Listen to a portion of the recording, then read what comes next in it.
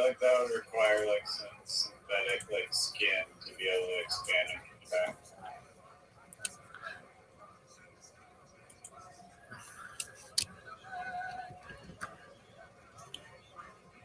I think it would just be, there's like a possibility of it just being like a needle that you just put in your breast tissue, but with like lidocaine or some kind of topical numbing, you could do that and not necessarily have it hurt. Like lidocaine has cocaine in it, or cocaine. Lidocaine is derived from cocaine, and it's like a numbing agent.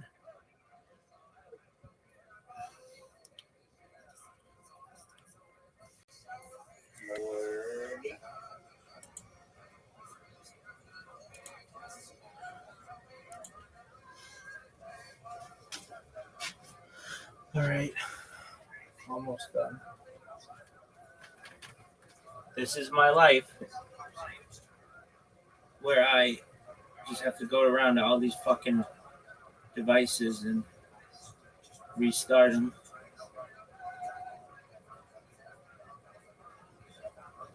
Have you been on? I can't think of. Wait, do you have to do them at the same time every day? Well, it's most convenient to. What happens now? What happens if I don't? Well then, I have to do them like individually, and then I have to keep track of like time a lot more that way, because I have to be like, oh, this one's gonna end in 20 minutes. This one's gonna end in 6 hours. This one's gonna end in 4 hours. Basically, the way it works is, if you want your video to be shown on YouTube, it has to be less than 12 hours. If it's more than 12 hours, it still saves, but only 12 hours of it is available to the public. So sometimes I don't want to say oversleep, but like I'll sleep longer than I want or whatever, and I'll have a device that's going way long. And it's not like that big of a deal because I have so many different devices that I've got backups and backups of my backups. But if you were like, if you just had one device, it would be imperative to always make sure to hit that 12-hour mark. And then, like when I'm restarting a stream, the camera's not working while it's restarting. That's why I have backups of the backups, like, so that they overlap each other. All right. Back to William Montgomery. Do you think William Montgomery will ever let his girlfriend be on camera a lot? Erica?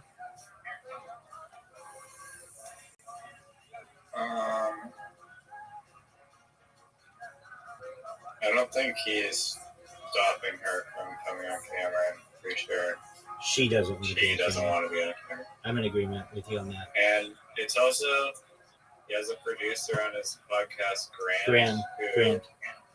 He's constantly talking to behind the camera. Who never's on the camera. And yeah, never see his face, but he's constantly like in the conversation. Right. I think Grant. I think he may have been doxxed on Instagram. I'm not sure. Grant, I think, owns the studio.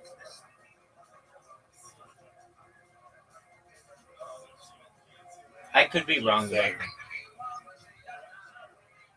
Like, I've heard him talk on the podcast. Like, one time, William was talking to Grant, and Grant was like, what was that? And William was like, weren't you listening to me? And he was like, no, I was talking with another customer. And then he just stopped talking. And then William Montgomery's like, oh, you were talking to another customer? Okay, I understand. Yeah, that makes sense.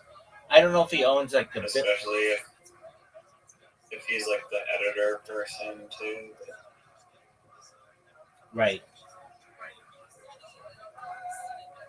All right. Yeah. So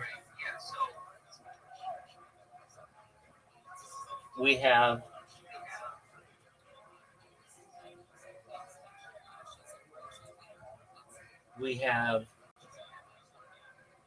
William Montgomery, who he and Casey Rocket are really on the show on camera. We have Grant, Erica, who only got shown for like a second.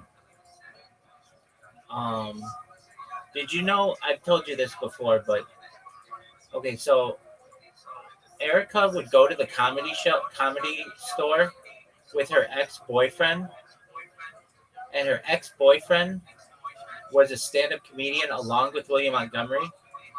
And when Erica saw William Montgomery, she was like all over him basically, and broke up with her other boyfriend.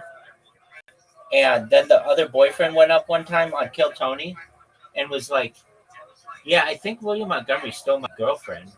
And Tony's like, "Why do you think that? Like, what a weird thing to think. What makes you think that?"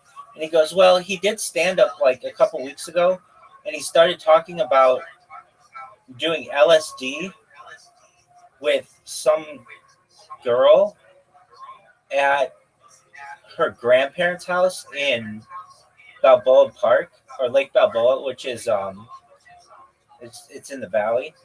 It's like a neighborhood in the valley." And he was like, and that was just way too specific for like who else has grandparents that live in Balboa Park, or not Balboa Park. Balboa Park is in Orange County, but Lake Balboa, which is in LA County, and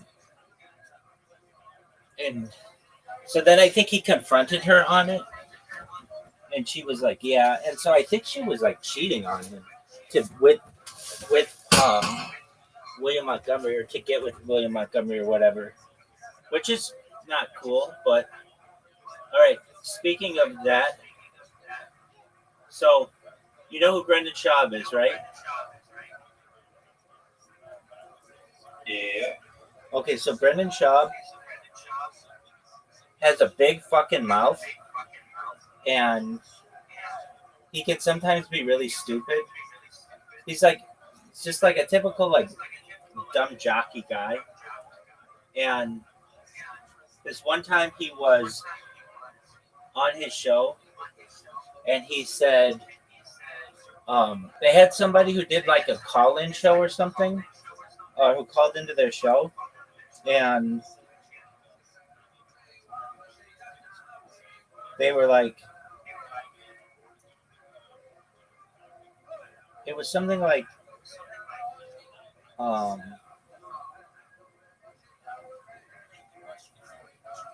they had some guy on, and he was like saying that he was going to shave his head because he's going bald or something. And they were like, "Yeah, man, that's a good look." And then Brendan Schaub was like, "Yeah, man, I know a bunch of guys who slang a ton of dick who are bald, like Dana White, Rogan, and this got out." And you can imagine, like, Joe Rogan's a married man. He doesn't want his like a guy slinging dick. And there were like rumors that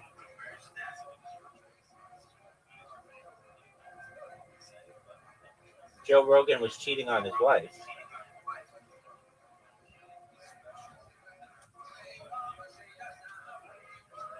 because of this guy.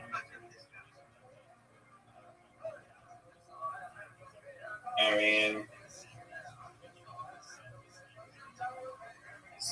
do you think what he said is wrong? Like, was he doing it like you? Like, are you slanging dick like it's going out of style, or So that's an interesting point. spread The, rumors? the way that I heard it just meant that Joe Rogan's got a beautiful wife and he's just killing it. Like, he's just all around doing really well in life. I didn't necessarily interpret it as he's cheating on his wife, but a lot of people did interpret it as that. And I just did not Have necessarily. you seen Joe Rogan's wife? Yeah, She's pretty attractive. I don't think he needs to cheat on her. right. She's like some blonde girl. Yeah, they met. She was a server at some bar, and Joe Rogan had a rule. It was called the no headshot rule. And what that meant is he didn't want to date anybody who had headshots because what ends up happening when you date a girl with headshots, chances are she's an actor, and he didn't want to date an actor. So that was his thing. And his wife she had a child from a previous marriage, a previous relationship, and Joe Rogan adopted that girl and then had two children of his own, which I think is a pretty cool move on Joe Rogan's part. So he fell in love with a mill. Yeah, word dog. Nice. And like they say that she was a model because they don't really know what else to say about her.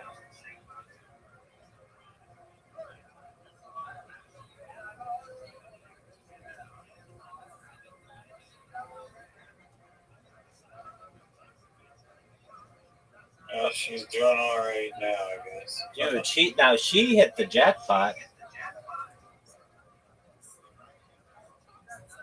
One of like the wealthiest people in America.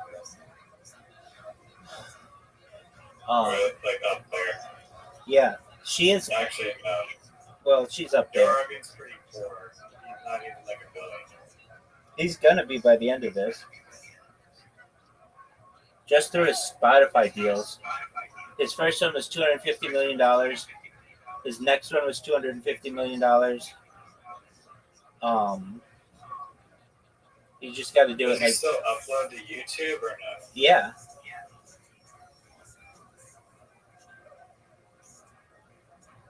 So he gets all of that money, and he has all his endorsements. He does the UFC, and I think that he has a really big opportunity in the future to be like, he's like well invested with all these tech billionaires and stuff. So I'm sure he can make money that way too. And um,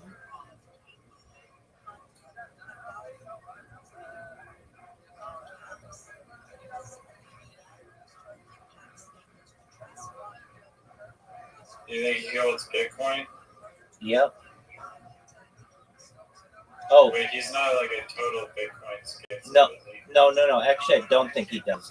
He has said if he doesn't, well, I think he probably holds it just from the early days. But he has said that if he doesn't understand it, he doesn't want it.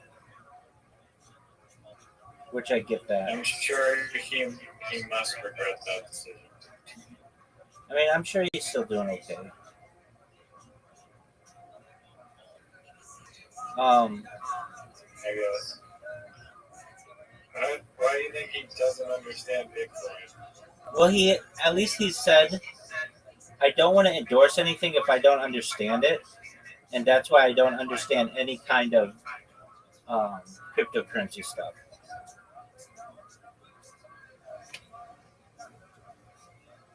He just doesn't endorse it, but he might still own it. Yeah, exactly.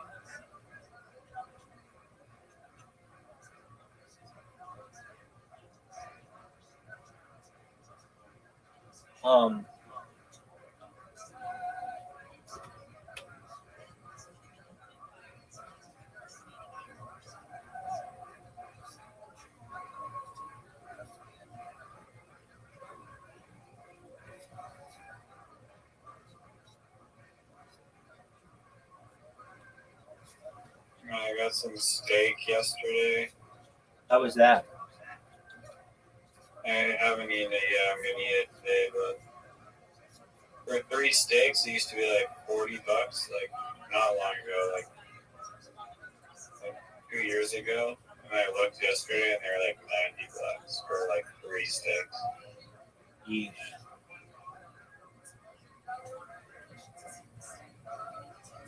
How was it? Haven't eaten them yet, but I'm gonna eat them tonight.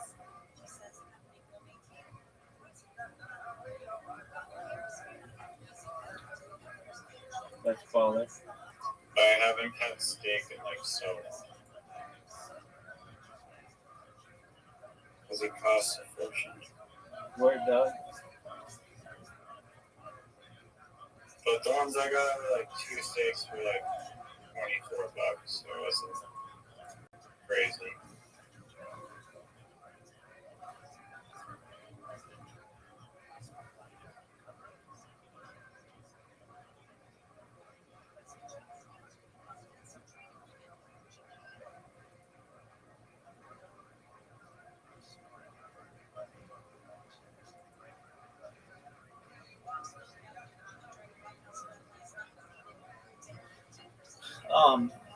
So Brendan Schaub, I know you don't care about him, but I've become like obsessed with him. Why did I become obsessed with him? This is a good question. Oh, because his subreddit is so ridiculous. Like everybody just shits on him. And that's how I became like a monster fan. And he had this thing that happened. So he used to be a comedian. He has the lowest ranked comedy special in the history of Netflix, and he said he stopped doing stand up because he wanted to dedicate time to his children and stuff. But like, it turned out he's a really shitty comedian. So like, what's the point? Anyway, he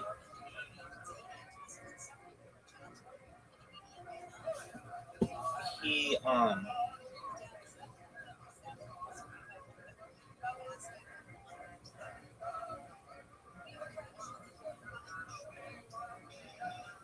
he got caught cheating on his wife, and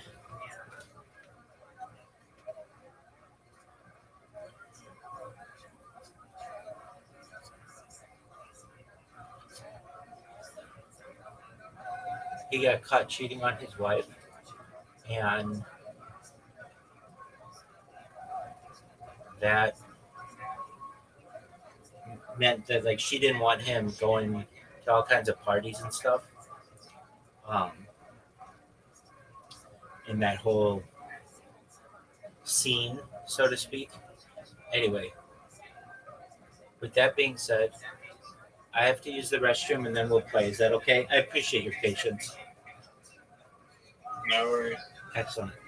I'll tell you something first thing when you get back. That sounds like a plan. I'll be 5 minutes or so. Thank you. Oh, you're taking a shit. Well, I got some other stuff I've got to do. I got to get some laundry out of the dryer. So, no, I'm just taking a pee. Okay.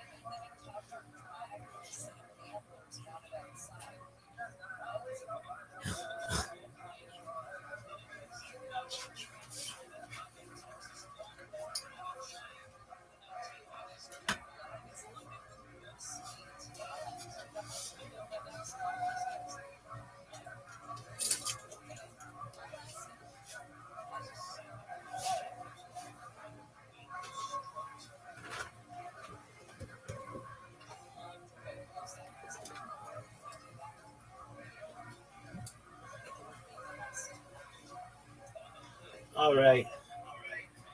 You said you had something interesting to tell me? Yeah. I kind of have to show it, but yeah. I found these mini apples. I guess they're at the park. There's like an apple tree.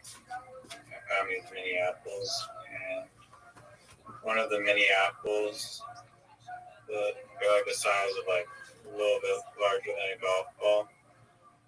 It looked like a butthole. Like it had like the butt crack and like the butthole, and it was in the mini apple was a green apple, and just thought that was a very rare occurrence. So are they like crab apples? Um, I don't know what species of apple it is. All right. You want to play carom? Or what do you want to play? Is there anything you I've want? been waiting for the carom invite. I know you have. Okay, what do you want? What kind? 210. Okay, I played against somebody um in like a competitive game. They're good, but they're not like perfect every time good. I mean, I'm sure some people are, but when you play them like that, they play 210. All right, Razor.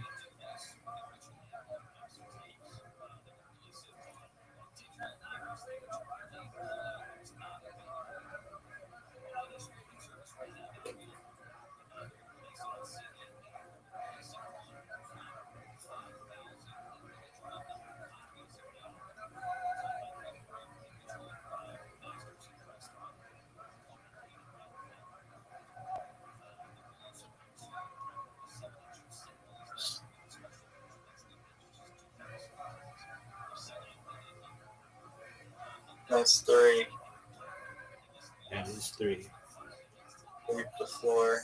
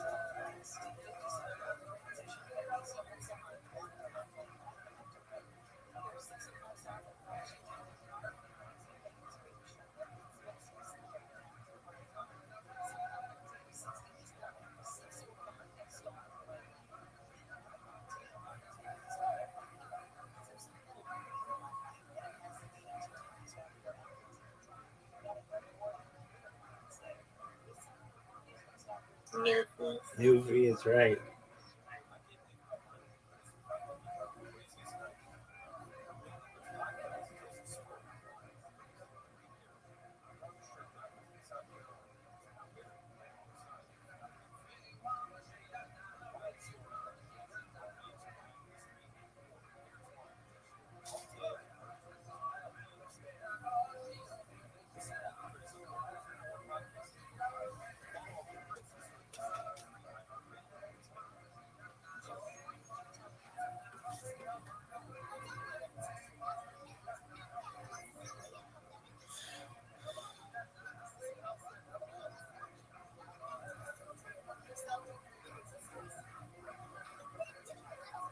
That's really cool that you talked to Jimmy Clark. It was a once in a lifetime moment. The show was very funny.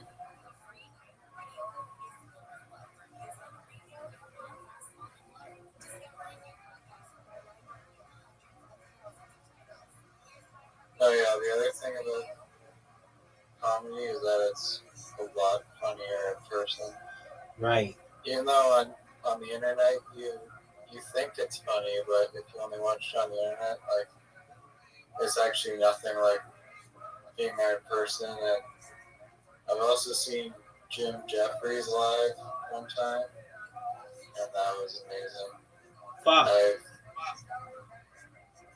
I laughed my ass off watching Jim Jeffries with my buddies.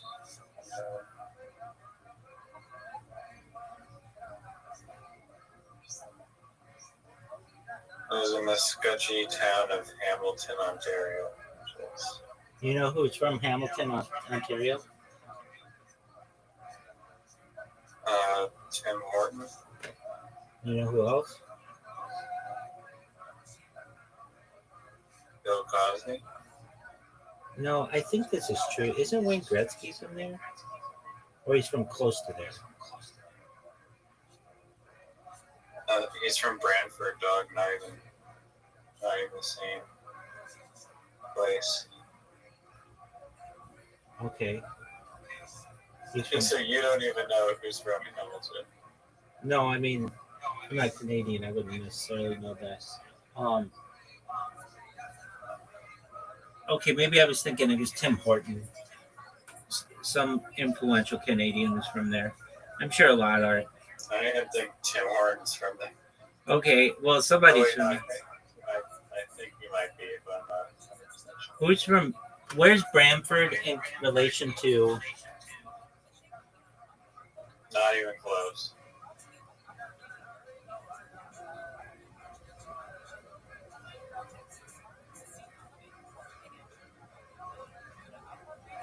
I mean, when you say not even close, is it within like 3 hours? Yeah, but that's not very close.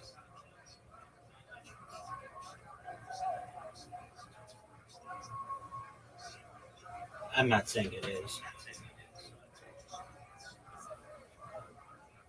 I don't know why I thought he was from Hamilton. He used to live next door to my friend. And Really? Yeah, I always thought that was tight as fuck. Wait, in California? Yeah.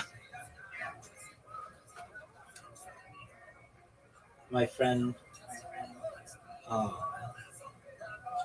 he's also my roommate in college, was a really big football player and comes from like this family of like a football dynasty basically. And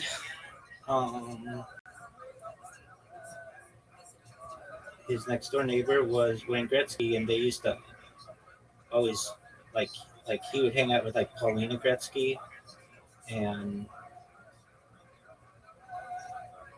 there's like a movie. It's called or a TV show or not TV show, a music video I should say, by Nickelback called Rockstar, where Wayne Gretzky's he's in the music video, and they shot it at his house, which is right next door to my friend's house. Just a weird thing, happenstance.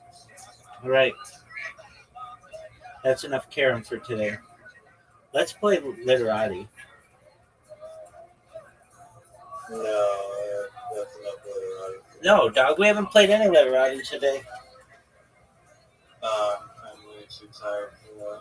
What do you mean too tired? You got your extra sleep and your thing's charging. You just got smoked in carom. Yeah, nap with my dog. Okay. Well, I want you to get your rest. But then, when you awake, you want to play? Possibly, yeah. All right, we'll come back. I also have some work to do. And I have a lot of work to do, so might not be today. What work do you have to do? Yeah, really job making thumbnails. Yeah, but can't AI do that? Can't AI do that? I'm using AI, but still have to make the prompts and make the edits and stuff. That's nothing, dude. Yeah, well, I'm just like starting a new job, so I still have to learn it. I guess better. All right, big dog.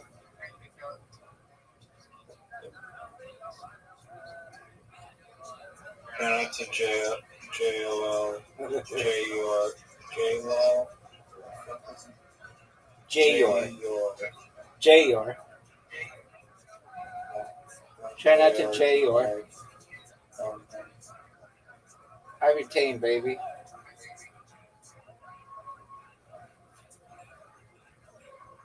Did you know that guy died?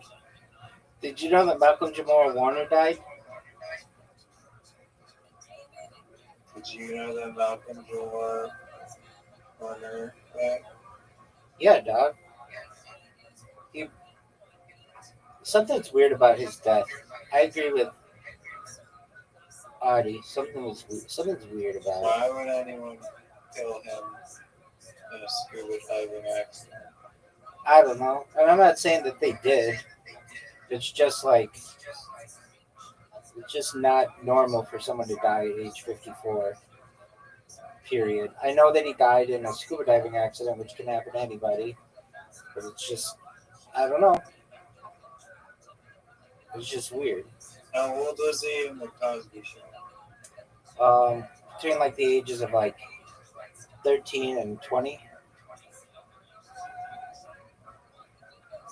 Oh, so he was gone. Do you want to see? I mean, you don't have to watch it, but if you ever want to watch one of the funniest scenes in television history, he gets this. He wants to buy a shirt because he's going on a date with this really hot chick, and he goes to the store, and the shirt is basically there's like a whole back and forth between him uh, and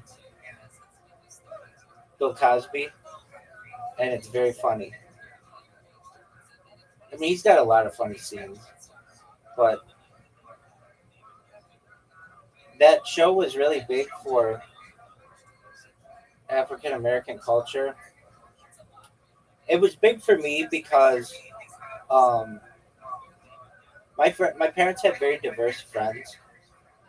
So they had like you name it, they had that kind of a friend. So they had black friends, they had white friends, they had of course Jewish friends, of course, like different types of Jewish friends, but um, Asian, Black. Latinx, um, Nordic, and like they had friends from all over. But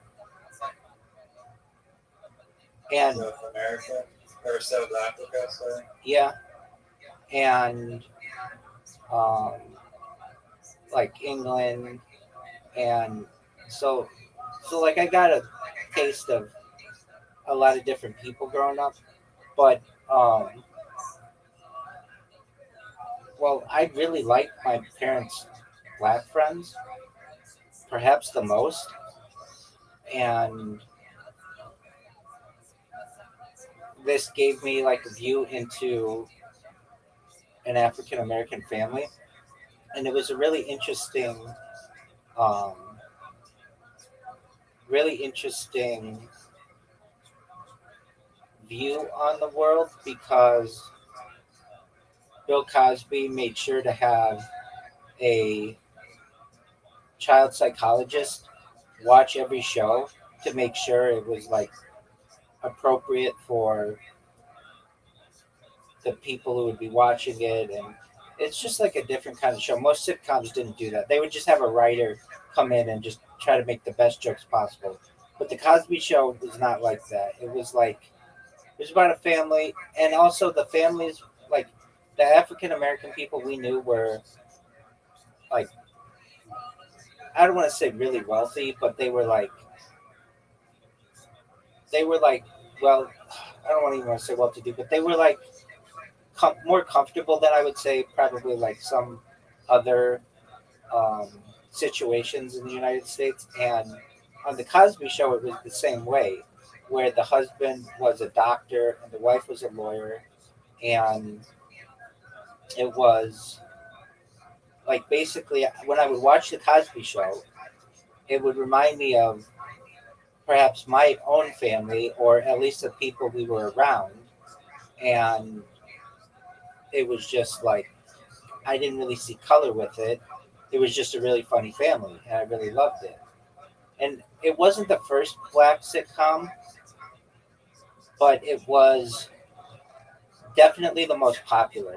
In the United States, it was like the most popular show for like 8 of 10 years that it ran, or something like that. I mean, it wasn't exactly that, but it's pretty close to that, or it was in the top five like all of those years.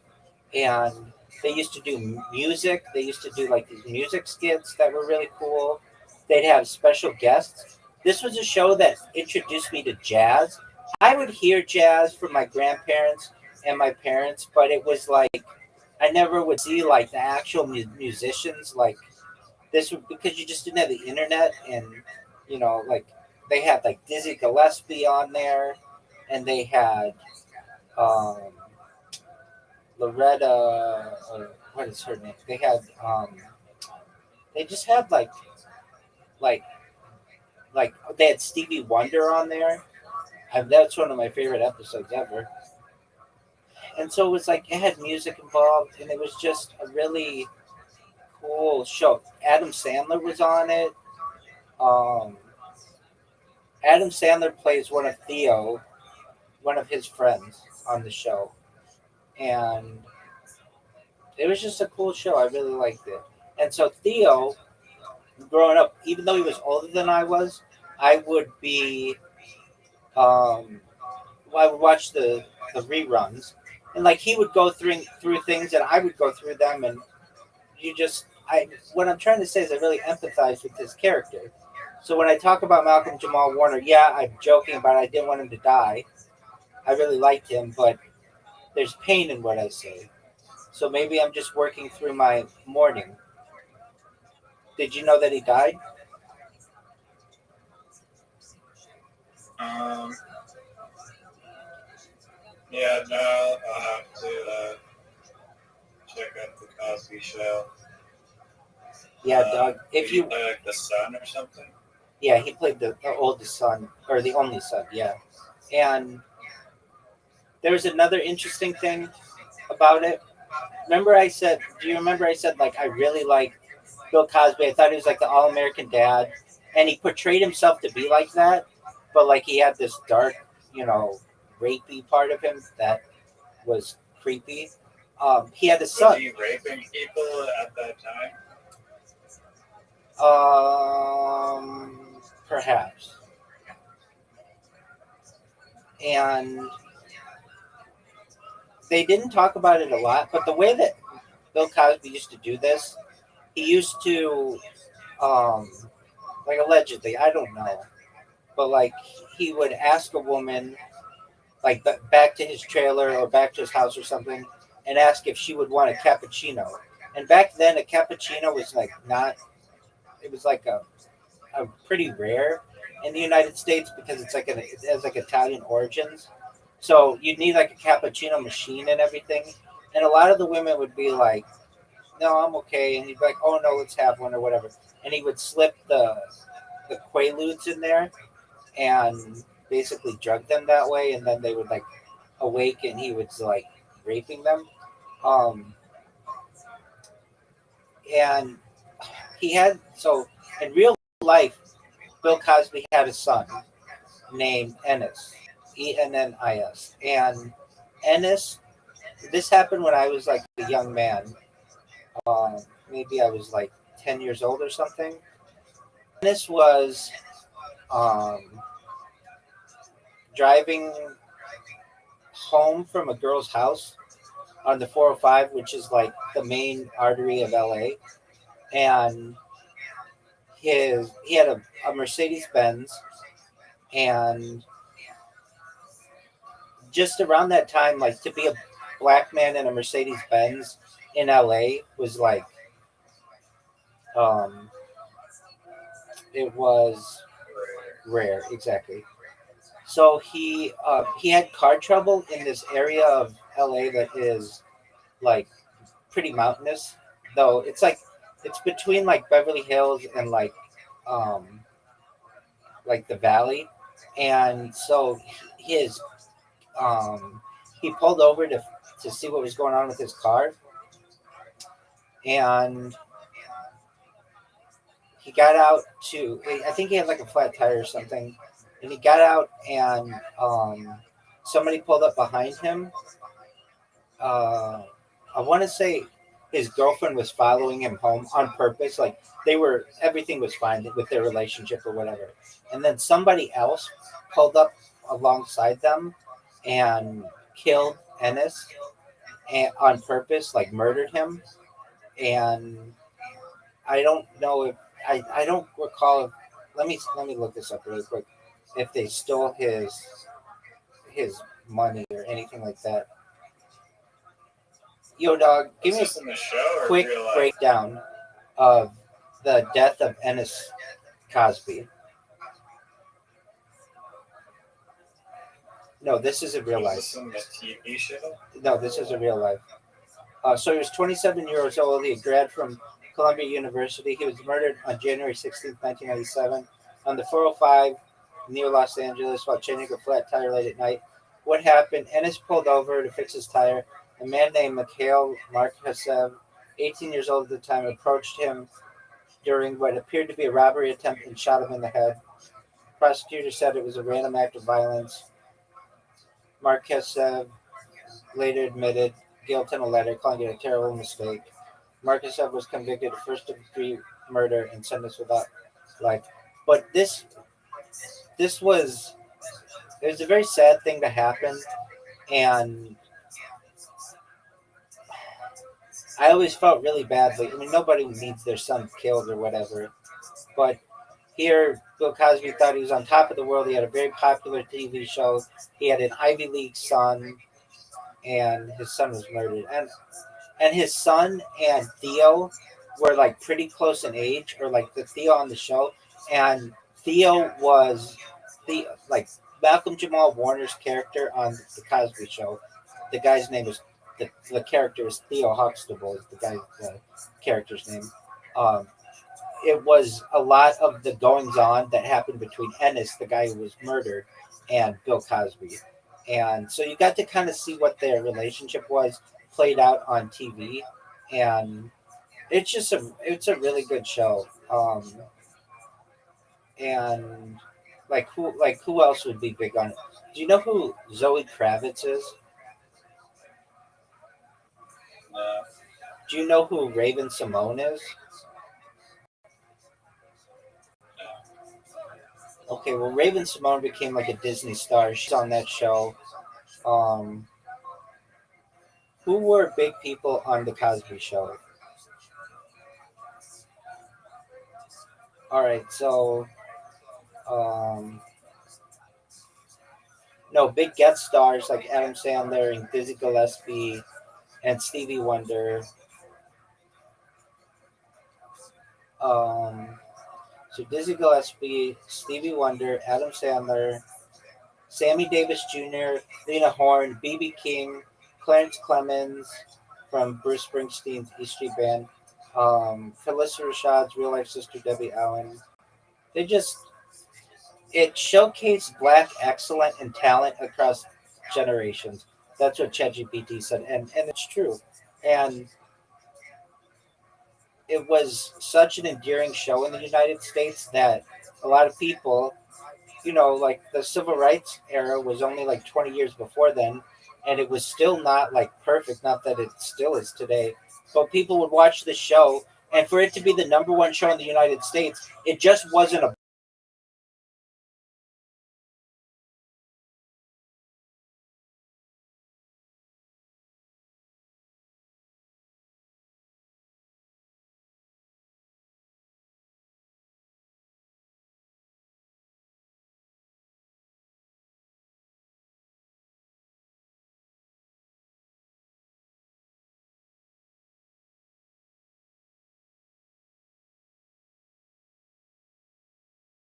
It wasn't just a black show; it was an American show, and I really, really enjoyed it. And I really enjoyed Malcolm Jamal Warner's character. So I do joke about it, and it will be my thing that I joke about. But it's kind of to preserve his memory. I really liked him. Did you know Ozzy Osbourne died?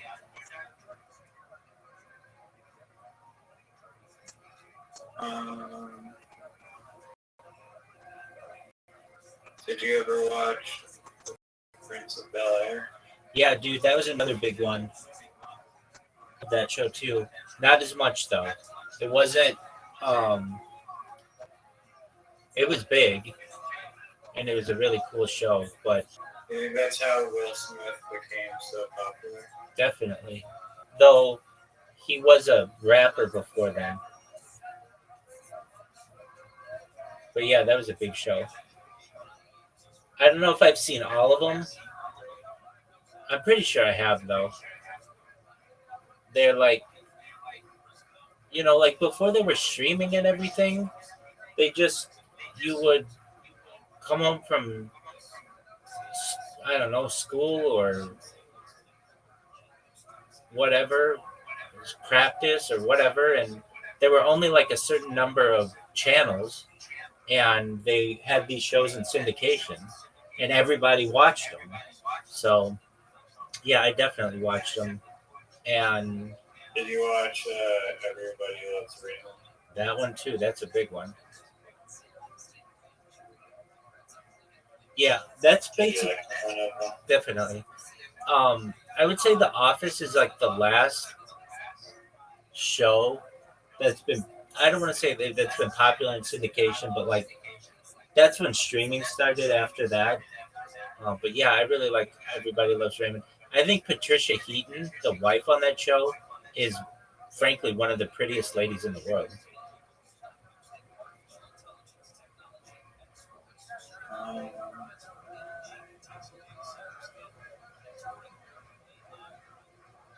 Possibly. I mean, I'm not saying she is the prettiest woman in the world, but she's a beautiful woman.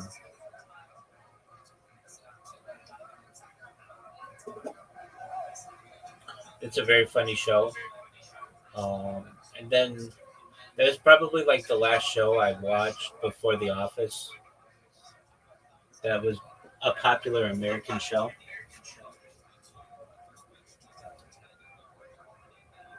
What's the most popular Canadian show? Isn't like Workaholics a Canadian show or something like that? Oh no, Eastbound and Down isn't that a Canadian show? Or Trailer Park Boys?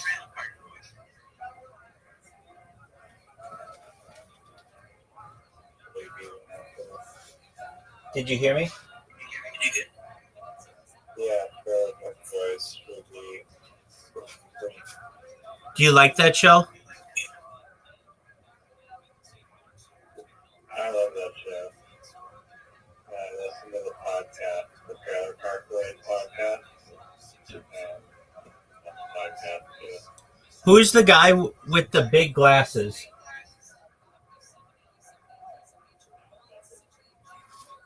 Who's the guy with the big glasses? Apologies, I can't hear you. What'd you say? Bubbles. Bubbles, yeah. Is he funny?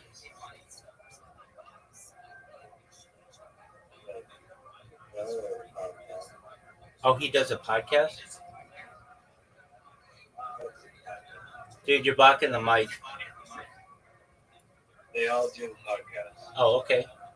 Um, so he's funny I on. think that three of them have really good synergy. Bubbles is more so this like serious, grounded one, but he still makes good good jokes and points out the stupidity of the other people, mainly Ricky. But yeah, I think it's one of the greatest shows of all time. Certainly in Canadian television. What show that you saw really connected with you, like the Cosby Show with me? You're asking me which show can I connect to? Yeah.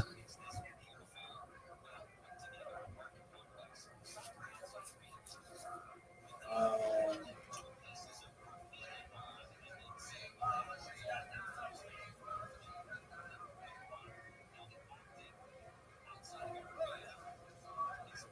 I don't know. Okay. I'm not sure, to be honest. Do you have Sesame? Hard for me to think right now. Do you have Sesame Street in Canada? Um, we have this thing called.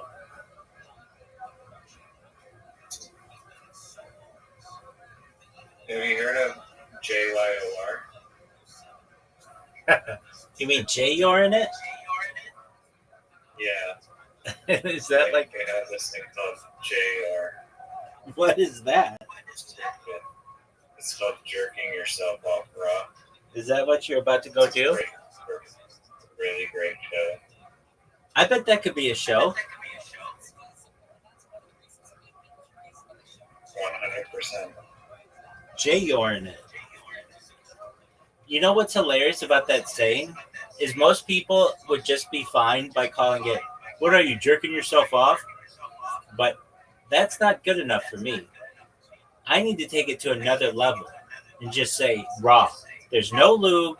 You're just callous hand to a fucking shaft. Yeah, very specific style of jerking off, because jerking off is way too ambiguous. Right. What you, really hone in on what you wanted exactly. the listener to experience. Zoot asks me this several times a month. And a lot of times when he'll ask me so many questions because he's bored, and I get it. It's the middle of the night and we're just playing a game or whatever, and he just wants to make conversation. So he'll ask me sometimes the same question a lot, and I don't know if I know he doesn't recognize that he's doing it, but I'll sometimes just be like, remember what I told you last time about this or whatever. But he asks me a lot what my favorite word is, and my favorite word is minutia, and that's kind of how my humor is. Like I have minutia like humor where it's very specific, like strangely specific. Like basically, when I describe something, I want to get into the nitty gritty of it. I just don't want it to be vague. I want it to be very specific, and so "JUR" in it is like a very good phrase that embodies that principle. Would you not agree? No, I agree, and I think it's interesting that you like think that like 'cause I have the same exact feeling of humor where I just want it to be like very strange and specific.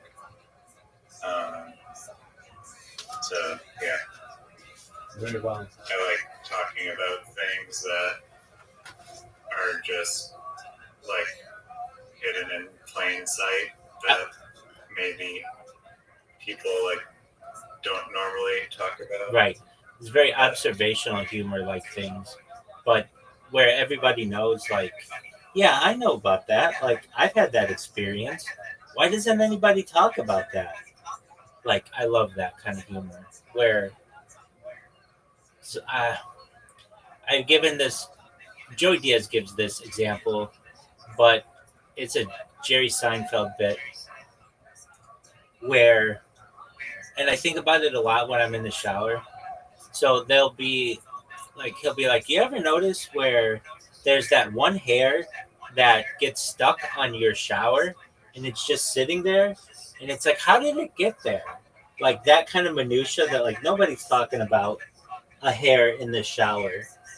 But he'll go into it like, and then you try to get it off and it's like really difficult to pull off for some reason, and then you've got to like cup water in order to like get it off. Like that kind of minutia, like humor is, I think, golden. Like anybody can come out and just be like, "Oh, this is a fart joke, and this is a snot joke, and this is a vomit joke," and that's all fine. But clean humor is also very difficult, and um, just like simple observational humor, I feel is really great, and things that like everybody has experienced. Like everybody's experienced just a random hair in their shower, or like losing a sock in the laundry. Like, what happened to that sock? Are they just like, did it escape? Where does it go? That kind of stuff. I love it. All right. Well, I won't take up much more of your time. Best wishes on your job. That's really cool, and I hope you get really good at video or um, graphic editing, graphic design, and Thumbnail. thumbnail. Do you put like a border around the head of a character or text? Um, do you mean like a glowing Yeah, effect? yeah, exactly. Yeah. There's like a certain style that they have. Right. Uh, It's an art. for like these anime. Yeah, it is. And basically, like the thumbnail is like the biggest decider of whether or not the video will do well. Right. And I've talked to my brother about this. He is like a very successful YouTuber, so to speak. But he said that he'll take the formats of successful thumbnails from other channels that are not necessarily like doing a recap video on his specific anime, and then you know, okay, this specific thumbnail got like millions and millions of views on this channel, so I'm just gonna ask AI to substitute the characters from this anime into this like general design of that thumbnail. So that's a lot of what I'm doing, basically. I get it. I don't want to say I'll never forget, but the two people who I really noticed doing thumbnails, at least, yeah, thumbnails better than anybody. Well, if you remember how Joe Rogan used to do it, it would just be like a picture of him and the other person, and then the number. It's like, say, Joe Rogan Experience in like black and white, and then like number 1,000 or whatever.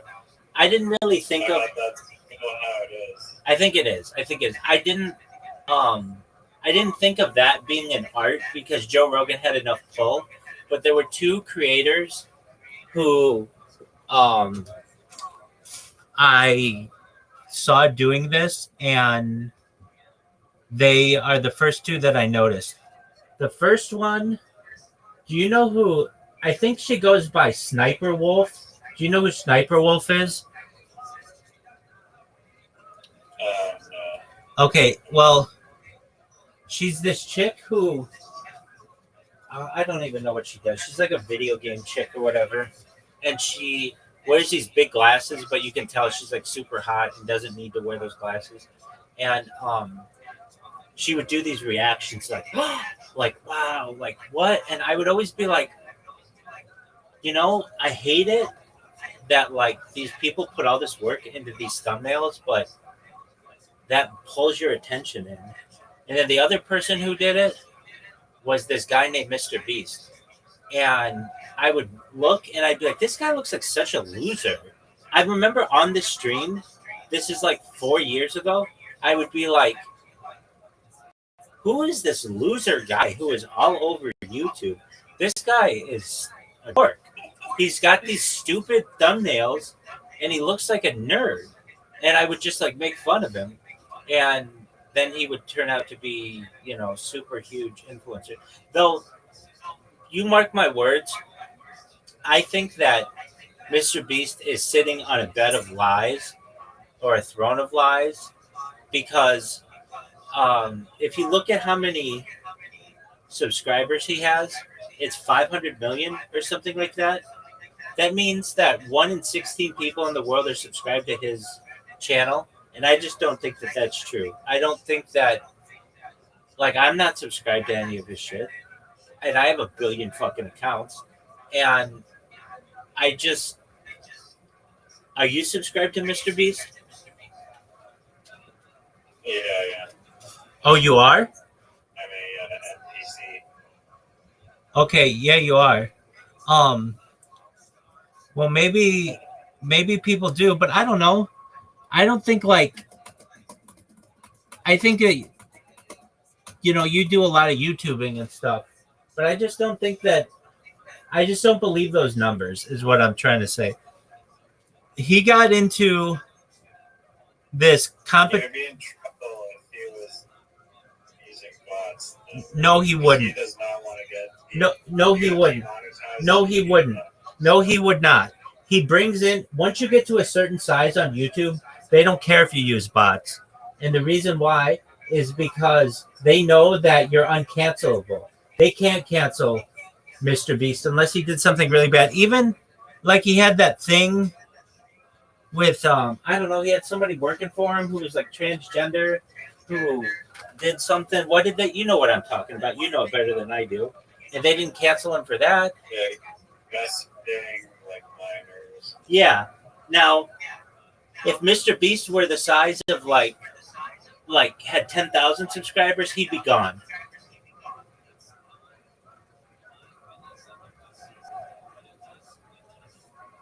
No doubt. Mr. Beast could not. And let's say Mr. Beast had 10,000 subscribers. He would not have the ability to appeal to YouTube to say like, hey, it was somebody on my team, it wasn't me.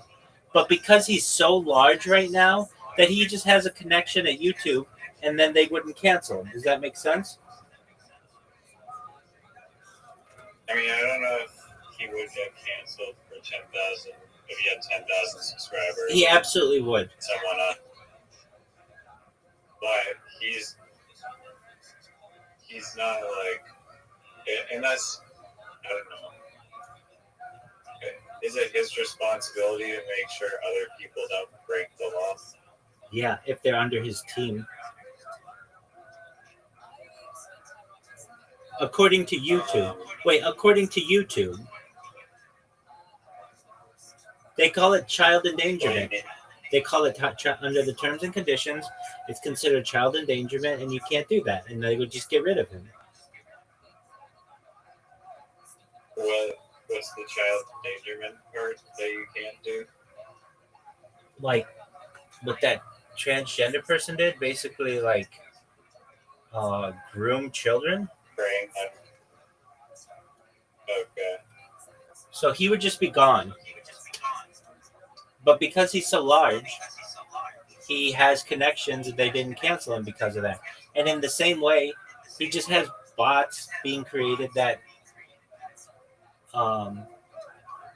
subscribe to his channel. And then, yeah, I guess that makes sense. He has immunity, is what you're saying.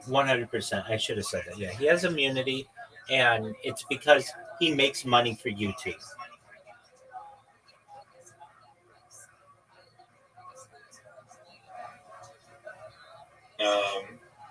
With the thumbnail, like a lot of people do that, like they do like the I'm shocked face. Oh yeah, definitely. Yeah. They do the I'm shocked face. Oh my god. With like a shadow around the head. Sometimes it's a 3-panel, and or sometimes it has a white outline around them, or it depends what they want to do, and it's really bright colors, and the font that they use is like almost like one that you see in comic books.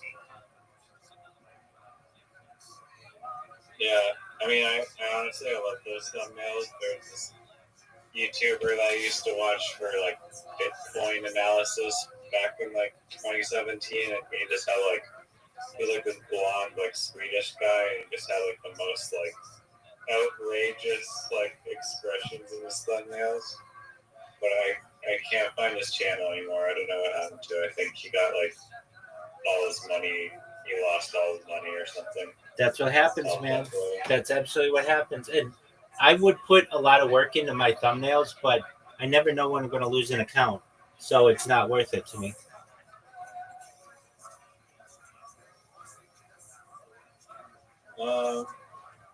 Fortunately, I haven't lost an account in a long time, but yeah, I thought your YouTube accounts were pretty safe. no, they're not. Especially around COVID time, that was ridiculous.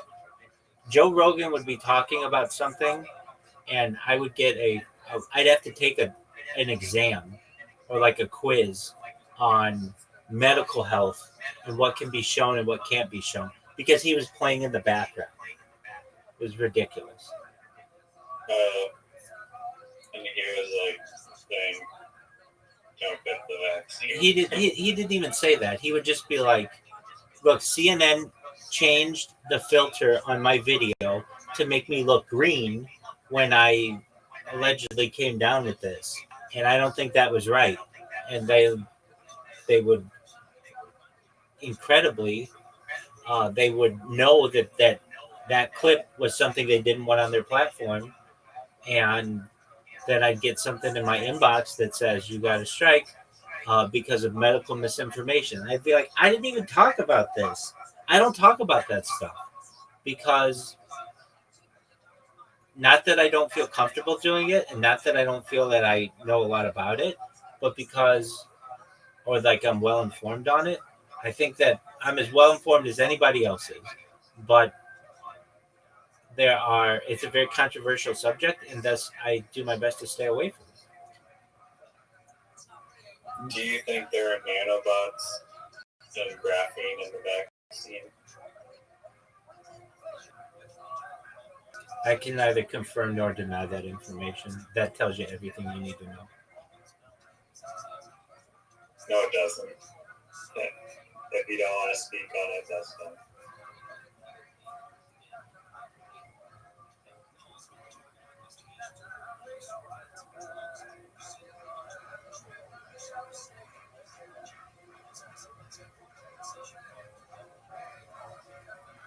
All right, big dog. Well, enjoy making your. Does AI make it really a lot easier to do thumbnails?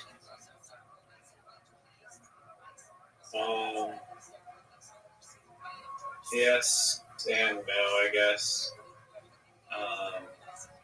Sometimes it takes like a million prompts. Sometimes, like if you're trying to edit something, it does not do a good job. With like, I have a Adobe. I haven't had I haven't had Photoshop, like access to Photoshop on my computer in like years and years and years. So I finally have it, and there's a lot of new features that I know nothing about. So I haven't used it in so long, but they've added like the generative build thing, right? And that usually works pretty good. And I think that's an interesting development because I never saw those two worlds colliding, but it makes a lot of sense that Adobe would be interested in using AI. Right. So can you just write your prompt in Photoshop and it plugs out what you need? No, for doing the base image, I'll use a program called or a website called Rhea, Area, and then tweak that until I get something that's good, and then any other changes I'll do in Adobe Firefly, and then any other like color correction stuff or layering or something I'll do. And then your brother just approves it. Does he ever give you edits? I haven't even gotten to that stage because I'm just starting yet. Oh, okay. But yeah, I'm sure that'll be part of the process. All right. Best wishes Are come you back. going to be a ghostwriter for Zeus comedy career? I would like to honestly. I think if he just said, "Rabbi, will you help me come up with a minute or 5 minutes of material?" We could come up with stuff that's so funny and that's good. Now, would he remember it? I don't know. He doesn't have the work ethic, and I would tell him this if he were here right now. He has not shown that he has the work ethic to be able to memorize 1 minute or 5 minutes worth of content within 1 week. I don't know if anybody does. Like 5 minutes to remember everything would be difficult. I think it's doable, but you'd have to work like a lot. But he just wants to go up there um and riff. And yeah, you know what? He's going through a lot right now. He has said that this is like the most difficult time of his life, and I do my best to be there for him. I give him shit, but at the end of the day, he's my friend, and I want him to be successful. I don't want him to hurt. I want him to be happy most of all.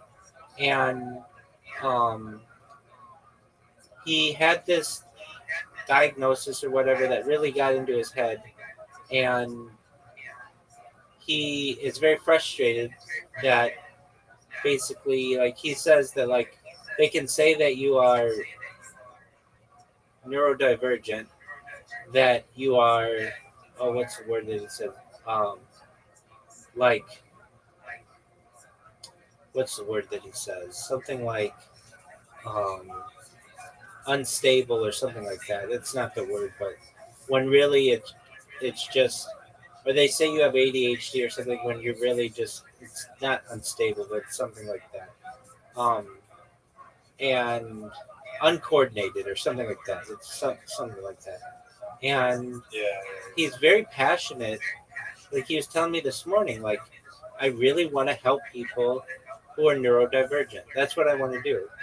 And he'll watch this someday, God willing, and I want him to know that I support him in that. For as much shit that I give him, that thing that his girlfriend told him years ago, there are a million guys who would want to look like you. I don't know if that's true, but maybe some people want to look like him, but no one wants to have your brain. They want your body, but not your brain. And it's got to be really tough. He he's got a lot going on, and I wish he was able to manage it better. He does, I feel, as good a job as he can, but it didn't help. Like he had a couple things that he was working on, and then he goes to this expert or whatever, and they tell him he's got like a billion things wrong with him. It's like, no, you don't have that much wrong with you. In fact, you're quite normal.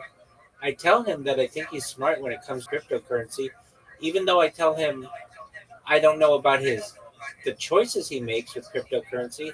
He knows a lot about cryptocurrency, or more than the average person, and I admire that about him. But um, I want what's best for him, and then he'll do this thing where he'll come in here for like 5 seconds, and he'll be like, I don't know, he's just very um, indecisive and very erratic with his behavior sometimes. And then other times he'll come in here and he'll be like in the best mood. And I want what's best for him, but I hear where he's passionate, and it's not in cryptocurrency, and it's not in being an actor or comedian. He's passionate about helping people who are neurodivergent, and if I could ever help him with that journey, I'd want to. And When did he? When did he? I mean, you've talked to him way more than me probably when I'm like not on. But when is he? Like, how long has he been saying that he wants to help? I don't even know what the fuck neurodivergent. I don't either. So he just says it a lot, and I'm like, okay, fine.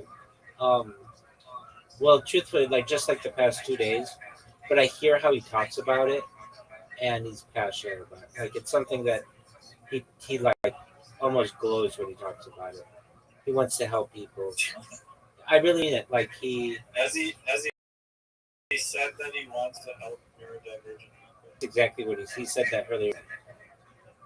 He talked about it Okay, like so neurodivergent refers to individuals whose brain functions differently from what's considered typical or normal, including autism spectrum disorder, ADHD, dyslexia, Tourette's, and other ones like dysgraphia, dyscalculia, auditory processing disorder. Uh, yeah, the first four things that you read. Those are all things that they say that he has, and the only one that I really see like is the Tourette's. But I mean, I see a little bit of some other things, but he has this thing where he's like, I'm severely autistic. He'll say about himself, I'm severely autistic. And I'm like, I don't see that. I don't even know what autism is really. But like people who are like severely autistic are like nonverbal.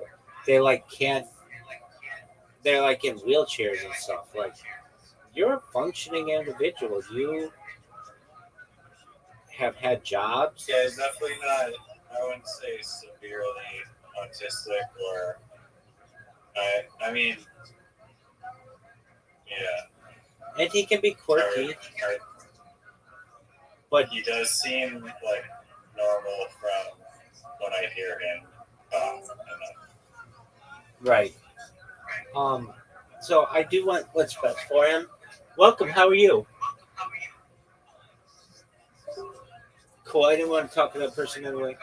Um, but it's like They can go J. they can go J Yor. Well, for themselves, it would be J Tor. Jerk themselves off raw. Um, but J Yor is the phrase. So I think that Zoot. Nobody calls it J Tor. It's J Yor. Exactly. Um, what do I think Zoot needs? He needs a job. It doesn't have to be in high finance. He could literally just go work at Macca's or McDonald's. He wants to be a trillionaire though, and that's cool. But it's like he just needs something consistent to teach him life lessons, and um, has he had a job before? I'm assuming he worked at private equity. Yeah. I don't think he's ever had a job that like he's had for more than a year, probably. So it's just been off and on things, and maybe he has. I don't want to speak on his behalf, but I think he has a lot of things where his personal life or his personality gets in the way, perhaps. I mean, does he live with his parents or is he on his own? he lives with his family, and um, I mean, imagine even if he worked at McDonald's, if he's got Tourette's as severely as he does, like he says the N word sometimes. I don't think. Welcome to McDonald's. N-word. How many right. But I mean, that is something that has, like, he says that to me sometimes, and I just say, whoa, watch yourself, or I'll be like, calm down now. I'll just say something like that, and I understand. Like when he gets frustrated, he'll say that. I notice like the one that sticks out in my mind is I was falling. Sometimes I need to sleep, and I'll sleep, and he'll come in and he'll be like, Rabbi, and then I'll just hear N word, and then he'll leave, and I know he doesn't mean to say that, and he's told me like the like it gets worse when you're in a crowd and things like that.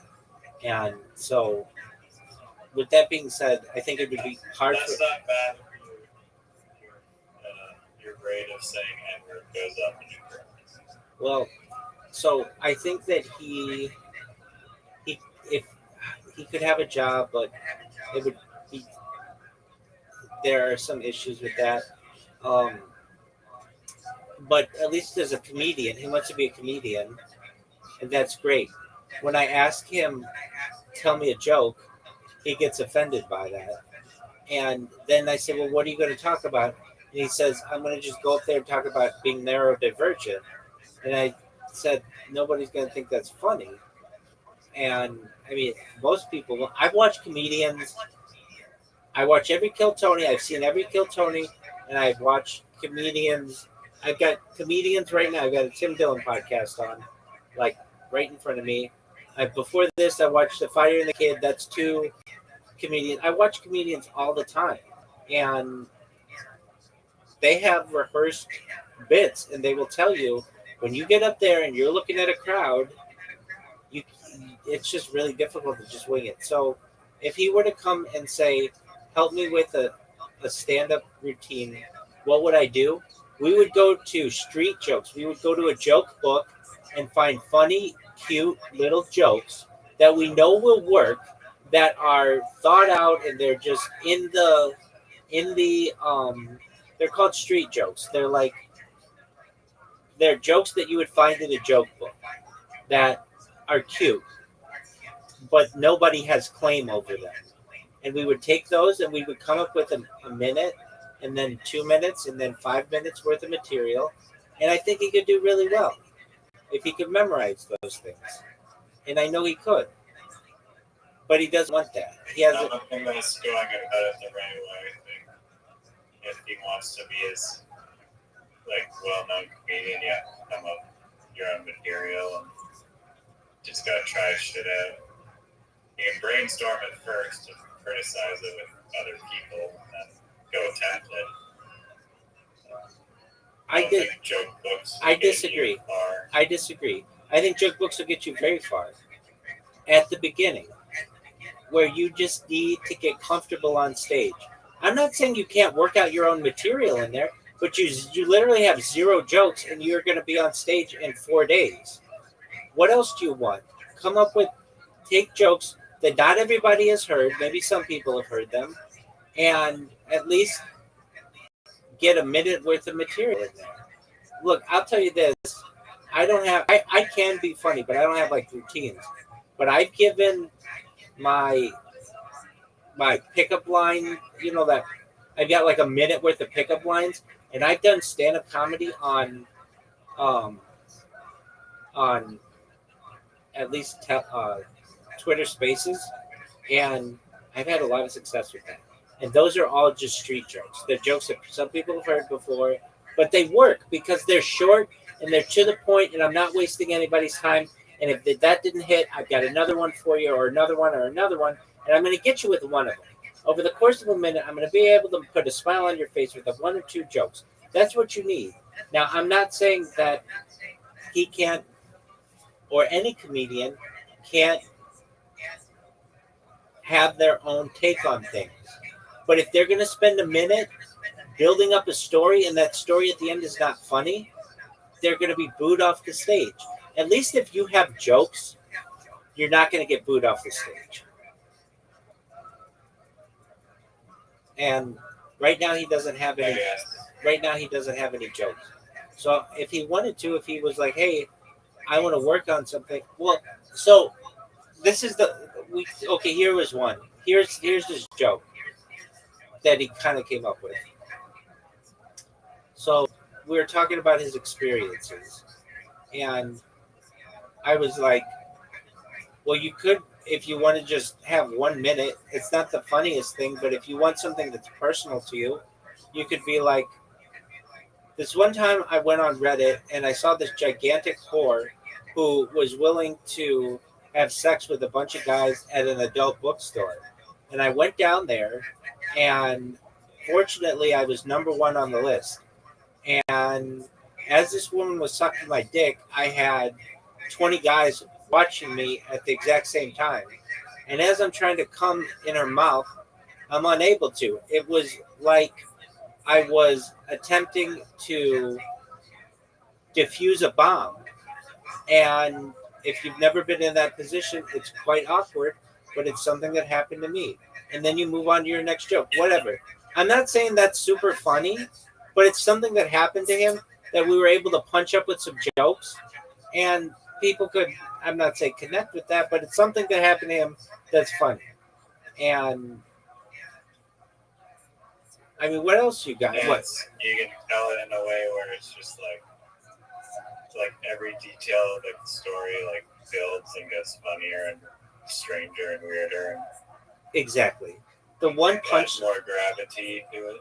Exactly. The one punchline in that was, it was like defusing a bomb, and I that was just something that I was like, well, that's kind of what it would be like. Um, Now you could make that You into can just go into Chat GPT and then write the story and then be like, tell me the story like Joey Diaz would tell it. Exactly. And then just say that. I think that's an absolutely fine way to do it too, and to memorize it and to change it, make it your own, put it in your own voice, and go up there and tell the joke. And but the thing is, it's so self-deprecating. Like if I heard somebody tell this story, I would be like, that dude's a loser.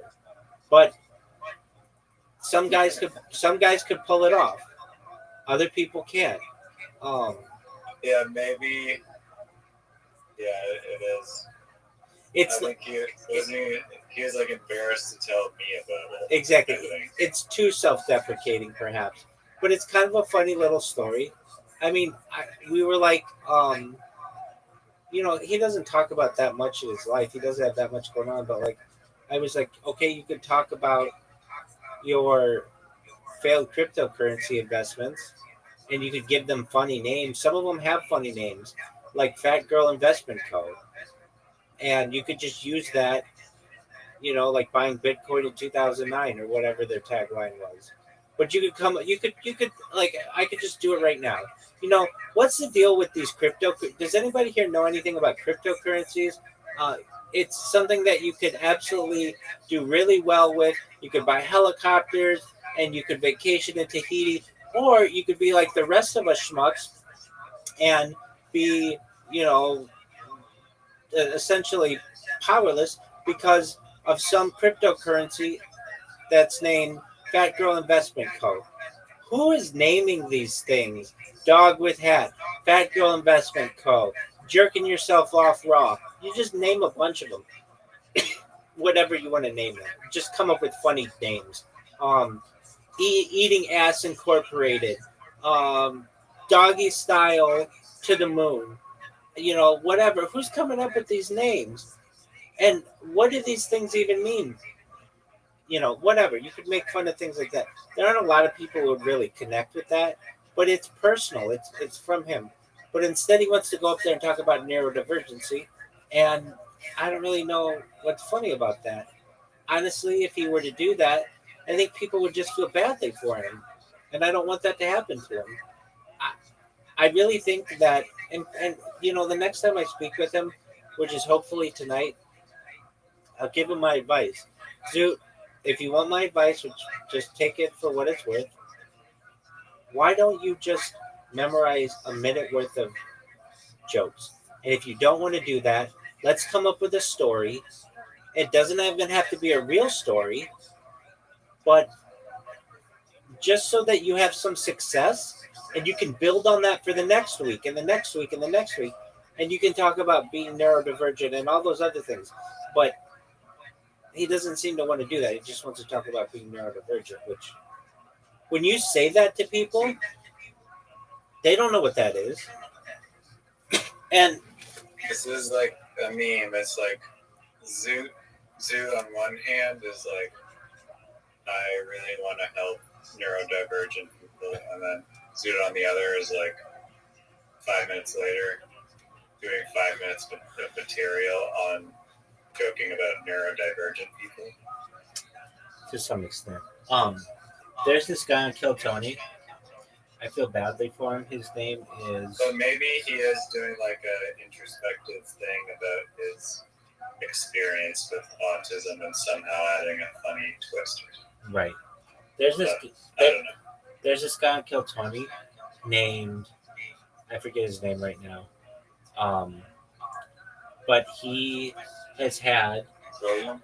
no, it's not William. It's I'll get his name in a second. I know you don't care, but um, just let me look it up. It's right here. Yo, dog, who's that guy with the traumatic brain injury from Kill Tony?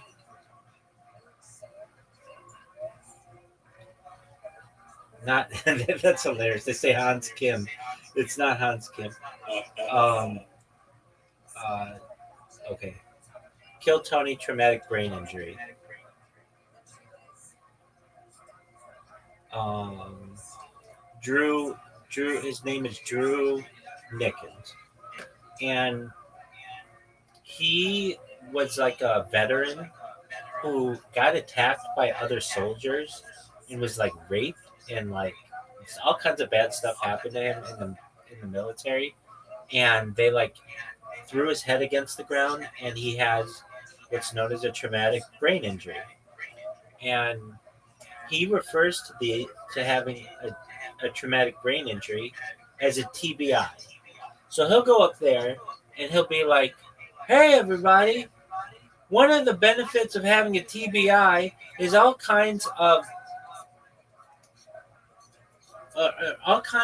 energy companies, energy drink companies, want to sponsor you.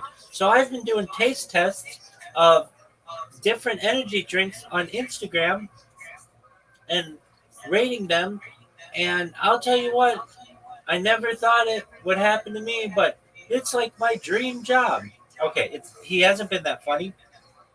In fact, the last time they were in Nashville, they did an arena show, and they had like four golden ticket winners, and whatever one got the lowest applause was couldn't perform for 6 months, and Drew Nickens was that person.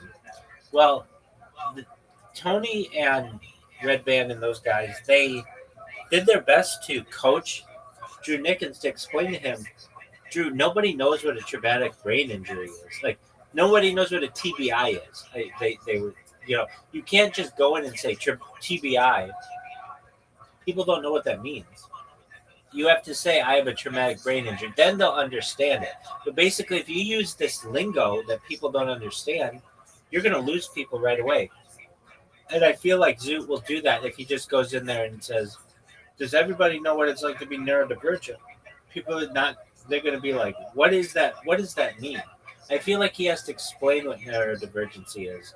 And you could be like, hey, there are some people who have, if he were to just go up there and say, this is my first time doing this, or I haven't done this a lot, I am doing my best to get over some fears that I have and some issues, including things that are neurodivergent, like having Tourette's and these other things.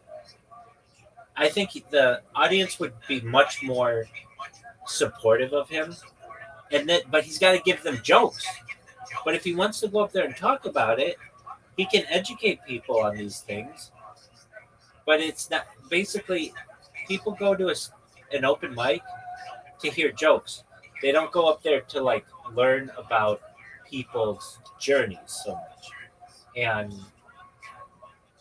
I want Zoot to be successful. So the next time I see him, I'm going to try to tell him, if you're really going to do this, which it sounds like you're going to, come up with some jokes in addition to the neurodivergent, or see if you can have some jokes within that. But don't just rely on feeling like you're just going to nail it. You're going to just feel it out, because what I'm afraid will happen is he will bomb and he'll never want to do it again. And that's what I don't want. I want him to do really well. I don't know if he has that capability yet, but at least do well enough that he does it again. and then again and again. Basically, have some momentum going into it. If he doesn't have that, then he's just gonna go up there and bomb. Somebody's gonna boo him, and they're just gonna take him off the stage. And I don't want that to happen. Or hopefully, if someone heckles him, he has a witty remark to slingshot back at them. Yeah, and he's not even anywhere near Do you that. think he has that? No. I think he has that ability. I think he does. He would just say like, "Shut the fuck up" or something. You know? Yeah. Probably there's an art to that as well. Um, some of the funniest ones I've heard just off the top of my head are like let's say some ladies like yelling.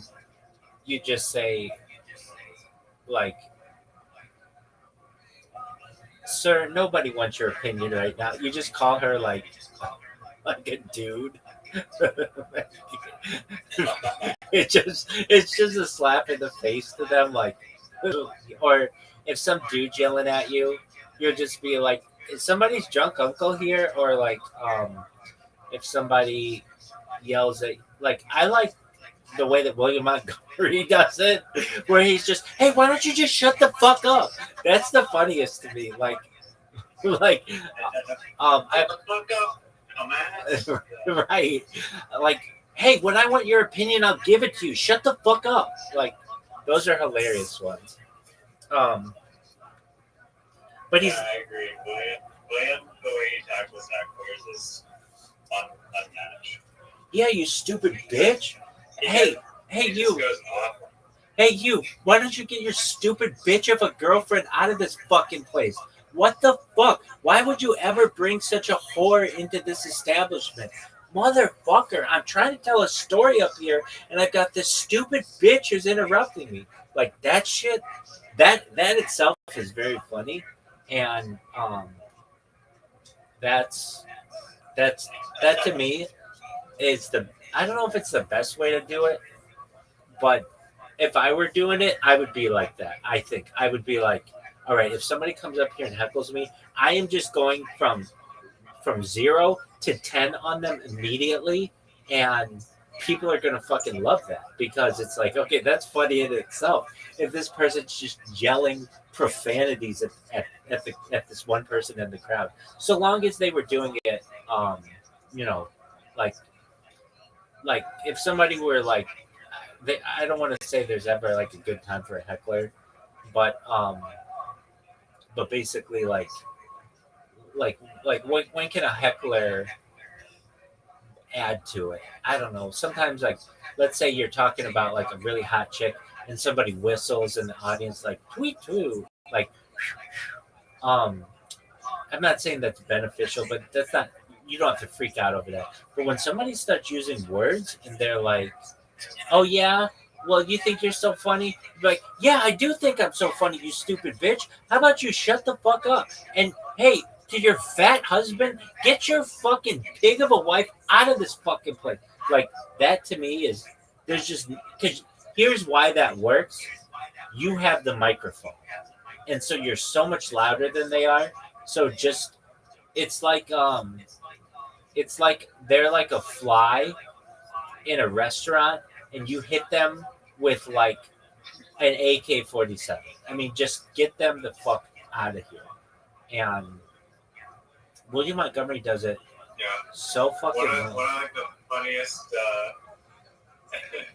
classic heckle from like an audience, which is not as funny. It's like they'll be going or whatever, maybe they bomb a joke, and then you just hear out of like the darkness, it's like, "When's the comedy start?" that is so funny. Exactly. I love hearing, like, I hate hecklers sometimes, but I fucking think they're hilarious too. Uh, when's the comedy start? But you could come right back at that and just be like, "The comedy has started, you stupid piece of shit. Haven't you been listening? If you haven't, why don't you fucking go home, look in the mirror if you want to look at something fun." And jerk yourself off raw. Yeah, there you go. Hey, on that note, go work on your thumbnails.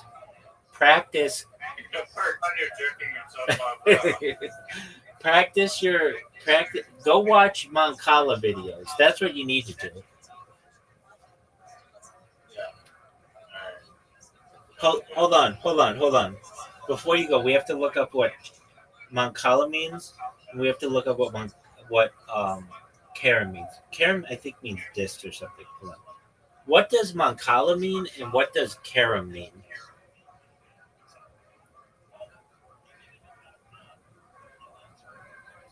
Or Karen means movement or something like that.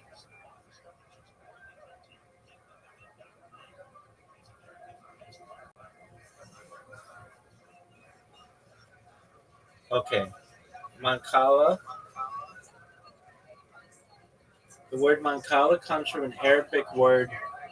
Oh, Mancala means to move, and Karam means to rebound, like a puck bouncing off the wall in billiards. Okay, so Mancala means to move in Arabic, and Karam is I don't know what language though. Yo, dog, what language though? Mancala is Arabic, from Nakala, meaning to move or transfer. Karam likely comes from English or French. Related to carom in English, a term used in billiards meaning a ricochet or rebound. Okay, now we know.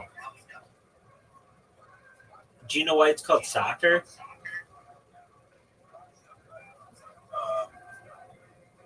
No. It's not football, actually.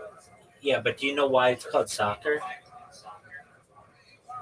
Because football already was taken. I don't know what it Yeah, it's association.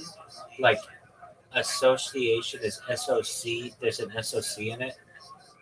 Let me get them straight though. Yo, why is it called soccer? Isn't it from like association football?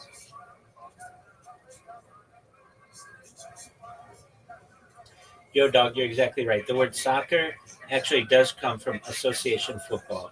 Why it's called soccer? In England, in the late 1800s, there were different types of quote unquote football being played. Rugby football, association football, the kind that we just call football or soccer. To tell them apart, people were calling rugby football rugger and association football a soccer, short for association. They just dropped the A and made it soccer. It's British schoolboy slang, uh, which they would do where they would add ER to words for fun, like rugger from rugby. So Americans, Canadians, Australians kept using soccer to avoid confusion with American football, Canadian football. Do you watch Canadian football, the Grey Cup, anything like that? is. No one watches Canadian football, but American football, I'm going for Super Bowl, obviously the big one. That's pretty much, I'm not. What is what connection does Wayne Gretzky have to Hamilton, Ontario? Wayne Gretzky himself is not from Hamilton. He was born and raised in Brantford. Oh, it's 30 minutes west. I knew it was close. Yeah, it's not the same. No. I know. But like they sometimes talk about him being from around Hamilton, Ontario. Okay, that's why I thought that. What do you know about Hamilton? That Wayne Gretzky's from like 30 minutes away. Awesome. Do you know what would make sports more entertaining? If the cheerleaders were topless,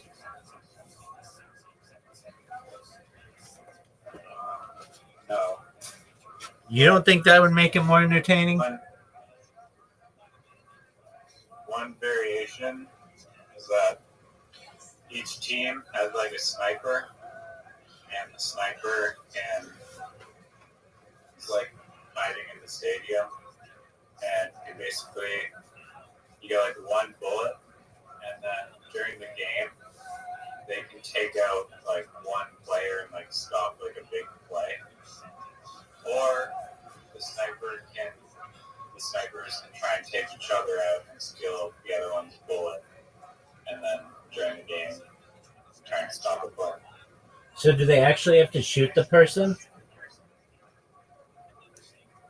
Well, it's kind of hypothetical, but it could work with like a paintball or something. Okay. Do you know how paintball guns were invented? No? So, somebody, a streamer on Kick, came in here, or I was in his Discord, and his brother taught me this. A friend of mine from on Kick, Street Savage. So it comes from the cattle world, and when you would have like a bunch of different cattle, you sometimes wanted to mark them, but it's difficult to mark cattle because they're like, there might be like, let's say, 500 head of cattle, like 500 cows, and you're trying to claim like a, a, a certain group of them for yourselves, maybe to buy or whatever, just to mate or whatever on for your ranch. So they came up with paintball guns to shoot the cattle to be able to mark them from the other people. Isn't that interesting? That is very interesting. Yeah, let me What make. year was We're gonna find that out. Yo, dog, didn't paintball guns weren't they invented from like cattle marking? Can you give me a quick breakdown, like Joey Diaz? Like I don't know, like 5 bullet points. Yo, dog, straight up, Uncle Joey would say, straight up, like paintball guns started as some cowboy rancher shit, not some tactical war game thing. Cattle marking tool. Paintball guns were originally used to mark trees and livestock. Like, yo, tag that cow over there, not to shoot your buddy in the nuts at a bachelor party. It was a 1970s invention. In the early 1970s, these things came out as Nell Spot 007 markers made by Nelson Paint Company to shoot blobs of paint at trees for forestry and cows for ranchers. Some maniacs turned it into a game. In 1981, a few wild dudes, a stockbroker, a rider, and a ski dude, were like, what if we used these cow guns to hunt each other in the woods? Boom. First paintball match ever in New Hampshire. From trees to tournaments, what started as a marker became a global sport with jerseys, goggles, and inflatable bunkers, but it all started with tagging cows. From cow butts to war games, now it's a whole industry. Speedball, woodsball, military training, but deep down it's just a cattle gun with a midlife crisis. How do you like that? I love it. Do you remember in the Olympics where there was like breakdancing? Yeah, It's like the most recent. that Australian girl. Her name is what's her name? It's like It's like Rachel. What was her name? Let me get her name. Her name is Rachel something. Yo, who is that Australian lady who was a breakdancer? Her name is like Rachel something.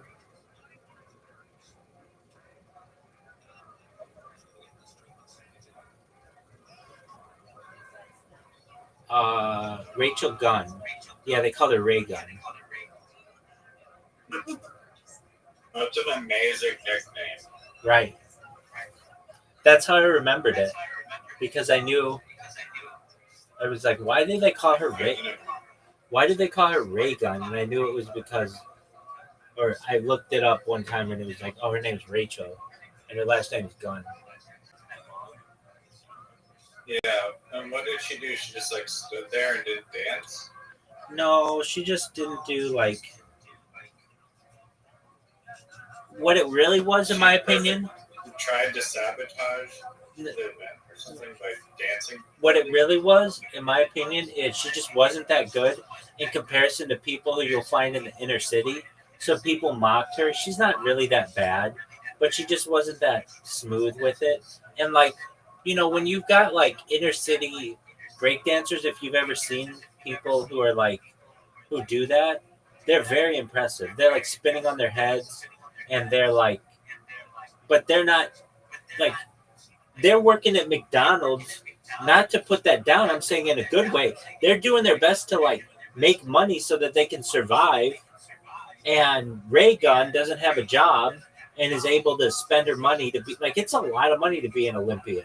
Basically, what I'm saying is like give it some time, and those people who are doing it on the street or working, the people who are working 9 to 5 at McDonald's and then doing it in the evenings just to make money, they'll be able to do it, and it'll be a really big sport. Though I think they took it away for the 2028 Olympics in LA, but I think it comes back for 2032, something like that. Let's check that out. Yo, dog, didn't they take away the breakdancing part of the 2028 Olympics, and it'll be back in 2032 or something? And also, why was Ray Gunn not seen as a good dancer?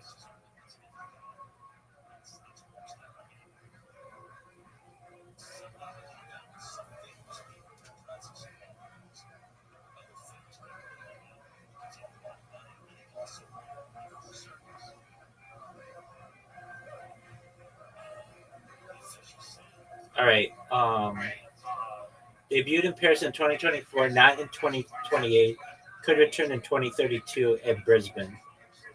Why was she roasted?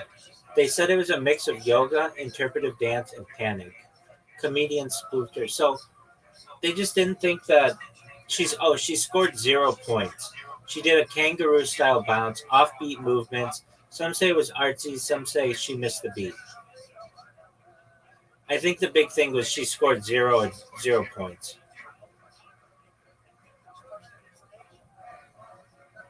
Yeah, everyone was grilling her like the fucking Coldplay. Exactly. It's one of those things that I'm very suspicious about, and I'm suspicious about it from Reddit in particular. It's like when it's in every subreddit instantly within like 6 hours, I'm like, what is going on? Like, it's in stuff that's like not even like, I don't know, like it shouldn't even be in the Shouldn't even subreddit. be newsworthy. Exactly. Almost. Right, but it's like pushed out by the news wires as something that should be discussed. It's like a not a story, but yet everybody knows about it, and we just go through these things in news cycles. It's just distracted news, basically. AKA Yeah.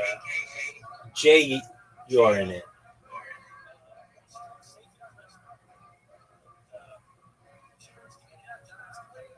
Exactly. All right.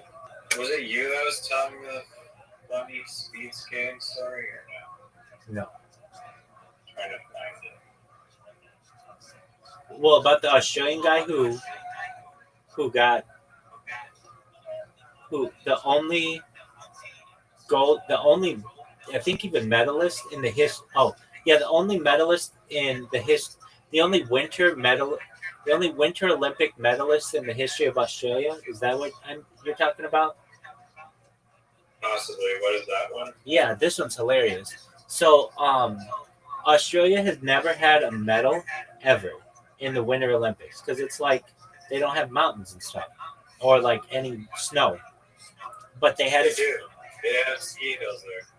okay, but not like serious ones. So they had a speed skater who they were just happy to have this person in the finals of the speed skating competition, and like the people who were going to win were like China and the United States and Japan, all these like Norway, all these like powerhouses, and then there's the Australian person. And what ended up happening was, and at least the United States, it was one of our big people. His name was like Apollo. They all took each other out. Exactly. Like the last one. Exactly. And he was like the Michael Jordan of speed skating for the United States, or the Michael Phelps. Like they made this huge deal about this guy named Apollo Anton Ono, and one of the people slid and took out all the other people, and the Australian guy is just way in the back and just ended up skating through and won. And then he became a huge celebrity in Australia. He was on Australian Survivor and a whole bunch of other stuff. Wait, he was on Australian Survivor? Yeah, he's like a big time celebrity in Australia now.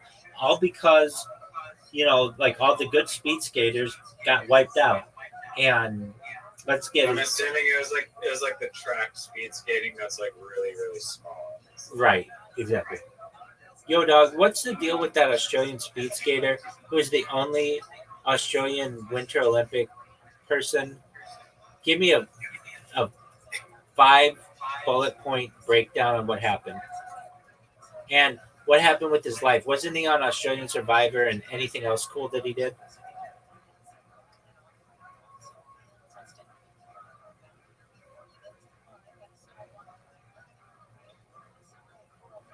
Yeah, so he was an underdog icon at the Salt Lake City Olympics. His name is Stephen Bradbury. In the men's 1,000-meter short tracks final, which is the big one, Bradbury stayed at the back while the favorites battled ahead. Incredibly, all 4 front runners crashed in the final turn, letting him skate and claim gold. It was Australia's first, and it was the Southern Hemisphere's first Winter Olympic gold. So the whole Southern Hemisphere. He perfectly played Bradbury's strategy. He deliberately hung back in earlier rounds too, benefited from collisions and disqualifications in the quarter and semi, leveraging his conservative approach to advance. He survived career-threatening injuries, yada yada yada. Life beyond the ice. After retiring, he transitioned to motor racing, Olympic commentary, motivational speaking, and reality TV.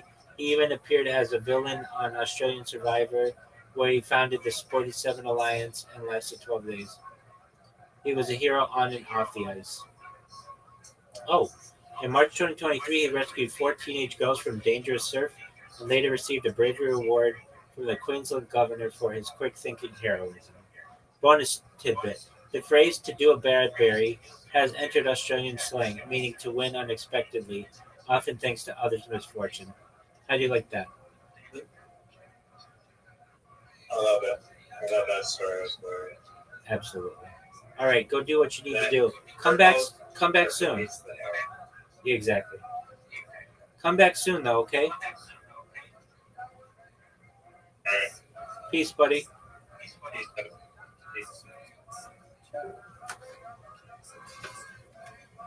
What you doing there? You're such a blessing. I'm back soon. Welcome. Is that fast? Yeah, you ready? No, it's okay. Jerk yourself off, Rob. I'll watch some Mancala videos. All right, and then teach me all of the strategy for Mancala, okay? Right. Sweet, dog. To the present day. If you go to the local bookstores, and by the way, for those of you who were born after 1990, a bookstore is kind of like a store where you can actually walk in and buy paper books. You can find lots of these popular books about Orthodox Jews who leave the fold and then explain Orthodoxy to the secular world, usually with a kind of a negative bent associated with it. It's a long, long story in Jewish history, and we can maybe one day we should, kind of catalog these individuals and see what's psychologically similar about them. At any rate, let's focus in on one of his most famous scientific books, and you have to place this within the context of 12th century science. This is a period, of course, when people believe very deeply in astrology, the power of the stars to determine a person's fate. And we saw it in his Andalusian period in many of his poems, talking about how the stars determined his fate, that he should be poor, and so on. So he wrote many books, actually most of them within the space of one extremely productive year. He wrote many books on astronomy and astrology, one after another. And he made a huge amount of money with them. He actually sold them several times over, principally in France. Then one of those books we'll look at right now, because it's most fascinating, is called the Sefer HaMoladot, which literally means the book of things that will be born, or nativities. And because the astrolabe can be used with astronomical tables to determine things that will happen in the future, we have here the genesis of a scientific calculation of what could happen to a person's life, and in fact the entire world, over a period of time. Because you can figure out, well, Venus will be in this place and the moon will be over here, and you'll predict an eclipse and all kinds of things. So he wrote a book on how to figure out what is going to happen in the future astronomically, and then what that means astrologically.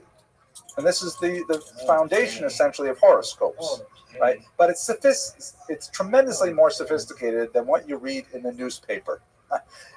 So in this section here, he writes about, yeah, this is true. This is the way it works, that everyone's life is determined by the stars. There is actually a huge discussion in the Talmud about it, question of whether or not Ein Mazal Yisrael, is there, we say in Hebrew, we say Mazel Tov, right? Which means literally good constellation, meaning the stars are aligned. If someone gets married, you say Mazel Tov, meaning, may this be an auspicious moment of the constellations for your marriage. Mazel Tov doesn't mean congratulations or good luck. It means auspicious astrological moment. As we would say in Canada, we would end that with A. Auspicious astrological moment, A. So the Talmud has this whole debate. Ein Mazal Yisrael or Yesh Mazal Yisrael? Does it apply to the Jewish people that they're bound by the stars like this? The Gemara concludes yes, but there are some exceptions. So in Ibn Ezra's Sefer HaMoladot, he goes through 8 exceptions to the rule. How it is that you can overcome your destiny. Okay, so I thought we should look at some of those. Okay, let's look at some of those. So the first one is, he says, you got to understand that the stars give a destiny both to entire nations and to individuals. So it's possible that you may be born under an unfortunate constellation, but you will be swept along by the general positivity of your national horoscope. Meaning, and he uses the sense of nation, by the way, really more synonymous with religion or ethnicity than with what we would call nation. But he says, like, the Jewish people are destined to survive. Netzach Yisrael lo yishaker, right? The eternity of Israel is not a lie. But individual Jews, chas v'shalom, may have a different horoscope because the stars predict an entire people as well as individuals. So even though these, in many ways, these are kind of like reasons why you shouldn't feel bad if you don't get the horoscope it says in the newspaper, because there are all these exceptional rules. But if you were really an expert, you would be able to figure them out.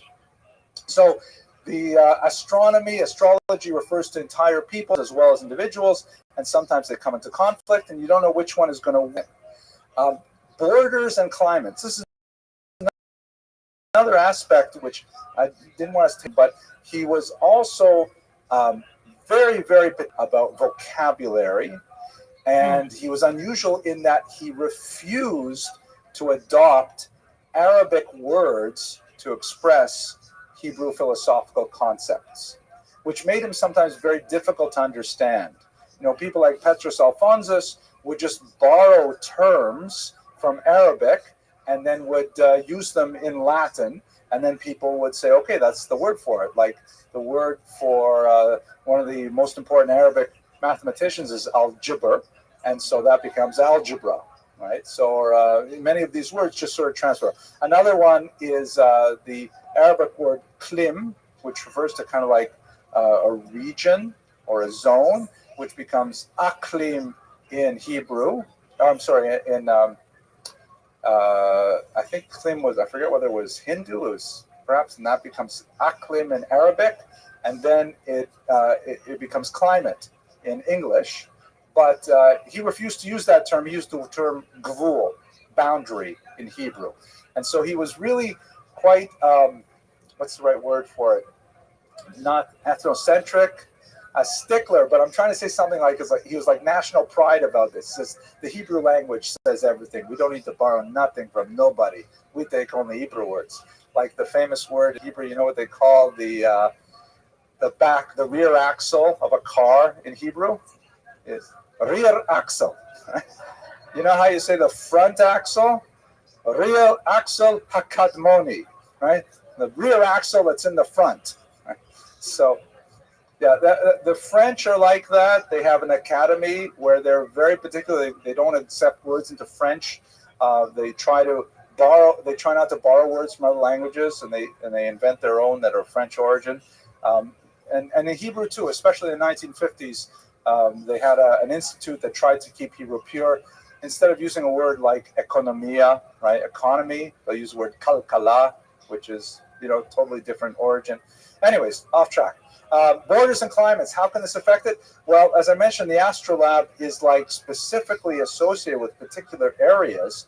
So if you're living in one area and the stars are aligned for your horoscope in that particular area, what happens if you move to a significantly new place?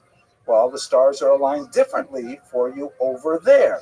And in fact, anyone get the reference to this week's Parsha? I think you did, right? Mishana Makom, Mishana Mazal. Literally, you change your place, you change your Mazal. And in this week's Parsha, Avram is forced to go to a different land.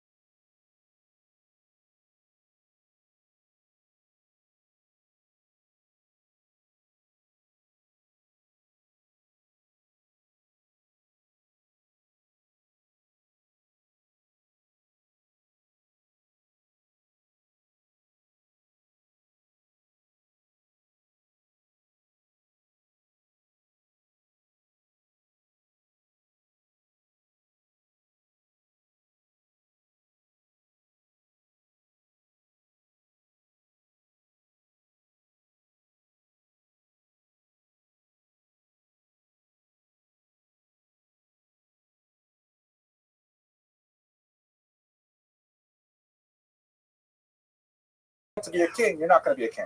It's too far a leap. But you could go from being a slave to being a huge business owner. In other words, the general trajectory of your mazal will point in a certain direction, and the realities of where you live socioeconomically will dictate the starting point of that change. Also, forces of nature that, you may have the mazal. A person may have a mazal to live a long and healthy life. But if you decide that you want to be a skydiver and you want to, try hang gliding and all kinds of risky sports, and you want to challenge the law of gravity, all bets are off. He used the example of you want to go out to sea. You may have this great mazal, but if you put yourself into a position of danger, it could be that the forces of nature have a stronger mazal than you do. And so they can be overpowered. So don't push your life, right? Exactly, which is a translation of Ein mashkichin al hanisim, right? We don't wait for miracles, which is a beautiful thing. In Muncie, New York, I lived there many years ago, and they have very few street lights, a lot of suburban streets. And it's a good thing the Hasidim there, they dress in very bright, vibrant colors, so at night it can be quite dangerous, right? Because people are driving and the Hasidim are all on the block, right? So the local Judaica store, he's still there, I think. Tuvia's. He sold these fluorescent bands that had, it said on the Ein Mashkichin Alanes, we do not rely on miracles. Right? It's a very beautiful thing. Anyways, so the forces of nature could overwhelm a person's mazal as well. And here's the last one. This is perhaps the most important one for us. The wise soul. Because he says that we do have this concept that I referred to earlier of Ein Mazal Yisrael. There is no sign for the Jewish people, meaning the Mazalot, the stars, do not have power over the Jewish people. He says when a Jew is occupied with Torah or mitzvos, with chesed, with kindness, then they remove themselves from the gravitational pull of the stars. And when they are engaged in the study of Torah, that's possible to remove them altogether from the entire gravitational pull, and the mazalot during that time do not affect them, which gives rise perhaps to the concept that we have in the Talmud of shluchei mitzvot ein nizakin, right? A person who's involved in doing a mitzvah is not harmed at that time, nor on the way back, and so on. There's a lot more to say than we can in this brief period. But anyway, here is a quick selection of Ibn Ezra's thought. You see both the influence of astrology and also the influence of Jewish philosophy and Jewish texts very much involved in determining how astrology works. It's a book that's definitely really worth studying. I want to spend some more time with it. Anyways, let us go now to his legacy. And one of the more amazing things about Ibn Ezra is that he is the only medieval rabbi after whom a crater on the moon is named. There is actually a crater on the moon named Ibn Ezra. And the reason for it is because it looks a little bit like a matzah ball, as you can see. I thought that was funnier than it actually was. But his contribution to science, even though, we Jews tend to think of Ibn Ezra, we think of his commentary on the Chumash, the short commentary, the long commentary. We think of these things. But in the larger world, his introduction of Andalusian Arabic science to the Christian world was incredibly important. His description of how to use the astrolabe, his description of the way that you chart the stars was so significant that modern science is deeply indebted to his contributions. And so much so that when, they mapped out the craters on the moon, he was a leading candidate for whom should be expressed gratitude. It is ironic that we know of him only in one smaller, maybe, aspect of his activity. It's closest to home, but nevertheless, he was a figure that strode tall on the world scene. I have omitted many other aspects of his work. He influenced poetry. Even there's a John Lennon song that is taken from some of his early poetry, because he influenced a tremendous amount of Christian thought far beyond the much more narrow audience of Jews in Christian Europe they appealed to. So with that, I'd like to conclude. I hope you found the life of Ibn Ezra as fascinating as I do. We will return, as I mentioned, next week with a very special program. I hope you're all going to come because it's going to be really great. Chance to celebrate. My family will be here, God willing, to celebrate with us. And I hope you have an excellent. And it occurred to me, I haven't really told you what is this book about. So here is the book. This is the very last plug for the book that I will put into these lecture series. Basically, the Piaseczna Rebbe, very holy individual. Here's this iconic photograph of him that you see all over the place. A very holy-looking individual. Was a major Hasidic thinker of the 20th century. Had already published a very important book called Chovas HaTalmidim, The Obligation of Students, that was extremely popular in the 1930s. And he had this grand plan for reinvigorating world Jewry with more enthusiasm for their Jewish background. Unfortunately, it was interrupted by the Holocaust, and he found himself in the Warsaw Ghetto and ministering to his followers for the duration of the war. Even though he received many offers, even from the American Jewish Congress, the Joint Distribution Committee, and the Underground Resistance, he was offered many times to be taken out of the ghetto. He insisted on remaining with his followers throughout and ministering them in a pastoral sense throughout the war. Luckily for our purposes, he recorded his weekly sermons.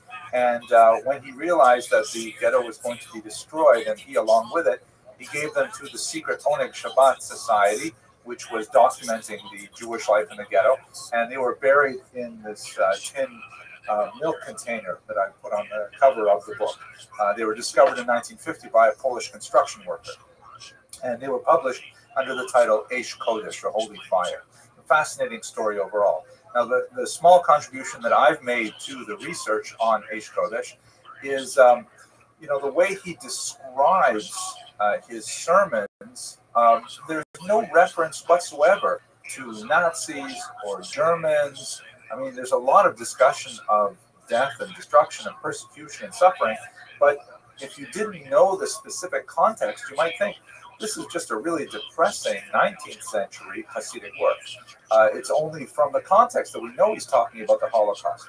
However, since we know the dates when he delivered each of those sermons, what I did is I went back to the various journals and memoirs and newspapers and German documentation, and I found out what was happening in the ghetto that very week, street by street, on a micro-historical level. And then I compared it to what the Rebbe said on Shabbat, and I saw that in many, many cases, he was speaking directly to the concerns of his congregation.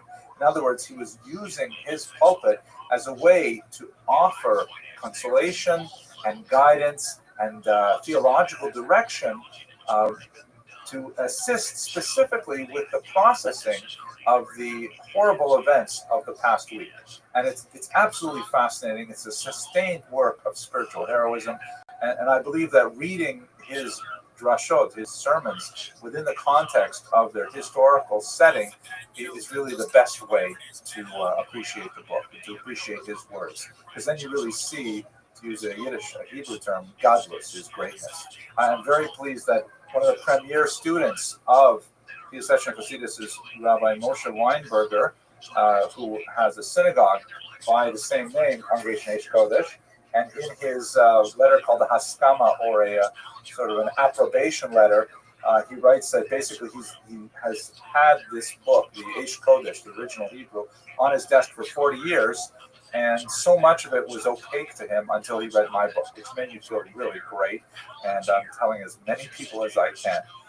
Anyways, we have the book launch on Monday night, the 30th. I really hope if you're in Brooklyn, you're able to join us and to celebrate the life and the work and the contribution to world culture through Hasidic thought that is representative of the Piaseczna Rebbe. If you can't make it to Brooklyn, I would be very honored if you wanted to get a copy of the book. They're available, of course, on all the internet outlets, and you can certainly ask at your local Jewish bookstore, which is even better because then you support a local business. And I guess that's about it for the plug. I'm very proud of the work. I think it represents something useful for people, and I hope you'll like it too.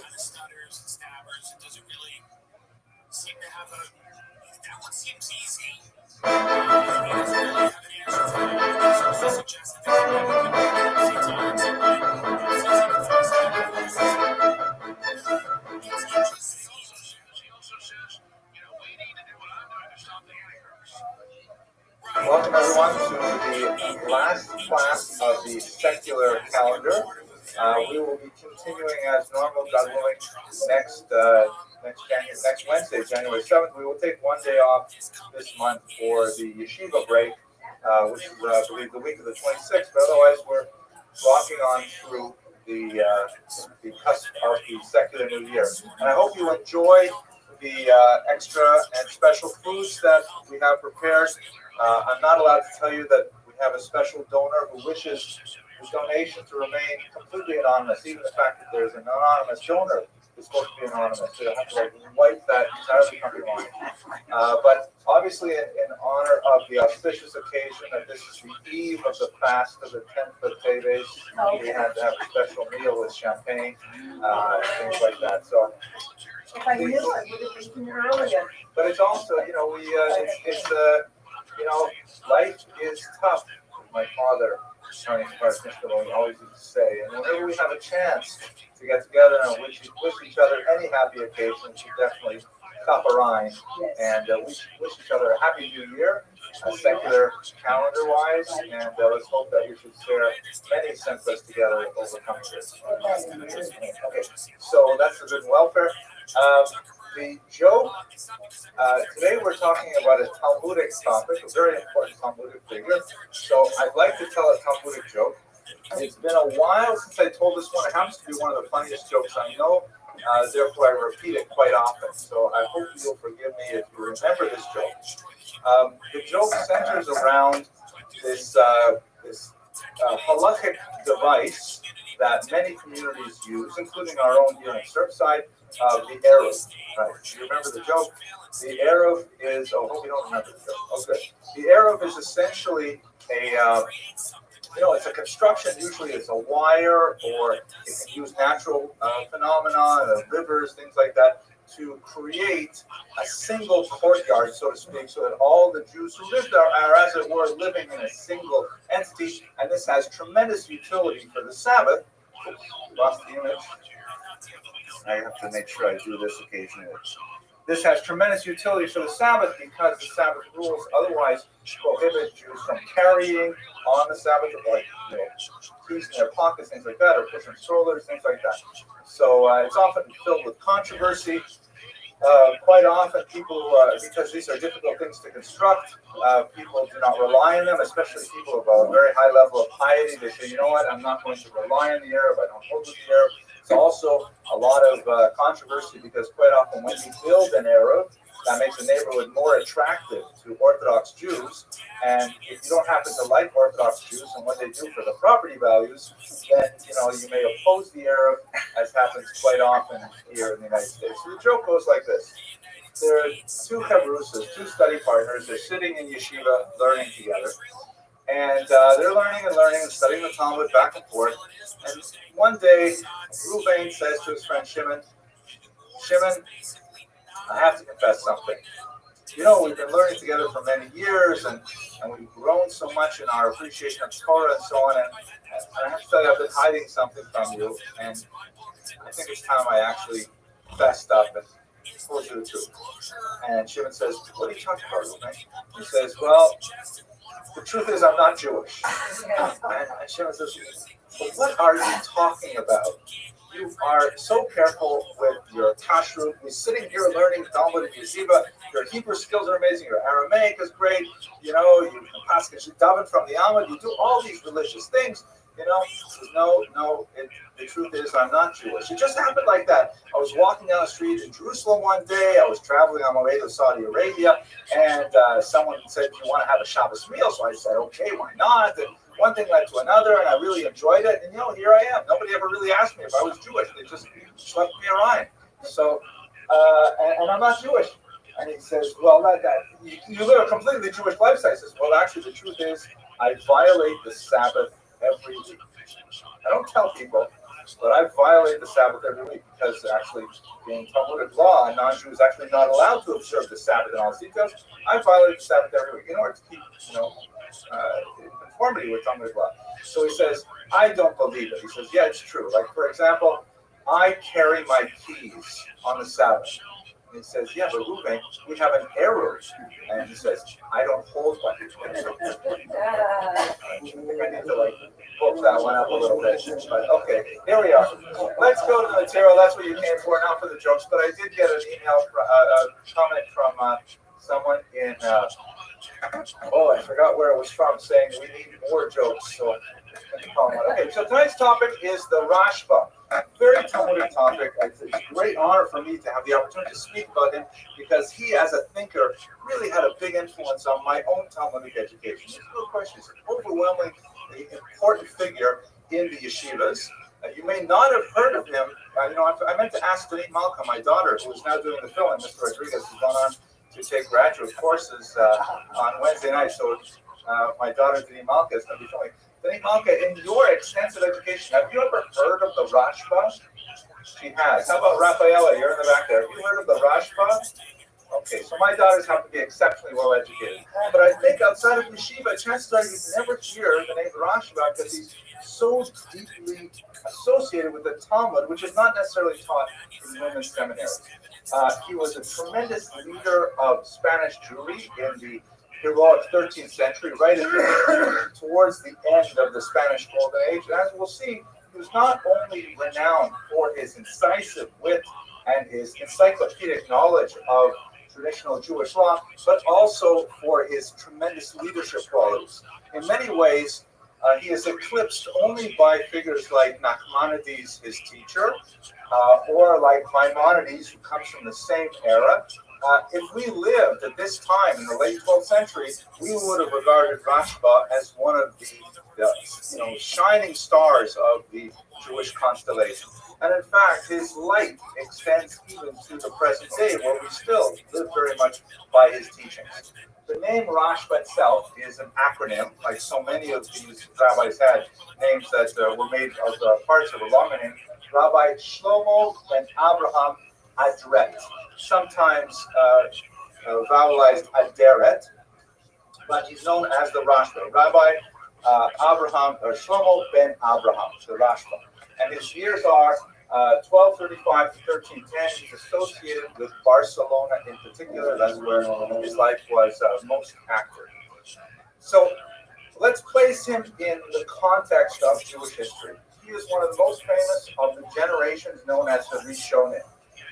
So according to Jewish philosophy of time, there are sort of large chunks of generations that can be grouped together, primarily for theological reasons, but it also has implications for how Jews work through Talmudic law.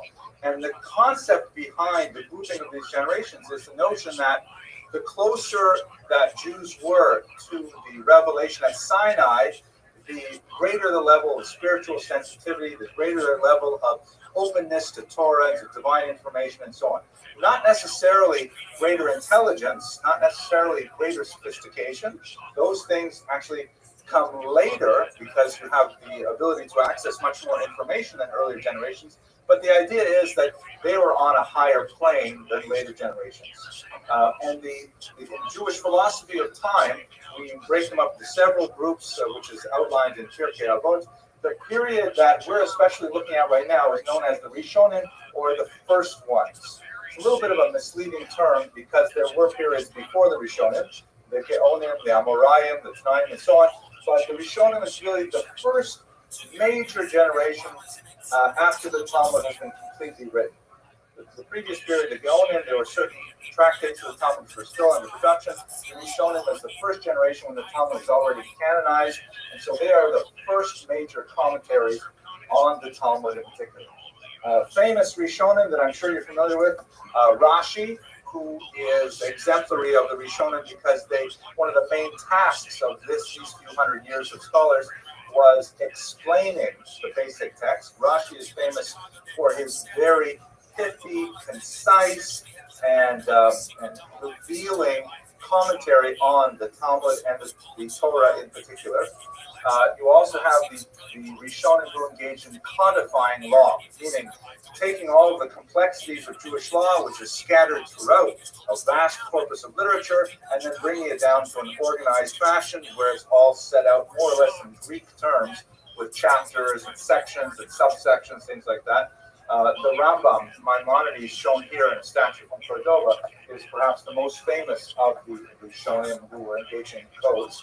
You also have the so-called Monei HaMitzvot, those who counted the mitzvot. As I think I mentioned just a couple weeks ago, but I'll repeat it, why not? The Talmud says there are 613 commandments. The Talmud does not list them.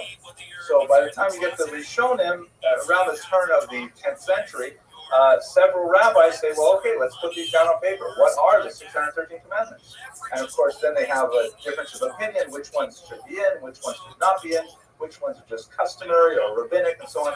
But that's something that the Rishonim do, is they try to analyze and synthesize so that we have the Torah presented in a very different format than the earlier times. So these are the kinds of things that the Rishonim engaged in very heavily, and the Rashba is firmly in that tradition. The most significant area of his work in terms of literature is his activity as a writer of responsa. So the term responsa is Latin, and it is the plural of responsum, which is the same word as we have in English, response, answer. basically, it would go like this. And by the way, this is the way it works even in the 21st century. A typical Jew would have a question in the observance of Jewish law. He would ask his wife what to do. She would tell him, he would disagree, and so therefore he would be forced to go to the rabbi to find out that his wife was actually correct all along. Here's how it goes. A typical Jew has a problem. He goes to his rabbi. Rabbi, what do I do about this situation? I got involved in this business deal and it didn't go well, and he says I owe him money. I tell him I don't owe him any money. What do I do? The rabbi tries to answer to the best of his knowledge, but if it turns out that if it's beyond his capability to answer, he'll pass it on to a higher rabbi. And this is all, by the way, decided by consensus, not by any sort of formal mechanism. Who's like a more well-learned rabbi, and that rabbi may pass it on to another rabbi until you have someone who's known informally as the Gadol Hador, the great one of the generation. Once again, it's not a formal designation that you can somehow be elected to become the Gadol Hador. It's just based on consensus where enough people agree that, yeah, this person represents the apex of learning in our generation, and he, typically he, becomes the person that people turn to. The Rosh, and by the way, because we're talking about Jews, it's rare in any generation that you will have an absolute agreement on one person. There will always be several, maybe half a dozen, that various groups regard as the Gadol Hador, living at the same time. We did have a generation like that about 40 years ago.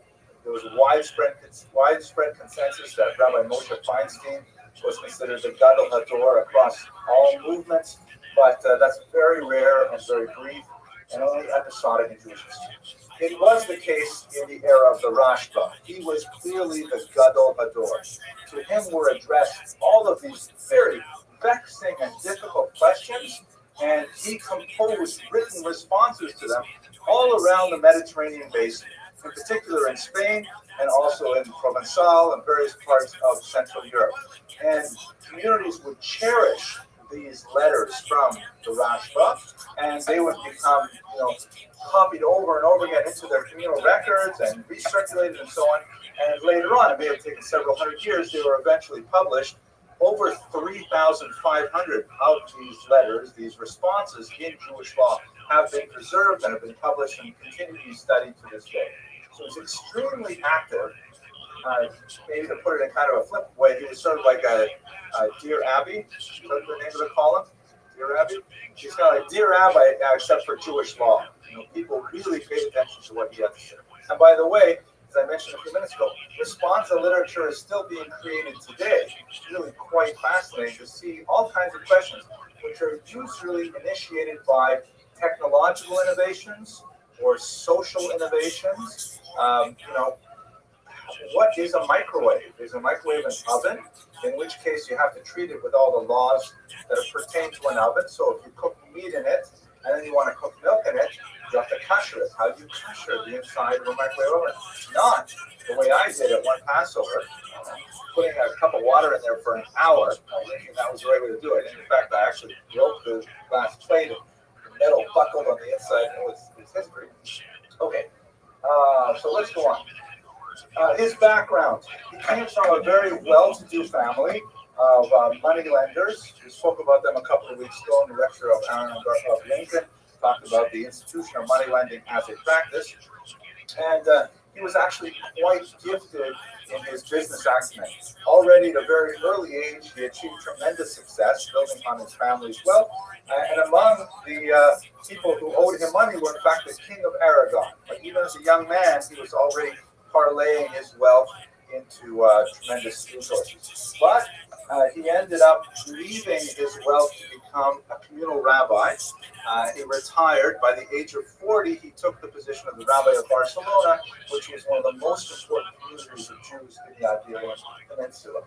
And this is really when the Rashba becomes the man that he would be renowned for many centuries. He was especially known for his impeccable integrity and his absolute unswavering dedication to the law as he saw it appropriately interpreted through Talmudic vision. early on in his, and he was especially impervious to bribery. There was nothing that could shake him from his position, regardless of the forces arrayed against him. To give you just a couple of examples, in one case, early on in his career, he was called to adjudicate a case where an orphan who had a substantial estate was disputing with some wealthy Jewish aristocrats and their wealthy Christian nobles who were supporting the Jewish aristocrats, arguing that they were unfairly encroaching upon his estate. And here's a young child without parents, and the Rashba staunchly defended early on in his career this young child against much greater powers that were arrayed against him. But on the other hand, another case that indicates how his integrity was sacrosanct to his activity. There was a case brought against a Jew who was accused of informing against the state.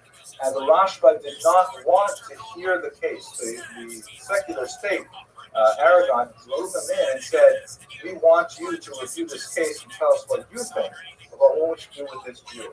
After an exhaustive review, and again, he tried to recuse himself, but the king demanded, so he participated.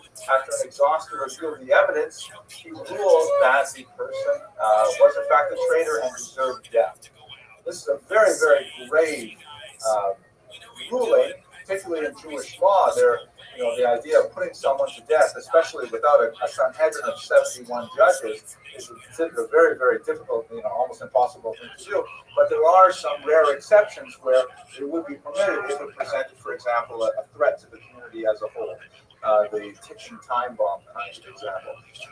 So he ruled against the Jew in this case and ordered him to be put to death. The family appealed, and the king agreed to forward the Rashba's decision to the great Maharam of Rothenburg in central Germany. Very important figure we spoke about a few years ago. And the Maharam upheld the ruling of the Rashba, and in fact the Jew was put to death. But we see on the one hand, here he is defending the innocent orphan against tremendous money, wealth arrayed against him, and at the same time we see him standing up for the rights of the state against an individual Jew who was accused of informing on them. He was so well regarded that King Pedro III actually called upon him quite often to adjudicate between Jewish communities. That the state regarded him as the Gadol Hador, kind of like Lord Sachs in England, that sort of thing, where his moral authority was so great that it penetrated the Jewish boundaries and went well into the non-Jewish world as well. He was regarded as, the Dalai Lama of the time, that everyone regarded him so well as a paragon of virtue and intelligence, and someone who could not be swayed to render unfair judgments. He established a yeshiva and attracted some brilliant minds to him. I should mention, by the way, his background in terms of his education is quite fascinating. He was educated at the feet of two of the greatest scholars of the era. One was Rabbeinu Yonah of Gerona. I think Gerona is pronounced Gerona. Is that correct? Gerona? Okay, that's good. Actually, it's funny. There's a gas station called Chevron, Chebron, and my youngest son always pronounces it Hebron. It's like Abraham's birthplace, Hebron. There it is. So,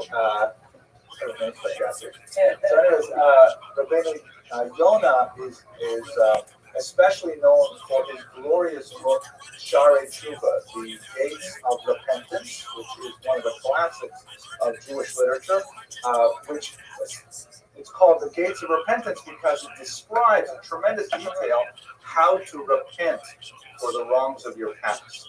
Like, for example, in the section on regret, he lists 20 different forms of regret, 20 different ways to express your regret, and 20 different sort of nuances of regret. And the book is like a tremendously heavy tome of that nature. Very, very good for introspective reading. And at the same time, he was also educated by Nachmanides, Ramban, who was you know, the older scholar, the last Gadol Hador before the Rashba, who was extremely involved in all aspects of Torah study, including the Talmud and including the Kabbalah, which we're going to get to shortly, one of the acts most famously associated with the Rashba's activity. So he had really tremendous teachers behind him, the Rabbeinu Yonah and the Ramban in particular. And then when he established his yeshiva, he was able to commit these values to a later generation. And a few of his students include the famous Ritva. And again, if you spend any time in yeshiva, you will study the works of the Rashba and the Ritva. They seem to go hand in hand altogether, and they really did, because the Ritva was the Rashba student. And also Rabbeinu Bachaya, who wrote a very famous interpretation of the Torah, a commentary on the Torah that is studied to this day.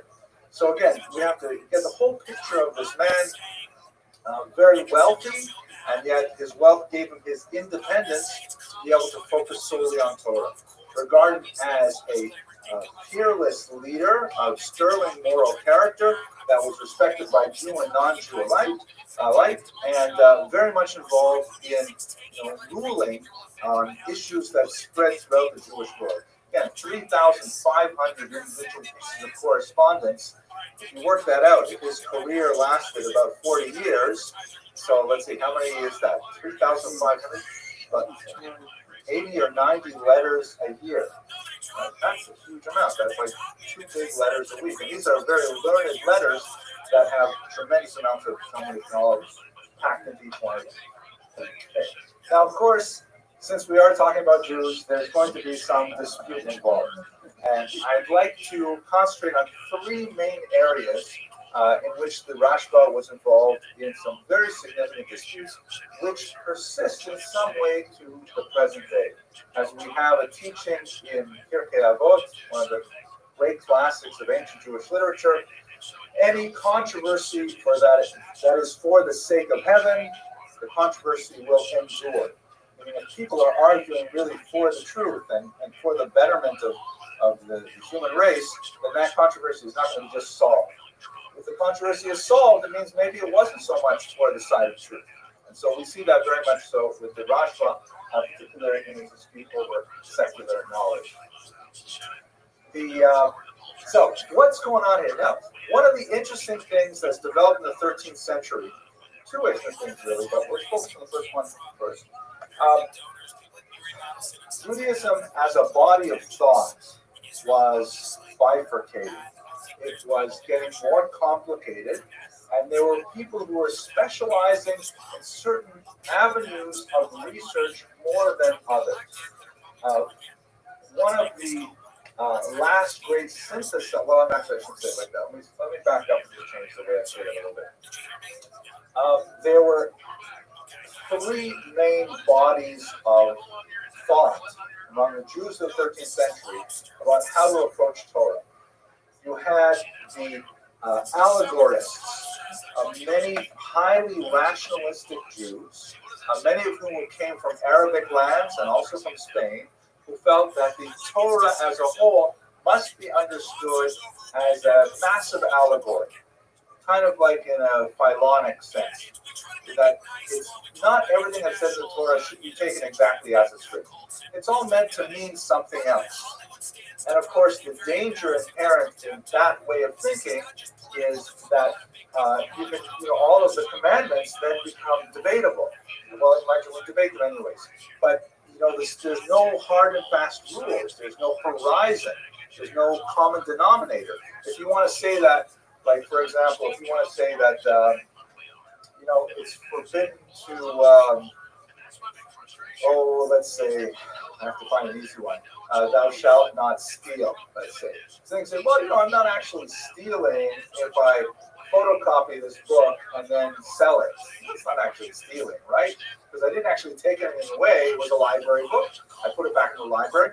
Now I'm making money from the photocopy I made of this book, right? And you can make all kinds of allegories. You can say when it says this kind of word, it really means something else, and so on. And so there was a trend in the Jewish world that was excessively rationalistic and taking the Torah away from its basic meaning. Then there was a group on the other side who were highly Kabbalistic, who were reading everything not as a rationalist allegory, but as a mystical allegory. And reading everything meaning something totally divorced from the simple text it says. And then finally, you had sort of a moderate camp that was trying to distance themselves from both extremes. And the Rashba found himself in the middle of a dispute over this, and especially where it became most pointed is in the place of secular knowledge. What do you do with mathematics, physics, chemistry, astronomy, all of the sciences that were growing in this 13th century? What is their place in the Jewish curriculum? So, as you might assume, the rationalists said, wow, it should be, deeply entrenched in the Jewish curriculum. It should be, lots of study of physics and of astronomy and so on. Jews should know tons of that stuff. The Kabbalists said, not at all, because all of this stuff, this is Chochmas HaGoyim, non-Jewish wisdom. It is metameh, it defiles the Jewish soul. Jews should just stick to the 4 cubits of the Talmud alone and not study any of this secular wisdom. And the moderate camp in the middle was really, there are arguments to be said for both in some ways, because the rationalists, when you study some of these things, there's worry that you'll be drawn away from basic faith and you'll be drawn into heresy, especially if you're studying, let's say, Greek philosophers with multiple gods and things like that. So they were concerned, how are they going to negotiate the two extremes here? Now, if I can jump ahead to the 21st century, the debate rages in Jewish schools even today. How much Torah belongs in a Jewish school system? Do you have Torah, for example, only taught in the mornings when the kids are a little more fresh, and that way they get their best energies devoted to the Torah, and then you squeeze in the secular subjects later in the day? That's a very expensive endeavor, especially if you hire full-time teachers and you can only employ them for a few hours a day. Or do you say, no, we'll mix up Torah here and secular studies there, and you might end up coming to school and do math first thing in the morning, and then when the teacher is free at the end of the day, then you'll learn a little bit of Chumash. Do we say that the balance should be 50-50, that if you have an 8-hour school day, 4 hours is secular and 4 hours is Torah? Or do we say, no, you know what?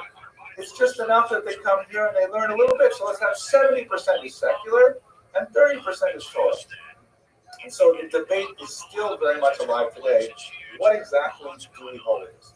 What ended up happening is the Rashba was the only figure who had the stature to be able to set down a rule. In the so-called Compromise of 1305, he made a ruling which was basically held to the present day in many communities.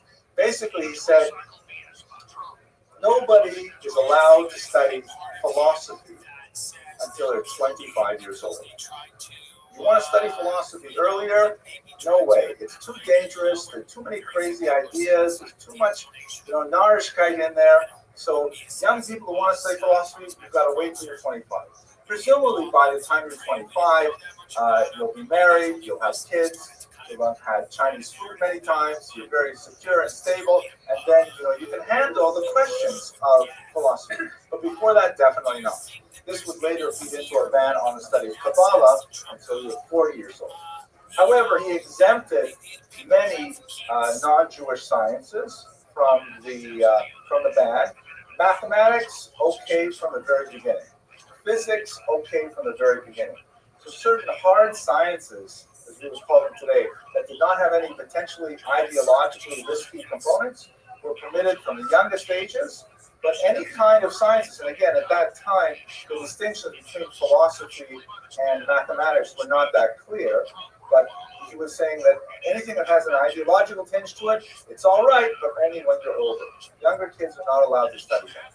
And that compromise has basically directed Jewish education for the last 800 years. Okay, questions or arguments at this point? Astronomy is fascinating because it involves a lot of the hard sciences of mathematics and things like that, but it also, slides over into astrology. and the zodiac and all kinds of things like that. So astronomy was one of those sciences that he banned until 25. You have to be 25 to get it done. But a very important statement, and it essentially set to rest all of the disputes, because it was a ban that was clear, it was easy to follow, it was not too strict that that people couldn't abide by it and so on. There's also an interesting sort of political dimension to this as well, because at this time, France in particular was beginning to centralize its government. And one of the issues that was of concern to the French community, I'm kind of rounding out France as a whole here, was that, is it possible that we have Jews living in our country who are ruled by our hated Spanish rivals? There's a Jew in Barcelona who's telling our French Jews what to do. That's not okay. And so, the Rashba was living in a time where these kinds of political disputes spilled over into religious ones. That the Rashba's ruling was an illustration of the Talmudic proverb, so the Rishonic proverb, Ein simcha keheter haspekot. There's no happiness like the resolution of doubt. Like when we don't know what's going to be, yes, no, is it going to work, not going to work. Once you know, that's a special kind of simcha. And so the Rashba, he resolved the doubt, and he had the kind of shoulders that could say, this is what we're going to do, and everyone agrees to it. Okay, so he also was very involved in defending Judaism, particularly from attacks from without. This is a period when it was very popular to host so-called disputations, in which the church, usually with state support, would arrange for these kind of debates in which Jews were forced to participate in a debate against a Christian interlocutor, usually a Jewish convert to Catholicism. Perhaps the most famous of them was the Barcelona dispute of 1263, in which Nachmanides, the Rashba's teacher, faced off against Pablo de Cristiani, a convert to Christianity. And Nachmanides, we have both the Hebrew and the Latin account of what happened. Both sides say they won. What we know is that the court ruled, or the judges, who were all the Christian judges, ruled in favor of the Christian debater, but the king gave Nachmanides a huge amount of money and said, you better get out of the country because we're in trouble now for the very strong performance that you showed. And Nachmanides was banished. He ended up in Israel. These disputations proved to be very, very popular, and the Rashba was very active in participating in them whenever he was called to, and in particular in writing. He wrote tracts that criticized books like the Pugio Fide, the Fighter of the Faith, by Raymond Martini, a very important church thinker who criticized Judaism heavily.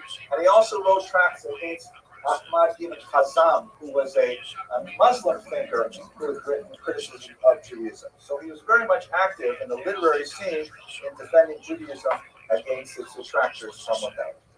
And then finally, he was involved in defending himself, not surprisingly. Besides his responsa literature, and besides his commentary on the Talmud, which we haven't had much time to discuss, he also wrote a few sort of halachic volumes that deal with particular topics. One of these topics dealt with the laws of keeping kosher, and it was called Torah Habayit, the teachings of the home, or the Torah of the home. And it was criticized within the realm of appropriate debate by another great thinker of the period, Aharon of Barcelona, who you may recognize. He is widely believed to be the anonymous author of the Sefer Achino, shown here in a 5-volume Hebrew-English translation. We happen to have several copies in my house because it's a very popular bar mitzvah gift. It is actually the first, it itself was a bar mitzvah gift. It's a rather amazing book. Let me take a second to tell you what the book is about. The book is written anonymously, so it's attributed to Aaron of Barcelona, but we're not positive. And basically what he does is he wrote this book for his son on the occasion of his bar mitzvah. It is organized according to each of the sections of the Torah, the parsha of the Torah, and it goes through each of the 613 mitzvot in turn. And it says, a couple paragraphs about what the mitzvah is, how it is observed, and then most fascinatingly and very uncommonly, he says why the mitzvah exists, the reasons behind the mitzvah, which most of the commentaries do not treat. I mean, God says this is the mitzvah, the commandment, and most commentaries just say that's what we're supposed to do. But the Chinuch actually provides reasons, which makes it an unusually fascinating book. At any rate, Aaron criticized the Torah Tabayit. He wrote a book called Bedek Habayit, which means examination of the house. Like if the house is so good, it can stand up to a little bit of criticism here, in which he took the Rashba to task politely on some of his ideas. So the Rashba apparently was not pleased with the criticism, and he anonymously wrote a defense of his work, written in a third person, meaning as if it was some other person wishing to defend Rashba. We find out from a later responsa that the Rashba was actually defending himself, and his book was called Mishmeret Habayit, guarding the house. So you have the laws of the house, the examination of the house, and then guarding of the house, all in one kind of like triad of works that deal with it. So he was involved in, defending his own ideas against criticism as well. So when we take all of his works as a whole, you can see that the Rashba has a phenomenal legacy. This, by the way, is the 5-volume set of his commentary on the Talmud alone, separate from the responsive literature and so on. The Rashba was a communal figure of tremendous proportion. He was an astute leader and a profound Talmudic thinker, very, very active in protecting the Jewish communities all around, both intellectually and in many ways on a leadership level.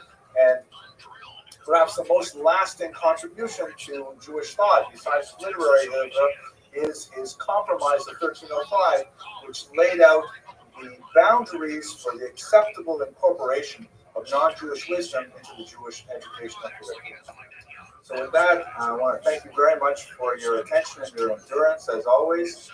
Next week, we're going to speak about Kalonymus Ben Kalonymus, another scholar who was especially involved in translating Arabic wisdom into European languages, and one of the principal reasons why Jews made such a phenomenal contribution to world culture. Thank you for your attention.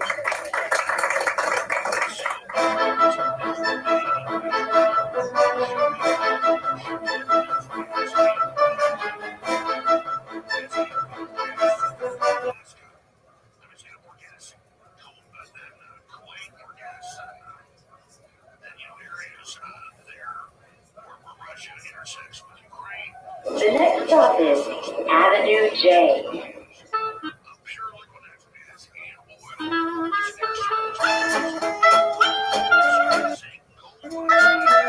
Tonight we're going to speak about Uriel da Costa, also known as Uriel Acosta.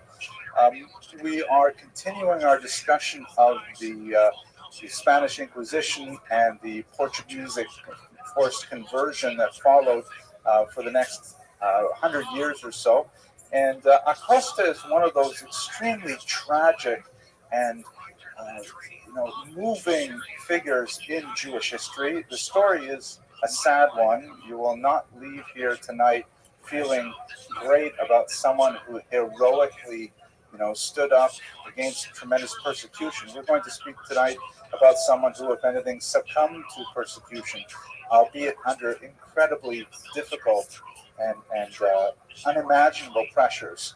To give away the story at the end, at the beginning of the lecture, Acosta was one of the victims of the Inquisition. He was several generations along Marano, so-called Marano, or a converso, a crypto-Jew who had submerged his Jewish identity in the Catholic environment. He ultimately returned to Judaism, but his return was fraught with difficulties, primarily because the Judaism that he had anticipated returning to was no longer there. It was, in fact, a figment of his imagination. And the disconnect between his imagined Judaism, which he had largely constructed while he was living in Portugal, and the actual Judaism lived by Jews in Amsterdam was totally different. He was unable to find a place for himself and his Jewish identity, and ultimately he ended his life after composing a very brief autobiographical statement that will be our discussion tonight. So he is a tragic figure that illustrates the problematic nature of Marrano identity and the perils of living in that kind of bifurcated existence. In my humble opinion, perhaps the reason why I'm so fascinated with the story of Royal da Costa is because in many ways it reflects the phenomenon that we note at the turn of the 21st century, the so-called OTD phenomenon, which is an acronym for off the derech, sort of like an internal observant catchphrase for meaning Jews who were observant and then chose to not become or no longer remain observant. In Israel, they refer to OTD phenomenon as people who are choser l'she'elah, just like there are those who are choser la'tshuva, those who return in repentance. They look at the pun on the word repentance, which means literally answer. They return to the answer. They say there are those who return to the question, those who go back to the ambiguity of a non-rooted existence. And this is exactly what happens to Acosta, because he is so desperately attempting to find his place in a religious, social, cultural milieu, and he is unable to do so. Now, the story that we're going to talk about also involves issues of most likely mental illness. From internal literary evidence from his own writings, we can see that he had significant conflict with his family that was completely unrelated to his religious persuasions and his religious yearnings. But nevertheless, just reading it at face value, you see that, as he would say later in his memoirs, he has suffered much as a result of religion. Religion was something that he was at the same time obsessed with and persecuted by simultaneously. It's also illustrative of phenomena that would occupy Jewish identity for the next 400 years, phenomena that we are still very much dealing with. That is the transition to modernity. And I'll speak about this in greater detail in a few slides. But basically, one of the things that happens between the 16th and the 18th century and into the 19th century is the coercive control of central rabbinic authorities wanes. It erodes under the political and social pressures that are associated with greater democratization of society, scientific discoveries, and a general skepticism toward religion in general. The society that we were all born in the 20th century was radically different than the society that Jews would have been born in the 15th century, primarily because the rabbis simply do not exert the same control. They do not have the same coercive powers. That has a positive and a negative aspect. The positive aspect, we might like to think, is that, after all, Jews have the sort of American voluntarism and freedom, and they can choose whatever they want to do. They can express themselves however they want. At the same time, this plethora of choice lends to a dissipation of the power of gravity of the Jewish center. And the Jews, of course, are assimilating at alarming rates as a direct result of the greater freedoms that modernity has afforded. We begin to see the roots of this really emerging as a result of the Spanish Inquisition. It will become full-flowered in the French Revolution, and that, of course, will be things that we'll discuss in February and March, God willing. Okay, so anyways, the parallels of Acosta's life are very much present in today's society.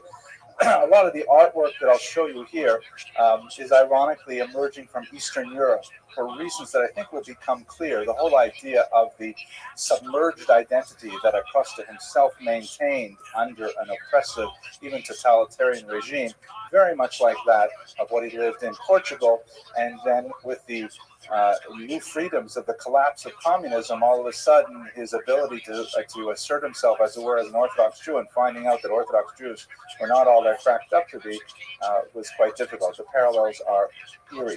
The last thing I want to say here is there is this concept in halakha, in Jewish law, of the tinok shenishbo, the captured child. There is this concept that, there is mandatory observance, right? But Charlton Heston, Moses is on the mount and he gets the 10 Commandments and tells the Jews these are the things you have to do. And if you are not compliant, then of course you are a heretic and you are outside of the pale or off the derech, off the path, so to speak. And then there are people who return, who say we're going back to the derech. Now, what about people who were kidnapped as children, for example, in an act of war, and very common in the ancient and medieval period that Jewish children and Christian children and Muslim children would be stolen and put on the slave market. And then they would be raised as slaves, living in a totally foreign culture. And then at some point in adulthood, they're able to gain manumission, and they know they're Jewish. They return to the Jewish community, and they find that, wait a minute, I'm not allowed to eat that? I can't make a fire on Shabbos and on Saturday? What's the big deal? So according to Jewish law, these so-called kidnapped children, even though they may return to Judaism as adults, and even though they're perfectly intellectually capable of understanding all the ramifications of traditional Jewish law, they are held non-culpable for their actions. They are considered, beyond the pale of culpability, of being blamed, primarily because they did not receive the tradition while they were children. It was not, so to speak, mushrash. It was not rooted in their personalities because they did not receive it as children. The great Israeli scholar, the Chazon Ish, once ruled that all of American Jewry, regardless of their parentage, are in a category of tinokos shenishbu, kidnapped children, which is an amazing statement, which says that our entire culture is one of Marano nature. We'll have to explore what that means. Let's talk about, first of all, his family background, the basic biographical data. He was born in 1583 in a small town in Portugal to a new Christian family. And for those of you who were not here last week when we spoke a little bit more about the Spanish Inquisition, you'll recall that particularly in Portugal in 1497, when there was this massive coerced conversion of all Portuguese Jews to Catholicism. Only a tiny number of them actually fled Portugal. The others were tortured into submission and forced to become Catholics. Even though they were technically baptized and should have been accepted theologically completely into the fold and subsumed within the general category of conversion, there was, justifiably, a lingering suspicion that they were secretly, yearning to return to their Jewish roots and really wanted to be Jews and only had succumbed to the pressures to convert because of the torturous policies of King Manuel I. So this created a category known as the New Christian, as opposed to the Old Christians, who were never Jewish and converted to Catholicism. These were Jews who had become Christians, and therefore they were kind of like a second-class New Christian. And this designation of New Christian could persist for centuries, generation after generation, of people who were New Christians.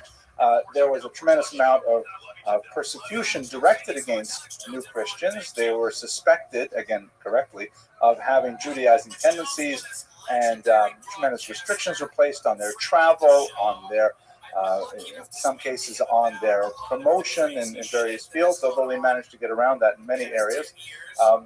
And they themselves, and now we're talking about Jews who have converted to Catholicism, maintained a strong degree of endogamy, constantly marrying within each other's New Christian families, and a whole series of practices which were openly Judaizing in nature. And this persisted for centuries. So he was born to one of these families. Putting it in terms of the time frame, you'll recall that the forced conversion is 1497. The Inquisition formally comes to Portugal in 1531. That means the Jews had about 3 decades where basically they could pretend they were Christian only in a very, very thin level, and then later became much more serious. And so he's born 50 years after the Inquisition has been active in Portugal.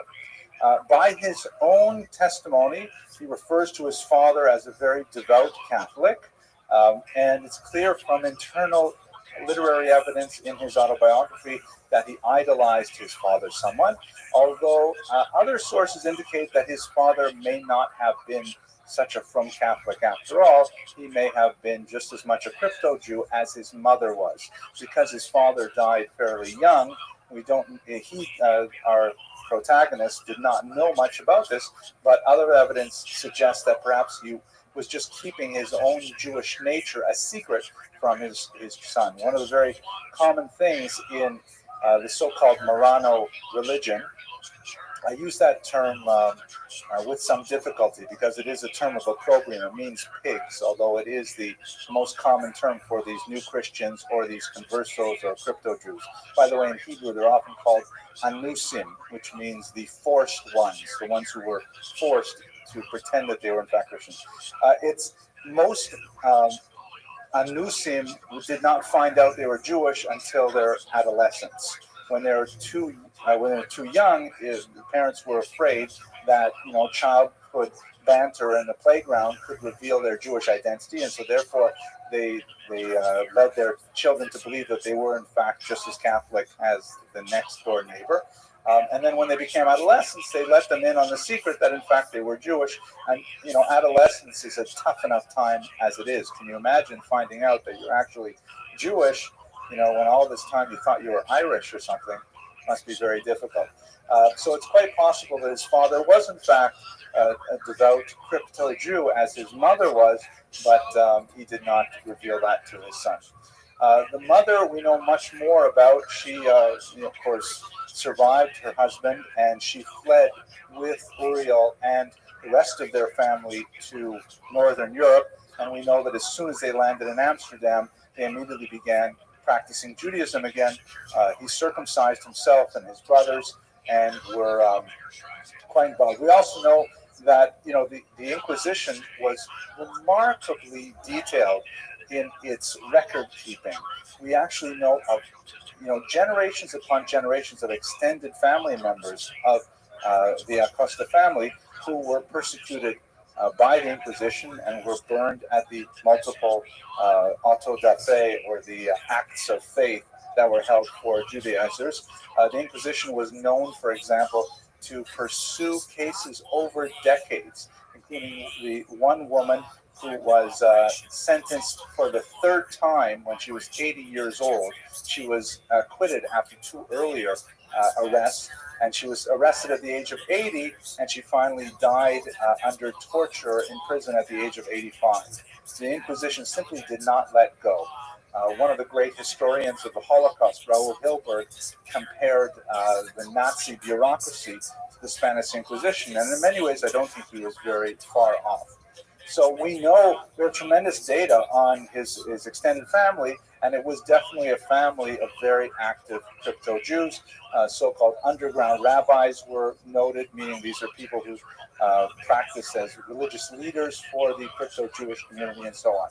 But there is evidence, as I mentioned earlier, that Acosta did not get along well with his brothers and with his cousins, and in fact they were among those who denounced him to the Inquisition later on in life. Now, one of the terms that I have not introduced you to yet is the so-called Barak phenomenon. The conversos were also known as Barakos, a very strange kind of reference, which is borrowed from the miraculous steed that Muhammad rode to heaven on his night journey, according to Islamic theology. Barak is a horse that was neither male nor female, donkey nor horse. We talk about a horse, but it's not necessarily a horse. So it was some kind of like miraculous animal that is often depicted as in this Persian representation here, with the face of a woman, although it had no gender. And the crypto Jews were called Barakos, Los Barakos, because they were neither Jewish nor Christian. They had no clear place either way. In the Christian church, they were always suspect for their secret practices. And in fact, one of the interesting phenomena that occurred in many Portuguese churches is that when a person was accused of Judaizing and they were forced to wear this humiliating tunic, I showed you a picture of it last week, the San Benito, they would then take this after the person was victimized and burned, and they would take it and they would mount it in the church. It would be like a reminder in a public place for all generations of that family and all extended members of that family that in fact there was a member of the family who was so shamed. So they could never really completely buy into the church. They were not completely absorbed by any means whatsoever. And at the same time, they had nothing to go on Jewishly. And this I find absolutely fascinating. What do you do with Judaism when you don't have any of the key propagators of the elements of the faith? When owning a Jewish book is a death sentence, you will recall that early on in the Inquisition, doctors were allowed to keep Hebrew books because they were known to have, doctors could consult the Hebrew language medical textbooks. But after a decade or so, even that was revoked, and anyone who possessed a Hebrew book would immediately be accused of Judaizing. Let us not forget that the kinds of things that typically would get you into the clutches under the Inquisition was nothing so grand as like holding a prayer gathering or circumcising your child. That was obvious. But it would be even something like doing your laundry on a Friday, changing the sheets on a Friday. That would be sufficient. Or simply not eating pork with everyone else. And pork was a major part of the Portuguese diet. And to always be substituting this for other kinds of foods, that was absolutely, inexcusable. Fasting on non-Christian fast days, feasting on non-Christian feast days, any of these little behaviors would immediately put you within the clutches of the Inquisition. So what do you do when you have no longer any books? You no longer have any rabbis. You don't have any, anything except tortured historical memory that you only began to pick up after your adolescence when your parents explained to you that you're actually Jewish. How do you persist in your Judaism for 100 years after that? So the Marranos developed, a way of observing Judaism that was deeply spiritual and meaningful for them, but bore less and less resemblance to actual Jewish practice.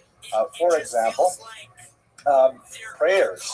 The main text of prayers that they had accessible to them was the book of Psalms, because that's part of the Bible. It's hard to make that forbidden, right? So they would literally memorize the entire book of Psalms, and most of their prayer gatherings would consist of reciting Psalms, because they knew that was authentically Jewish. On the other hand, many other things would slip in, like, for example, praying on their knees.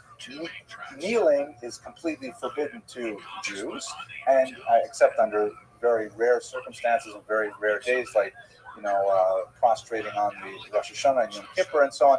But otherwise, completely forbidden. And they would pick it up from Catholic practice, and that was considered perfectly appropriate. It reminds me, if I can tell you a short, funny story. This is such a depressing topic, so I'll tell you a very short, funny story. When I got my PhD at the University of Toronto, it's a very old-fashioned school based on the Oxford model, and we have this huge tararam, as my grandmother would say, and you have to go present yourself robed to the chancellor, and the chancellor will then take the hood off your left arm and put it over your head, and that's the official, conferring of the degree. So when they stood us up in the rehearsal, they showed how I'm supposed to walk up to the chancellor, seated on a big throne-like thing, and I had to kneel before the chancellor. And I'd say, wait a second, I can't do that. I'm not allowed to kneel. I said, oh, yeah, I forgot. We kick guys like you every year. Don't worry about it. All you have to do is don't climb up all the steps, because the chancellor was quite high up on the steps. So just climb up a few steps, you'll automatically be lower, and they'll do it. So they call me my name up, and I walk up there. I stand a little lower. I have my hood, and the chancellor takes the hood and puts it over my head, and she says to me, "Mazel tov."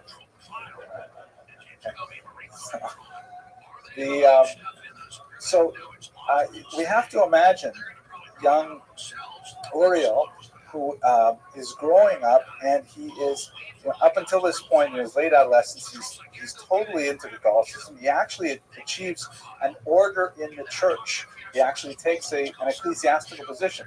He admits that he's a sensitive young man. He often breaks out into tears. I mentioned that mental health may be part of the whole story here, but he's quite a spiritual, emotional Catholic, and he learns that he is, in fact, he has some Jewish roots. And he begins to explore these roots while he is actually an officer of the church. And he starts reading more and more of the scriptures, and he decides, you know what? It can't be that Christianity is right. It must be that Judaism is right. And he gives a few examples in his autobiography, like, for example, both Christians and Jews agree that the Old Testament is the Word of God, but only Christians agree that the Christian New Testament is the Word of God. Therefore, it must be the Old Testament. And then he talks about some arguments which may have been derived from Maimonides and otherwise. But anyways, he says, okay, that's it, I'm going to be Jewish. The thing is, he doesn't know exactly how he's going to be Jewish or what he's going to do about his Judaism. So he ultimately ends up fleeing with his family to Amsterdam. But before we do that, I just want to give you one sense of the mechanics of Inquisition, to give you a sense of the kind of threat that people lived under at that time. I'm going to read to you from the brilliant work of Cecil Roth, The History of the Marranos, first published in the 1930s. And the main thing is I have to find the actual page I was going to read it to you. Yes, here we go. So this is... I'm not going to torment you with the entire transcript. And these are examples of inquisitorial records, of which we have excellent examples. But just to give you a sense of what the incredibly twisted logic of the Inquisition was. So this is from the Inquisition of Toledo in 1567, where there was a woman named Elvira del Campo. Her husband was a scribe. And the Inquisition was already convinced of the guilt of its victims before they even began to interrogate them. The interrogation was solely for the purpose of revealing other people that could be drawn into the net. And therefore, the inquisitors were absolutely merciless and would not cease no matter what. It was very Kafkaesque. If you ever read The Trial, it's very much like Franz Kafka's descriptions of what it was like to be a prisoner under these circumstances.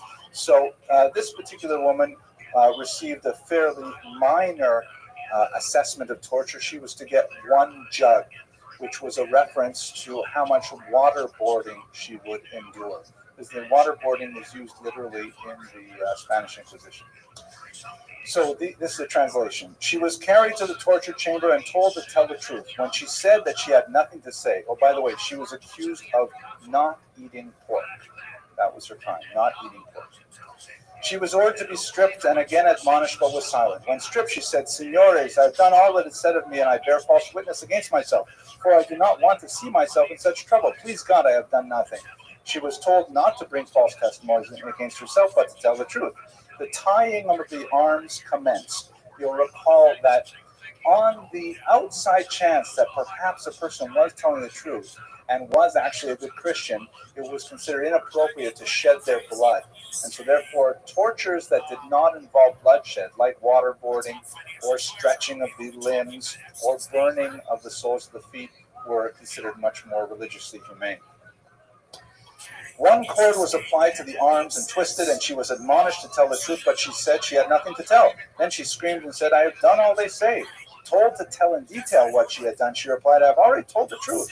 Then she screamed and said, tell me what you want, for I don't know what to say.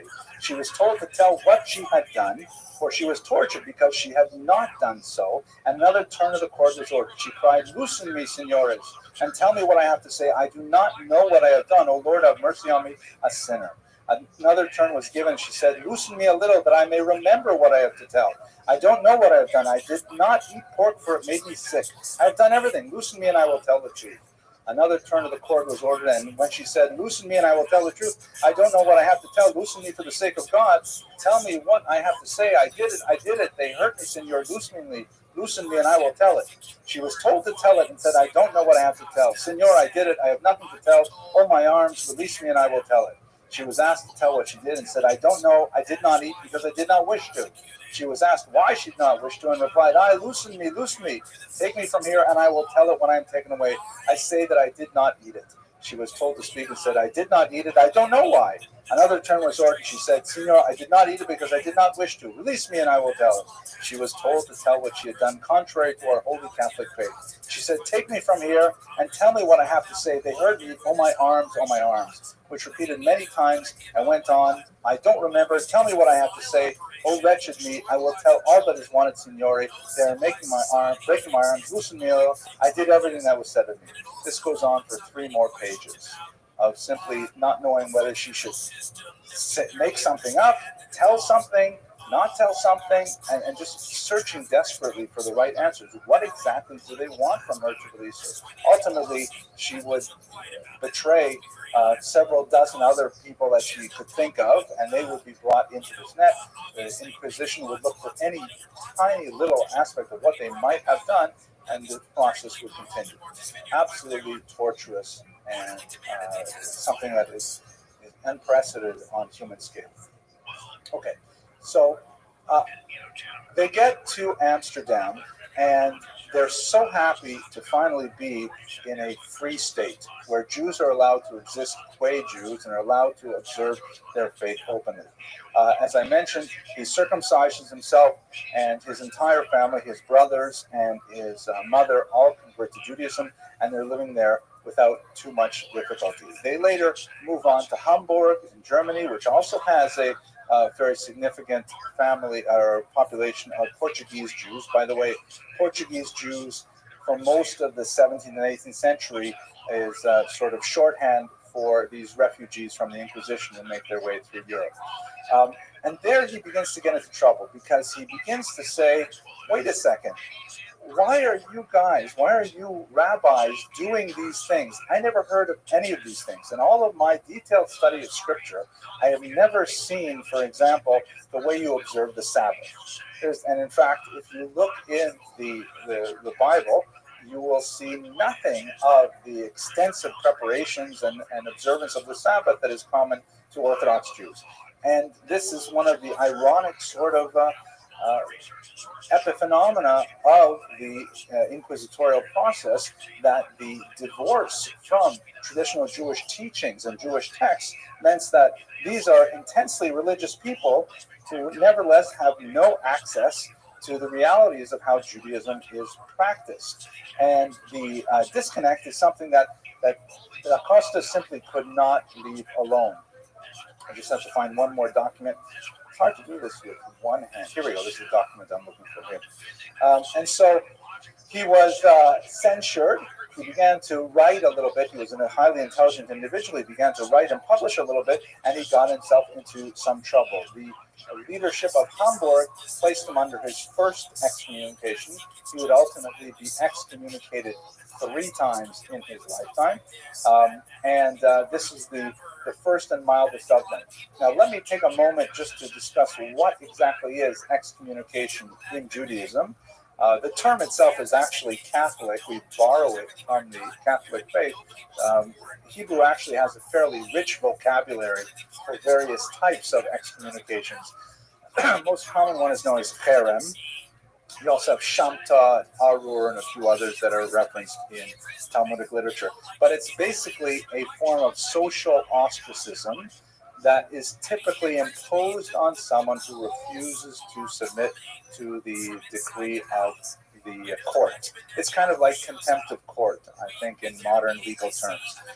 It is still very much practiced today, typically in cases where, let's say, there's a business dispute and the two parties agree to go to a Beit Din, a rabbinic court. The rabbinic court finds in favor of Ruvain. Shimon, however, refuses to pay what the court tells him he's supposed to pay, and therefore the court places him in a form of cherem. If you read the Jewish press or any of these Jewish newspapers and you look in the back, you'll often find these legal notices that says so-and-so is placed under a ban. There's a serial, various terminologies used for them. And let us understand this within the context on the kind of punishments. They can vary from fairly mild things like he's not allowed to be honored in a synagogue, to no one's allowed to do business with him or speak with him or stand within 6 feet of him, 4 amot of him. So it depends entirely on the nature of the crime and the discretion of the court. Perhaps the most famous excommunicatee, is that a word? Victim of a cherem is Baruch Spinoza, shown here, who has a very significant connection to Acosta that I'll explore a little later. This is the text of the ban placed on Baruch Spinoza some century later, which is probably similar to the kind of text that was used in the same town against Acosta. So let me read this paragraph to you, and you'll get a sense of what this must have felt like. The lords of the Ma'amad, this is referring to the village elders here, the town elders, having long known of the evil opinions and acts of Baruch de Espinosa, have endeavored by various means and promises to turn him from his evil ways, but having failed to make him mend his wicked ways, and on the contrary, daily receiving more and more serious information about the abominable heresies which he practiced and taught, and about his monstrous deeds, and having for this numerous trustworthy witnesses who have deposed and borne witnesses to this effect in the presence of the said Espinosa, they became convinced of the truth of the matter, and after all of this has been investigated in the presence of the honorable Chachamim, the sages, they have decided with their consent that the said Espinosa should be excommunicated and expelled from the people of Israel. By the decree of the angels and by the command of the holy men, we excommunicate, expel, curse, and damn Baruch de Espinosa with the consent of God, blessed be he, and with the consent of all the holy congregation in front of these holy scrolls with the 613 precepts which are written therein, with the excommunication with which Joshua banned Jericho, with the curse with which Elisha cursed the boys, and with all the curses that are written in the book of the law. Cursed be he by day, and cursed be he by night. Cursed be he when he lies down, and cursed be he when he rises up. Cursed be he when he goes out, and cursed be he when he comes in. The Lord will not spare him. The anger and wrath of the Lord will rage against this man, and bring upon him all the curses which are written in this book. And the Lord will blot out his name from under heaven, and the Lord will separate him to his injury from all the tribes of Israel with all the curses of the covenant, which are written in the book of the law. But you who cleave unto the Lord God are all alive this day. We order that no one should communicate with him orally or in writing, or show him any favor, or stay with him under the same roof, or within 4 cubits of him, or read anything composed or written by him. Very strong, almost hyperbolic language, and all over the kultur kamp of ideas that the Acosta, and of course much more famously Spinoza, would later challenge the dominant thinking of the Jewish faith, and would, the Chachamim, the sages of the community, would bring the full weight of rabbinic authority down upon his head.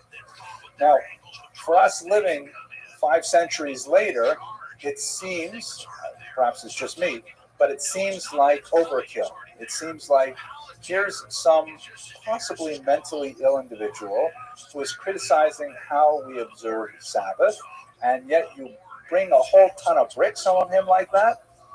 I think we have to try and place ourselves within this 17th century context where the boundaries of religious authority are rapidly eroding under the assault of these less educated Jews coming from Portugal, who are skeptical and questioning the authority of the rabbis and dominant Jewish practice. Furthermore, they certainly have tremendous street creds for the persecution that they had endured under the Inquisition. And for them to come and say, you know, you really don't have to do all this Shabbat stuff. And, you know, like what my mother, who was a really good Jewess, she only washed the meat. She never, you know, soaked it with salt. She just washed it, and that was good enough. And so the traditional boundaries are under attack from this strange kind of internal threat, and the decision of the sages of Amsterdam was to just be super harsh with them. We can think about whether or not that was an acceptable strategy and whether or not that is an appropriate strategy today, perhaps towards the end of this lecture. But it gets worse. That's my father all of a sudden always said, Henry, it always gets worse. So the second excommunication happened in Amsterdam. He fled from Hamburg. He went back to Amsterdam. Large Jewish population there. He wasn't happy in Hamburg. He didn't speak German. He was having a very difficult time there. And he began to be much more aggressive in his critique of Rabbinic Judaism. And remember, this is not a Catholic critique against Rabbinic Judaism. This is a Jewish critique, an internal critique, where he says, you know, I read the Bible very well, and it doesn't say any of this stuff. He specifically used a lot of Christian vocabulary in his critique, as in this book, for example, the examination of Pharisaic traditions. The Pharisees, that's actually a reference to rabbinic Jews. The Hebrew term is perushim, those who separate. If you recall, we talked about this a little bit when we were talking about Apion. These are the progenitors of the rabbinic tradition, but in the Christian tradition, they are, the word Pharisee is essentially identical with hypocrite. So to use Pharisee in a literary context for anyone who's familiar with Christian thought, that's considered an insulting term. And so he's saying the rabbis are just like the Pharisees. He says this openly in his autobiography. They're full of lies, just like their ancestors were, very stubborn and stiff-necked. And he's saying that they're just making things up that aren't in the Bible. Some scholars of Acosta have opined that perhaps he was heavily influenced by Karaism, which is a movement that began in the 9th century that argued that the only authentically divine portion of rabbinic literature is in fact the Torah, and everything else is all completely fabricated. It's very hard to draw a straight line from Karaism to Acosta, in my humble opinion. He published this book. The rabbis knew that it was coming out, and they actually anticipated it. Before it even hit the press, it's not even much of a book, it's really a pamphlet. They published a counter pamphlet that accused him of all kinds of nasty things. The book, as soon as it appeared, was burned by the rabbis, and he was excommunicated a second time, and he fled to Utrecht.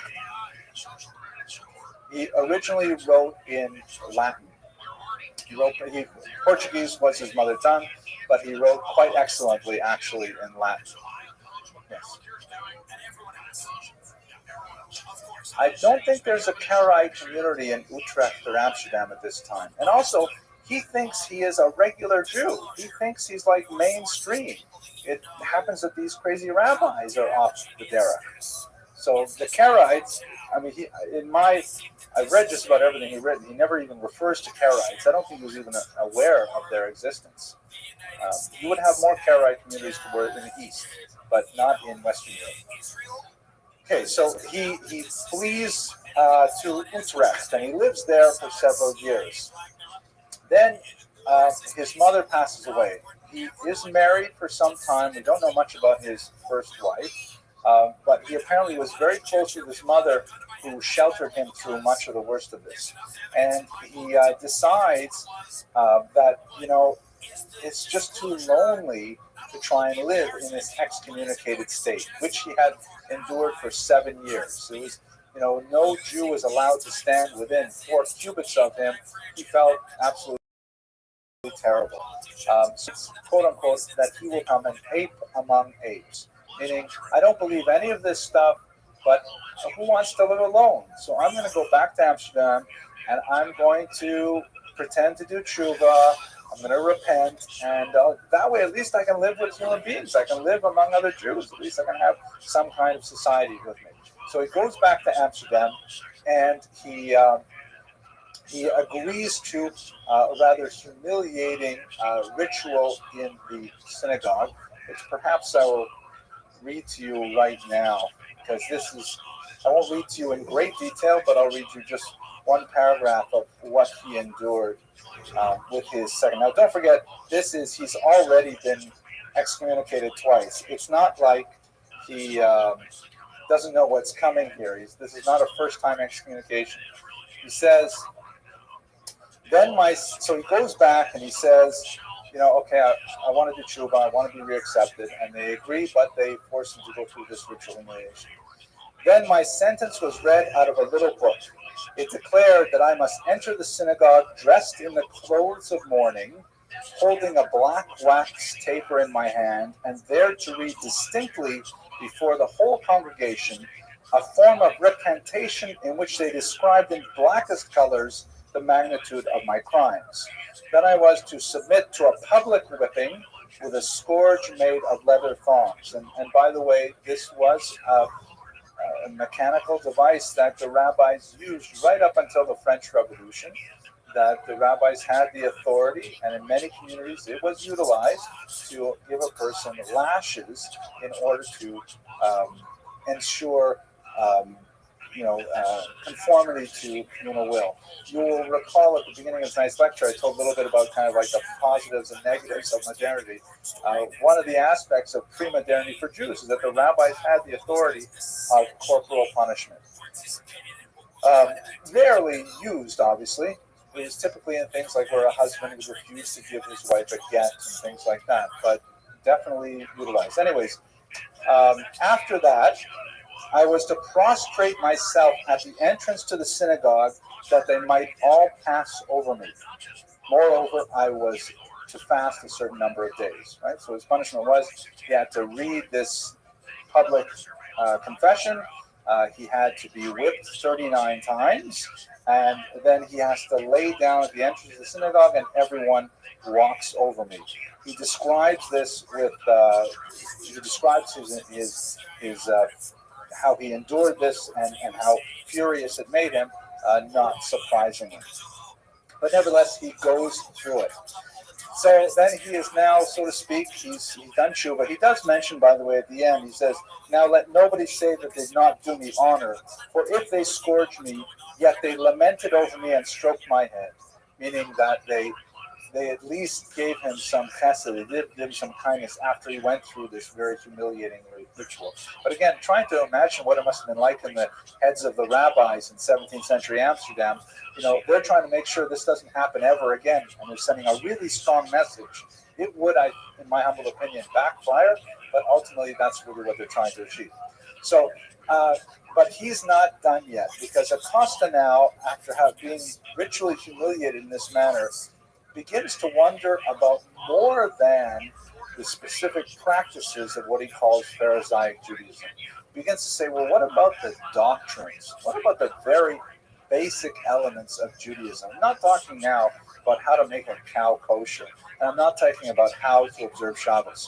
What about life after death? And here he begins to contemplate that perhaps the entire superstructure of Judaism is false. And at this point, not only is he attacking Judaism, he's also attacking Christianity by saying, and he ultimately comes out explicitly and says this, that he doesn't believe in any organized religion.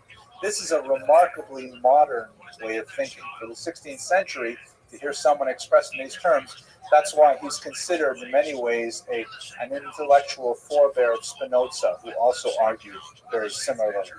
At this point, he is much more of a troublemaker. The flashpoint is when two Christians, like not new Christians, but like never before Jewish Christians, happen to come upon him, and they say they're kind of interested in becoming Jewish, and he convinces them not to become Jewish. And when this gets back to the community, this again is Acosta, explaining his own behavior. It's hard to believe it actually happened this way, but they say that's it. 3 excommunications, that's it. You are totally out at this point. He ends up being ritually humiliated yet again, And so he goes home and he sits down at a table and he writes a 10-page document, his autobiography called Exemplar Humanae Vitae, the example of human life, in which he basically tells his whole life story in a very short period of time. After he completes it, he waits at the table for his cousin to arrive. He picks up a revolver and fires it at his cousin and misses. And then he takes another revolver, and I imagine these are like single-shot muskets, and he ends his own life.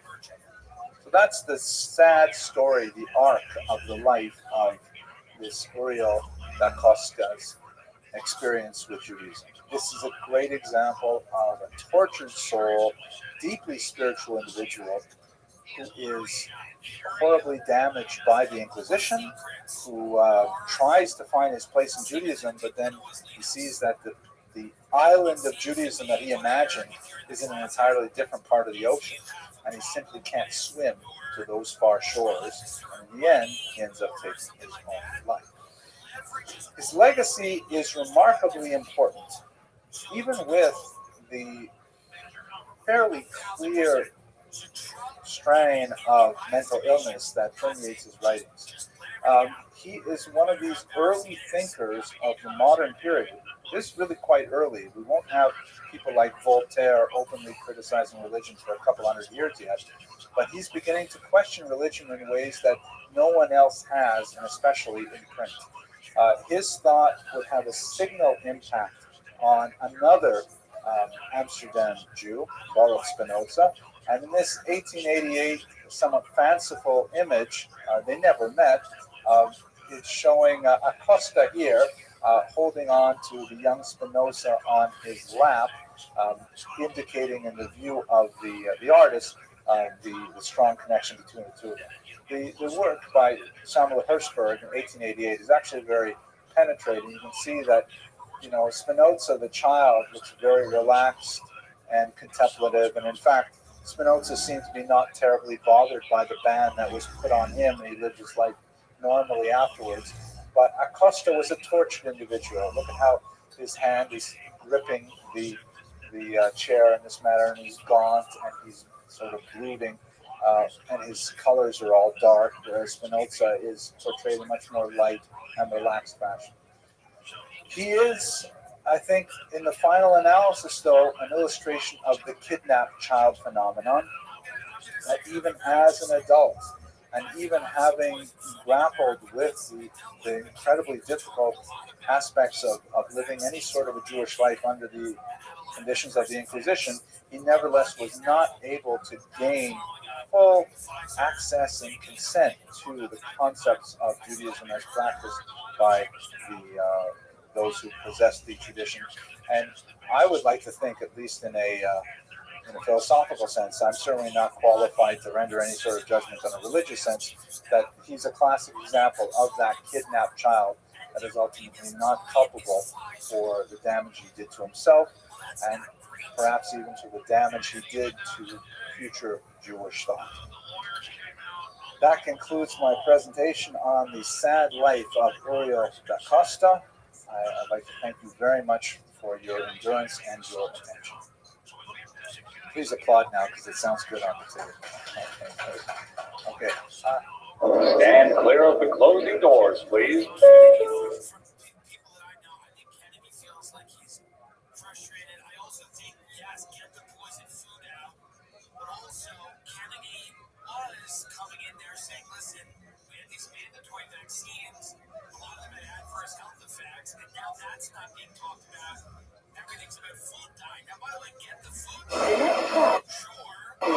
Avenue J.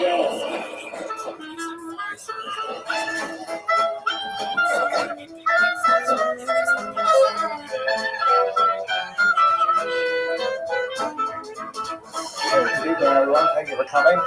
Got a great lecture tonight. Doña Gracia Nasi, fascinating individual. Doing the research on this individual just blew my mind. I read another book, another biography that was absolutely fascinating, and I feel this is one of those tremendously underreported histories of So this is one of those tremendously underreported heroines of Jewish history that make such a phenomenal difference to our self-understanding and in fact our continued existence, as we shall see. And I hope that I'll be able to convey some of that to you over the course of the next 60 minutes. She is affectionately known by many Sephardim as La Senora, as the lady, because of her phenomenally important work on behalf of the Jewish people, her heroism, her unstinting willingness to stand up for what is right, despite tremendous, really regal odds against her, as we shall see. In Hebrew, she's often known as Hagiveret, the translation of La Senora, meaning the lady. And we'll explore that. This picture is most likely nothing like what she looked like. It's a modern artistic representation, and but we do have a sense of what she might have looked at like from a slide that I'll show you at the very end. But nevertheless, her personality was incredibly appealing and attractive, and that's really what we're going to be concentrating on today. Here we go. We'll be relying very heavily on her two principal biographers in English, Cecil Roth, the great interwar scholar and post-World War II scholar of Jewish history, who wrote an extremely important biography, and the book that I just read for tonight's lecture, Andre Elian Brooks, who wrote a fascinating account called The Woman Who Defied Kings, which is in fact a very accurate term to use to describe Gracia Nasi, using a lot of more current research, archival materials that have become available in the almost 80 years since Professor Roth wrote his book. So we're very heavily indebted to the research of these two scholars for tonight's presentation. So let's start with her name. What shall we call her? This is an extremely complicated subject. So at her christening, obviously we're speaking about a woman who is a converso, a woman who lived a double life, posing as a Christian in inquisitorial Portugal and later on through Europe. So she led a dual existence, posing as a Christian while secretly holding Jewish attitudes and behaviors. So at her christening, she received the name Beatrice de Luna Miquez. Beatrice is a name she never used in any formal sense. De Luna was one of her ancestral names. In Hispanic culture, it's very common for women to take both their mother's and their father's names, and it probably alludes to the family background in Aragon, which is a region of Spain. Miquez is also an interesting name. Both of these, by the way, were probably given to them by sponsors, because when a Jew was baptized as part of the often or mostly sham conversions that they underwent during these difficult times, they would be accompanied by a sponsor, typically a member of the royal family or a nobleman or something like that, and then the Jew now converted to a Christian would take on the name of their sponsor, a kind of a godfather-like figure. Hence, you have so many Jews with the name Nunez, Mendez, Rodriguez. These are all names of important Spanish royalty of the 15th century in particular. So the name De Luna is probably from a sponsor on one side of the family. The name Miquez is kind of interesting because she actually had one family member. The name repeats itself several times in the family. He preferred to use it because it alluded to his date of birth, which occurred right around this time of year, Parshas Miketz. So he enjoyed calling himself Miketz as a result. She preferred, however, to use the name Gracia, which is a diminutive of Beatrice. Beatrice, however, is a Latin term originally, which means saintly one. Beatus means saintly in a Christian sense. She never liked using that term. She preferred using the term Gracia, which may have been a translation of her Hebrew name, Hannah.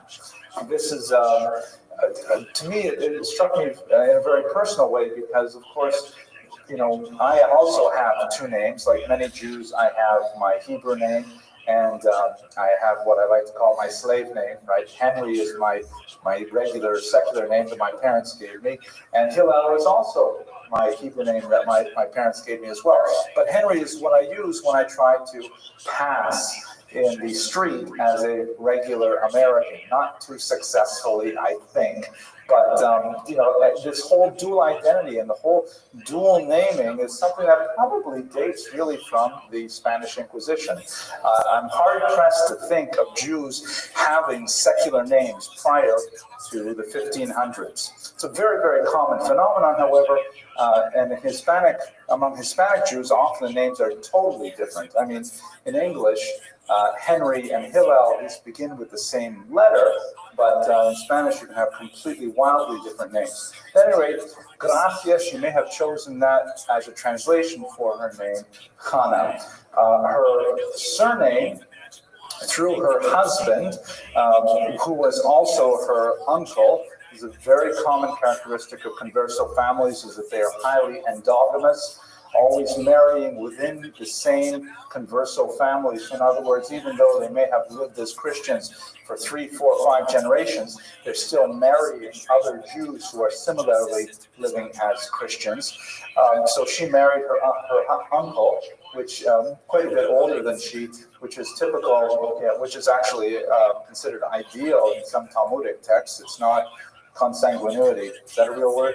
Consanguinity, meaning marrying someone too close to you in relations. His name was Mendez, also known as Benvenista, also a very common surname that is used by many Sephardic Jews today. I actually know some Benvenistas who claim descent from the house of Nasi all the way to the present day in South Florida. So the bottom line, she preferred to go by Gracia Nasi. Nasi is one more name to add to the whole mix. This is a family name. It's a Hebrew word that means prince, as in Yehuda HaNasi, indicating a royal lineage, or at least a lineage of leadership. And this is how she allowed herself to be known most commonly. But all of these names really apply to the same person. Confusing, complicated, but we're going to stick with Gracia Nasi in particular.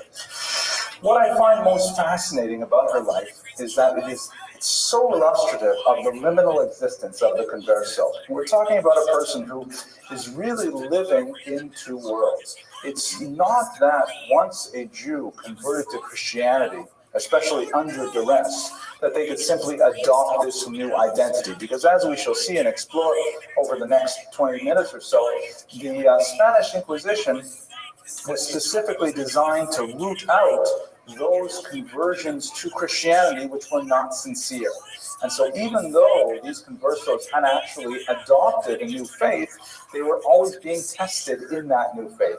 And the smallest little deviance from what was considered acceptable behavior could be grounds for incredible persecution, confiscation of their wealth, torture, and even execution. And this is a curse that they lived with for generations. The fear of being discovered as a crypto Jew, or even the fear of being denounced as a crypto Jew when it was not at all the case, was something that plagued conversos for many generations.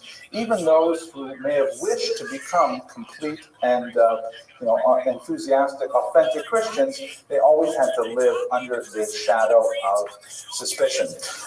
This is a rather interesting depiction of two converso Jews who have been accused of Judaizing, that is, of going back on their Christian vows and practicing Jewish rites. They're both wearing this ritual garment that was part of the Inquisition when they were taken to task for their behaviors. The figure on the right here, this little caption in French that says, this refers to a man, a Jew, who is condemned to the fire, but he has acquitted himself through his confession, meaning he has, admitted, yes, it's true, I love bagels and lox, and I eat them every Saturday morning, whatever, things like that. And as a result, he is, he's going through the flames, but with a clean heart.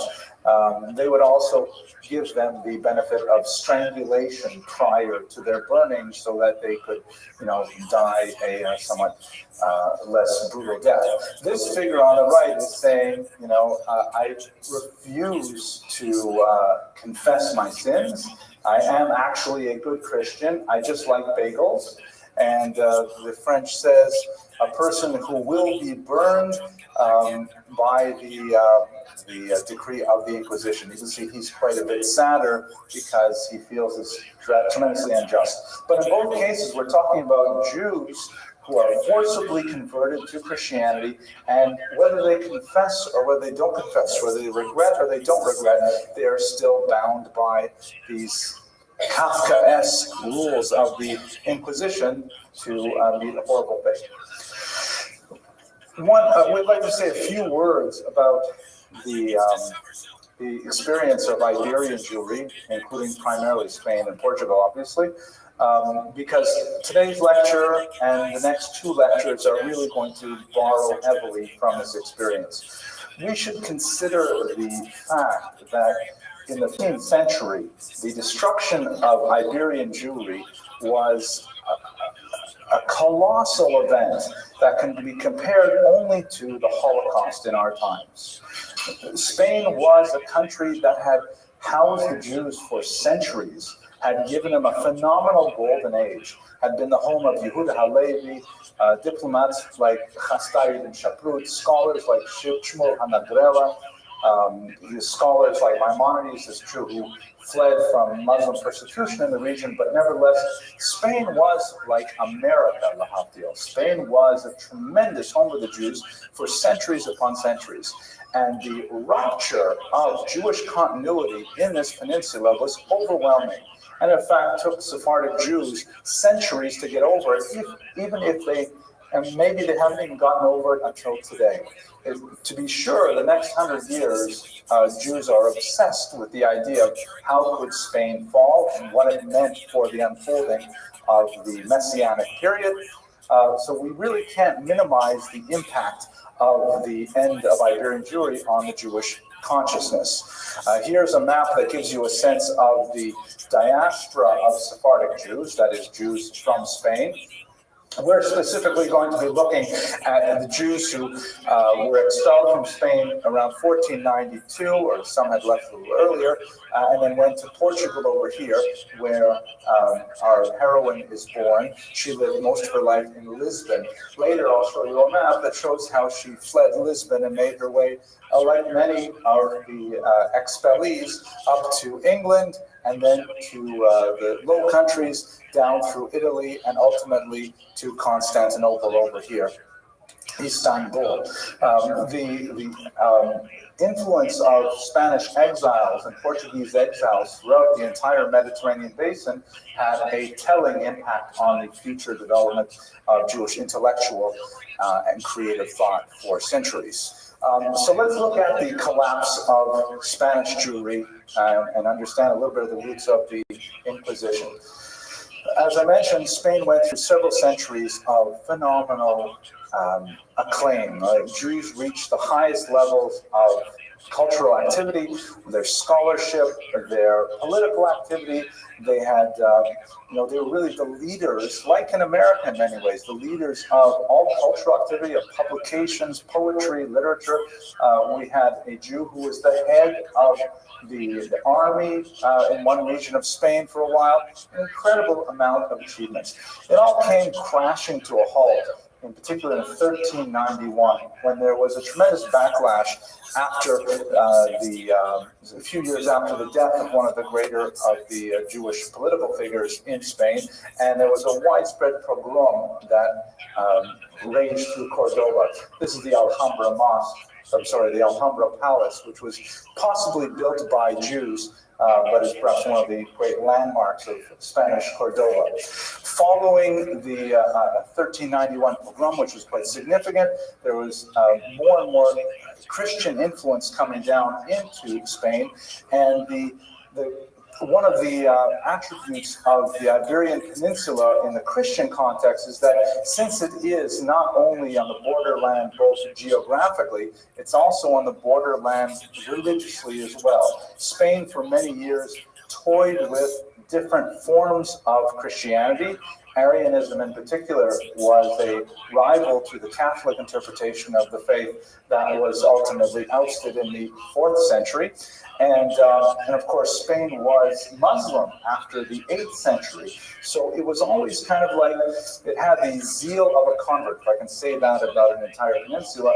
The Spaniards in particular were often trying to demonstrate their Catholic bona fides, and one of the best ways to demonstrate that you were in fact true to the faith was by persecuting the Jews. So Spain had once it became Christian again, it had a very, very strong anti-Jewish streak that appeared over and over again. In our context, perhaps the most significant are the history of disputations which raged throughout Spain. 1263 is perhaps the one you're most familiar with. That's when the great scholar Nachmanides was called to debate a Jewish Catholic convert, Jewish convert to Catholicism named Pablo de Cristiani. Nachmanides ended up winning that debate. He officially lost, but then he was banished immediately thereafter because he had shown up his interlocutor. And then a much more of a horrific example in 1414 in the city of Tortosa, which Jane Gerber, a scholar of the period, has called more of a pageant than a disputation, where 2,000 guests were assembled in order to witness the rituals humiliation of the Jewish interpretation of the Bible. So there was just more and more events that were culminating, indicating that Spain was no longer a hospitable environment for Jews. It culminates in 1479 with the establishment of the Inquisition. Now, what exactly is the Inquisition? This is a key point that we have to bear in mind. In Spain, in the 15th century, there were a tremendous number of forced conversions of Jews to Christianity. Many Jews, feeling the threat of immediate violent harm, had acceded to the demands of their persecutors and had taken on baptism.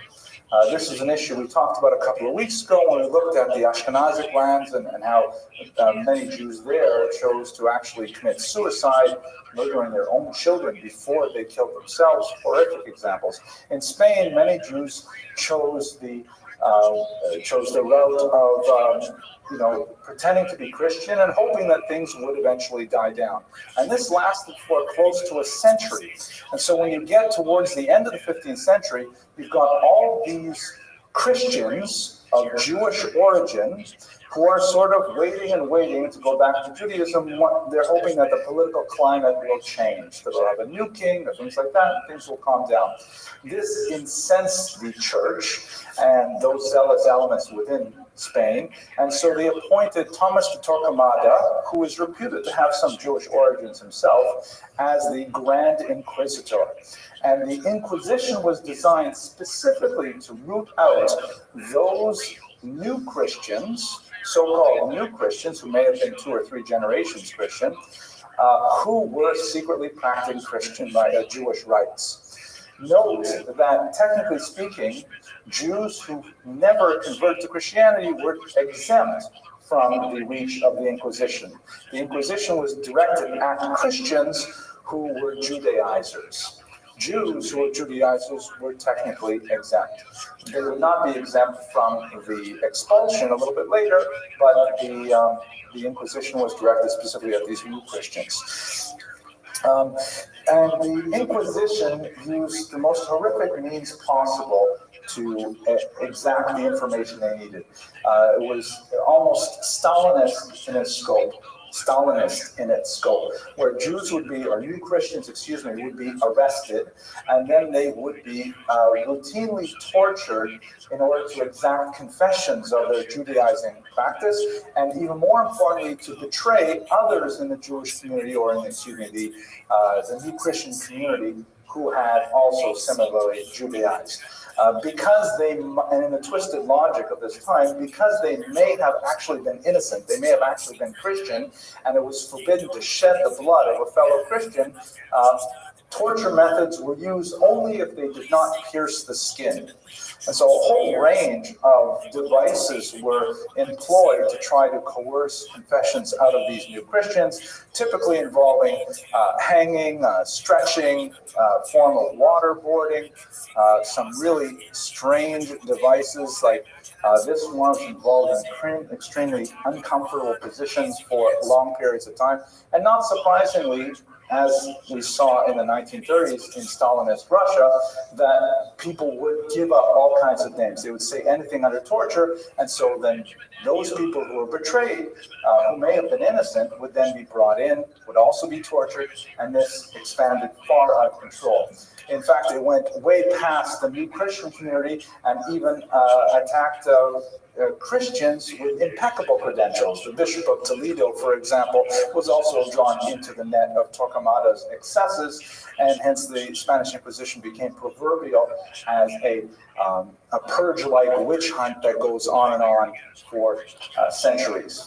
The Jews would be, or the new Christians, excuse me, I keep on making that mistake, they would be brought before a public tribunal. Here you can see them wearing these hats of shame, these long conical hats, which may have had association with the later witches' hats and the dunce caps, where they would be, forced to either recant their ways, which would guarantee them a death by strangulation and then by burning, or if they refused to recant, then they would simply be thrown alive into the fire, which is of course, the auto da fe, the acts of faith, so called by the church at the time. So that's the sort of mechanism of the Inquisition. I reiterate, it's directed primarily at these new Christians, and not at Jews per se. Let's also talk a little bit about terminology before I go on. I'm just going to move away from this awful slide before we do.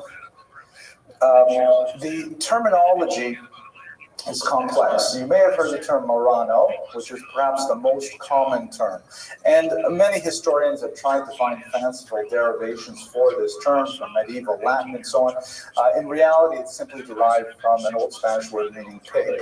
And this was a term used, a term of opprobrium used to describe these Jews who had become Christian and then were, so to speak, returning to their old ways, like as the church would have a dog returning to its vomit.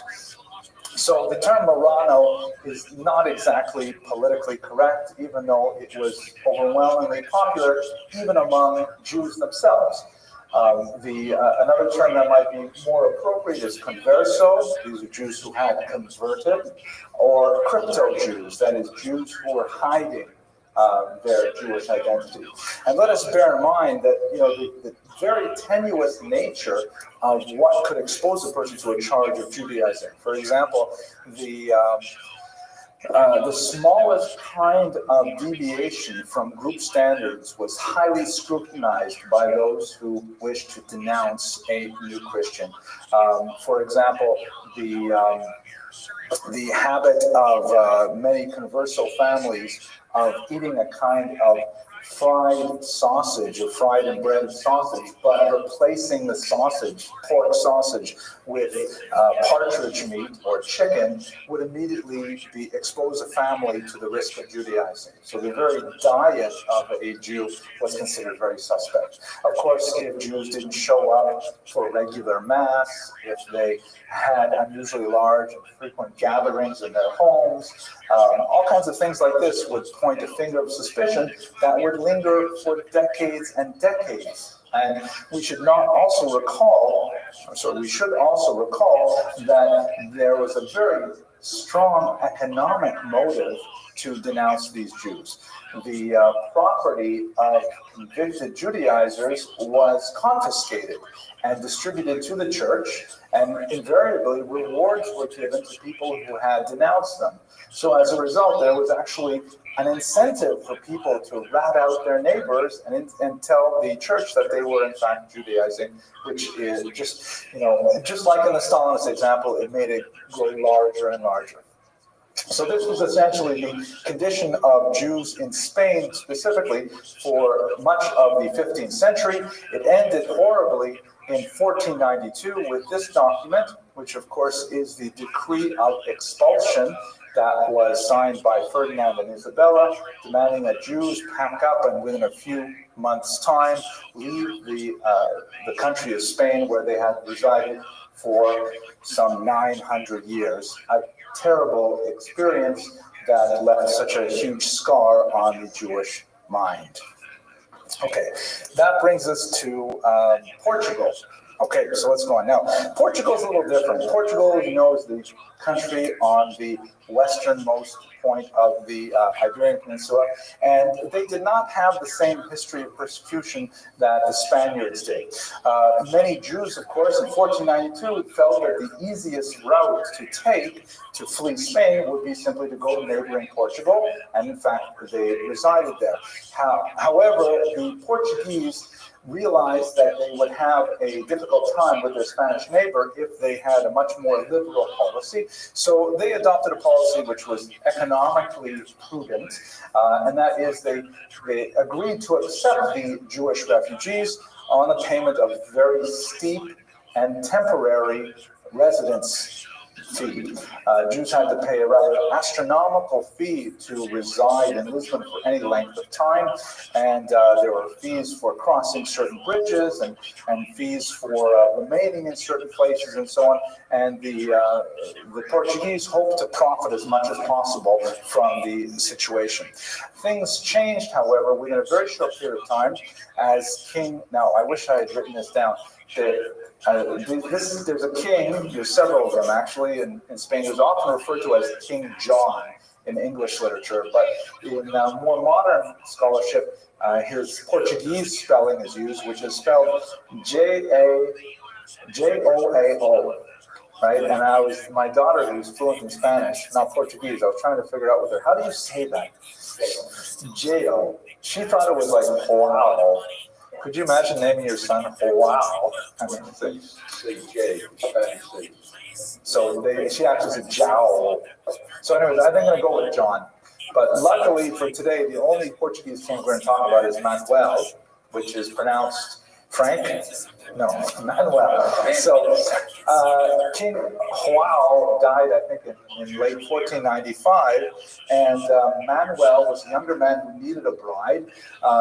Ferdinand and Isabella had a daughter, also named Isabella, but she refused to marry the King of Portugal, which would have united the entire peninsula. She refused to marry the King of Portugal while Portugal housed Jews. So Manuel had a choice to make.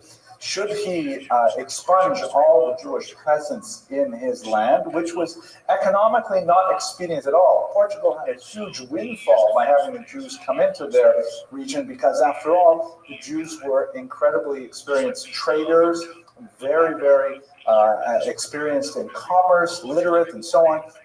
And so he really wasn't sure what to do about this, but Isabella was quite fanatical about this. She would not marry him otherwise, and so he came up with a kind of a plan. The plan was essentially to forcibly convert the Jews of Portugal to Christianity, and then expel whatever was left. But that way he was hoping to keep the population and their business acumen and their business connections and so on, and of course their wealth.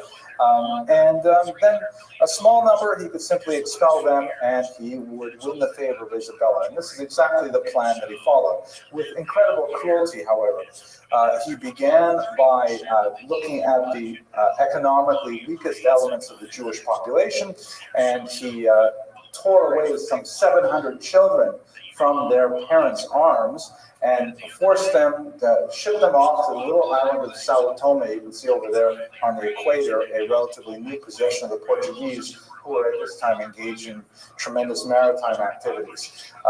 There it is. The 700 children who were sent there disappeared. It's assumed that the vast majority of them died. And according to a contemporary chronicler, many of them were actually devoured by the great lizards that lived on that island. I'm not sure if they actually have lizards that big there. Could be a fanciful. That's a Komodo dragon, which lives in the Komodo Islands. It's actually, I looked at Komodo dragons, but this is a monitor lizard. they're related. Oh, they're related. Okay, neither of them are Portuguese though. But at any rate, I wanted a picture of a big lizard. I forgot there would be a professor of biology in the room. But at any rate, it's a sad story. 700 children taken to Sao Tome and then killed.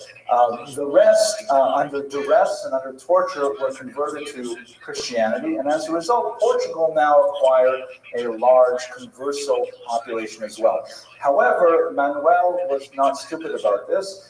This was purely a political ploy with economic overtures, and so he signed into the conversion agreements that the Jews would be free from investigation for 20 years after the forced conversion. In other words, he said, okay, you all have to pretend you're Christian, but we're not going to look too closely at you for 2 decades.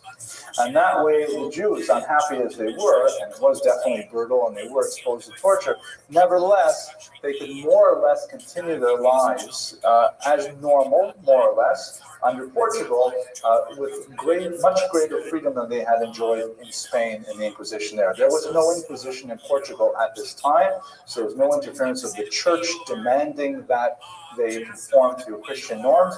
And so initially, the Portuguese experience was really quite different from that of Spain. And it was in this environment that Dona Gracia was born, probably in the year 1510. That is some 15 years after the expulsion from Spain. She was married, as I mentioned earlier, and she came from a very wealthy family. The Mendez family were very big into banking, into jewels, and they really capitalized very heavily on the huge maritime trade that Portugal was really opening up in the late 14th and early 15th century.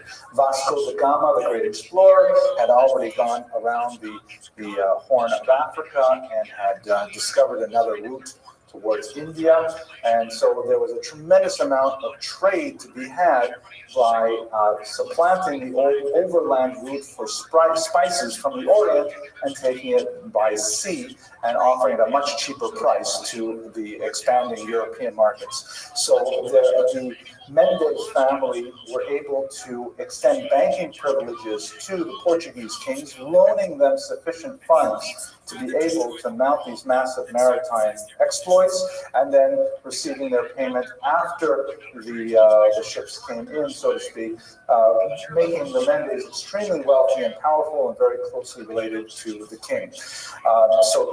Like many converso families, she married within the larger converso community. And here you see a painting of her from the famous artist Arthur Zick, that shows Francisco here as somewhat younger than he probably was. He was twice her age when they married at 18. He was in his early 40s. But nevertheless, they enjoyed a brief but very happy marriage together that produced one child named Ana. Now, the problem is that the converso wealth that they had was both a promise. It gave them tremendous power at all times because they were able to leverage that wealth for policies that they promoted for the benefit of the Jewish community. They were extremely philanthropic and also quite involved in the realpolitik of offering bribes to make sure that the converso community may remain safe. But at the same time, their great wealth made them a target. And so they were constantly under attack by people who wish to point out their obvious failures to conform to Christian practice in the hopes that their wealth would be confiscated. And so one of the many things that Gracia and her husband, and later Gracia alone, had to do over and over again was constantly pay off bribes to ecclesiastic and temporal officials to gain exemptions and protections from the depredations of those who would denounce them. So let's have a look at one more kind of interesting thing that Arthur Zick put into this picture. You can see she's holding a scroll here, and when you look closely at the scroll, And want to guess what it says there? Famous verse. Right. Beautiful passage from Book of Psalms. If I forget you, O Jerusalem, let my tongue cleave to my mouth, let my right hand use its cunning. Her proto-Zionism, very prominent. In fact, she would be a major figure in establishing a Jewish presence in Israel later on in her life. Yes, Mr. Schumann. Oh yeah, look at this little Jewish town. This is quite anachronistic. The Jews weren't using this as a symbol for Judaism back then, but nevertheless, really cool. Okay, so let's go on. They spent many years. She was married at age 18. She was widowed at age 25, making her the heir to a tremendous. Is that me? That's my microphone, right? She was heir to tremendous fortune. Maybe if I hold it further away, is that better? She was heir to a tremendous fortune, and once she was widowed at age 25, that made her incredibly powerful. Now, her husband had a brother named Diogo who was living at this point in Antwerp, and in fact, she would join him later, and she would later inherit him as well. It was a whole family saga here that I'll share some details with you. But in 16th, 17th century Europe, widowhood was really one of the few ways that women could exert power in the world. Certainly on a small scale, but when you're dealing with a woman like Gracia, who was working with and sometimes in opposition to kings and queens and incredibly powerful individuals, popes, her widowhood was really what gave her her independence and her might, her ability to actually flex her muscles financially and achieve her will. They were acting in a clandestine fashion when they were married together in Lisbon, primarily to thwart the Inquisition, which eventually did make its way to Portugal, but they underwrote a lot of activities to try and prevent the church from extending the Inquisition there, including very liberal bribes and perhaps even some assassinations of inquisitorial officials. But the Inquisition was impossible to hold back. And, the smallest thing could set them off. So, for example, there was in the Jewish quarter of Lisbon, they still had like a Jewish quarter, a kind of a ghetto type of setup, but it was more like what they would call in Boca Raton a gated community. There was a young Christian courtier who was seeking out a young Jewish woman that he had met in the marketplace earlier that day, and he went into a house hoping to find her, and he discovered a whole bunch of Jews gathered there around the table, and this happened to be Erev Pesach, the Passover Seder. And of course, these are new Christians, conversos. And of course, he came out and he proclaimed this in the streets, and it caused quite a hue and cry. Similarly, on another occasion, when there was a plague raging in the city, a whole bunch of new Christians and older Christians were gathered in a church, and they were praying for redemption from this plague, and the light shining through the windows in the back lit up a cross at one end of the room with an unusual luminescence. Many of the Christians in the room felt that this was a miraculous sign that, in fact, the plague was about to be lifted, and a converso, you can tell it's a kind of a Jewish approach, he scoffed at the idea that this trick of the light meant there was divine favor.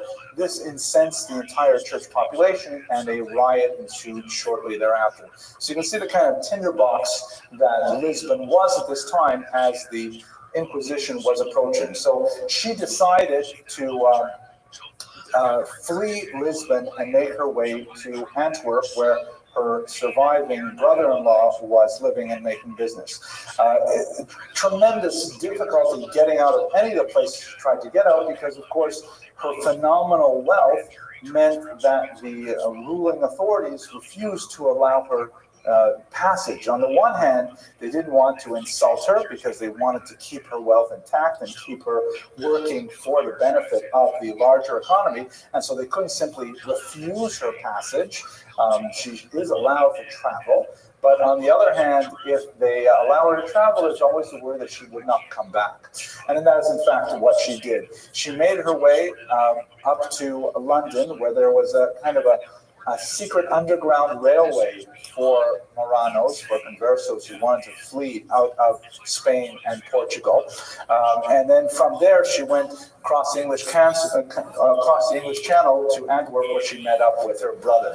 She brought with her a character that I have not mentioned yet, but someone who will be very important in her later life, her younger sister, Brianda, and Brianda, who would later marry Diogo, would eventually have a child.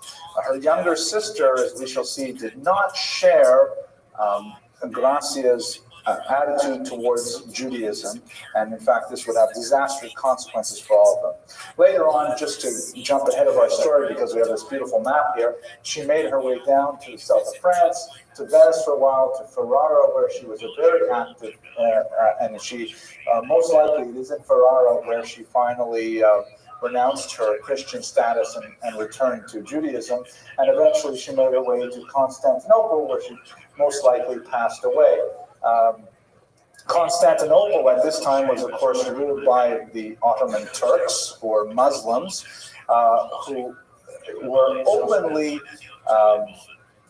inviting Jews to come to Muslim lands, and were laughing out loud in print and in all kinds of proclamations that the Christian persecution of Jews was in fact enriching the Ottoman territories. Very famous passages from various sultans to this effect. When she was in Ferrara in particular, recall at this point she met up with Diogo, and there's a lot of fascinating sort of behind-the-scenes negotiations over the will, the estate that belonged to her late husband and her brother. Ultimately, her brother-in-law ceded her complete control over the entire wealth of the house of Nasi, even over his own wife and daughter. He felt that she would be a much better steward of that wealth than his wife, as we shall see, for good reason.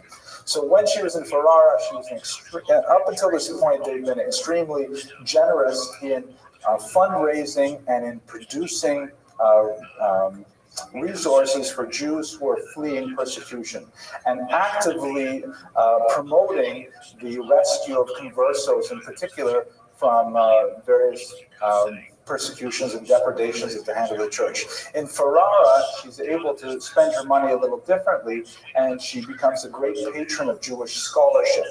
Two works in particular are associated with her activity. The first is the work of Samuel Huske, a famous work which has been translated to English, The Consolations for the Tribulations of Israel, which is a sort of a historical and a philosophical work about the nature of Jewish persecution over the centuries. And then the famous Ferrara Bible, which is a translation of the Hebrew Tanakh into Judeo-Spanish, into Ladino. And there's got a fascinating kind of cover on it. You can see that the frontispiece here has a depiction of a ship in a stormy sea with sea monsters and a broken mast. And it's an unusual kind of emblem to put on the front page of a Bible, the title page of the Bible. Anyone have any thoughts why she would choose to have it decorated so? This special Bible written in the spirit really of the age, with Luther publishing in German and so on, writing a Bible that conversos could read in a language that they were trained in, schooled in, and yet having this kind of image on the cover. What do you think about like the experience of the Jews as a whole? Can you imagine these conversos traveling from place to place and trying to stay afloat, and yet, you know, the mast is broken and the winds are blowing. You know, I like the wind over here in the corner, and it's very dangerous, and nevertheless, they're making their way through the sea. I find it a very evocative and beautiful image myself. Okay, well, let's go on. I find that fascinating. We'll talk about it more another time. Now, at this point, family conflict. So let's recall that the way the wealth is managed up until this point, she has all the money from her husband, and Diogo, her brother-in-law in Antwerp, as the other half. That's largely because her husband felt that Diogo had assisted in producing that wealth, but in reality, it was her husband who made most of it. At any rate, when she gets to Antwerp, she becomes right away Diogo's right-hand person. Diogo ends up marrying her younger sister and having a child who is known as La Chica. She's named Beatrice after her aunt, after Gracia. La Chica means the young one, and that's often used to distinguish her from her aunt. But it seems that her sister, younger sister, is really not enthusiastic about all the schlepping around and the secret converso culture stuff. She was really happy in Lisbon. She was happy living as a Christian, and all this, living on a razor's edge, worried about what's going to happen to the family, what's going to happen to our money. Are you actually seriously talking about moving to Istanbul, of all places? It didn't appeal to her at all. And she becomes more and more restive when it comes to the discussions that her husband and Gracia were having about the possibility of fleeing Europe altogether. Ultimately, after Diogo passes away, and in his will, as I mentioned earlier, he left all of the money in the control of Gracia, his sister-in-law, not his wife and his daughter. Gracia, the younger sister, Brianda, would formally denounce her own sister to the church and claim that her sister, truthfully, her sister was secretly living as a Jew, and that she, therefore, Brianda, the younger sister, deserved all of the wealth of the family, and her sister should be arrested, possibly tortured, and killed, and so on. It was a really difficult point in Gracia's life. As you can imagine, this human conflict had reached such a fever pitch, but it was clear that there was no turning back between the two of them. The idea of fleeing Europe altogether and living in a Muslim country was something that was so foreign to Brianda's way of thinking. She had grown used to the life of heavy consumption that was associated with the uber wealthy of Europe, and she simply would have nothing of it. Gracia had anticipated this and had very liberally greased the palms of all kinds of church and temporal officials, trying to hold back a formal lawsuit challenging her authority. She was not able to prevent a lawsuit from actually reaching the court, but she was ultimately able to defeat her sister in legal battle and lay authoritative claim to the entire inheritance, which is a rather amazing feat. It just shows you how useful money is. On the other hand, in a related development, there was also a rabbinic court convened on this particular issue that included some of the greatest minds of the era. Don't forget, this is the 16th century. This is the era when you have Moshe Ditrani, for example, and you have none other than Rav Yosef Karo, the author of the Code of Jewish Law, the Shulchan Aruch, who debated this very point, and ironically, the author of the Shulchan Aruch, Yosef Karo, disagreed with Gracia Mendes. Even though he felt that she was a wonderful person and they did great things for the Jewish people and so on, it wasn't right that the sister didn't get an inheritance and that the niece didn't get an inheritance either. But that's another story beyond what we're going to discuss here. Part of this whole debate was surrounding as well who would the younger child marry? Who would Beatrice La Chica end up marrying?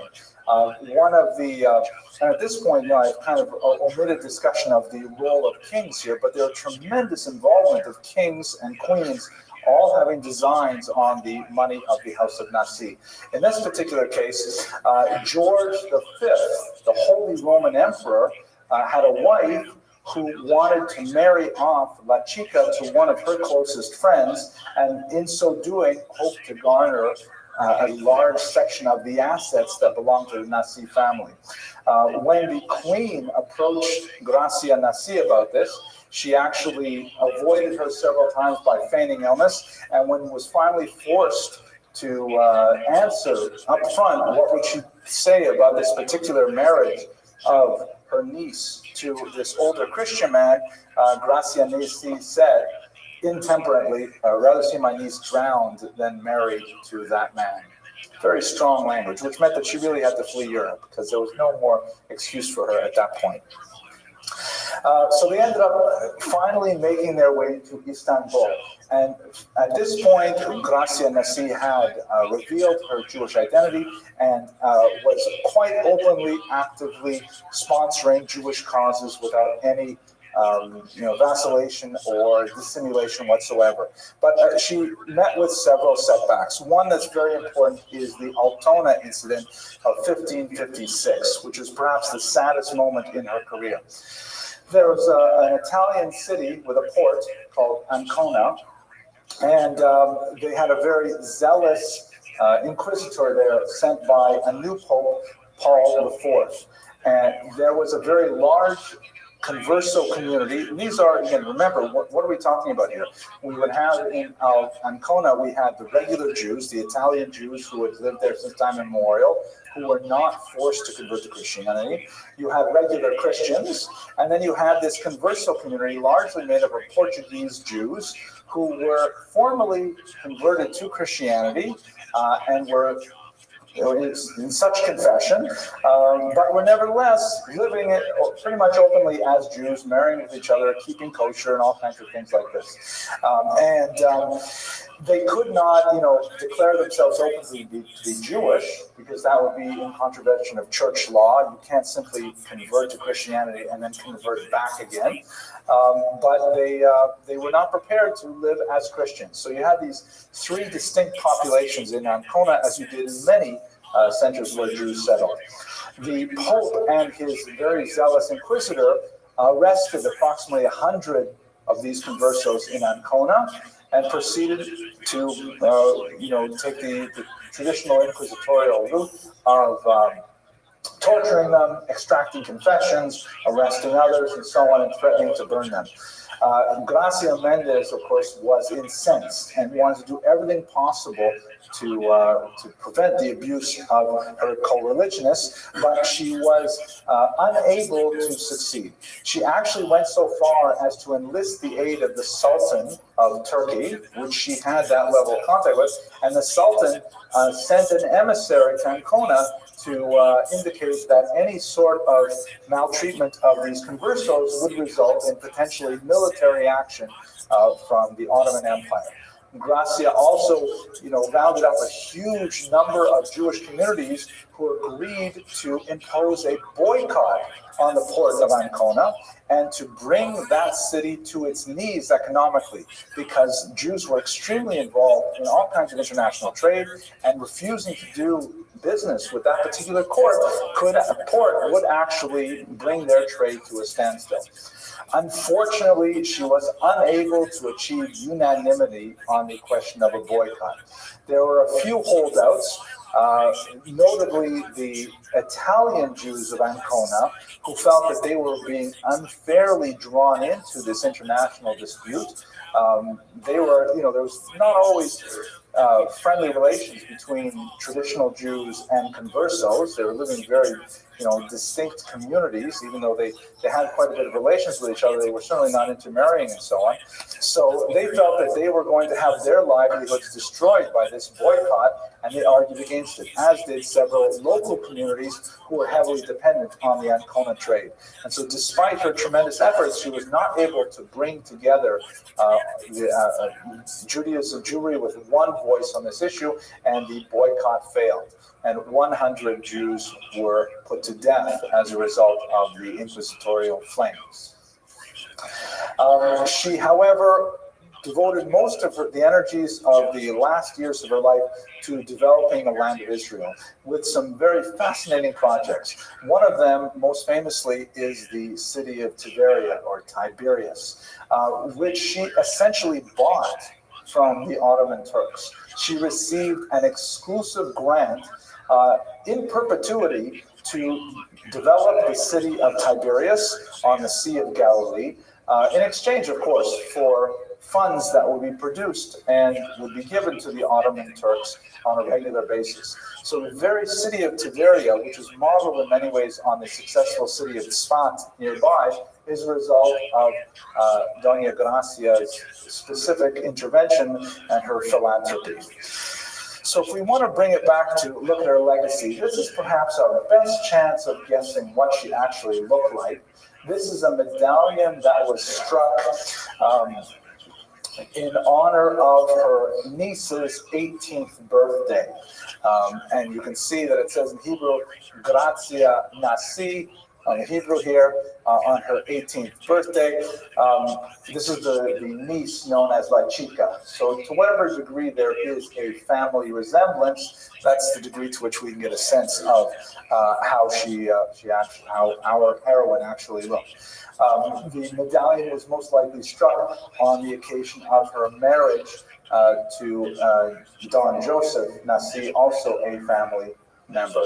But the overall scope and trajectory we get of the life of this really phenomenal woman is one of unrelenting heroism and one of an indomitable will in which she's confronted with these very difficult challenges, the challenges of great wealth, the challenge of Jewish identity within a very hostile environment.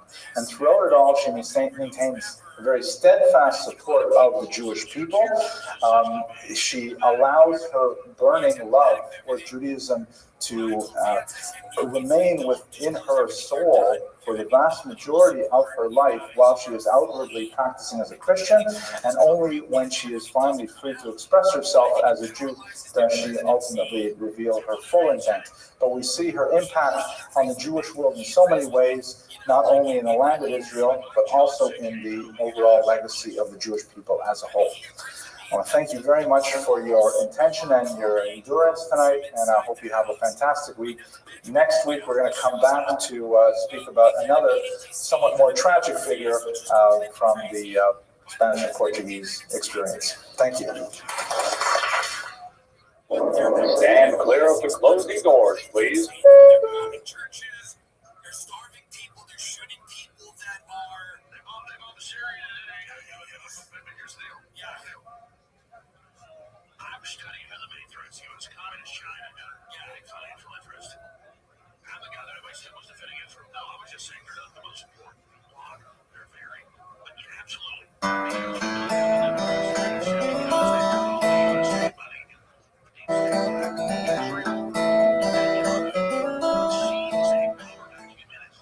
Hello, everyone.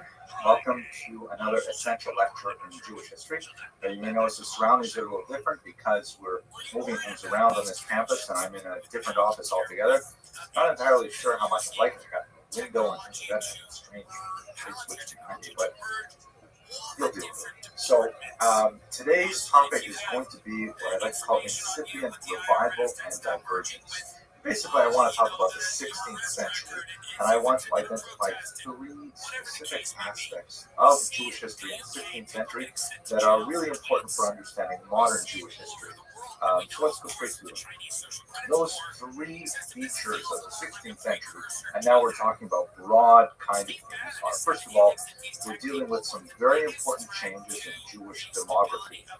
The distribution of the Jewish population, their concentration, their ethnic makeup, a lot of things change over the 16th century and onward, and so that's the first important feature. Second, the influence of disruptive technology, which is something I'm really keen on lately because we're living in the same kind of period now with the influence of the internet. And we wouldn't be watching this if it were not for the fact that the disruptive technology that the internet represents. And what does that mean for our society? It's changing dramatically even as we sit. Well, it just changed. Well, that's so strange. I don't know why. I enjoy telling myself this. But let's keep going. Okay. And third, more traditionally, the influence of the phenomenal Tzfat circle or Safed circle of Jewish intellectuals that were very active in the 16th century and have a tremendous impact on contemporary thought as well. I myself just released a book on one of the figures of this circle, so I feel very close to that figure. Okay, let's go to the first major issue. Shifting demographics. Okay, let's have a look at this map here. Well, here, in a sentence, what's going on? two major things happen that shift the bulk of the Jewish population in a very significant way. The first is the incredibly dramatic impact of the Spanish and then later Portuguese expulsions that drive the Jews out of the Iberian Peninsula and primarily across the coast of North Africa into places like the Ottoman Empire. That's a huge shift, and it's really important to understand how that affected the way Jews thought of themselves and their world. And the second shift, which is ultimately going to be even more important, is the movement of Ashkenazic Jews from the traditional homeland of the Rhineland, northern Germany, let's say, moving towards the east. These are two very important factors that represent major incipient changes in the Jewish population as a whole. Now, Jews are no stranger to expulsions, but the pace picks up significantly over the course of the 15th and 16th century. If you look at this map here, this is a map which shows the gradual spread of the bubonic plague, which sort of begins in the central Mediterranean region and then spreads northward from 1347 on. Jews suffered tremendously during the Black Plague, not only physically, there's no evidence to indicate that they suffered any less than general populations. In fact, there is some evidence to argue that perhaps they suffered even more because they were primarily living in urban or semi-urban environments where contagion can spread much more easily. But be that as it may, the relevant factor here is that as the peasants tried to deal with the overwhelming impact of the Black Death in 1347, and they're looking for reasons why did this horrible plague come upon us. Unfortunately, Jews constitute a very traditional go-to excuse for anything bad that happens, which reminds me of a joke. Should I tell them in this series? Oh, I'll tell you very quickly because I can't help it. So the joke goes like this. There's a big lineup outside a cucumber store in the former Soviet Union. I heard this when I was doing research. And there's all kinds of nationalities there because the Soviet Union was made up of many different nationalities. And they're all waiting to buy the cucumbers, and then the cucumber salesman opens up the window and says, "We just learned there are going to be less cucumbers than we expected. All Jews go home." So, you know what can they do? They pick up, they leave the line, they go home. And everyone's waiting in line, and a few minutes later, he opens up the door again and says, "We've just heard that some of the trucks broke down on the way here. We will have less cucumbers than expected. So all Uzbeks, Tatars, Ukrainians, and Lithuanians leave the line and go home." So what can they do? All these other often non-titular nationalities, not as quite as high status, they have to leave the line and they go home. Finally, there's only pure Soviet citizens there, really devoted, followers of Stalin and everything. They're standing in line. And the cucumber guy opens up the door and he says, "We've just learned that the last trucks were taken over by the mafia. There are no cucumbers arriving today. Everybody go home." So Ivan turns to Petro and says, "You see, the Jews get all the breaks." Anyways, so the Jews suffered quite a bit in the 14th century as the Black Death swept through the region, and the Europeans got a taste for expelling Jews. That often had economic implications as well. Watch the video on Jews and medieval economy to get some sense of it. But more significantly, if you look at the larger map here on the right-hand side of your screen, you'll see that the red line, which I've added to the map here, shows the large phenomenon of Jews leaving the Iberian Peninsula and finding new homes in Italy, in Greece, particularly Salonika, and especially in the Ottoman Empire, in Istanbul, Constantinople. Those are regions where Jews were felt to be more welcomed at the time. Many of these regions were under Muslim rule, and the Muslims welcomed the Jews because of their potential economic contribution to the societies and so on. But it represented a tremendous end of an era. And what you have to do is think about, in the 15th century, how Jews really regarded themselves as sort of a post-Holocaust generation. Much like we in the later half of the 20th and into the 21st century are still reeling from the incredible demographic assault of the Nazis on the Jews of Europe, the Jews of the 15th century were reeling, trying to understand what could it mean that the golden age of Spain came to such an abrupt and hateful end with the expulsions at the end of the 15th century. So it's not just a shift of population, it's not just a migration for economic reasons, it's an uprooting, it's a destruction of a civilization that then had to be replanted elsewhere. It's also important to note in this regard that there are a lot of Jews who are actually heading to the west, not to the east. It's not necessarily for our discussion today, but many Jews chose to go to the New World, to what would become Brazil, Curacao, and eventually New Amsterdam, New York. These are really the later ripple effects of the expulsion. And finally, we should also mention a smaller note. Many Jews chose to leave Spain and Portugal for Northern Europe, particularly the Netherlands, Amsterdam, as being more liberal climates where Jews could practice their faith with less fear of molestation. So that's one really important about the demographics, is that the huge population of Spain was totally destroyed and was spread out throughout the region. One last detail before I forget. Of course, there were crypto Jews, Jews who chose to mask their Jewish sensibilities and identities under a Christian guise, sometimes called Marranos, which is inherently a derogatory term. And their history is also fascinating, but not so for our topic today.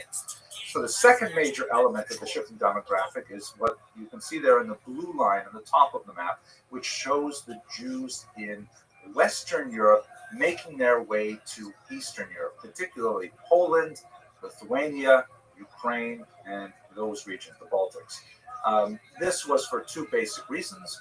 One, increasing levels of anti-Semitism in Western Europe, based on factors we discussed in earlier videos. And secondly, very significantly, the attraction to these new economic zones, where much of the economy was very poorly developed, and there was tremendous opportunity for Jews if they moved towards the east to become arrendators, land lessors or lessees. I'm not sure which one. There would be middlemen for landlords owning large tracts of land called latifundia, tax farming, all kinds of things like that. So the shifting demographics means a lot in this context as well, because we're going to see that this population is actually going to grow significantly over the next few centuries, meaning that the Yiddish language is going to expand tremendously as well, because Yiddish is basically, as Billy Crystal once put it, German with phlegm. Basically, it's a medieval German dialect written with Hebrew letters with a tremendous number of borrowed words from many other languages. So Yiddish becomes the lingua franca of the largest group of Jews ever in history by the time we get to the end of the 19th century. Okay, so that's the first major point, shifting demographics. Let's look at the second, disruptive technology. Okay, so what is this technology that's changing everything? What do I mean by disruptive? This is kind of like a business term that's used frequently nowadays. This is when someone invents something that changes the way we do business. And in this case, it changed much of our society as a whole. The invention, of course, I'm talking about the printing press, invented by Gutenberg in the 15th century. This basically took the world from a manuscript culture in which you had to have monks who were painstakingly copying out line after line of written texts and then circulating them one copy at a time, which was an incredibly expensive and difficult endeavor, which meant that actual books were very hard to come by, and you would only see them with great rarity. This kind of like a Torah scroll today is an incredibly valuable and expensive thing to procure, and would generally only be purchased communally. Only exceptional individuals would own their own Torah scroll, even though it is actually a commandment by the Jewish count that every person must write their own Torah scroll. And we're staying on topic. The Jews seized on this technology fairly early, particularly the Sonsino family in Italy, who started producing these amazingly high-quality, beautiful works. This is, for example, a beautiful page for the first page of their Bible, the book of Genesis, and you can see how it's very beautifully illuminated, multiple colors. much like a manuscript would have been illuminated. And they're trying to absorb that aesthetic into a printed text. And later they would, of course, abandon it because the cost was not necessarily the driving factor behind the profit. But nevertheless, you can see some absolutely gorgeous work. Later, particularly with the Talmud, this was expanded on by a Christian printer named von Bomberg, who printed an entire set of Talmud that was not necessarily as high quality as what the Sonsinos were producing, but it was complete and it was produced in a fairly quick fashion. And it rapidly essentially put the Sonsino family out of business because this new Talmud was one that could be circulated with some standardization throughout the period. Now, think back for a second now. What does this mean? Why is this so disruptive? Tremendously disruptive, because all of a sudden it means that populations move from the hierarchy of those who possess the text to a more democratic sense of, well, of course, we all possess the text. This is it becomes cheap enough that everyone can own it, and or at least large groups of people can own significant numbers of manuscripts. All of a sudden, information literacy becomes populist, becomes available to so many people, and not only the access to existing information, the creation and dissemination of new information is also possible. So brand new ideas that maybe never would have had the kind of institutional support to allow them to make multiple copies of a manuscript to later influence larger groups of people, all of a sudden it's like blogging. You just write a few ideas down on your computer, bang, it's out there for like 2 billion people to read within moments. So it's a tremendous change, the shift from this manuscript culture to a written culture. And at the end of this lecture, I'll just outline a couple of ways in which that had an impact that we feel to the present day. But let's go on to the third major element of the 16th century that I want to talk about, and that is specifically the amazing Safed Center. So what's going on? Safed is this town in northern Israel, Tzfat in Hebrew, or Tzfas. It's in the Galil, very beautiful area, very rolling hills, as you can see in this photograph here. And it basically was a nothing town until the 16th century. And in the early 16th century, the Ottoman Empire took it over, and they put in place some new tax laws that made it really advantageous for people to settle there, particularly in the textile industries and so on. So it was a multicultural population, but with a lot of Jews suddenly congregating in there. And if you think back to the expulsions of the Iberian Peninsula, obviously a lot of the Jews who had fled Spain and Portugal made their way to Tzfat. And what seemed to happen there in the beginning of the 16th century was there was a collection of absolutely brilliant minds, a collection that rarely happens in Jewish history. And so within the space of about 50 years, you have an explosion of Jewish creativity that was expressed in so many different ways. At the center of it, you have people like Rabbi Shlomo Alkabetz, the author of the Chad prayer, a very noted Kabbalist, who together with his student, Rabbi Moshe Cordovero, would go out wandering the hills around Tzfat and would mystically sense the presence of graves of tzaddikim from earlier generations, and they would engage in mystical exercises and meditations, and then those places that they identified would become sort of like spiritual tourism destinations that would attract still more Jews there.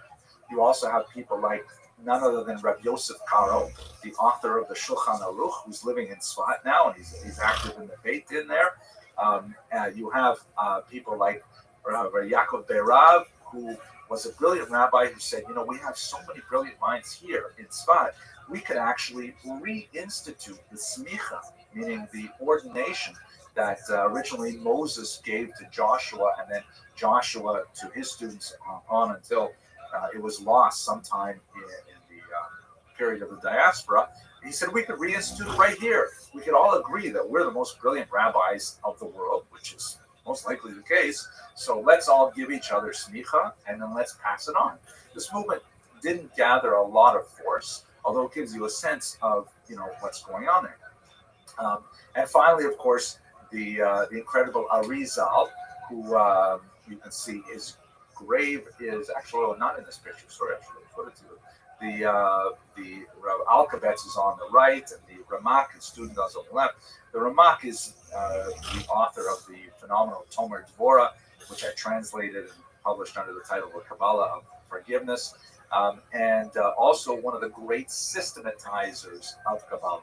He took the wide range of writings in the Zohar and other places, and he kind of like made a system out of them that you can actually, comprehend without, falling into some kind of mystical trance to understand it. At least, that's what they say.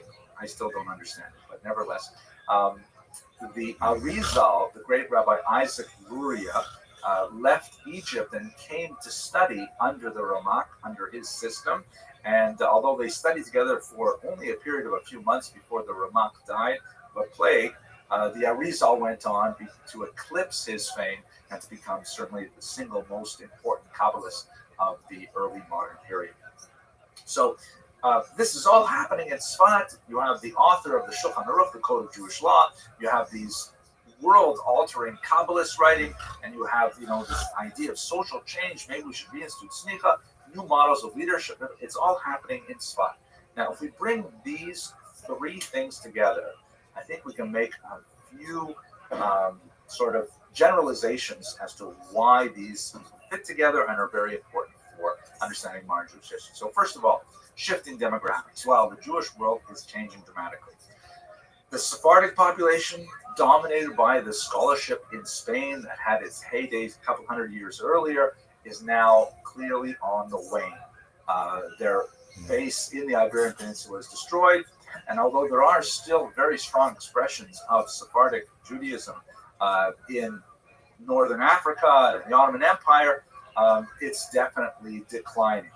Population-wise, the Ashkenazim grow, and they themselves begin to move towards the east. And ultimately, they will overtake the Sephardim in terms of population numbers and become the dominant political organization of Jews as well, well into the 20th century.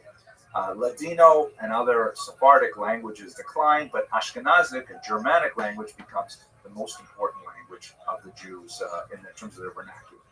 Second, and related to this, the disruptive technology of printing changes the way Jews look at themselves, look at the Torah, look at their rabbis, and ultimately creates some tectonic shifts that alters the Jewish world phenomenally. The textual tradition becomes reified, which means to be made concrete, and that has like a good side and a bad side. It's a good thing in that, here it is.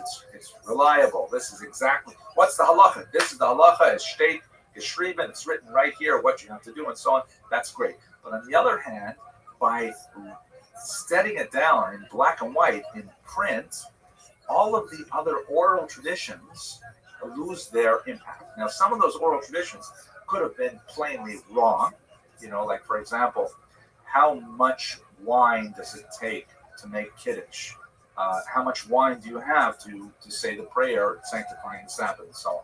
So all of a sudden we have a machloket, we have a controversy because we've lost the sense of these sizes. Something that before the Shulchan Aruch, maybe quite a bit before, people would kind of pick up a cup and say, well, yeah, that looks like about right there. And others say, no, that's not big enough. My Zayda used to have a much bigger cup. So there's like a whole discussion, which ultimately becomes reified in what does it say in the text. That's what we're going to follow. In fact, one of the reasons why there was such an objection in some circles to the Ramah's writing, the Ramah, Rabbi Moshe Isserles wrote in a very important commentary on Rabbi Yosef Karo's Code of Jewish Law. Code of Jewish Law is called the Shulchan Aruch, the set table. The Ramah's super commentary is called the Mappa, or the tablecloth.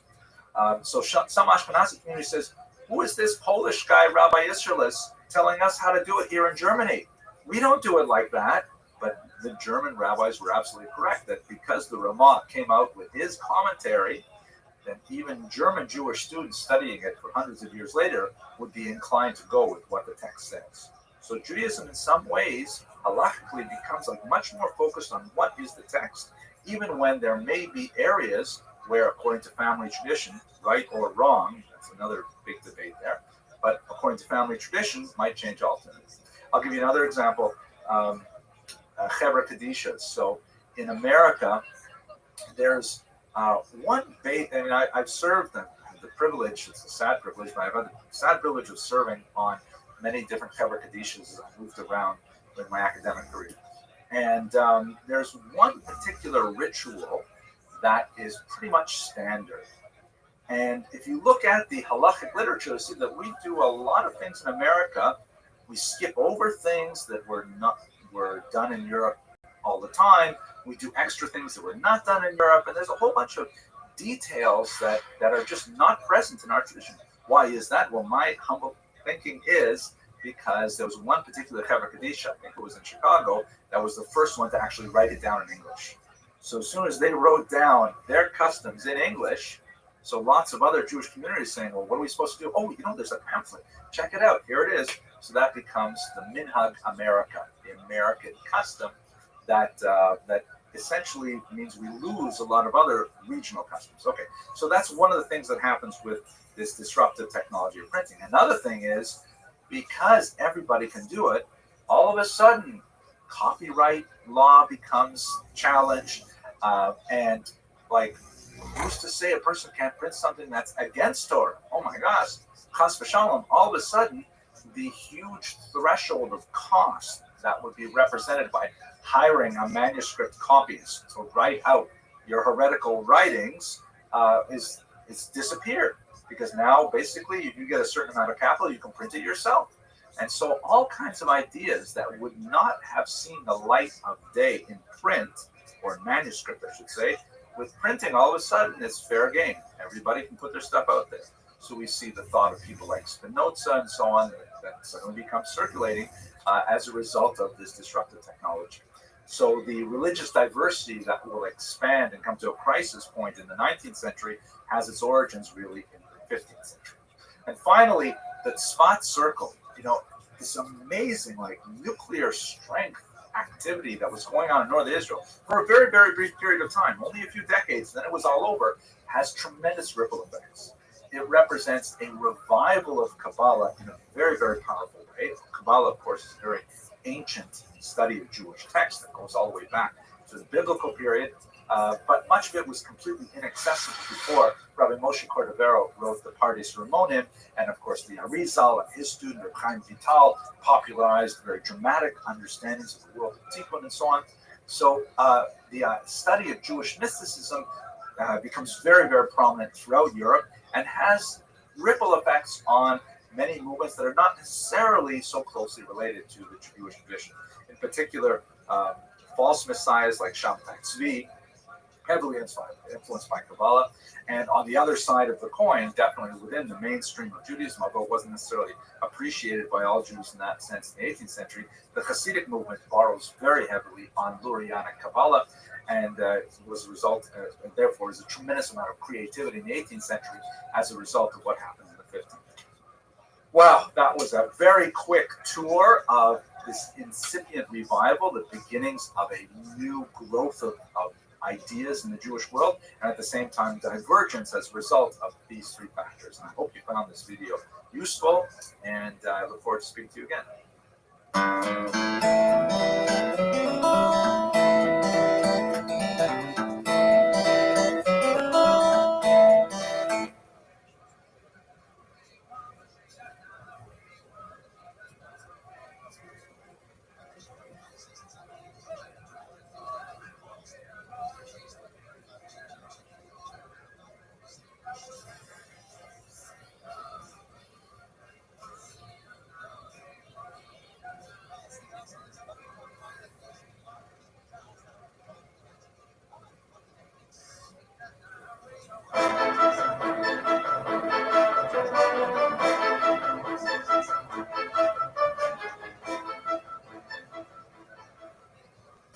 Okay, ladies and gentlemen, thank you very much for coming.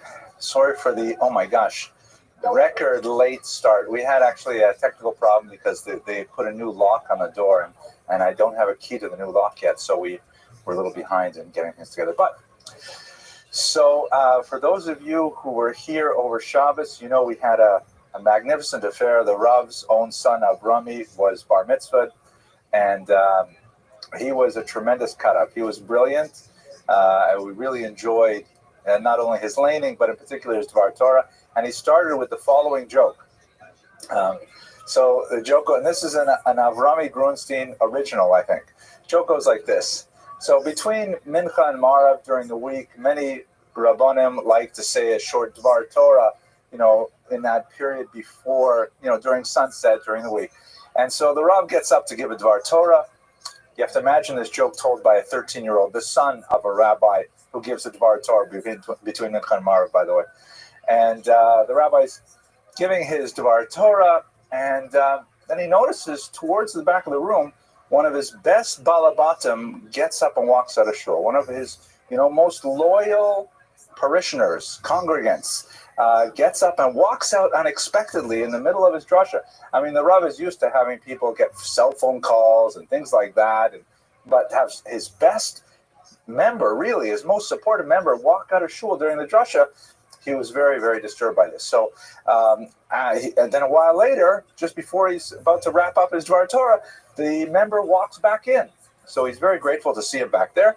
They daven Marav, and then afterwards he goes up to him and he says, "Listen, Shlomi, I was kind of surprised to see you leave the shul right in the middle of my Dvar Torah." And Shlomi says, "Yeah, I had to get a haircut."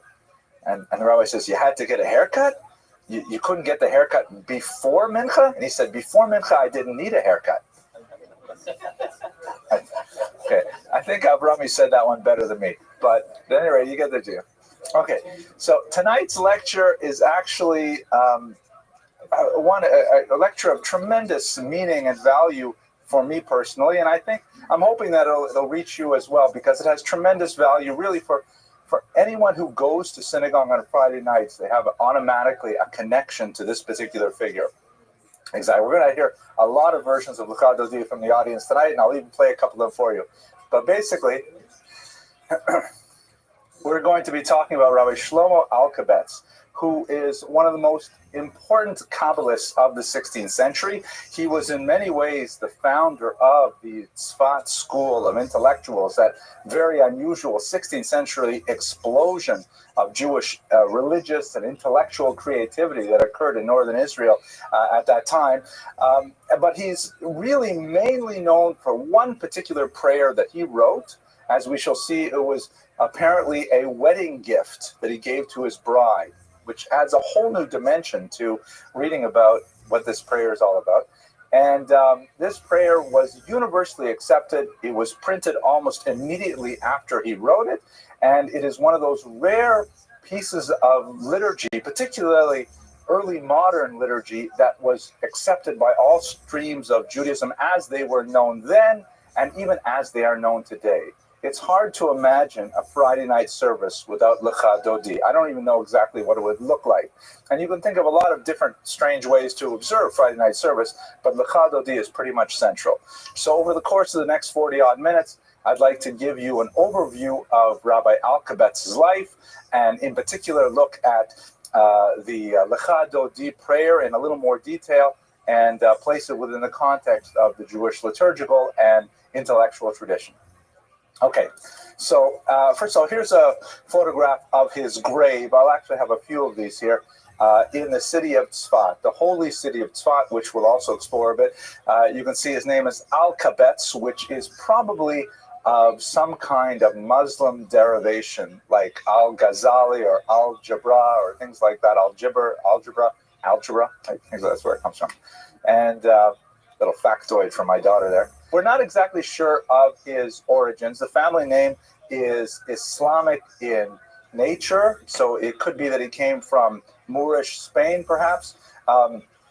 We catch up with him in Turkey, and he's very much associated with the Portuguese exiles in Tzfat later, so it's difficult to say exactly what his family origins are. They definitely have significant roots, though, in Turkey. We have a grandfather we know of as a printer, for example, but otherwise much of his origins is lost in the background. His years, by the way, just so you know, roughly 1505 to 1584. Comparatively short life, not as short as many of the Kabbalists that he was the teacher to. That 16th century, in the space of about 25 to 40 years, created such a tremendous revolution in Jewish thought that we're still feeling its echoes today, 4 centuries later, 5 centuries later. So let's place it in context. The 15th century was in many ways, it can be compared to the post-Holocaust generation in many ways. Very difficult to make that kind of comparison.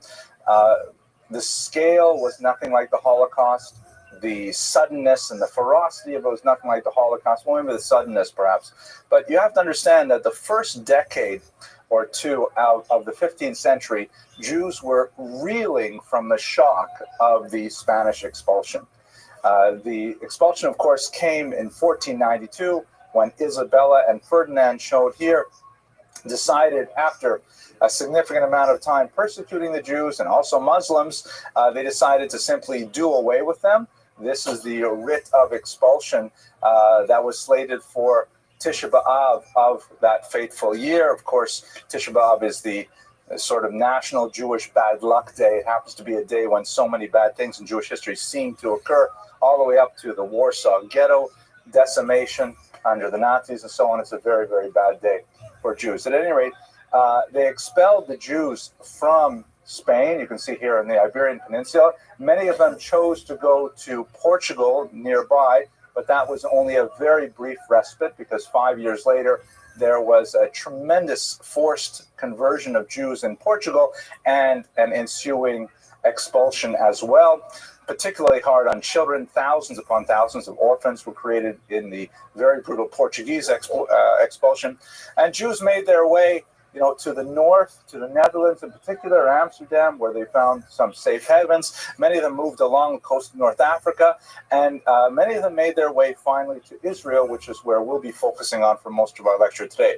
For our purposes, however, the destination of choice for many of the Spanish and Portuguese exiles was the Greek city of Salonika or Thessaloniki, which was a major Jewish center at the time. It was supported by some very important Jewish largesse, some very important people like Dona Gracia de Mendes, who supported the Jewish exiles in a very significant way. And the Jews found a lot of shelter in Greece and later in Turkey, which is essentially the route that would be followed by our protagonist, Rabbi Shlomo Alkabetz. He made his way first to Salonika.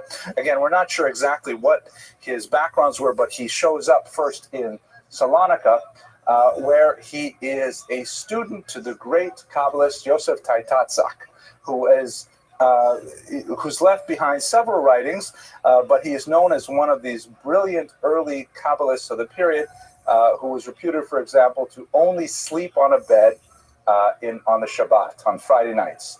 Otherwise, he would sleep on the floor, and he did this for 40 long years. He was a teacher of many, but in particular, Rabbi Shlomo Alkabetz instructed him in the mystical arts and doctrines of the Kabbalah. And that brings him to Tzfat. His route to Tzfat goes through the several towns in Turkey, in particular Adrianople, where he is acquainted with some of his greatest disciples, including this man. Of course, this is the iconic picture. We don't know if this is exactly what he looks like, but none other than the great Rabbi Yosef Karo, who was to be the author of the Shulchan Aruch. It's not very well known outside of cognoscenti, but this great legal mind who composed the 4 sections of the Code of Jewish Law was also a noted Kabbalist. And in fact, much of his Kabbalistic thought and his halakhic thought overlap. And he borrows from much of Kabbalistic ideology as to inform his halakhic writings as well. So Rabbi Yosef Karo and several others were attracted to Rabbi Shlomo Alkabetz, who was by then beginning already to gather disciples, directing them along the teachings of Rabbi Taitatzak that we saw earlier. It was at this time in Turkey that the two of them, with other disciples, spent the night on Shavuot studying and learning, which has become a de rigueur tradition now for Jews. There's a midrash, I'm sure you're familiar with it, that when God wanted to give the Torah on Mount Sinai, The Jews slept in, so you had to make thunder and lightning and things like that. And so as a result, from then on, the Jews, as it were, resolved to always get up early to be able to receive the Torah on the holiday of Shavuot with passion and eagerness. But a custom developed, particularly from this one incident in the 16th century when Rabbi Alkabetz and Rabbi Karo were studying together, and Rabbi Karo reported a visitation from an angelic being called a Magid, who had come to him many times over the course of his life. And as a result, the tradition became widespread to spend the entire night of Shavuot learning, as in fact we do in this synagogue and many others. And there's a particular text that Sephardim in particular use. This is a cover from an 1860 printing of the Tikkun Leil Shavuot. Anyway, so they stayed up all night. Now, he arrives in Tzfat in the year 1535 or thereabouts, and this is really where the huge explosion of activity occurs. He gathers around him a host of Jewish celebrities, the like of which would not be seen for hundreds of years. It was like really such a phenomenal concentration of people that you never have anything quite like this, an all-star game of Jews, as it were, all at once. And we'll try to explain what the reasons for that on the next slide. But his disciples included Rabbi Yosef Karo, I mentioned earlier, Rabbi Elazar Azikri, who wrote a fascinating book called Sefer Charedim, which is essentially a book that lists all of the 613 mitzvot and then compares them to the parts of the body that are used to perform those mitzvot, along with the ways of atoning for those transgressions. So, for example, if you use your right hand to threaten to strike someone, then you have to use your right hand to give charity. An act of cruelty has to be matched with an act of kindness with the same hand. And he goes through all the body parts like that, eyes, ears, nose, and so on, and it's really quite an amazing book. Rabbi Abraham Galante, very important Kabbalist, and the most important of all of them was Rabbi Moshe Cordovero, known as the Ramak, who is a person who's very, very dear to my own research. I published a book on him just last year.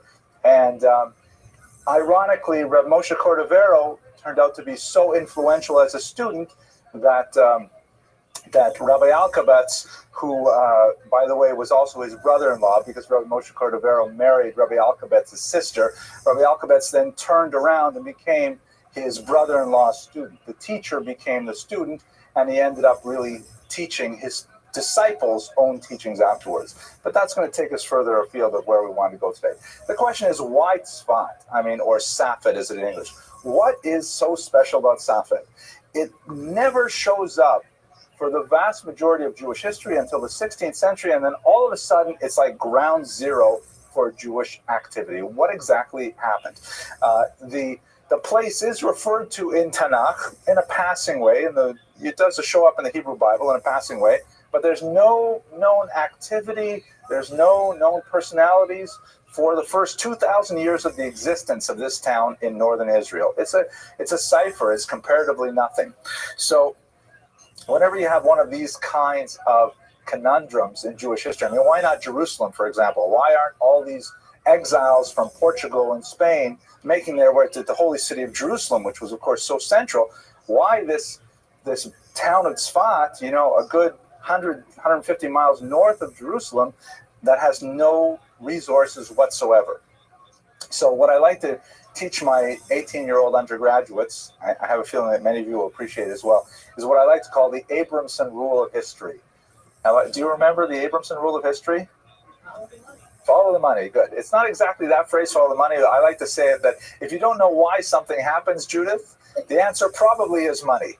It's probably money. If you can figure out the kto kogo, the who benefits, what is it? That's in Latin, they say cui bono, right? Who gets the benefit? But in Russian, I like it better. Kto kogo, who's beating whom, right? If you can figure out who's getting the benefit of it, then maybe you can usually figure out what's going on. So if we look at Tzfat, it appears to be basically economic in nature.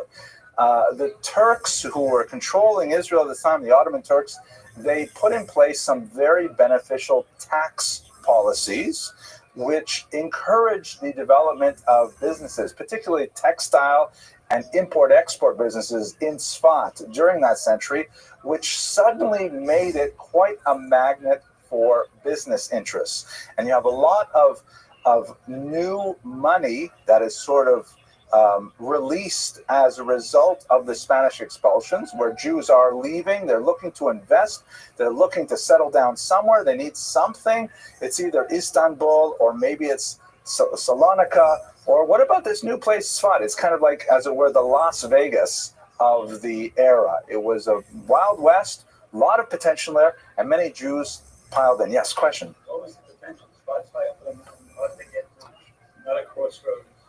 Well, it actually could serve as a crossroads to the north, because the way the Galil is set up, right? Jerusalem is definitely high up in a mountain. Yeah, but it's got a commanding presence over the entire region. It's the largest town in the region, so it had a lot of benefits that the inhabitants could find. But there's one in particular that is especially important, and that is spiritual tourism. This was a new industry that was very big at the time, and that is, and in fact, by the way, Rabbi Alkabetz was very important in developing this industry. Visiting the Kivrei Tzadikim, the graves of the righteous ones, was considered like, an act of great piety. People were finding these graves all over the place. Most of the graves that we visit in Israel today, they're of doubtful origins, but Sfat was really well placed for that. It's beautiful, it's well watered, it's lush, it has lands for growth, it has all kinds of things that Jerusalem at that time did not. And so money concentrated there. People sit up, and actually, your question is so fascinating. Think about Las Vegas, the comparison. What does Las Vegas have, right? I mean, there's no water there. It's a desert, but it's a human-created economy. Just get all of us there together in one place, and we'll figure out a way to make money. And in fact, it happened. And Sfat just boomed for about 80 years. And they had a problem with earthquakes and plagues, and that kind of shut it all down. By the 1580s, it was on its way down, and it declined significantly since then. But the first 3/4 of the century were great. Judith, I'm sorry you've been waiting. I was wondering, was this area impacted by Well, Crusades are definitely way over by this point, and we're over by like 400 years, 350 years. Okay, yeah. To my knowledge, it was not. It was not on the coast, so even those arrivals by sea would not have affected Sfat, and it's not such a direct route, so I don't think so. Yeah, it definitely has strategic value because of its height. Yeah. Yes. During the Inquisition, was people allowed to take out their money? Well, No, but there's rules, and then there's ways to get around them. So there's always familial connections, and the Abravano family found ways to, some bizarre ways, but they found ways to funnel out a lot of their funds when they had to leave Spain as well. So there were ways to get money out. Difficult, but then that, once again, the money is in play. It's not invested in a particular industry or real estate. Textile seems like a pretty good idea. And Sfat really benefited from that. So what happens next, of course, is once you have a thriving economy, then culture develops. You don't have universities develop in the middle of nowhere. You only have universities develop where there is significant amount of concentration of resources to allow for the development of higher culture. And that's what attracted all of these people, because there was suddenly a wherewithal for them to, ply their trade in religious thought. Here's an interesting picture. I wonder if can we zoom this back a little bit? Because you can't see the full picture.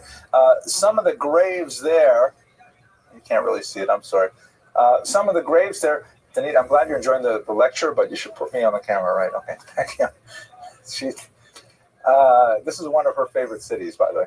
So you can just see some of the graves here, they're colored blue, which is considered a way of warding off the evil eye. Blue is considered a Kabbalist color.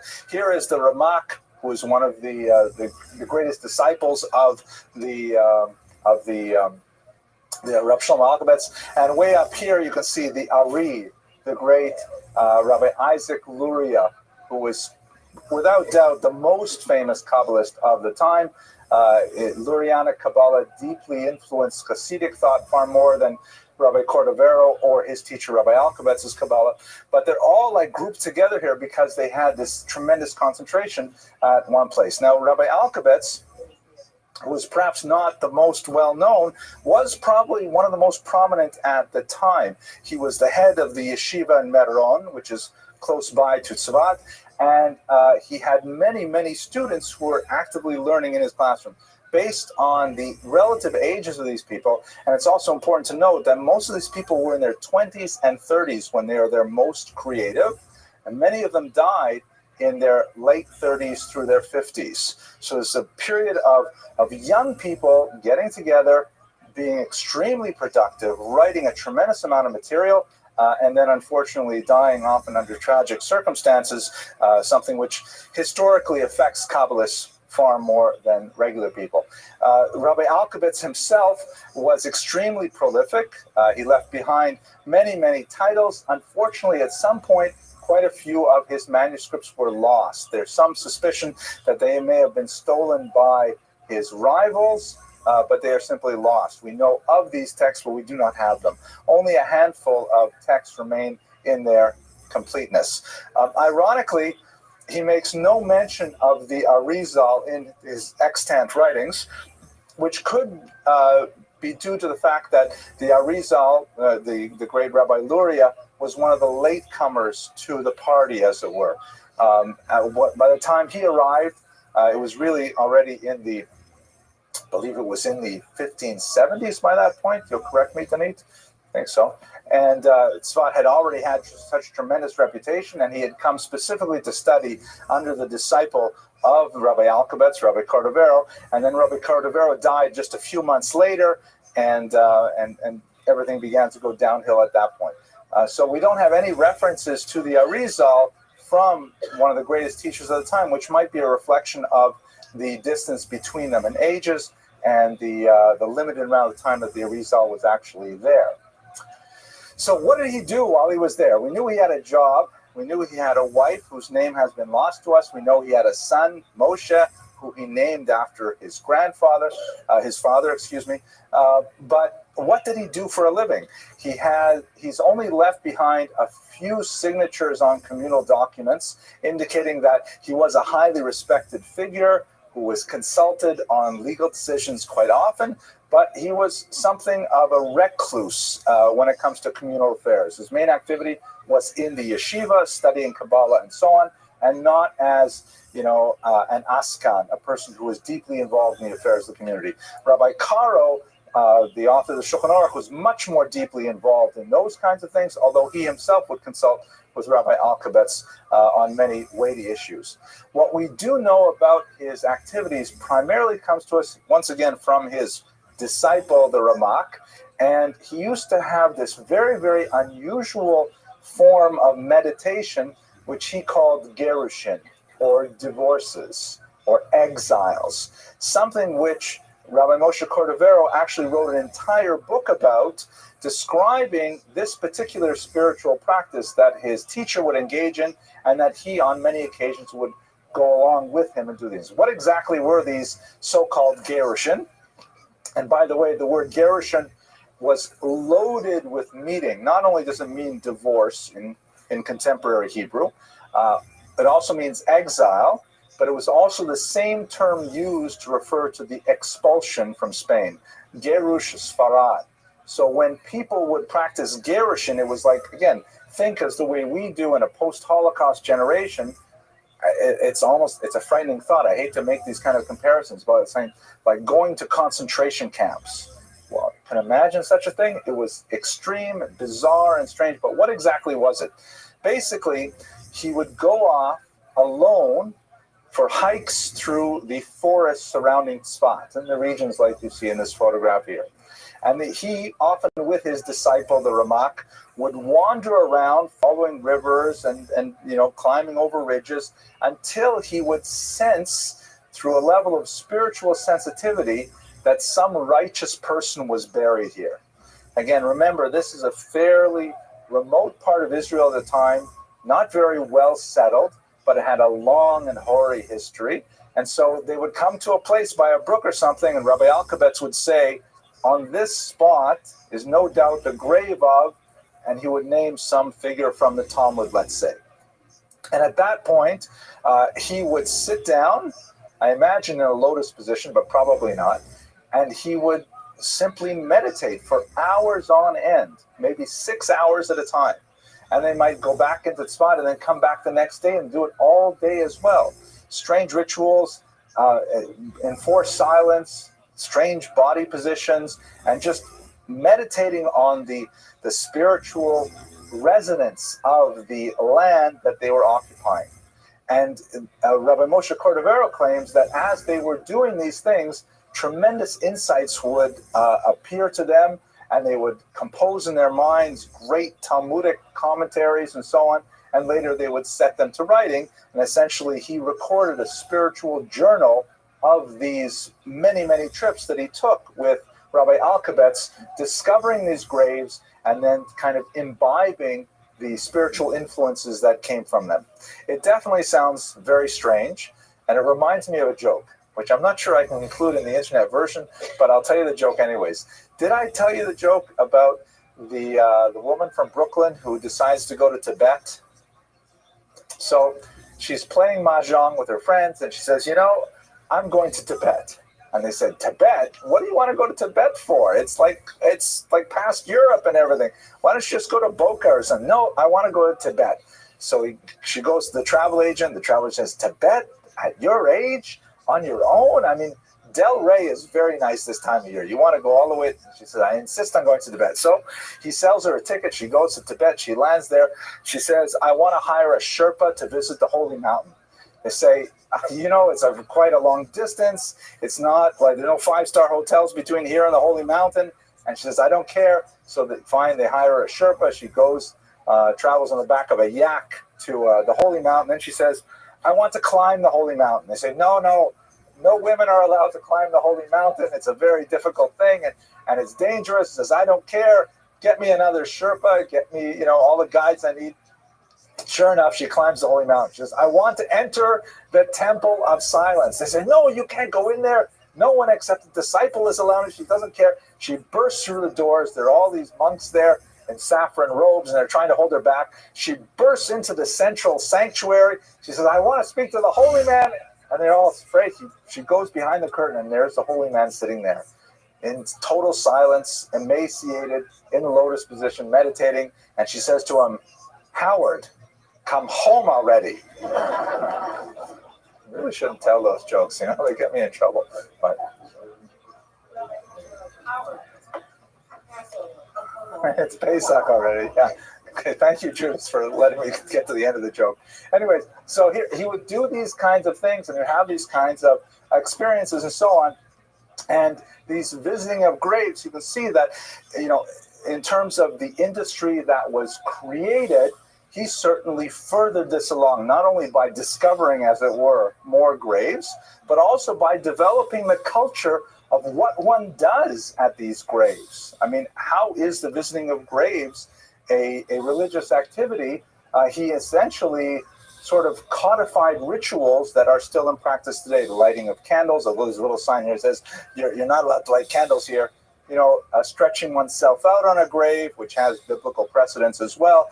The prayers, the meditations, things like that. Many things which, of course, persist to the present day. Maybe I can mention, I know this is a little bit of an aside, but it's a very beautiful thing. One of the many, many beautiful rituals that we have lost in the 20th century as a result of the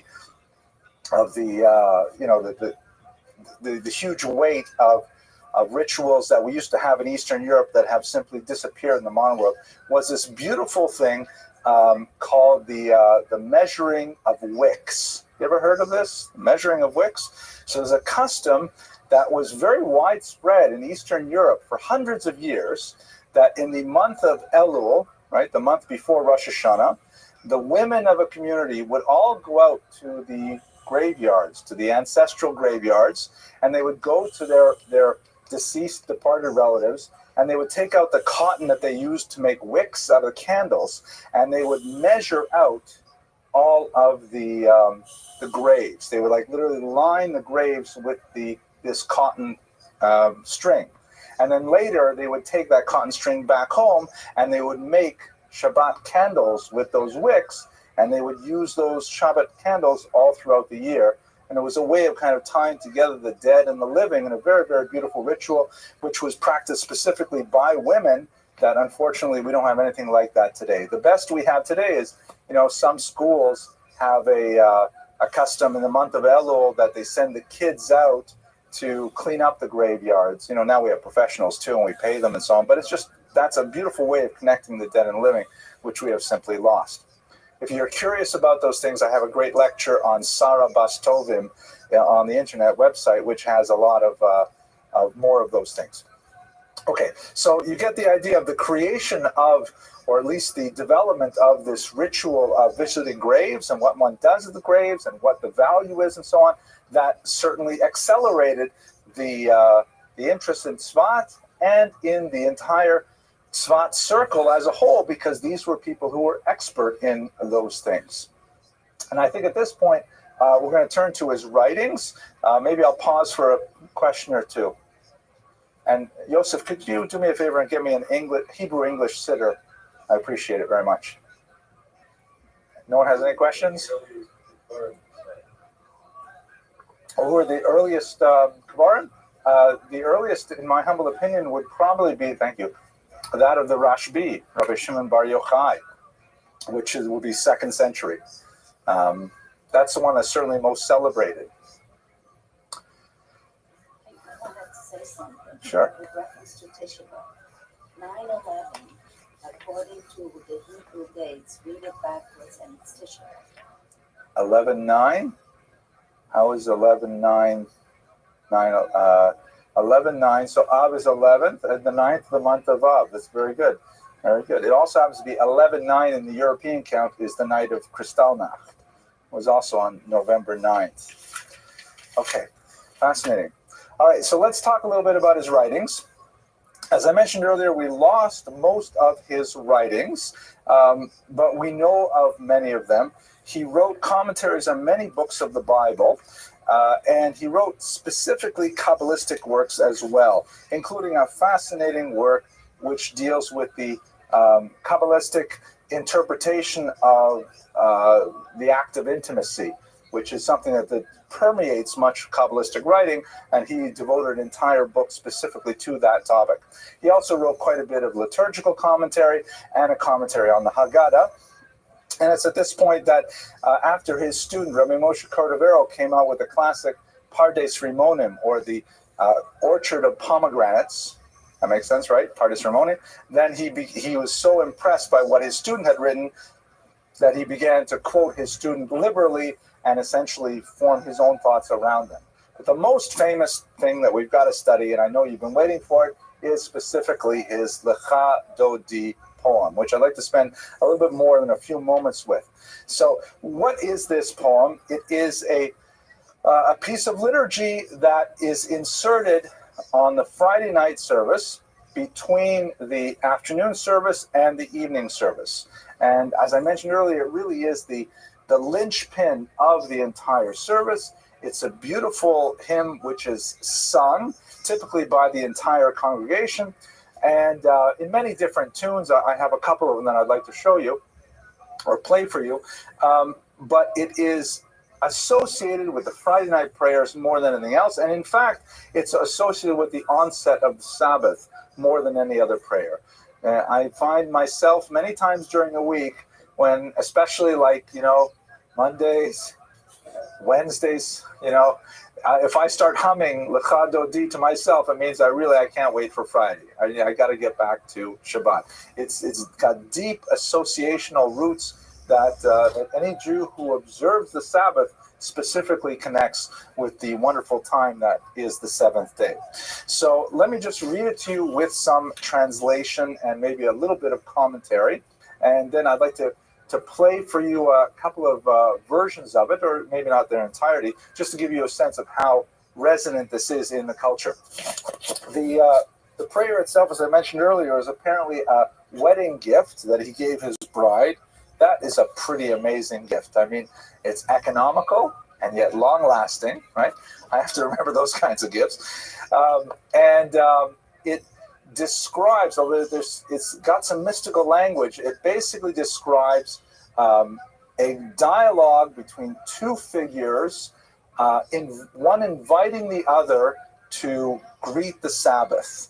Most of the commentaries follow the line of argument that it's the Jewish people inviting God to together welcome the Sabbath.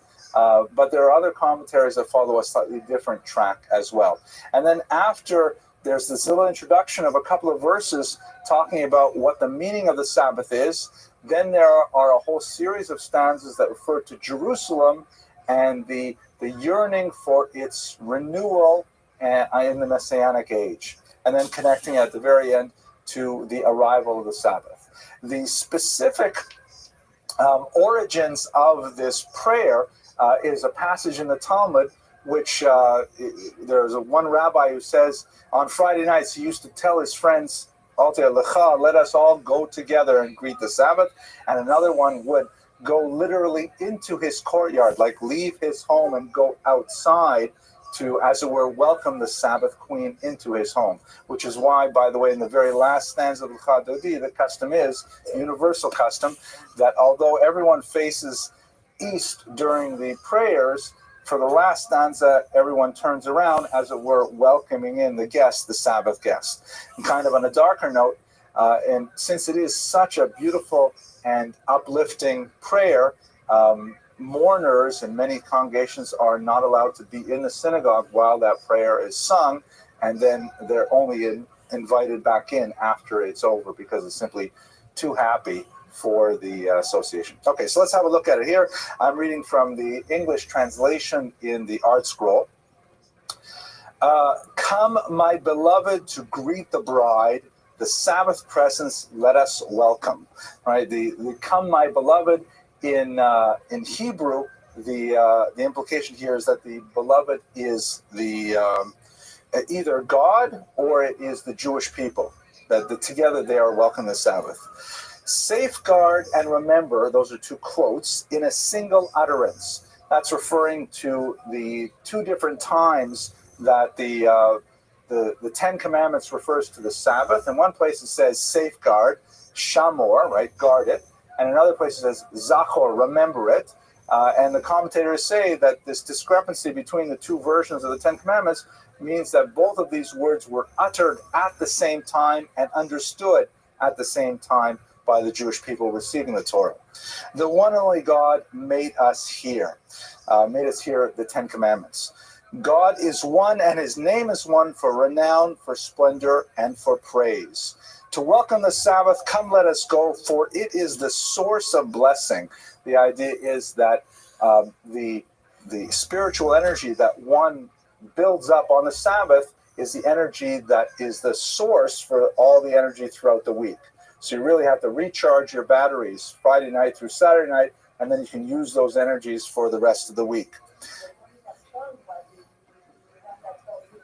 Yeah, the chulent is the physical energy, right? This is the spiritual energy. From the beginning, from antiquity, she was honored, meaning that God thought of the Sabbath before he began creating the world. And this beautiful phrase, Sof Maaseh b'machashava techila, the last to be created, but the first in thought, meaning that God said, well, we have to have this fantastic world so we can have Shabbos. So he set Shabbos aside. That was the seventh day, the last day. Everything else had to happen in order to make the seventh day possible. Oh, now there's a shift from that kind of, welcoming the Sabbath and how fantastic the Sabbath is to discussions of Jerusalem. O sanctuary of the King, royal city, arise and depart from amid the upheaval, meaning Jerusalem, arise from your ruins. We'll recall, of course, that although there is this tiny settlement of Jews in Tzfat, a somewhat larger settlement of Jews in Jerusalem, we're still talking about the hundreds of people. We're not talking about tens of thousands of Jews. We're talking about very, very small populations. So Jerusalem is still definitely considered in exile itself. Too long have you dwelled in the valley of weeping. He will shower compassion upon you. And this can refer either to Jerusalem or to the Jewish people living in exile, the valley of weeping, the valley of tears. Shake off the dust, arise, don your splendid clothes, my people, through the son of Jesse. That's, of course, David, the Bethlehemite, meaning that's the Messianic age. Draw near to my soul and redeem it. Many of these passages, by the way, are little bits of verses, especially from the book of Isaiah. So people familiar with the liturgy will hear echoes throughout the entire poem. Wake up, for your light has come. Rise up and shine. Awaken, awaken, utter a song. The glory of God is revealed upon you. Feel not ashamed, be not humiliated. Why are you downcast? Why are you so disconsolate? In you will my peoples afflicted find shelter, as the city is built upon a hilltop. Meaning Jerusalem, speaking directly to the city, do not be saddened, because you will have your renewal, you'll be rebuilt, your people will be gathered into you. May your oppressor be downtrodden, and may those who devoured you be cast far off. Your God will rejoice over you like a groom's rejoicing over the bride.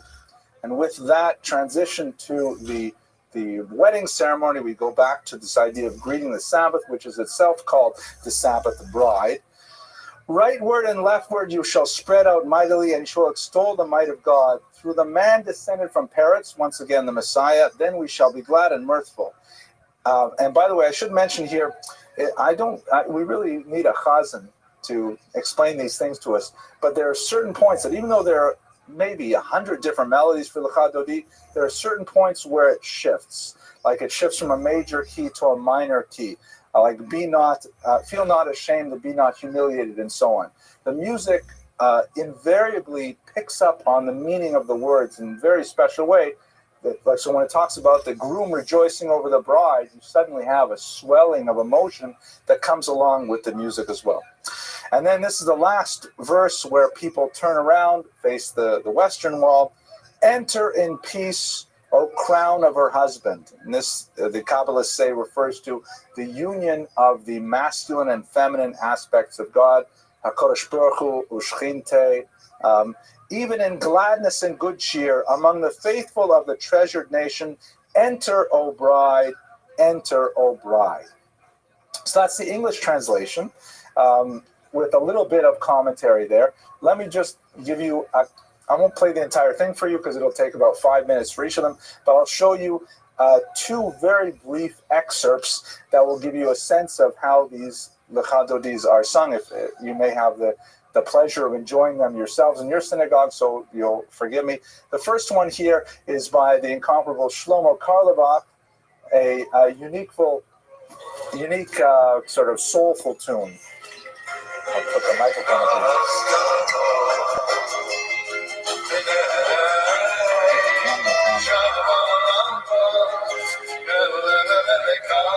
That's the chorus.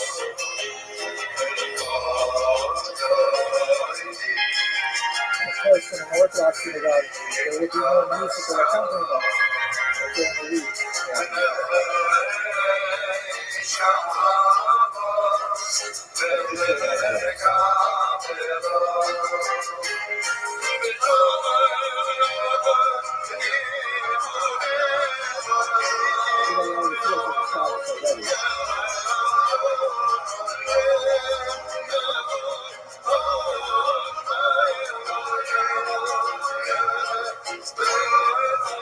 Okay, let me play you now another version. This is by very popular a cappella band called 613. Believe it or not, this is entirely a cappella.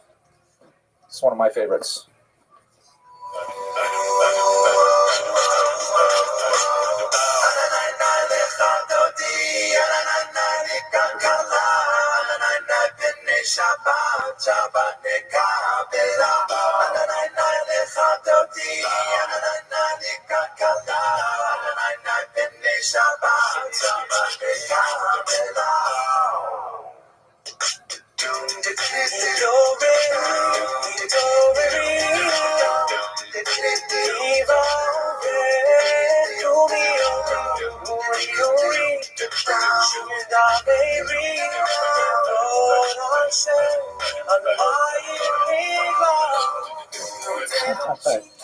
Okay, so you get the idea. I personally would like to sort of sit and listen to these all day, but I happen to be in Avelis over the loss of my father in August, and so I can't even listen to music for any long periods of time.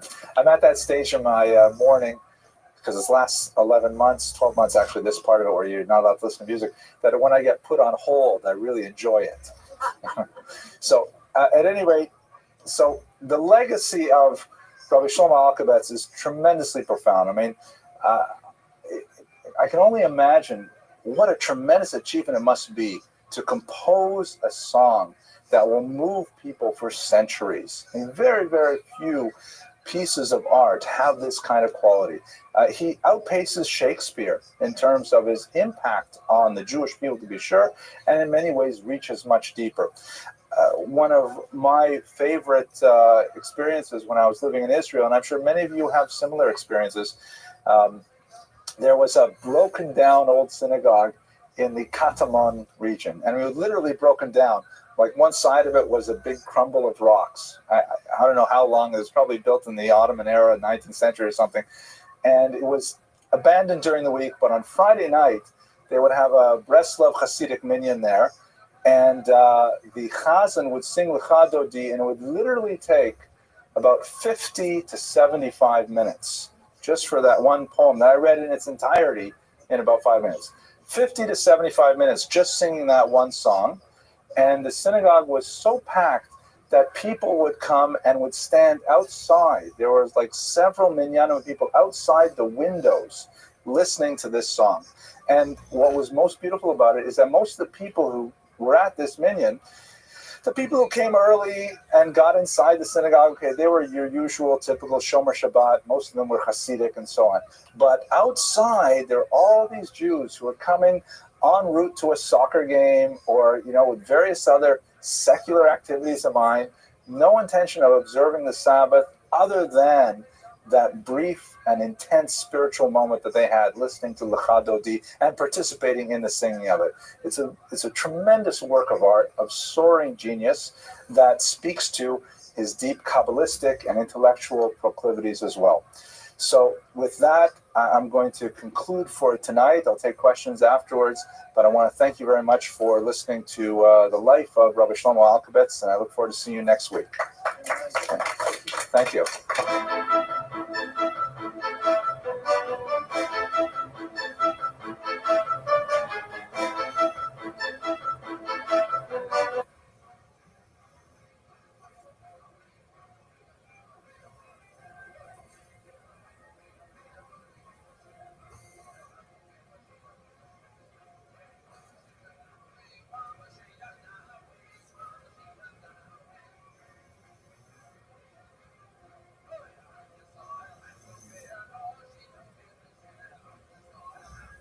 Hello, everyone. Welcome to another edition of This Week in Jewish History. Today we're going to celebrate the birthday of Jacob Rodriguez Pereira, a very important individual who was one of the first people to teach deaf mutes how to communicate. A crypto Jew from Portugal who made a signal achievement and contribution to the lifestyle quality of disabled people everywhere. Well, that's it for this week. I hope you enjoyed it, and I hope you have a fantastic week. Jacob Rodriguez Pereira was born in Portugal in 1750. His family were crypto Jews, that is, they were secretly Jewish but practicing as Christians. In fact, he was baptized as a child out of fear of the Portuguese addition, the family practiced their Judaism in secret. Sometimes these people are known as Maranos, which is a derogatory term, crypto Jews as a preferred term.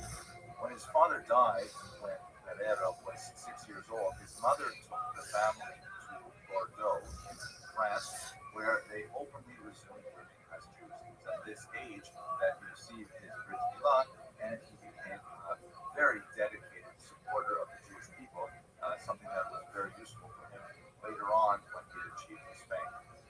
Primarily, he achieved his fame through his invention of a method of teaching deaf mutes to communicate. He had a sister who was deaf mute, and through using various hand signs, he adapted a manual language for the deaf, which was in many ways a huge innovation over earlier methods that have been developed over the past couple of centuries.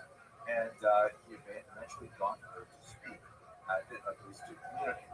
At this point, his methods were recognized by a wealthy French family who hired him to teach their son how to communicate.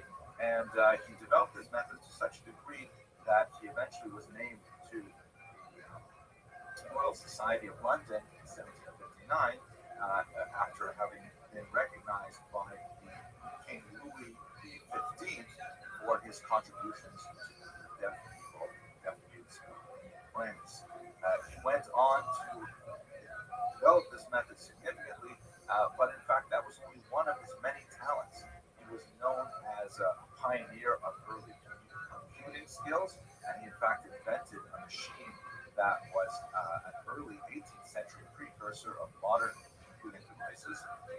And he was very active in the financial world as well, in fact even advising the French government on how to reduce their deficit. He later went on to champion various French causes and ultimately won their acceptance in Bordeaux with the official right to reside in that state. Years later, he was recognized primarily, however, for his work with deaf mutes, and this is a coin that was minted in Portugal in 1981, which was the International Year of the Disabled Person, honoring his achievements on behalf of deaf mutes everywhere. Well, that's it for this week. I hope you enjoyed it, and I hope you have a fantastic week.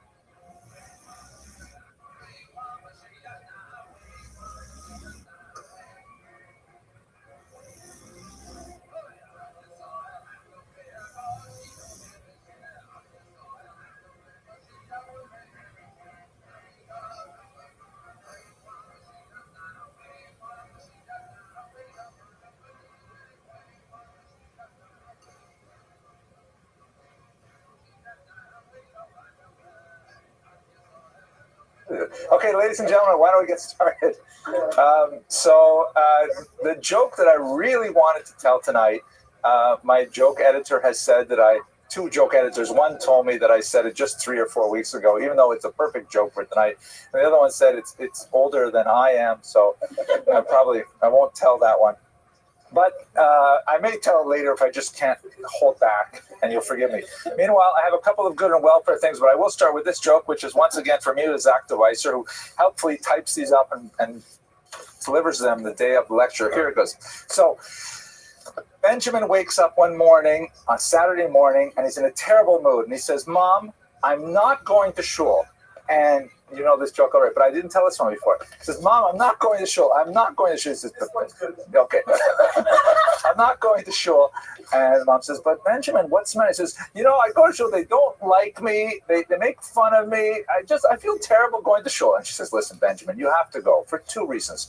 First of all, you're 45 years old. And second of all, you're the rabbi."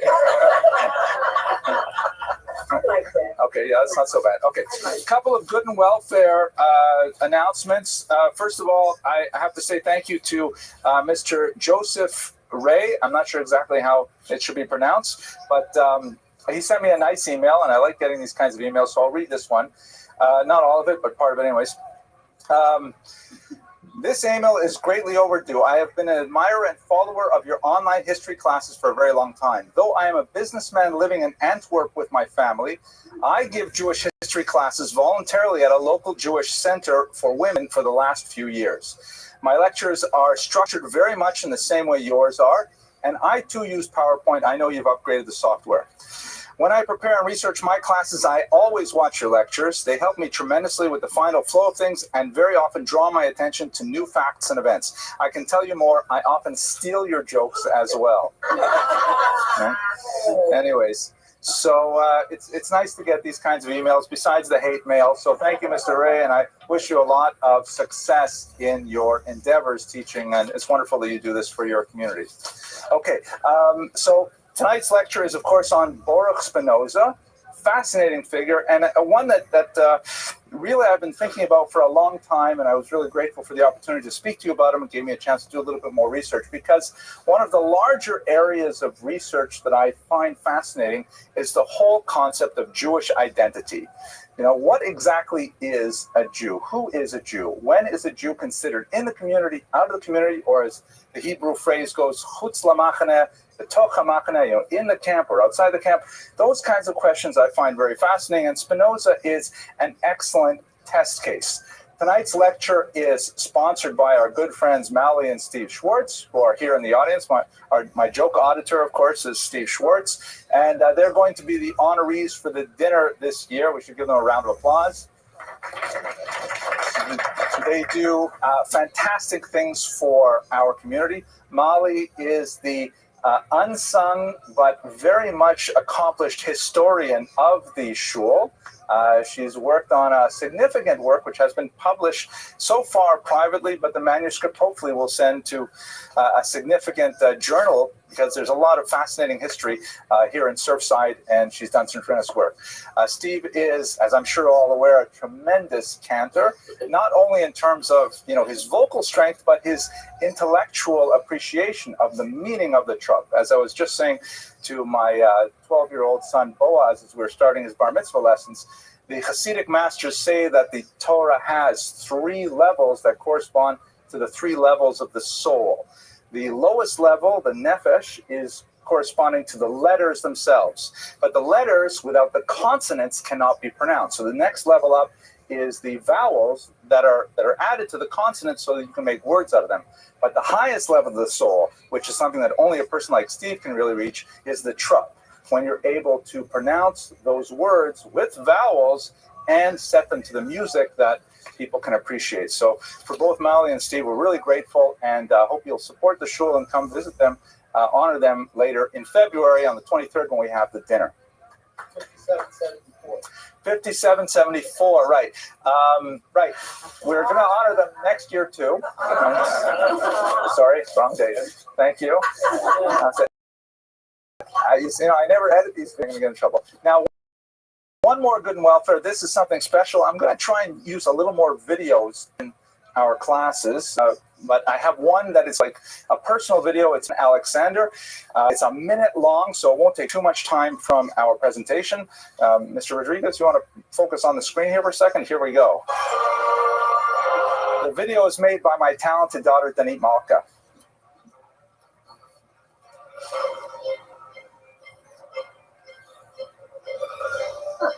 Yeah.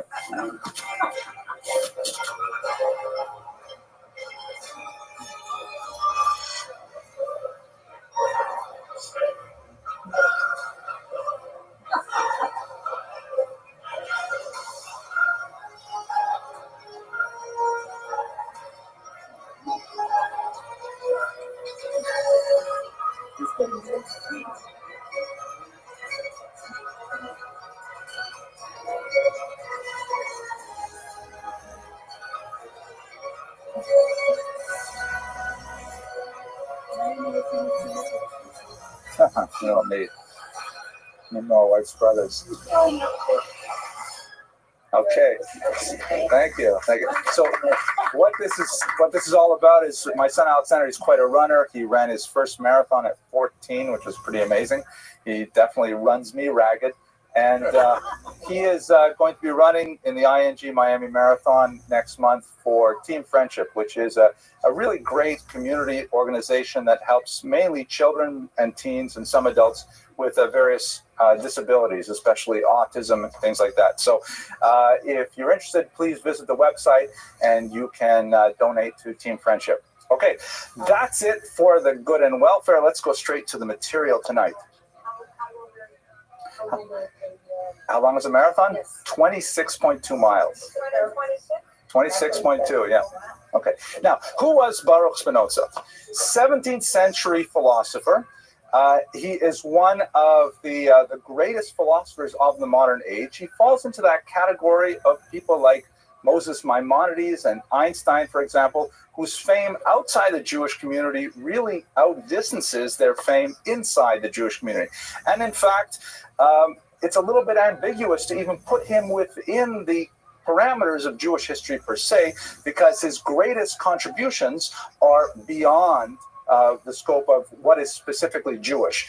Many more liberal thinkers want to claim him as a Jewish philosopher per se, and in fact there are elements of his philosophy that we will discuss, at least in brief tonight, that are consonant, certainly inspired by Jewish ideas, but ultimately the main connection that Spinoza has with the Jewish community is negative, because he was forcibly removed from the Jewish community of Amsterdam in an unusually harsh act of cherem, or excommunication. I have the text of it, and I would like to read it to you a little later on in this lecture. It's a very rare step for a community to specifically single out an individual, excoriate them publicly, and then forcibly remove them. But that is in fact what happened to Spinoza. So the rejected son ultimately ended up influencing world philosophy, European philosophy, the intellectual tradition at a tremendous level. But in the Jewish world, he was cut off in a very dramatic and in fact permanent manner. The question that, and this was happened, by the way, at age 23, might have been 24, before he even published anything, before he had made a mark on the world of philosophy. And one of the great exercises of intellectual historians has been to try and perform the archaeology of the events that led up to that excommunication, to try to determine exactly why the community took such a drastic step. It is far from clear, but I hope towards the end of the lecture to give you some of the theories that are circulating regarding his excommunication. And I think that actually it has a lot of implications for our own communal standards today, our own sense of identity, and ultimately our sense of who is a Jew, who has the privilege, the right, the responsibility to remain within the community, and who perhaps might be better served outside of the community. So we'll hopefully explore that over the next 40 minutes or so. His background, originally they're from Portugal. His grandfather was among those who were expelled in 1497, possibly somewhat earlier from 1492 in Spain. We're spending a lot of time these last few weeks looking at people whose lives were affected by this cataclysmic event with something that many of the thinkers of the 16th century felt and the 17th century felt was like a split in the world that required tikkun olam, because how could it be that the most powerful, the most intellectually superior, the spiritually most advanced community of Jews in the world was suddenly devastated within a single year in the case of Spain, and then 5 years later in the case of Portugal.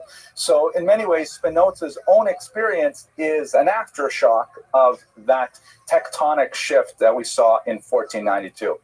His grandfather came to Amsterdam with his infant son, Michael, who was Spinoza's grandfather.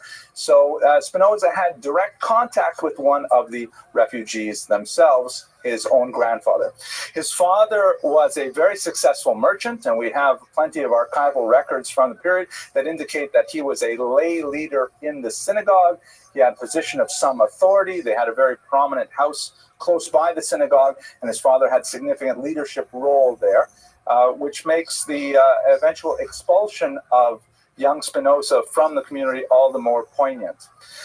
Michael Spinoza was not lucky in love. He was widowed 3 times. His second wife was the mother of Spinoza, who passed away when Spinoza was a young boy. Spinoza was ultimately raised by one of his older half-sisters, and there was a considerable amount of family dysfunction between the half-siblings, all children of Michael, that we will see playing out in Spinoza's own lifetime somewhat later. We should just spend a little bit of time talking about Amsterdam, though, which is a fascinating, kind of interesting, not exactly footnote, but sort of a tributary of Jewish history at this time. The Netherlands were under the control of Spain until 1588, and Jews were not allowed within the territory. Under the Union of Utrecht, there was some movement towards granting freedom of religion, but that freedom of religion was a very difficult one. One that in many ways, now that I'm thinking about it, we're speaking a little bit in Quebecois about Northern Ontario, maybe I'll relate it to that a little bit. The people of the Netherlands were sandwiched between the French Calvinists and the German Lutherans, byproducts of the still quite young Protestant Reformation. And as a result, there were significant doctrinal disputes between these two Protestant movements. The only thing they had in common was their hatred for the Catholics. And as we shall see, that had some ironic implications for the early Jewish community at the time. What it reminds me of in my own life is that I grew up in a small town in Northern Ontario called Iroquois Falls, Ontario. If you ever look at my Wikipedia page, there are 6 famous people from this town, population 4,500. I'm one of them. I'm proud to be one of them. 4 of the others are professional hockey players. So you get a sense of what kind of town this is. But what's interesting about it, for our purposes, is that it was almost evenly divided in population between Anglophone Protestants and Francophone Catholics. And it was tremendous, the degree of conflict between these two bifurcated populations. And the kids who had it in many ways the worst were me. I was the only Jewish kid. And Les Chinois, right? My Chinese friend, Peter Chin, who's now a lawyer in Toronto. And there was a black girl who lived about 30 miles away in Matheson. And we had it the worst because we didn't fit in either camp. So this is a lot like what the Jews of Amsterdam were like at this time as well, because obviously they're not Calvinists and they were not Lutherans. They were somewhat different, but there was always a little bit of a push and pull over what do you do with the Jews? Which camp do they fit in? Which camp do they sympathize with? And certainly they should not be associated with the Catholics. And within this kind of tenuous environment, where there is at least nominal allegiance to the concept of religious freedom, it was often obeyed more in the breach than in its observance. And the Jews had a unique kind of pressure placed upon them to conform to orthodoxy. And I say here orthodoxy with a small o, meaning conform to the status quo. The Jews should not step beyond their boundaries socially, religiously, and otherwise. In this context, I'd like to introduce you to a theory that was advanced by a European colleague of mine named Heinz-Dietrich Löwe, who wrote a tremendous piece on the evolution of anti-Semitism as a consequence of Jews stepping beyond their borders. Meaning, it is his contention that anti-Semitism is quieted, or we should say anti-Semitism is quiescent. It does not raise its ugly head, except in those moments when Jews begin to challenge traditional norms, when Jews begin to seek out new employment, to seek advancement in educational institutions, to seek advancement in cultural institutions, when they begin to break beyond the boundaries that society has placed for them, that's when they begin to test the kind of tolerances that have been laid out for them so far. Heinz-Dietrich Löwe was specifically referring to the 19th century in the Russian Empire, where the advance of socialism and other secular movements were beginning to attract Jews away from traditional orthodoxy, not to mention Zionism as well. And in that, he says, exacerbated tensions with the Russian population, which ultimately led to pogroms and so on. I think a lot of this can be said about the Amsterdam Jewish community, in that there was officially a level of tolerance, but the Jews should not get, to use an American term, uppity. The Jews should not be going beyond what is their acceptable borders. And once they start challenging some of those boundaries, that's when anti-Semitism can be felt in the community. So in this context, it seems that the Jewish community of Amsterdam, and of course I remind you, we're talking now about the 17th century, there is no non-Orthodox community. There is no liberal congregation. There's only one congregation with one leadership, my way or the highway kind of Judaism, and the community itself is a little bit unhappy with anyone who is nonconformist. They want to try and keep everyone in line. So let's bear that in mind as we go through Spinoza's story, because I think it says a lot about the reasons for his excommunication. Okay, I'm going to pause for a second to sip my coffee, and I will ask if there are any questions. Yes, please. I was under the impression that not so well in the Netherlands, but in Amsterdam in particular, the Jews were invited because of their wherewithal, their experience in various realms of either money and so forth and so on. I wish I could remember these. I'll tell you exactly. I'll tell you exactly what happened. Sure. It's not entirely that they were invited, but they were not disinvited once they could prove their economic worth. It reminded me of a joke for a minute, and then I lost it. It was like just right there. And thanks. Steve says, Baruch Hashem. Okay. All right. No, did I? It's been a long time. The car with no pedals, no brake pedals? Yes. Yeah, okay, all right, okay, we'll go past it. Okay, anyways, so there are legends of Jewish settlement in the Netherlands, which are, fascinating. And legends always have some kind of kernel of truth, but often, are exaggerated beyond measure. There's a particularly fascinating one where the origins of the community in Amsterdam relate to a particular Portuguese Jewish woman who was somehow, when they were fleeing Portugal, she got on one of these English boats, and the Duke, who was the captain of this boat, something like that, fell in love with this incredibly beautiful woman, and import turned her and tried to get her to marry him, and she refused, steadfastly indicating that she was a Jewess and she would not do so, but she was apparently so strikingly beautiful that when they landed in England, the Queen herself drove her around London in an open car because her beauty was something really, to cavil about, so to speak. That's the English term they use. And it was like something shocking. It was kind of like a princess story in reverse, that here's a princess who refuses to marry the prince because he is not Jewish. Boy, I got so many jokes, but they're really not kosher. I can't tell those.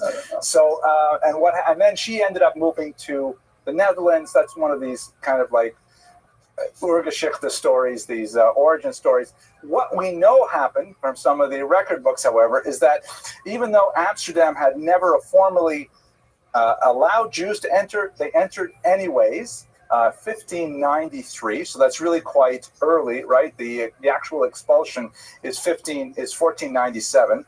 That is a typo? No, it's okay. We have Portuguese Jews surreptitiously moving into Amsterdam, and they're claiming status not as Jews but as Portuguese merchants, which is true. They were from Portugal and they were merchants. They just didn't mention that they were always Jews. But again, in this anti-Catholic atmosphere, there are a lot of suspicions about, Vos Tutsach, what are those Jews doing? What are those Portuguese merchants up to? And there were suspicions that they were actually Catholic, not Jewish. So they organized an armed raid on one of these Portuguese Jewish homes, thinking that they were actually holding Catholic services. They didn't realize it was actually Yom Kippur, and they were davening in a home. They arrested all of them, and by the time it got sorted out, and they said, listen, we're not Catholics. Don't worry, we're actually Jews. And they said, okay, Jews, fine. But they had to decide what to do with them. At that point, they talked about their economic acumen and their resources, and they said, okay, fine, you're here already as long as you're not Catholic. So, Gesundheit, and that's how the Portuguese community was established ultimately in Amsterdam. But it took a long time for that small beginning to actually flourish into a community. And we have to bear in mind the very, very tenuous nature of their toehold in Amsterdam. They did not get official permission to have public worship until 20 years later, and they did not have official permission to get a citizenship until 1657, almost 75 years later. They had difficulty establishing their congregations, enlarging their congregations. Everything was always proceeded, it was a little bit like zoning committees that maybe some of the people in this room are familiar with. It's very difficult to get these things pushed through, how much more so in Amsterdam. And again, this kind of atmosphere of a distrust of the Jewish community, of a grudging acceptance, is something that certainly had an impact on Spinoza as well. So let's talk about Spinoza himself. He was born and given the name Baruch, which of course means blessed.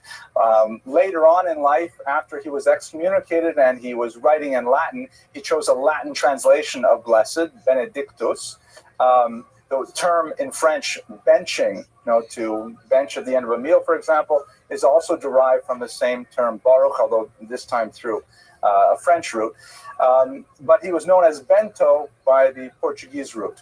He received a very traditional Jewish education with the most prominent educators in Amsterdam at the time, rabbis who were famous on their own right for various things they published. And also, fascinatingly, he was not taught by closed-minded, very insular kind of rabbis. He was taught by rabbis who themselves were sometimes censured for being perhaps too open in their attitudes, translating certain texts into Hebrew or out of Hebrew into vernacular languages and so on. He received the kind of education that you would associate with, a good balanced education of secular values, history, mathematics, literature, and so on, with the Jewish education. So the idea that somehow, he broke free is simply not the, corresponding to the reality of his upbringing. He received a very well-balanced education that was offered by rabbis who themselves were very comfortable in the milieu of 17th century European culture. However, towards the end of his teens, he came under the influence of a defrocked Jesuit priest named Franciscus van den Emden, who was someone who was asked to leave the Catholic Church because he was known as a freethinker, that he had significant questions about Catholic doctrine and Catholic theology. And it was van Emden who ultimately taught him Latin and introduced him to the wider world of thought as a whole. He ended up living with Emden for quite a while, and as we shall see, he formed a relationship of sorts with his daughter, who was nearly 20 years his junior. But it was under van den Emden where Spinoza really began to encounter the world of ideas as a whole. Without a doubt, the most prominent influence on young Spinoza was René Descartes, who was a very famous French philosopher, who was also a devout Catholic, although not necessarily in the dogmatic mold of most of his peers. I'm sure you're familiar with his most famous statement, cogito ergo sum, which means, it's translated usually as I think. Really, it means I perceive, therefore I am. Let me take a moment just to talk about Descartes, and you'll get a sense of how his philosophy could really shatter Spinoza's entire Weltanschauung and affect the way that he went through his own philosophy. So Descartes, of course, the author of many works, but the most well-studied are his 6 meditations on first philosophy. And in these meditations, Descartes begins with the proposition that nothing can be relied upon, that absolutely nothing is true. Everything that he's investigated in his life, religion, politics, Greek philosophy, there's no way to really get on solid ground. So Descartes says, this is first philosophy. I'm going to start with the assumption that I cannot rely on anything being true.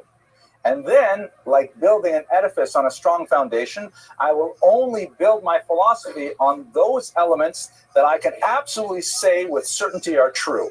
And ultimately, he says, I will be able to form a solid edifice upon which I may rely.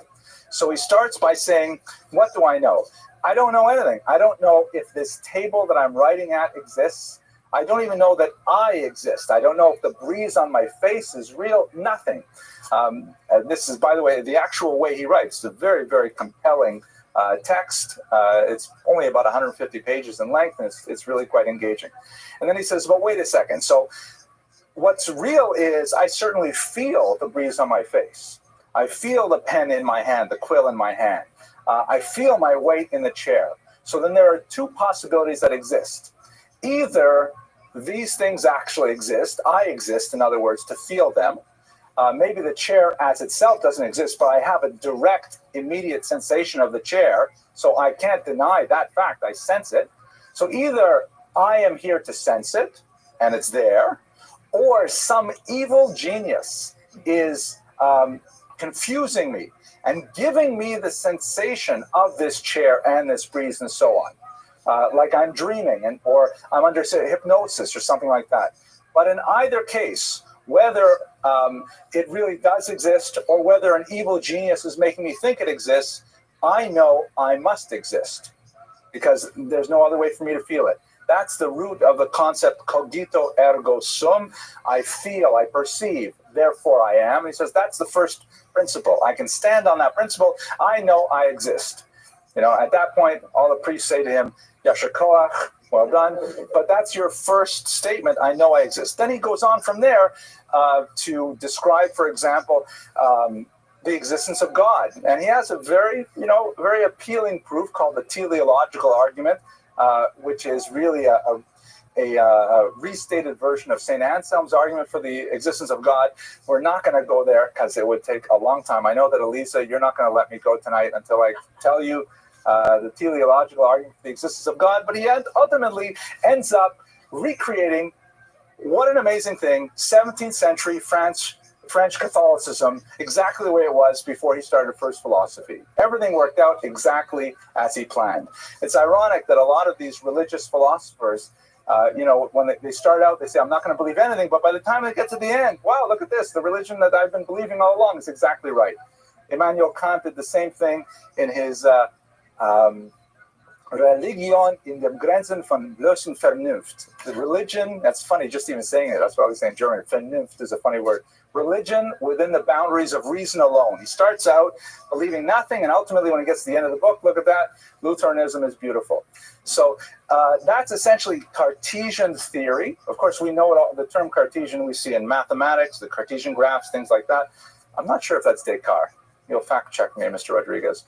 But it is Cartesian? Okay, thank you. But that's the way of thinking, the idea of breaking everything down to zero and starting over again with no reliance on revelation, no reliance on a biblical text, no reliance on a prophet, just starting from what you can logically prove had a tremendous impact on Spinoza's mind. And in fact, his philosophy is in many ways proceeding along the same lines as advanced by René Descartes. I think you can also hear in this description of Descartes the spirit of the age, or as the German term has it, the Zeitgeist, the spirit of the times, the way people who were like turning away from the old style religion and saying, wait a second, we can do this on our own, with our own brain power, with our own reason. That was the beginnings of modernity in the larger sense of the term. Okay, so Spinoza's philosophy, I only want to take a few minutes to talk about it because I haven't studied it in great depth. But I read a little bit enough to be able to say at least a few words without stumbling too much, I hope. Ironically, Spinoza has been excoriated, especially in his lifetime and shortly thereafter, as an atheist, Gesundheit, which is really a misapplication of his ideas altogether. This image of him says here, Benedictus de Spinoza, Judeus et atheista, right? Jew and atheist, right? What is the, there's a story, I think. I see Rabbi Wunsch is here. Maybe you told me the story about I think it's Rabbi Shlomo Karlovac. He was speaking to a group of college students, and he says, okay, I want to know, who are you people? And someone put up his hand and says, I'm a Catholic. Someone else put up his hand and said, I'm a Lutheran. And someone put up his hand and says, I'm from New York. Says, oh, you're a Jew. Right? Because as soon as you say atheist, it's almost always the Jews who are the atheists, right? But ultimately, that's a misunderstanding of Spinoza's thought as well. The poet Novalis from the period refers to Spinoza, I think correctly, as God intoxicated. Meaning for Spinoza, he held the concept that God was literally everything, that there was no space where God was not, an ens absolute infinitum, meaning Ein Sof, or Ein Od Milvado. In Hebrew, there is nothing other than He, which is a time-honored Jewish thought. Definitely, he must have received these influences through Kabbalistic teachings or so on, which were circulating. But it is a difficult thought theologically, because ultimately, if we really believe Ein Od Milvado, that there is nothing other than God, then what exactly are we? What exactly is our consciousness? What exactly is the material world? Are we going to say that every material thing is also God? To a certain degree, that completely nullifies the very meaning of the term God if we say that all is God.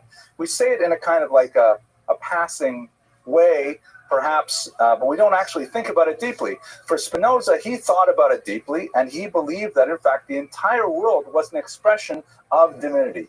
Even evil, even the most mundane physical expression of godliness was, in fact, godliness.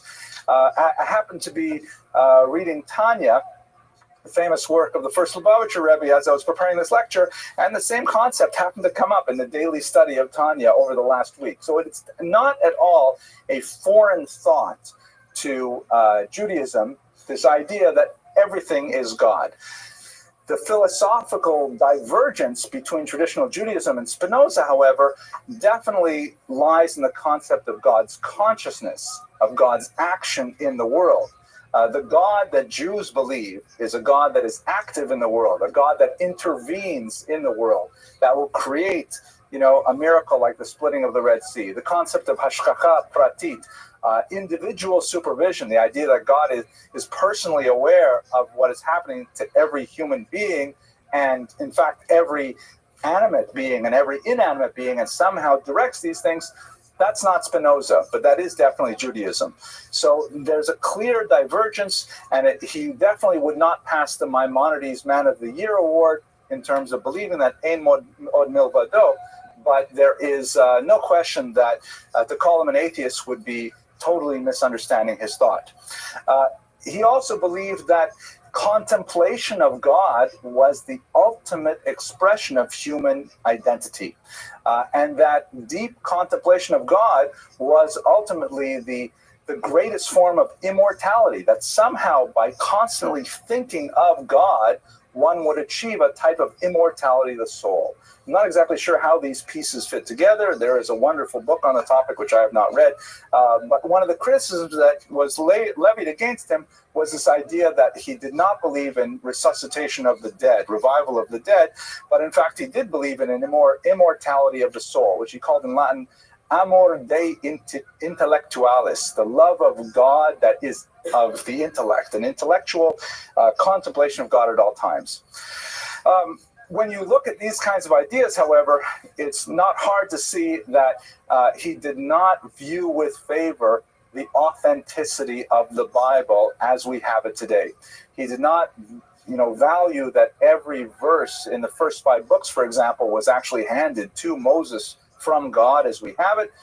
He felt that it's a human invention, perhaps inspired by this larger concept of godliness, but he was openly critical of the what he considered a credulity that people had, that the Bible was actually somehow the divine word of God. It was in Spinoza's God, it would have been beneath his dignity to actually try to capture himself within words directed to a specific nation with expressions of specific requirements of behavior. That's not at all the way Spinoza thought. And ultimately, this opened up a breach in the way in which the Bible was approached, and it is upon Spinoza's shoulders that much of what's called the higher criticism of the Bible evolved.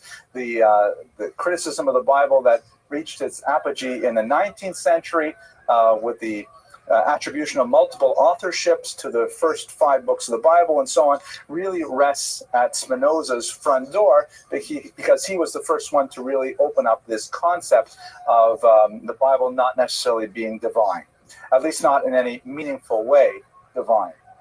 He also had a lot to say about politics, boiling things down to its basic essence, in which he believed, for example, that all politics are really an expression of the desire to maintain one's existence, to persist in existence.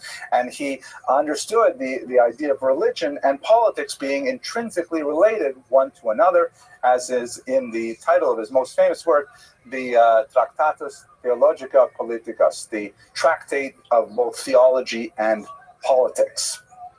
Wow, heavy stuff. Now we'll leave philosophy. What ended up happening to his life, he made a living. He never was famous during his lifetime. In fact, much of his most famous work was published posthumously. He made his livelihood as a lens grinder. Optics were at this point in a significant level of development, and people were, taking lenses with grinding machines and grinding the glasses down to get them to the right shape so that they would focus appropriately. He would work over a bench with a grinding stone day in and day out, constantly breathing in the fumes and the dust particles from the lenses that he ground, so much so that he died a very early death at the age of 44.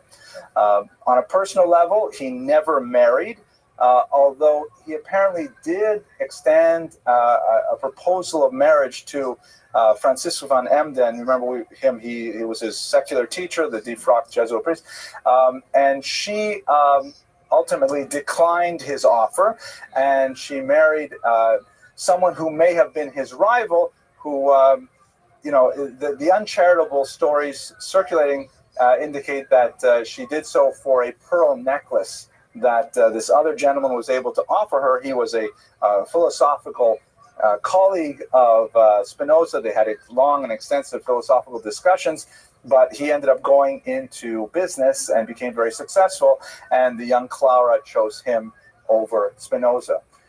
Speaking as a father of daughters of just about marriageable age, I don't think it's such a bad choice, but they're a little young. But nevertheless, there's a lot of questions about this rumor. It's not even clear if he really had this relationship with Clara at all. Now, the elephant in the room with Spinoza is, of course, the excommunication. What exactly was going on there? As I mentioned earlier, he was a young man. He was only in his early 20s. Various sources put it as he was 23 or 24 years old. The text of the document is incredibly harsh, and it stands out even against other excommunications that were used at the same time. I'm going to read it to you in just a moment, but it includes phrases like Spinoza should be cursed by day and cursed by night. People were, not only was he forbidden to come to synagogue and so on, people were not allowed to stand within Dalet Amos of him. Literally, you could not stand within 6 feet of his presence. And this was a permanent cherem. It was never revoked. He did, as we shall see, make some sort of response to this cherem, but ultimately it was a complete severing of his relationship with the rest of the community. And again, we're talking about a kid in his 20s who hasn't really done much with his life yet. What was the cause of it? Okay, here is the text of the actual cherem. I think you'll get a feel for it. Okay, the lords of the Ma'amad, which are these are the lay leaders. They're not rabbinical leaders. These are like the board of directors of the synagogue, pronounce. Having long known of the evil opinions and acts of Baruch de Spinoza, they have endeavored by various means and promises to turn him from his evil ways. But having failed to make him mend his wicked ways, and on the contrary, daily receiving more and more serious information about the abominable heresies which he practiced and taught, and about his monstrous deeds, and having for this numerous trustworthy witnesses who have deposed and borne witness to this effect in the presence of the said Spinoza, they became convinced of the truth of this matter. And after all of this has been investigated in the presence of the honorable sages, they have decided, with their consent, that the said Spinoza should be excommunicated and expelled from the people of Israel. The sages, of course, would be the rabbinical leaders of the community. And the decree reads, by decree of the angels and by the command of the holy men, we excommunicate, expel, curse, and damn Baruch de Spinoza with the consent of God, blessed be he, and with the consent of the entire holy congregation, and in front of these holy scrolls with the 613 precepts which are written therein, cursing him with the excommunication with which Joshua banned Jericho, and with the curse which Elisha cursed the boys. That was when they were bothering him, and then the bears came and ate them. And with all the castigations which are written in the book of the law, cursed be he by day, and cursed be he by night. Cursed be he when he lies down, and cursed be he when he rises up. Cursed be he when he goes out, and cursed be he when he comes in. The Lord will not spare him, but then the anger of the Lord and his jealousy shall smoke against that man. And all the curses that are written in this book shall lie upon him. And the Lord shall blot out his name from under heaven. And the Lord shall separate him unto evil out of all the tribes of Israel, according to all the curses of the covenant that are written in this book of the law. By you that cleave unto the Lord your God are alive, every one of you, this day. No one should communicate with him, neither in writing, nor accord him any favor, nor stay with him under the same roof, nor within 4 cubits in his vicinity, that's about 6 feet, nor shall he read any treatise composed or written by him. That's a really strong, phrase of excommunication. Let me pause before we go into the discussions why. Any observations that are salient or questions? Sounds like an Islamic fatwa. The comment is, it sounds like an Islamic fatwa. I don't know much about fatwas, but it definitely is a strong communal statement. And let's remember, too, that we're talking about a period where there's no such thing as secular identity.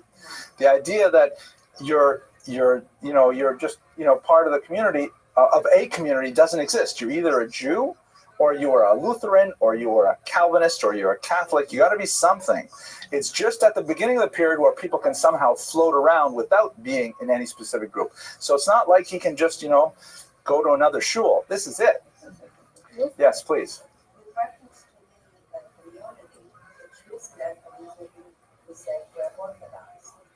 Because there was no such thing as either you are or you're not. Right. They were Orthodox. According to our religion, we're not allowed to curse. That's a good question. Okay. Excommunicate, yeah. But you cannot curse. Well, it's one of those things where, in my understanding, there are a few rabbis in the room here. So I'm not a rabbi, so I'm like not a card-carrying member of the establishment. It's like vows. It's not that we're not allowed to make vows. It's that we're strongly discouraged from making vows. If we make a vow, we really have to keep it. That's why if we make them by accident, we have kol nidre. So curses also, we're not supposed to curse, but we do have the power of cursing. And in fact, they're quoting biblical verses here. And if you're familiar with Yiddish literature, curses take up, I think, about 18 or 19% of the syntax. But you're right. But nevertheless, this is different also because not an individual cursing. This is the community leadership taking a stance and saying, we represent the community and we excoriate Spinoza. Yes, Ms. Abramson. So if you were supposed to pick which side you wanted to do or non-Jewish, how did his teachers about sexuality teach that they would teach that? So this is interesting. It's an excellent, brilliant question. My daughter is so brilliant, I have to say. Right. So this is the period where, you begin to have a separate category, just the beginnings of it, of outcasts, right? It's not like they're jumping from one religious community to another. It's not like they're going from one estate to another, which you'd have 100 years earlier in feudal Europe. This is where you have people who, Taka, don't fit in. And what do you do with those people? They are like stateless, so to speak. Ultimately, they will become the majority. Most of European culture, most of American culture are made up of people who have very, very nominal attachment to some kind of religious identity. But back then, no, you weren't. And actually, if I can respond to one other statement about the orthodoxy, we have to remember, first of all, the term Orthodox had not been coined because there was nothing against which to be Orthodox. This was the Jewish community, and being part of the community meant at least nominal observance of the behavioral standards which are expressed in the Torah and mitzvos. So it's not like today where people voluntaristically decide, you know what, I'm going to affiliate with this movement or affiliate with a different movement. You're part of the kahila, part of the congregation, and you're expected to observe Shabbos. If you don't observe Shabbos properly, publicly you desecrate Shabbos, then you can be, you can suffer all kinds of communal harm. But to think that people aren't secretly desecrating Shabbos in the privacy of their own homes, it's probably the case that would happen. Okay, last question, Solomon, then we'll go on.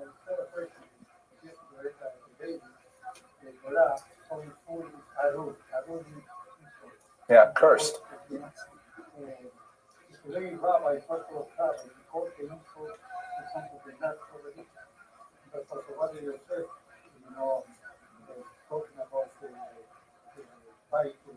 Well, I don't want to go into a particular show, but the concept, yeah, it's like my grandmother, Allah Hashem, would always say the jails are full in Israel too. She was a very wise woman. Okay, so let's,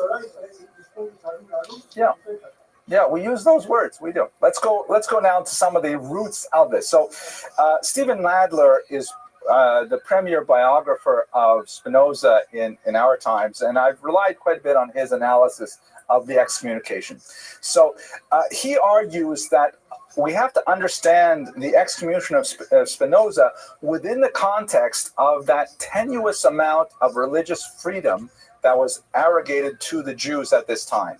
That the Jews, remember Heinz Dietrich Löwe's theory, that it's when the Jews start sort of like pushing against their barriers, that's when there's anti-Semitism in place. Now, what Nadler argues is that the Amsterdam Jewish community, being so nervous about what will the non-Jews think, that they put a tremendous amount of energy into trying to keep everyone on the straight and narrow, more so than in other communities in Europe.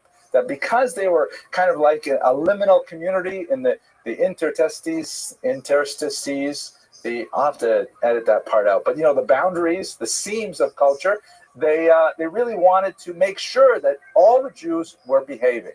And in fact, he goes and he looks at the use of the cherem, the excommunication ban in Amsterdam at this time, and he says it was used 36 times between 1622 and 1683. Almost once a year, they're banning somebody. Somebody's getting in this amount of trouble, and once a year.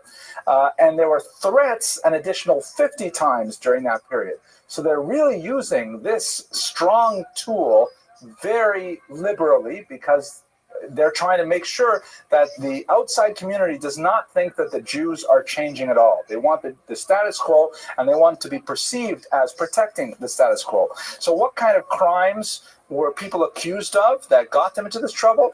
So Nadler chronicles things like religious observance is one of them. For example, regular attendance at synagogue.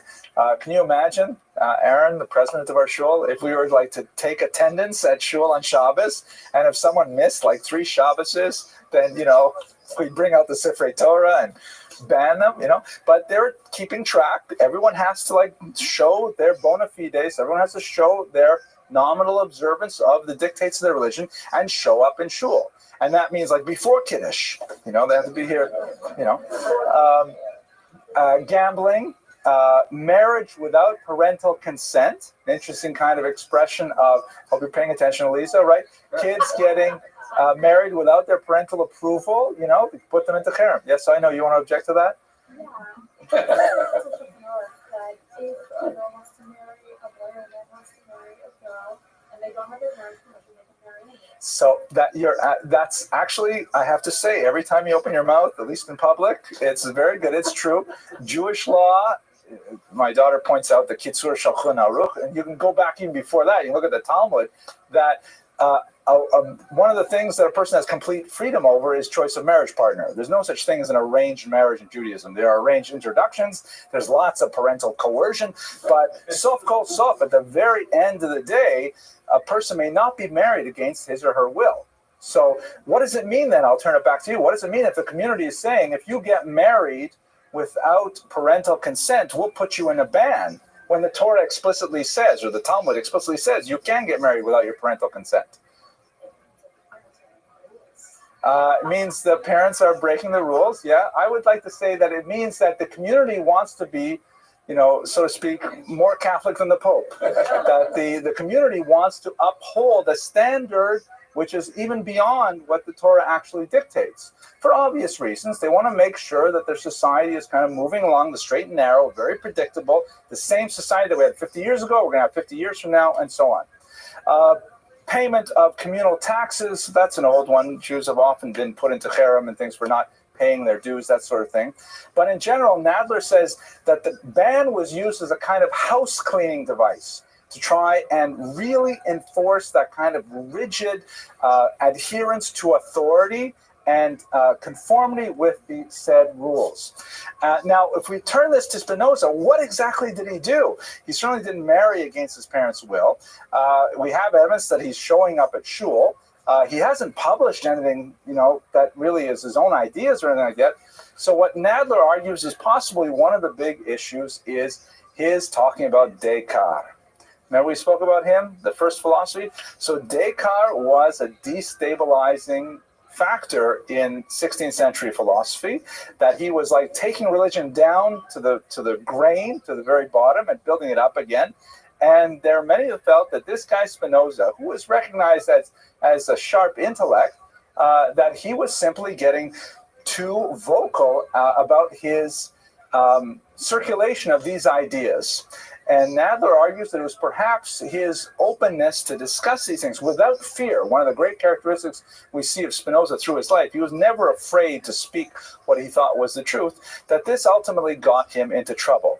Now, I find Nadler's analysis, based on my limited study of his ideas, it doesn't seem to fit the real severity of the text of the ban. I mean, to put him into that lifetime ban, and nobody stands with, I can understand nobody stands within 6 feet of him because he might talk to you, right?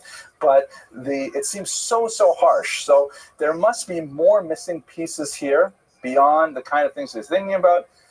I myself even did a little casting about the internet to try to understand, why did he never marry? Was there some kind of question there about his personal orientation? I couldn't find anything, It was fun looking, but I didn't find anything. No, Elisa, no more questions now. Ask me about that later.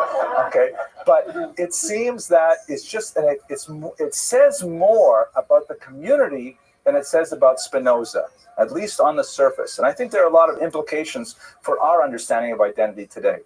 Now, how did Spinoza react to this? We only have limited evidence of his response. He did, in fact, compose a treatise, which may have been published, but it has unfortunately been lost. Parts of it may have been incorporated into another piece that he published posthumously. It is written with the Latin title, An Apology for the Justification of His Leaving the Synagogue. We don't know exactly what he argued, but apparently he made his case, but he did not protest. He did not ask to be readmitted. He simply said, these are the reasons why I'm maintaining my position. He never converted to another religion or anything like that, but he simply left the community, again, at this tender age in his 20s, and he spent the remainder of his life, about 20 more years, wandering from place to place, setting up shop as a lens grinder, mainly outside of the Jewish community. He continued to engage with other philosophical circles, and his fame as an intellect slowly grew, although certainly would only explode after his lifetime. One small nugget to give you a sense of his personality during these trying years. At one point, one of his older sisters argued that he should be cut out of the inheritance of the family. Since he was, formally excommunicated, then he should, as an excommunicee, no longer have any inheritance rights. He sued. He took her to court. He won. He effectively defended his inheritance, and then he said back to his sister, but you can have it all. The only thing I want is he wanted his mother's bed and some other trifling things that were of sentimental value. Everything else, all the money that his father had made in a very successful business career, he gave to the sister who was his litigant. So you get a sense of his value of the truth and his willingness to defend his impression of the truth, but at the same time, he was not out for glory in any way. And in fact, many of his philosophical colleagues wished to support him out of their own funds. He refused to accept any funds, and he insisted on making his own living in this very meager way.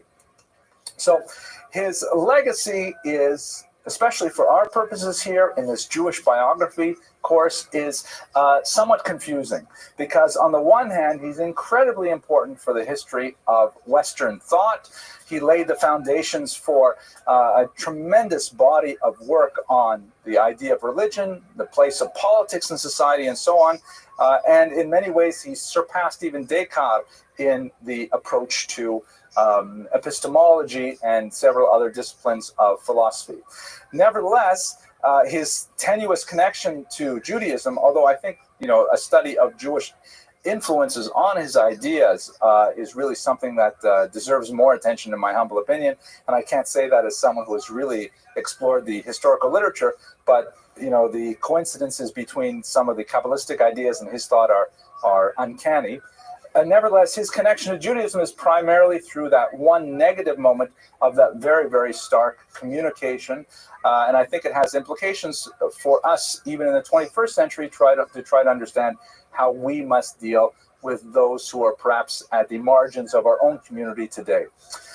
So with that, I'm going to conclude the lecture. I thank you very much for your attention and your endurance. I'm going to make a little plug for next week. We have a topic that I find absolutely fascinating. We're going to look at a woman who is not well known, Sarah Bas Tovim, who was a paitan, a liturgist. She wrote a lot of specifically female prayers, much of which have been lost in the Holocaust, but they're beginning to be rescued by scholars of women's history in the Jewish world. So I certainly encourage you to come. I look forward to speaking about her work with you next week.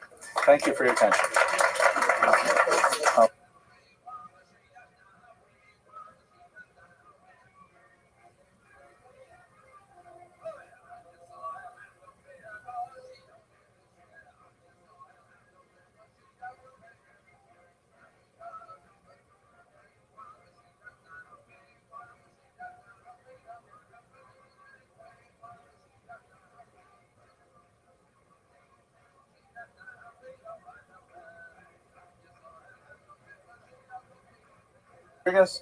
Okay, very good. So, I'm relying on your prodigious memory to not recall some of the jokes that I tell, so that I can repeat them with some regularity. And the joke that's really appropriate for tonight's topic, which is going to be on one of the greatest mystics of the Jewish, experience in the world, it's appropriate that I tell you a joke about mysticism.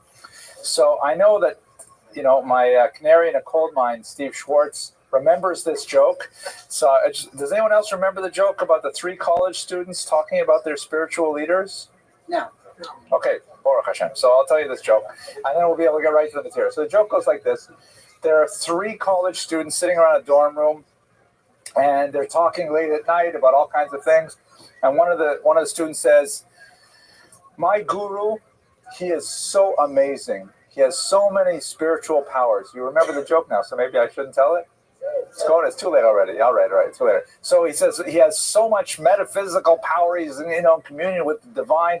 Once we were walking through the forest, and we were walking next to a raging river, and we saw in the middle of the river there was a rock, and a little kitten was trapped on the top of the rock in the middle of this river. So my guru, he stretched out his hands, and for 6 feet around him the water stopped flowing, and he walked straight out, and he rescued the kitten. And the second student says, "Oh, you think that's something? That's nothing. My Swami, with whom I study all of the Vedic arts, once we were walking by I-95, and there were cars that were just going 75 miles an hour. Okay, it was I-95, they're probably basically parked. But let's say an imaginary I-95, cars going 75 miles an hour. We saw that in the middle of the median, between the lanes, there was a little puppy trapped there. And so my Swami, he stretched out his hands, and for 6 feet around him, all the traffic stopped. And he walked out, and he rescued the puppy and brought him back." And the third student says, "You think that's something? That's nothing. My rabbi, he is amazing. Once we were walking on Shabbos, and as we're walking down the street, we see on the middle of the road is a $50 bill. And my rabbi stretched out his hands, and for 6 feet around us, it was Tuesday. It's a mildly anti-Semitic joke. I really probably shouldn't. What do you think, Mr. Rodriguez? Cut it out? Yeah, okay, it's good. All right. Okay, today's topic is a fascinating one. We're going to talk about the Holy Arizal, Rabbi Yitzchak Luria, one of the most influential figures in the history of Jewish thought. The vast majority of contemporary Kabbalistic study owes its origins to the thought of the Arizal. And even if you are not predisposed to study Kabbalah, his thought and his practices are so pervasive that they literally permeate every aspect of Jewish practice today.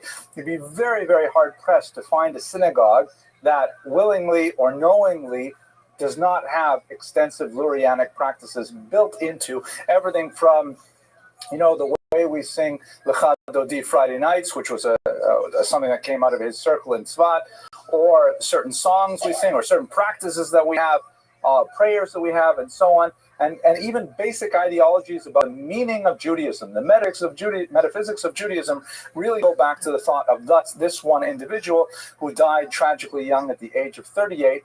And in the space of really just a couple of years, he made this phenomenal impact on world Jewry. So what I'd like to do today is take you through his life, look at some of the major influences on his thought, explore some of the arcane ideas that are behind Lurianic Kabbalah to the limited extent that I am able, and then we'll speak a little bit about his legacy. So before we begin, we have to thank our super anonymous sponsor. We do have a sponsor this evening. We're very grateful. But when we asked him, should we sponsor it in your name? He said, no. And then we said, so we'll sponsor it anonymously. He said, no, I don't want that either, because, we want to say sponsored by anonymously so people should know that it's worthwhile to sponsor the lectures. He didn't want that either, so this lecture is simply sponsored. Anonymous. Okay. Thank you anonymously. Let's go. And by the way, I'm getting some interesting comments. Did anyone hear of Williamsburg, Brooklyn? Yeah. So anyway, someone from Brooklyn has been watching these videos and said, hey, can I sponsor them? So yes, you can. Just go to the Young Israel website, yibh.org, and you'll see a little button there that says donate. And it gives you an option to make a pledge. And we're very grateful for the support for the Shiur and for everything that Young Israel does for this Kehillah. And thank you very much, all of you out in the Philippines and Williamsburg and places like that. Okay, so let's get to our material itself.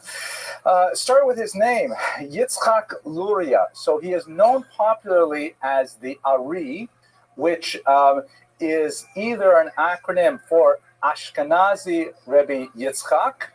The word, of course, means lion. Ari is a lion.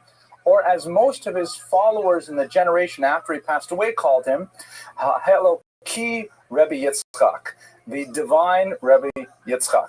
Now, this morning I had to go to Rabbi Grunstein and ask a lightning shaila, like on-the-spot question, because his name in Hebrew, the title they gave him, a very rare title, Eloki, the godly. I had to ask Rabbi Grunstein, should I say Eloki, which is, for those of you who are familiar with Hebrew, one of the 7 divine names of God you may not use in vain. It's one of the big 10 commandments, right? That you can't use the name of God in vain. And so when you're not pronouncing in the context of prayer, you would say it with a hey instead of a kuf and Eloki. So I said, if this is it, can I say Eloki, or do I have to say it with the kuf, or can I say it otherwise? And right there on the spot, right over there, in fact, Rabbi Grunstein passing the shaila without hesitation, I should say Eloki, just to be Yotze Kol Hadeos, just to satisfy everyone, because the people in the Philippines are very strict about these things. We have to make sure we say it right. But anyway, they called him the godly Rabbi Yitzchak, a very, very rare name for anyone in our tradition. I myself cannot think of anyone else who is called with that name. We do have a few rabbis in the Talmudic period who are called Hakadosh, the holy, but never the godly. But that gives you an indication of the status with which he is held. He is also known by a little bit more formalized term, Arizal, which stands for the lion of blessed memory, Zal, like Zichrona Livracha. So sometimes that's all brought together to one word, the Arizal, meaning the lion of blessed memory, but his name actually was Yitzchak, family name Luria, possibly a rather famous family from Provence, although unlikely because they were Leviim and he was not a Levite. And Ashkenazi because he hailed originally from either Germany or France, as we shall see. This is a photograph of his grave in Sfat, which is a renowned pilgrimage site for spiritual seekers. It is a magnet for those who wish to study the arcane arts of Kabbalah, to revere his memory, just as it was for him when he first migrated to Sfat in the 16th century. So let's try and get a sense of the background here for his life. It really starts in Jerusalem, where he was born. The early 16th century, Jerusalem was quite a backwater. There was only one synagogue, the Ramban synagogue, which is shown here. We even know its dimensions. It was approximately 63 feet long, which I would say is probably about the size of this room here. So if you're thinking of Jerusalem, Ir HaKodesh, the holy city, and the only synagogue in town is the size of this, young Israel. Before we build the big building, gives you a sense of how weak the community is. But in the early 16th century, it began to attract a lot of refugees from three primary regions of Europe. The Spanish Inquisition, followed by the expulsion of 1492, and then the Portuguese expulsion of 1497, and then a series of rather unfortunate expulsions from France as well drove a lot of Jews out of Europe and out of the Iberian Peninsula at exactly a time when the Ottoman Empire sought to make their empire more inviting to Jews. So there's a lot of new economic opportunity, and I'll discuss in the next slide exactly what Jews were doing, that attracted Jews to regions in the Ottoman Empire like Greece, Saloniki, Constantinople, Istanbul, and of course Israel. So at the beginning of the 16th century, there was the beginnings of a burgeoning population boom in Israel, still very small. We're talking about less than 2,000 families total in Israel at the beginning of the 16th century. We have relatively good population statistics because the Ottomans kept very good records, but it was something that would grow dramatically. What the Jews brought were a series of interesting new trades that the Ottomans did not engage in. One of them was printing.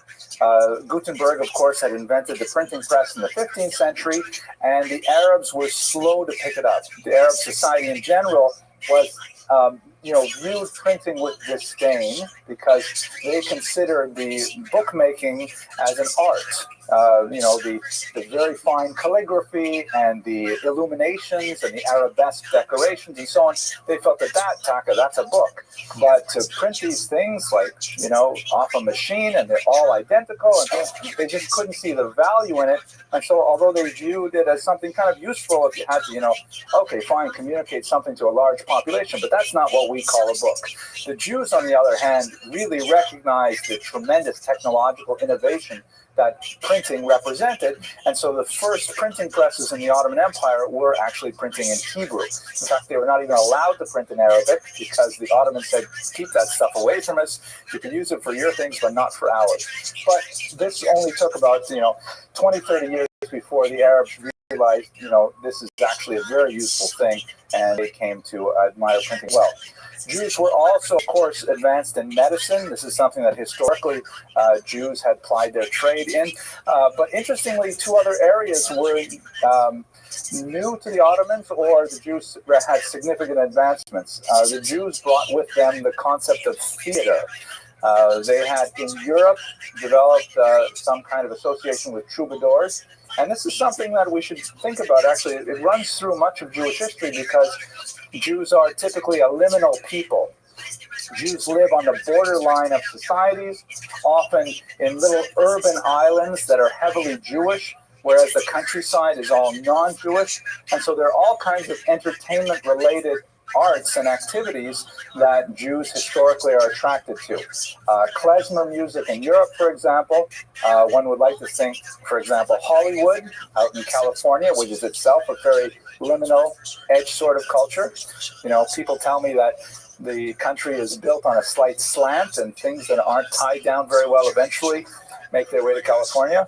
I don't know if I should say that. Some of you are here, and I have one or two people who watch in California. But anyways, and also, strangely enough, Jews brought a lot of armaments. They had a lot of weapon-making technology that they had developed in Europe with some of the more advanced sciences going on there, and they were teaching the Ottomans how to create greater firepower, rather surprising things. But that was not the backbone of Jewish industry. The essence of the Jewish economy was always in commerce. And for the last 400 years, the Jews had especially pioneered international commerce, primarily because of the great tensions between the Muslim world and the Christian world after the Crusades. In 1095, when the First Crusade was declared, essentially you had the beginning of a geopolitical war that continues really to our own day, a huge split between the Christian world and the Muslim world, and one of the very few peoples who could easily transverse that boundary and find, pockets of support within either realm were the Jews. So the Jews were quite active in international commerce, and the Ottomans saw the expulsion of the Jews from Europe as a tremendous boon. The Ottoman emperor at the time was famous for making these kinds of statements, laughing at the European nations for expelling the Jews, because he was extremely happy to bring them into his empire and then to advance the economies in Greece, in Turkey, and places like that. So this is a period where, Jews were really expanding their economic sphere, and this will be very important for the development of Kabbalah, as we shall see. One last function that they were very active with in Europe, and they were used as well in the Ottoman Empire afterwards, is tax farming, which I believe we have discussed in a previous occasion, so I won't go into great detail. But basically, in a corporate society, sometimes called a feudal society, the rulers do not tax people by individual status. No one had social security numbers. There was no way they could identify individuals and say, you owe so much and so much tax. They taxed entire communities, entire estates, entire classes. And so in order to manage this kind of mass communal collection of funds appropriately, they would frequently, both in Europe and in the Arab lands, they would farm out the task to middlemen. In other words, the Ottoman leader could say, all right, from this particular region, I estimate I can get 5,000 gold coins. So the Jews would say, we can get that for you, sire. And the Jews would go and they would collect maybe 6,000 gold coins. And the extra 1,000, the profit, they would retain for their own use in the community. It's called tax farming, and Jews were quite adept at it. Why specifically? A couple of reasons. One is their numeracy, the fact that Jews had valued the ability to work with numbers and mathematics and literacy as well. And they had a long tradition of this that extends from both European and North African and Middle Eastern experiences. And at the same time, perhaps even more important, they were a border society. It was often very useful for the leader to have a different ethnicity controlling the dominant ethnicity. It guaranteed their loyalty because they knew they could never, cheat easily on the king because they were at his mercy. They could not collude easily with the dominant nationality, and so a lot of reasons why Jews as a minority were a favored choice to engage in taxing. It did not make them a beloved people, as we shall see a little later on in this course when we talk about the uprisings in Eastern Europe, for example, but that was part of the economy. Okay, so let us move now to Yitzhak Luria himself. He was born in this new Jerusalem community in 1534. We know very little about his parents. His father was named Solomon, and most likely had immigrated from the Ashkenazic lands. He was called Ashkenazi, the Ashkenazi, which is the kind of designation that you give to someone who has originated elsewhere but is now living in a new territory. As I mentioned, his name Luria is a famous name in Provence, but it's unlikely that he himself came from that same family. His mother's name is unknown, but she is most likely Sephardi, as we know from her brother's family. Solomon died when young Isaac was very young. We have only very limited kind of bibliographic and biographical data about this period of his life, as in fact with his life in general.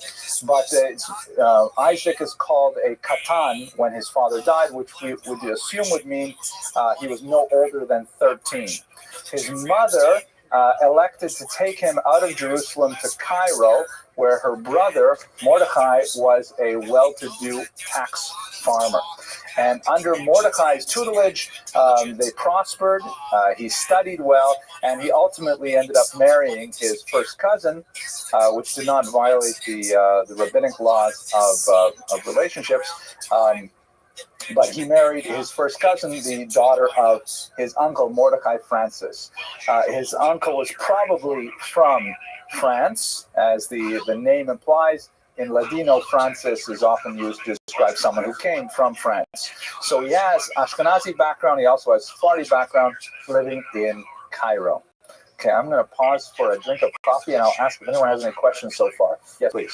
I know that there's a lot of Sephardi in France today, but at that time, were most of the people living in France who were Jews, were they Ashkenazi?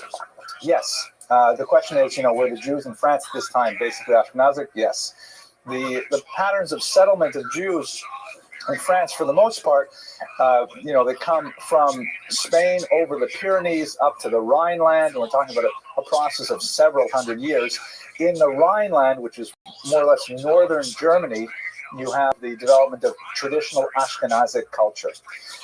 And then, of course, there's a lot of communication down through France and into the coast area of Provence and so on, but they're definitely identified as Ashkenazim, and by the time you get to the 15th, 16th century, they've really diverged significantly from the Sephardim in Spain.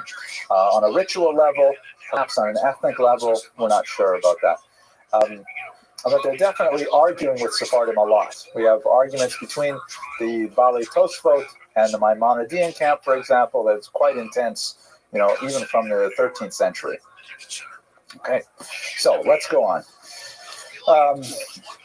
When he was in Cairo, we know actually a little bit about him from the Cairo Geniza. And just to refresh your memory on what the Cairo Geniza is, this is a fantastic collection of 250,000 fragments of documents from the Ben Sira synagogue just outside, or is it Ben Abraham? Ben Abraham or Ben Sira? Ben Ezra, thank you, Mr. Rodriguez. He's got his, this time he knows it automatically, he knows it cold, but he can always fact check me on Google. At any rate, a tremendous treasure trove of documents found just outside Cairo that it gives us incredible insight into the dense nature of Jewish society in the Middle East for about 500 years, and tremendous trove. And through poring through these documents, they found several documents that specifically mentioned Yitzchak Luria in the 16th century. So what do we know about him from the Cairo Geniza? We have primarily commercial documents and bills of sale. And it seems that in the 1550s, when he was in his 20s, he was primarily involved in the sale of various goods on an international level. We know that he was involved in selling pepper. We know that he's involved in selling leather. He has some, it's hard to say if they're business disputes, but he specifically, writes letters requesting payment for, he sends out invoices, things like that. So it appears that he was quite active in international commerce in his 20s, and that's likely where he got his the wealth to be able to travel to Tzfat. Just a kind of an interesting side note, 3 days before his death, he settled all of his business accounts and made sure that all was right, which is, I think, in itself a rather interesting attestation to his probity and to his perhaps mystical sense of what was coming. But anyways, he's making his living there in his 20s as a spice and leather merchant, basically traveling around, dealing in various things. And at the same time, he's engaged deeply in Talmudic study. Two specific aspects of study characterize this early period. And in general, it's a dichotomy that is preserved in much of Jewish study. You can study what's called Toras Nigle, the revealed Torah, and Toras Nister, the hidden Torah. These are euphemisms for a body of knowledge, of information that is kind of like considered open. It's hardly open in the sense that you really have to develop quite extensive training to do so, but it's a body of knowledge that is considered accessible and open even to children with proper training, and another body, which we'll call Kabbalah for now, which is essentially hidden knowledge. The open Torah, or the revealed Torah, refers to, of course, the 5 books of Moses, the Bible as a whole, the Talmud, the Mishnah upon which it is based, and the vast corpus of halakha, books which have not been written yet, but for example, the Shulchan Aruch, the Code of Jewish Law. This is all called the revealed Torah. And for anyone who has ever attempted to study Talmud, especially as an adult, you realize it's hardly revealed. It's an extremely coded and difficult and mysterious text to enter. But the sense of the revealed means that basically anyone can approach this text regardless of their level of training. They may not understand it, but there's nothing taboo about studying it. Toras Nister, on the other hand, the hidden Torah, the mystical aspects of Torah, is something which is restricted only to those who have achieved great heights of personal experience and personal training. This is something that we find in the Talmud, which says things like, for example, you should not approach this mystical, this Torah of truth until you have eaten bread and wine, which means you should have a full meal of the regular revealed Torah before you approach the hidden Torah. And in fact was a subject of massive controversy around, for example, Maimonides' works. And one of the strange patterns that seems to repeat itself over and over again, including up until our own times, is that the most gifted Kabbalists tend to die very young. So the rabbis placed a ban on the studying of Kabbalah until a person is 40 years old, and there are several other qualifications. They should be married, they should have completed all of the revealed Torah before they try the hidden Torah, and so on. Not everyone agrees with this ban. One of the most important teachers of Rabbi Yitzhak Luria himself, Rabbi Moshe Cordovero, felt that people should start studying Talmud, studying Kabbalah at the age of 20, for example. But that's basically, it's a widely accepted ban. Nobody studies Kabbalah until they've reached a certain level of study, of expertise. At any rate, in Cairo, he studied under a very famous Kabbalist, the Radbaz, Rabbi David Ibn Zimri, and he studied both the revealed Torah, and as we shall see, he studied also the hidden Torah, the Torah Nistra. In his revealed Torah studies, he proves to be quite a gifted student, and we know quite a bit about his participation in various councils and Batei Din and courts of law and things like that, that indicate his opinion about standard halakha was definitely accepted. He was a very reputable person with all of the credentials. And we also know a couple other interesting things about him. For example, the Geniza has a document in it that's dated 1557, which has 9 signatories to it, in which these 9, they're all rabbis, agree to form a kind of conventicle, a kind of association, a chevra, in which they promise to behave on a very high level of ethical conduct, and they stipulate specific punishments if any of them ever transgress even a tiny little breach of ethical conduct. This may have been a secret fellowship, and it's the kind of thing that you see quite often among the great Kabbalists. You see the same thing, for example, with Rabbi Moshe Lutzato, the Ramchal, who also had kind of like a secret gathering of friends. You see it also in the Musar movement, where rabbis would get together and they would form these secret little groups where they would criticize each other if they ever saw step out of boundary in any way. And it appears that the Ari, at a very young age, in his early 20s, was admitted into one of these secret circles. This definitely had a strong impact on him because he would later form a much greater circle of that nature in Sfat. But while he was there in Cairo, he spent a lot of time studying the Talmud and, in fact, collaborated on the commentary that was incorporated into the famous Shita Mikubetzes, which is a collection of commentaries on various Talmudic tractates. I myself studied the Shita Mikubetzes when I was in yeshiva myself, so it's a very well-accepted text. The specific parts that he worked on, unfortunately, were lost in a fire, but it's well attested by secondary sources that he was one of the multiple authors of that text. Bottom line is he had excellent credentials when it came to the traditional revealed Torah. He was not like, let's say, you find sometimes in Hasidic leadership where people have inspired visions, but they can't necessarily demonstrate mastery of Talmudic tractates. This is a person who definitely had all of the credentials to be a traditional rabbinical scholar, and yet his primary fame was going to be in mysticism. Okay, pausing for questions again? Yes, Ms. Abramson. Oh, I better get ready. Okay.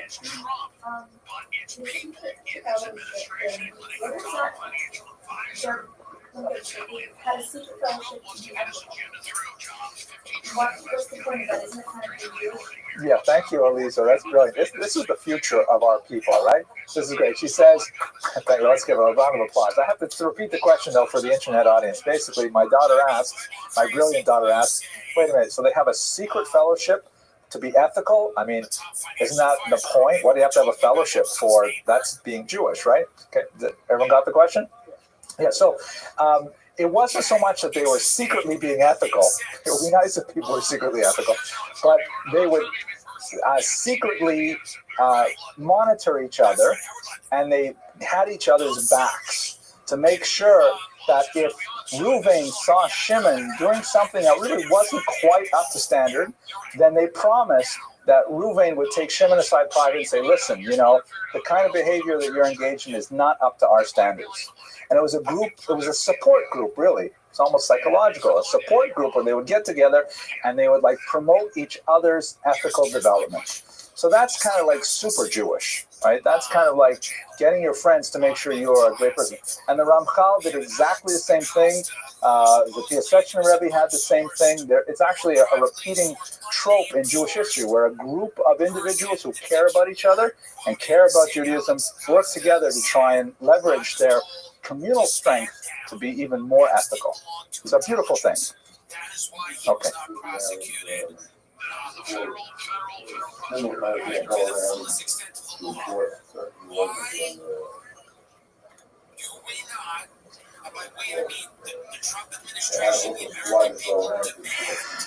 Yeah, I think the key difference is that whether it's a voluntary self-imposed restriction. I've heard about some communities up north that shall go nameless that, you're not supposed to have internet in your house, so they'll have people who will walk outside the front of your house with their cell phones to see if there's a Wi-Fi going on in your home. And if you are, then you receive social ostracism, and they'll cut off your YouTube. And then you won't be able to watch these edifying lectures. But now we're talking about a group of people who, voluntarily choose to self-associate, and that's what is charismatic or characteristic, of Luria. But let's go on to the Torah Nigla now. So, the last thing he did. Now, the Radbaz, his principal teacher in Cairo, was also a noted Kabbalist, not nearly at the same level as his student would be, but under his influence, he elected to engage in a very unusual, highly idiosyncratic practice. His uncle, you'll recall, and his father-in-law now, wealthy tax farmer, owned a small island, presumably in the Nile Delta. I didn't actually look it up on a map. This is the actual, we know which island it is. He owned this island, and what the young Yitzhak Luria would do is he would go out to that island and spend 6 days a week in total solitude. And he did this for 6 years. He would come home only for Shabbat, I presume for holidays as well. He would speak to his wife only in Hebrew and engage in, holy association with his wife only. She must have been a tremendous woman, but we know very little about her. And then he would return to this island, which is called Jazirat al-Rauda. And he spent 6 years in this solitary communication with the divine, solitary contemplation of what he would later reveal to his students as the mysteries of Judaism. So you take this all together, he's engaged in the outside world in business for quite a while. Then, while he's studying the Torah Nigla, the revealed Torah, he gets to a very, very high level. And then he basically takes 6 years off, a long sabbatical, to be able to focus on the development of his mysticism. And this was all in preparation for what would really be the brief flourishing of the Safed Center, which is where he would make his mark. So we should talk now a little bit about Tzfat, which is a fascinating just explosion of Jewish creativity in the 16th century. Tzfat is a city that in many ways is kind of like a nowhere place in Judaism before it explodes onto the scene. It is in northern Israel, in the Galil region. It is not mentioned at all in the Bible, although the name Tzfat, or Safed in English, indicates that it's kind of like a lookout point because it's about 800 meters above sea level. And it's possible that it was used, for example, when the Jews would communicate the announcement of the Rosh Chodesh in one of the high spots where they would light fires to signal that Rosh Chodesh had appeared. And it attracted, primarily for economic reasons, some of the brightest minds of Gerush Sfard, of the Spanish and Portuguese expulsion in 1497. Among them, the greatest of them, was Rabbi Moshe Cordovero in terms of Kabbalah. Someone that I study personally very deeply, and I'll share with you a little bit about his thought in a moment. But around this Rabbi Moshe Cordovero were a circle of students who were focused intensely on studying the mystical aspects of Judaism. The Ridbaz, the Arizal's teacher, had spent some time in Tzfat and had been exposed to it, and no doubt encouraged his student to leave Cairo and to go study under the Ramak, who had emerged as a great leader of Kabbalistic thought at the time. So the thought of the Ramak, so now we're talking about the principal teacher of the Arizal. The Arizal, by the way, only got to learn with him for less than 2 years, and nevertheless he called him his principal teacher, because the Ramak was a revolutionary thinker in Kabbalah and completely transformed the Arizal. Even though the Arizal differed with him on some very, very key essential points, and in many ways the Arizal eclipsed his own teacher, nevertheless he showed tremendous reliance on the thought of the Ramak. So I have to tell you what exactly is Kabbalah, at least for the limited purposes that we can use in this brief lecture, and understand what is going on in Tzfat that allowed the Arizal to catapult himself to such heights. This thing we call Kabbalah, the word Kabbalah means reception or tradition. Lekabel means to receive something. And so that term is used in the sense that this is not information which can be deduced by logical analysis. This is information which must be somehow received, either through a revelation directly from God. As many of the mystics will find, the skies open up and they are, greeted with some kind of messianic vision, which they later communicate, and it's inaccessible. It's beyond. There's no reason that you can use to understand it. It's simply an experience. Or it is a mystical tradition that's handed down from teacher to student, teacher to student. We definitely have a very, very old tradition in Judaism of this mysticism. There are passages in the Torah which are clearly mystical in nature. For example, Abraham's covenant between the parts, where he is given a vision of the future, Ezekiel's vision of the chariot, all kinds of passages in the Torah. The Talmud is rife with magic, spells, astrology, all kinds of mystical information that is certainly not rational in the common sense of that term. But it gets a huge boost in the 13th century with the appearance of a book called the Zohar, which is considered the principal work of Kabbalah. There's a lot of controversy about the Zohar.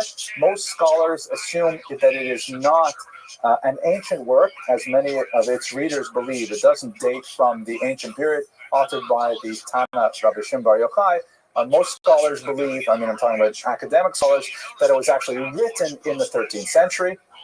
That's a debate that I don't think we should entertain today. The most important thing for our points is, however, that the Zohar becomes sort of the focal point of all Kabbalistic research at this time. The problem with the Zohar, however, in my humble opinion, is that it's almost impossible to understand it. I mean, you can translate it into English, and it reads like gibberish. It's really, really hard to figure out what is it all about. It's a massive document. On my bookshelves, it takes up about that much space. And it's just so arcane and complicated, and the metaphors are weird, and it sounds very New Agey. I mean, it's perfect for New Age kind of stuff, and who knows how to make sense out of it. I will tell you that on a personal level, when I was about, about 25 years old, I started studying a beautiful book called Chok L'Yisrael. It's a Sephardic book that basically, it breaks up the week into 7 days of study, and every day you study a little bit of the Torah, a little bit of the Tanakh, a little bit of Mishnah, a little bit of Gemara, a little bit of Halacha, so you get like a little bit of dose of every little kind of piece of Torah information, and it takes about half an hour to go through it every day. And at the very end of each selection, there was always a paragraph of the Zohar. And I asked my Rebbe, I said, am I allowed to read this? I'm not 40 years old. I don't know anything. And he said, yeah, you can go ahead and read it. I said, but what about the band? He says, you're not going to understand it anyway. Just go ahead and read it. So that was my first encounter with the Zohar. What the Ramak did, what he did brilliantly, this is the Arizal's teacher, is that he systematized the Zohar. Among other things, he wrote a massive commentary on it called Or Yakar. But more importantly, he wrote basically manuals for Kabbalah. Most famous, the one that made his reputation at the time, was Pardes Rimonim, the Orchard of Pomegranates, in which he just sat the reader down and said, okay, look, this is how it works. And he started from the idea of how creation happens, and then he explains how this relates to our souls, the world around us, the purpose of the commandments, the purpose of the Messiah. All those things were systematized and written in almost a Maimonidean fashion, meaning he took this scattered, bizarre commentary on the Bible, and he just started from the ground and said, let's just explain this in a very straightforward fashion. It was a phenomenal hit. Even before printing, it was circulated widely, and the Ramak surged ahead as the preeminent Kabbalist of his day. So the Arizal went to Tzfat to specifically study under the Ramak. Just to give you a taste of the Ramak's teachings, and again, I'm not a Kabbalist, so I don't really know what I'm talking about, but that never stopped me or anybody speaking about Kabbalah. But so this is, you may have seen this very symbol, this very common symbol. This is the designation of the 10 Sfirot, the 10, hard to translate that term exactly, but kind of 10 emanations of God. And basically what this refers to on one level is the process of creation, a process which is ongoing and unfolding, meaning that as God created the world, he allowed his light, as it were, to penetrate each of these sfirot in different orders until they come down here to where we live in Malchut. There's a lot more we could say about what this strange thing means, but let me give you one basic kind of metaphor to understand it. So God, as it were, is like in this diagram up at where the word tree is, and then he descends through Keter, Bina, Chokmah, through all of these sfirot until we get to the world as we understand it today. You should consider it kind of like if you try to look at the sun. The sun is way too powerful to look at with the naked eye. It'll burn out the retinas. It's dangerous. But if you take a mirror, then when you look into the mirror, you may be able to get some fleeting glimpses of the sun because the mirror weakens the radiation of the sun. And especially if you take a second mirror and you position it in such a way that you look in the second mirror reflecting the first mirror, reflecting the sun, then it's much easier towards the sun. And if you set up 10 mirrors in a sequence like this, you can actually look directly at the sun because each one of those 10 mirrors has weakened the power of the radiation until you're able to receive it. That's essentially what the Sefirot are doing. God's light, as it were, goes into the top, and it is filtered through these mirrors until you get down to this world here. There are a tremendous amount of implications for what the Sefirot do. They're associated with the human body. They're associated with the human soul. They can be manipulated. They are interrelated. But that takes us far beyond where we're going to go today. I will do one little detour, however, to give you a little bit of a selfish plug onto my forthcoming book, which should be coming out. I hope to have a book launch in this room, God willing, in about 3 months. We're looking forward to it. We'll have some music, and it's going to be, I think, a great time. But basically, he wrote his most famous book among lay people is called Tomer Dvorah, the palm tree of Dvorah. It is perhaps the most widely studied Kabbalistic book. And it's certainly the most well-understood Kabbalistic book because it's far easier than most of the other things. And basically what he does in Tomer Dvorah is he says, if God emanates and presents himself as a word to the world through these 10 sefirot, and we have a mitzvah of imitating God, imitatio Dei, v'halachta b'derachav, you shall walk in his ways, then we should imitate those sefirot. We should imitate each one of those chokhmah, bina, dat, those various sefirot, well, not dat in his Kordever and Kabbalah, and that's ultimately what we're supposed to do. So, for example, there are times when, we are supposed to evince gevura, power. Like, let's say, for example, we're attacked. Israel is attacked, God forbid, and Israel has to rise up and defend itself. So it means it has to energize the sefira of Gevura. By acting appropriately with Gevura, we then, as it were, excite the sefira of Gevura, and God sends more of that power down in the world. By matching our behavior with the attributes of these sefirot, we can infuse the world with more godliness. If, on the other hand, we use Gevura when we should not, for example, on Shabbat, if you get angry at your kids on Shabbat, the Ramak says that's a terrible thing to do because you're using Gevura inappropriately. Shabbat is not supposed to be a day for Gevura, and you're ruining it. You're mixing the wrong sphere at that time. So in the first chapter of his book, which deals with Keter, he goes through 13 different levels of forgiveness, 13 levels of mercy, and describes how you can forgive others in 13 different ways, 13 different manners. It's a fantastic classic of Jewish spirituality, and God willing, we'll all be together in good health, and I'll be able to tell you more about it at the book launch. But let's go on. This is a kind of a cool cover, right? That's like a baby palm tree. Okay. So the Ari becomes the Ramak's disciple. Again, they only learn together for about 18 months, and then the Rabbi Moshe Cordovero, who is not even 50 years old, is killed in a plague, dies in a plague. Nevertheless, the Ari is tremendously influenced by the Ramak's systematic approach to Kabbalah, and basically adopts all of it, and then makes a few key changes that brings his Kabbalah really to a much greater scene. Just to give you a sense of how they relate to one another, and this is jumping ahead a little bit, but the Ari left very few writings behind. We have very few actual texts written by the Arizal.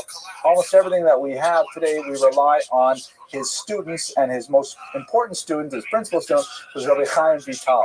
So the story goes that Rabbi Chaim Vital, as he records in one of his books, he was visited in a dream by his teacher, the Arizal, and he asked him, he says, what does it mean that you have a different type of Kabbalah than your teacher? And the Arizal said, in heaven, they study the Kabbalah of my teacher. On earth, they study my Kabbalah. So there was still a sense of Elu va'elu divrei Elokim Chaim. These and these are the world of the living God, even though there are some really sharp differences between them. So let's understand what happened in Tzfat. Here we have an amazing and incredible explosion of Jewish creativity at this time. Besides the Ramak and the Arizal, we also have Rabbi Yosef Karo, the author of the Shulchan Aruch, and we should remember that he himself was a tremendous mystic. In fact, he claimed not to be the rational mind that was writing down Jewish law, halakha, he claimed to receive nightly communications from an angelic being, a Maggid, which he later wrote about in his own diary, and he would just write down what the Maggid told him to write down. So they were definitely, Kabbalah and halakha deeply intertwined with one another in Sfat. They're engaged in all kinds of really bizarre practices, which make the Lecha Dodi ritual of going out into the fields Friday night to greet the Sabbath plane, that looks absolutely pedestrian compared to some of the other weird things they're doing. For example, they're engaging in a sort of dowsing for graves kind of behavior, where they will go on long walks in the environments of Tzfat, trying to spiritually sense the graves of righteous people. And they will stop by a brook or something, and one of the Kabbalists, either the Arizal or others, will see this particular rock, and they'll say, under this rock is buried Rabbi Yehuda Bar Eloi. And they will stop there, and they will say all kinds of prayers, and they will prostrate themselves on the ground, and they will have these spiritual illuminations, and they will record them later in their own mystical writings. And this will be kind of like a tzvat pastime to go around and find these graves of the tzaddikim.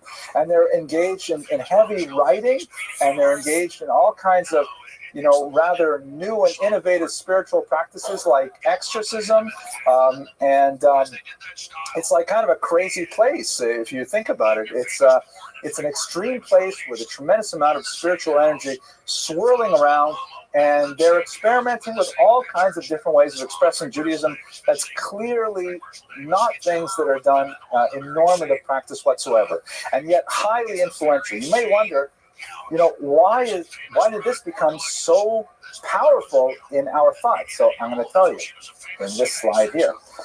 Let's try and understand what is Lurianic Kabbalah within the last 10 minutes that we have, and we'll see why it was so profound and why it made such a huge impact. First of all, I want to place a caveat on it. As I mentioned earlier, we have very few autograph writings of the Arizal. He left behind very few writings, which was very intentional. He wrote a few things when he was on that island back in Cairo, but otherwise he wrote nothing of his most profound mystical insights. And he instructed his students not to write down what he was teaching either. He wanted it to be a highly reserved esoteric doctrine that only his students and those who they deemed worthy would share. He certainly did not intend to create a massive revolution of Kabbalah with, blessed bottled water and things like that. That does not seem to be the Arizal style. His students, after his death, tried to enforce this. In particular, Reb Chaim Vital, who used to be a student of the Lamak, but after he met the Arizal, he sort of focused essentially on the Lurianic Kabbalah, and they tried to keep a lid on the Arizal's teachings. However, the word spread far and wide, and what ended up happening was some of the people who had studied with the Arizal began to sort of break discipline and start writing their own manuals of Kabbalah, attributing them to the Arizal, and many of them were contradicting each other, which is not impossible because Lurianic Kabbalah, unlike the Kabbalah of the Ramak, was not at all systematized. It was not at all a start at point A and move through B and C and all the way to the end. He would just sort of teach on the spur of the moment without necessarily connecting it to a larger doctrine. It wasn't like a course where you started with the basic principles and went into the specifics. Very charismatic leader, but not a systematic, disciplined leader like the Ramak. And so it's very difficult when you can take all these things together. The fact that we have no actual writings to speak of from the Arizal himself, that everything we have comes from his students, many of whom were disagreeing with each other. And we have the very nature of Lurianic Kabbalah itself, which is very disjointed and not necessarily connected. It's very difficult to get a whole picture of what this is. Nevertheless, we can identify a few doctrines that seem to be common to all of the Arizal students, and they are so powerful that they've kind of become mainstream thought to this day. The first one is this concept of Shvirat HaKelim, or the breaking of the vessels, which is not present in Cordoverian Kabbalah at all, but is perhaps the most pronounced element of Lurianic Kabbalah. If you recall, we go back to the 10 Sfirot that I showed you earlier. One of the key differences between the Kabbalah of the Ramak and that of the Arizal is the idea of what happened at the moment of creation. So for the Ramak, the teacher, creation was a logical unfolding of God's will, set up in such a way that the universe would be perfectly balanced in a kind of metaphysical law that mirrored natural law. That God, so to speak, imagined the structure of the universe, he, as it were, looked into the Torah as his blueprint, and he created a universe that looks something like this. The Arizal, however, injects a major element of drama into the creation, placing human beings, and particular Jews, at the center of a cataclysmic crisis that is ongoing until the final redemption. How so? This concept of Shvirat HaKelim, or breaking of the vessels, refers to some kind of mishap in the moment of creation. I have difficulty understanding this, so I'm sure that when people see this on YouTube, they'll put all kinds of useful comments at the bottom. Mr. Rodriguez, you'll be at the top of the list there. But this is my basic understanding of it. I talked to you about the sunlight pouring into the mirror. So if you think of it instead, using a Lurianic metaphor of like hot oil poured into clay vessel.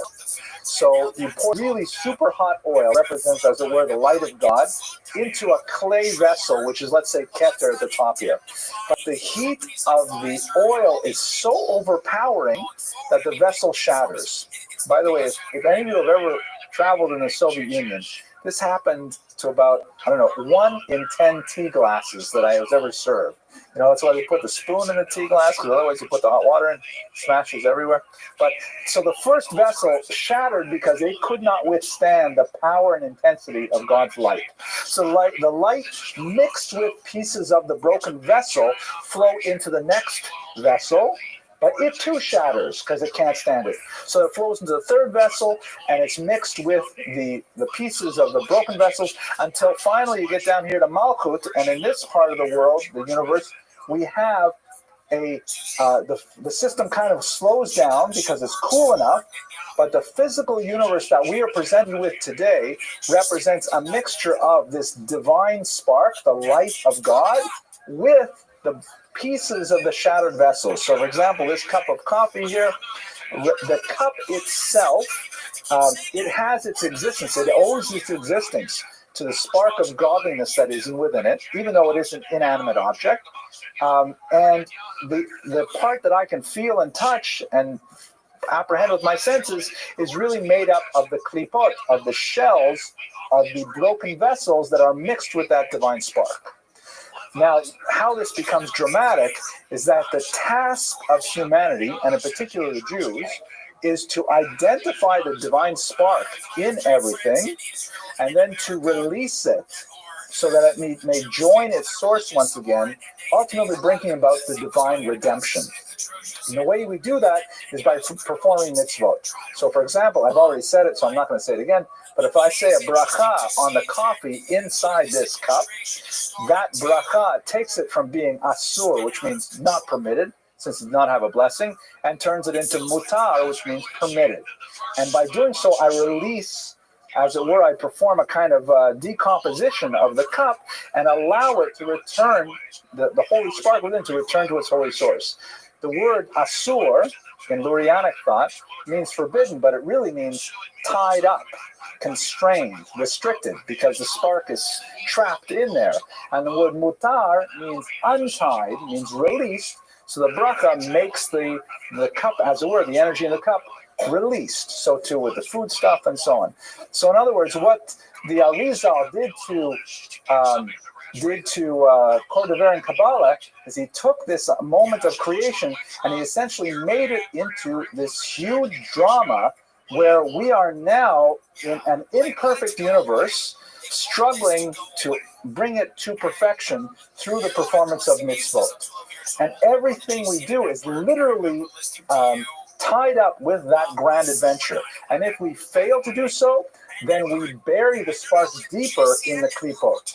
So every single action, every conscious moment of a Jew's waking existence and even sleeping existence is in fact tied to the unfolding of this metaphysical story.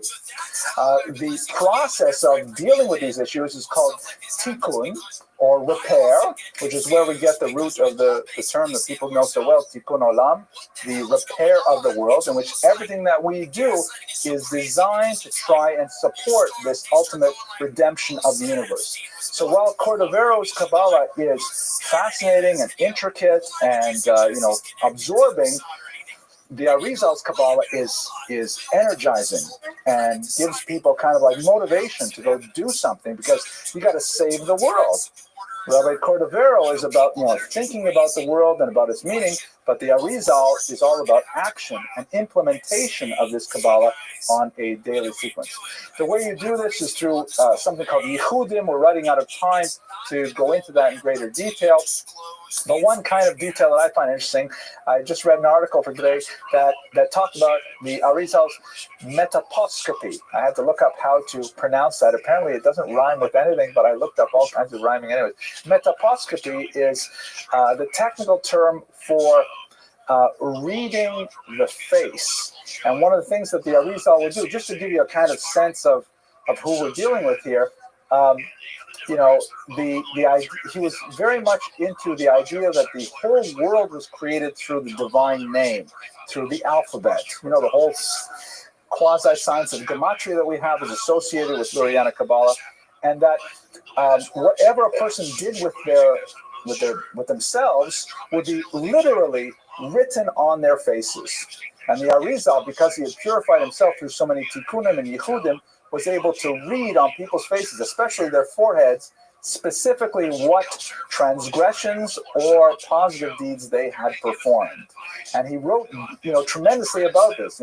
For example, if you give tzedakah, the word tzedakah is planted on your forehead, and it lasts about a week, which is interesting. And isn't it fascinating? It's about a week between classes. You can sponsor a class, but I don't even make fun of it. It's just too bizarre, though, in many ways. So these are the kinds of things that he would do. He would meet people, and he would say, "I know what happened at his home yesterday," and so on, all related to this grand scheme of the tikkun. So his legacy, here's an image of his grave, and the tradition of Tzfat, the graves of tzaddikim are decorated in blue, and it is a noted pilgrimage site. His legacy is so deep, it's very hard even to find a place where it does not reach. Certainly it reaches very deeply and consciously into the Hasidic world, where the Hasidic masters were deeply influenced by Lurianic Kabbalah. The Baal HaTanya is suffused with it. It reaches into the Lithuanian world, where the Vilna Gaon was also a Lurianic Kabbalist. It reaches beyond that into the non-Orthodox world as well, because there's so many of the rituals and songs and practices of Tikkun Olam we mentioned earlier. It's a very important concept for many in the liberal communities, that it really traces themselves back to Lurianic Kabbalah and his sense of the drama of human existence. So without doubt, it's amazing when we contemplate how this man, in a space really of about 3 years, from age 35 to 38, he was able to articulate, without even writing it down, this vision of the meaning of existence to such a degree that we feel as reverberations from Tzfat even to this day. Thank you very much for your attention and engagement. Next week, we're going totally off the mystical Kabbalistic, and we're going to talk about Baruch Spinoza, one of the most important philosophers of the early modern period, and I think you'll find it interesting. Thank you once again. Okay. One day my friend took athletic greens and he died. He put athletic greens in a water bottle and shook it up, and then he drank it, and now he's dead. Athletic greens killed my friend. I don't know why it happened. Maybe it wasn't athletic greens. Maybe it was just some type of a random medical emergency. But I bet it was the greens. He was frothing at the mouth. He goes, "Oh no, what's happening?" And there was green stuff was coming out of his mouth. He was going, "I can't believe it. It's athletic greens. I'm dying. It's killing me. I knew it was fake." Okay, good evening, ladies and gentlemen. Thank you very much for coming. Tonight we're starting, of course, half an hour early, so that'll give me a little bit more time to relax, and I'll speak slower, but we still hope to conclude at 9 p.m. as usual. So the joke this week is also courtesy of Zach Weiser, who sent me 4 really useful jokes last week. And it actually is very appropriate for today's material because we're going to be looking at someone who is slightly antinomian in his approach. That is, someone who is slightly non-traditional in the way he observes Judaism, as we shall see. So the joke goes that a Jew goes up to his rabbi and says, Rabbi, I'm so sorry. I need to do something. I have to confess. I didn't wash Matilas Yadayim before eating bread last week. And the rabbi said, "You did? Why didn't you?" He said, "Well, Rabbi, the truth is, the bread wasn't kosher." The bread wasn't kosher. Well, why? And he said, "Well, it was a non-Jewish restaurant." He says, "You were a non-Jewish restaurant? What were you doing in a non-Jewish restaurant? Why didn't you go to a Jewish restaurant?" He says, "On Yom Kippur, I should go to a..." So, that's the last laugh for tonight. So tonight's lecture, we're very grateful to Mr. Eliezer and Mrs. Greta Hermes, who once again sponsored the lecture. It's a wonderful thing when we have people support the lecture financially because it goes to defray the costs of our lovely assistant, Ms. Eliza Abramson, who greets you at the door, prepares the cookies, and Mr. Rodriguez, who is now actually amassing a bit of a fan club online. They say, "Go, Mr. Rodriguez," because they enjoy the videos. So thank you very much. The shul appreciates it very much. And for those of you who are here, your presence alone is a tremendous sponsorship, and I'm very grateful to have you here. So tonight we're going to look at someone named David Reubeni, also known as Ha Reubeni. The name is very significant. He ascribed his lineage to the tribe of Reuven, the biblical tribe of Reuven, and we'll speak about what that means shortly. But basically, he's a rather anomalous and highly unusual figure in Jewish history because he appears on the scene in the early 16th century, and he makes a tremendous tararam where he introduces himself with success to popes and kings and emperors, and claims to be the brother of King Joseph, a leader of the 3 tribes, Gad, Reuven, and Manasseh, living on the other side of Israel, somewhere in the Far East, and he's there on a mission to create some new geopolitical reality. Amazingly, he's like a comet on the European political scene, about 10 years until his untimely demise. But he created not only a lot of consternation, particularly among Arab nations, for reasons that we shall describe, but also a tremendous amount of enthusiasm for a renewed and revived Judaism that was especially found within the converso population of Spain and Portugal, Jews who had converted to Christianity rather than, be expelled in the expulsions of the late 15th century. His meteoric rise to fame was cut short when the Inquisition got wind of his activities, and he died a horrible death. But the entire arc of his participation in European history is quite fascinating, and I think gives us some pause to think about several aspects of Jewish history and its relationship to world history as a whole. So what I'd like to do over the next 55 minutes is just give you a quick overview of the life of David Reubeni. At least that is what we know about it. And I think that by the end of the evening, you'll have some food for thought and wonder, but we will leave with a lot more questions and answers as usual. So our story begins really here in Oxford, England. We know of David Rubini from non-Jewish sources. Many, centers of power had him traced through their hallways at various points in the early 16th century. But the most important document that gives us information about David Rubini is his diary, which he composed and then would actually, have people read as a sort of travelogue to bolster his own authority. The diary was purchased by the Bodleian Library of Oxford in the middle of the 19th century.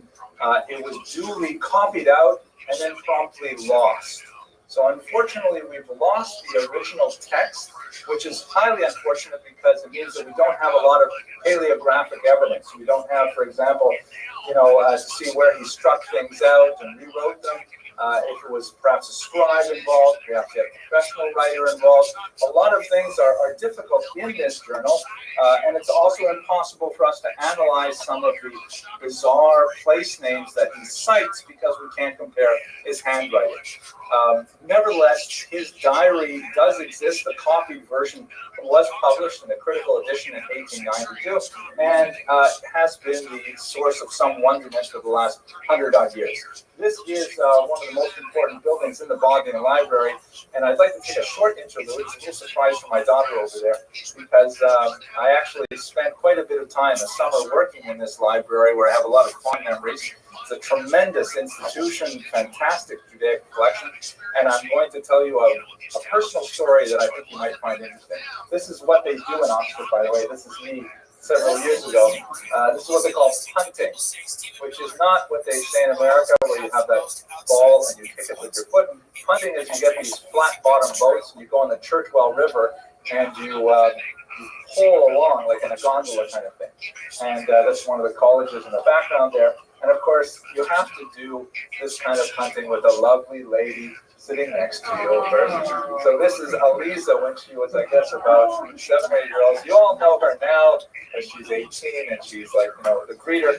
But there she is, just enjoying the ride. And here's one more picture of her also in Oxford there. So sweet. Right? I have a couple of funny stories. I'll tell you both of them. I can't help it. The first one is the library story. So it's a really old library. It's like 1,000 years old, this library. And they have a lot of arcane, bizarre rules. And one of those rules is, believe it or not, that before, it's not a public library. You have to have credentials. I had to have a letter of introduction. I had to have all kinds of stuff to get into the stacks there. And you go to the library office, you present your credentials, and you present your research purpose and so on, things like that. And they make you take an oath. They make you swear an oath that you will not set fire to the books. And I said, why do I have to take this oath? She said, apparently, like in the 1500s, it's cold, and the students would say, we don't really need another couple of Virgil and Aeneas, do we? And they would set fires to keep themselves warm in the library. So they made this rule, and it's been a rule for like 400 years. You have to take an oath. You're not. So the problem is, Jews avoid taking oaths. That's the whole business with Kol Nidre. You don't want to come up. If I happen to accidentally set a fire, then I would be, responsible for it on a heavenly level as well. So I was for a moment I was put back. I didn't know what to do. And so then I asked myself, I said, wait a minute, can you take this oath in any language you like? And she said, absolutely. And she pulled out a huge binder. It was about this thick. And it had like all these the text of the oath in all these languages. In English, it says, I swear I will not set fire to it. And I said, could you show me Hebrew, please? And she flipped over to Hebrew, and there it was in perfect rabbinic language. It did not say, I swear I will not set fire to the books. It says, I will take responsibility for the cost that I incur should I set fire to the books. Like, perfect. So I could read it, and I got access, and all that stuff. The other funny story, which I'll tell you very quickly, then we'll go back to David Rubini, I promise. But the other funny story is, there's a Jewish mitzvah that when you buy new cooking vessels, you're supposed to, before you use them, you're supposed to immerse them in a mikvah. That's just one of those wacky things in Judaism. And if you don't have a mikvah, you can use any flowing body of water or the ocean qualifies, things like that. So there's no mikvah in Oxford. but they have that Churchwell River, which is actually the Thames. It turns into the Thames. But they have, it's a really old town, and they have these banks that are like really high, and they're 6 or 8 feet high. You can't just like stand on the edge and dip your pot in. So I was carrying this huge bag of pots, like Santa Claus in this big bag. And the only place that I could toilet where I could put these in a mikvah is if I walked down to where the punts were released, like we rent the punts. And so I walked down there, and I'm wearing a suit like this, and I got all these dishes, and I'm toiling them in the water, and there are all these Japanese tourists show up and start taking pictures of me. And I realized they must be thinking this is a native Oxfordian washing his dishes in the river. Okay, let's go back to our regular scheduled channel. Those are just 2 fun stories from Oxford. Anyways, it is a beautiful town and an amazing university, and I was very happy to be there. So, David Rubini, he first shows up in Venice in 1523, and he says, I come from Abyssinia. Possibly he came from Sudan. There's a huge debate among 2 of the major scholars on Rubini as to where exactly that was, but he claimed to be somewhere down here, either in Ethiopia or in Sudan, in the Upper Nile region. And he quotes a long travelogue of places that he visited and strange customs that he observed. The place names that he mentions on his travelogue are garbled. They're, it's very hard. Scholars spend a lot of time trying to figure out exactly where he was. But the consensus of modern scholarship is that he made the whole thing up. That he never was any of these places, and that he's just reporting things that he had heard from others. So much of his early travels are lost in mystery, shrouded in mystery. And in fact, one of the commentators on him wrote in the 1930s that his reputation for veracity was not particularly high. So a lot of the things that he says about his origins, we simply don't know. In fact, we don't even know if he is Ashkenazi or Sephardi. He was physically swarthy, very dark skinned.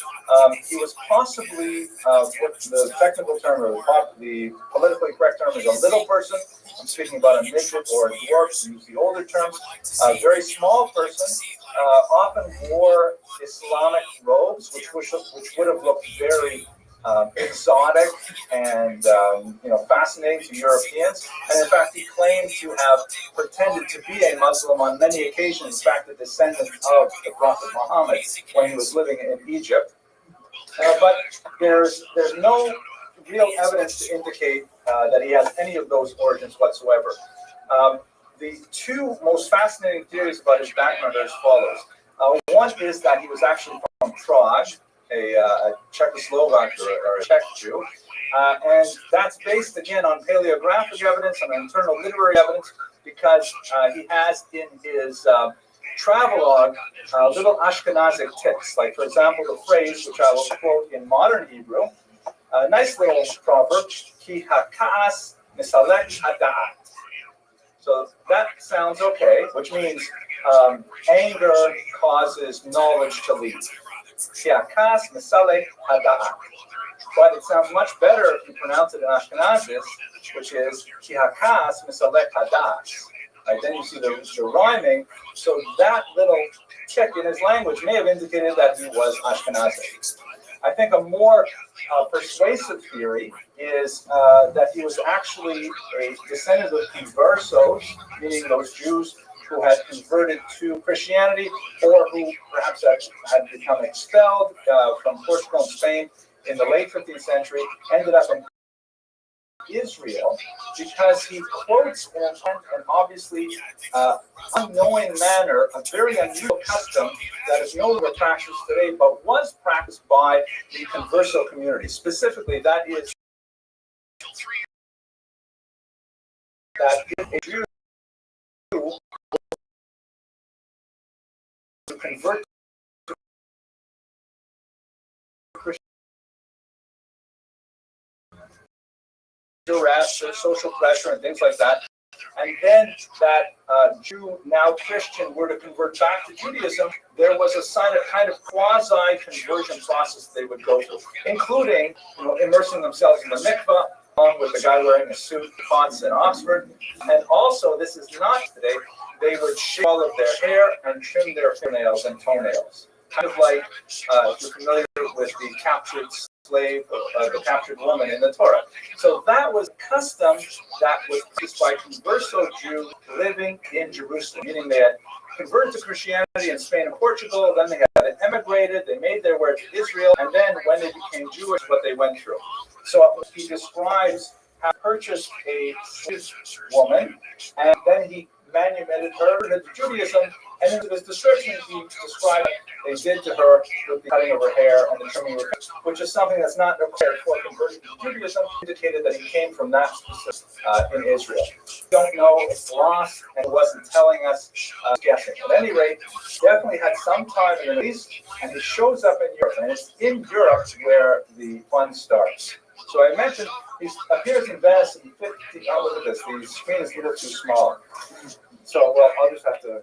I hope I can remember everything I wrote there. He's small, as I mentioned, swarthy person. It's the screen. It's because the resolution is different. And he was surrounded by a lot of pomp and circumstance. You know, he liked to, for example, get expensive rides, like a beautiful white stallion. And he would have like these gorgeous banners that would proclaim him as the emissary of King Joseph from the East. And he claimed to, now why the tribes of Gad, Reuben, and Manasseh, anyone remember what's special about those three tribes? Of course, Aliza knows, but we'll ask an audience member, please.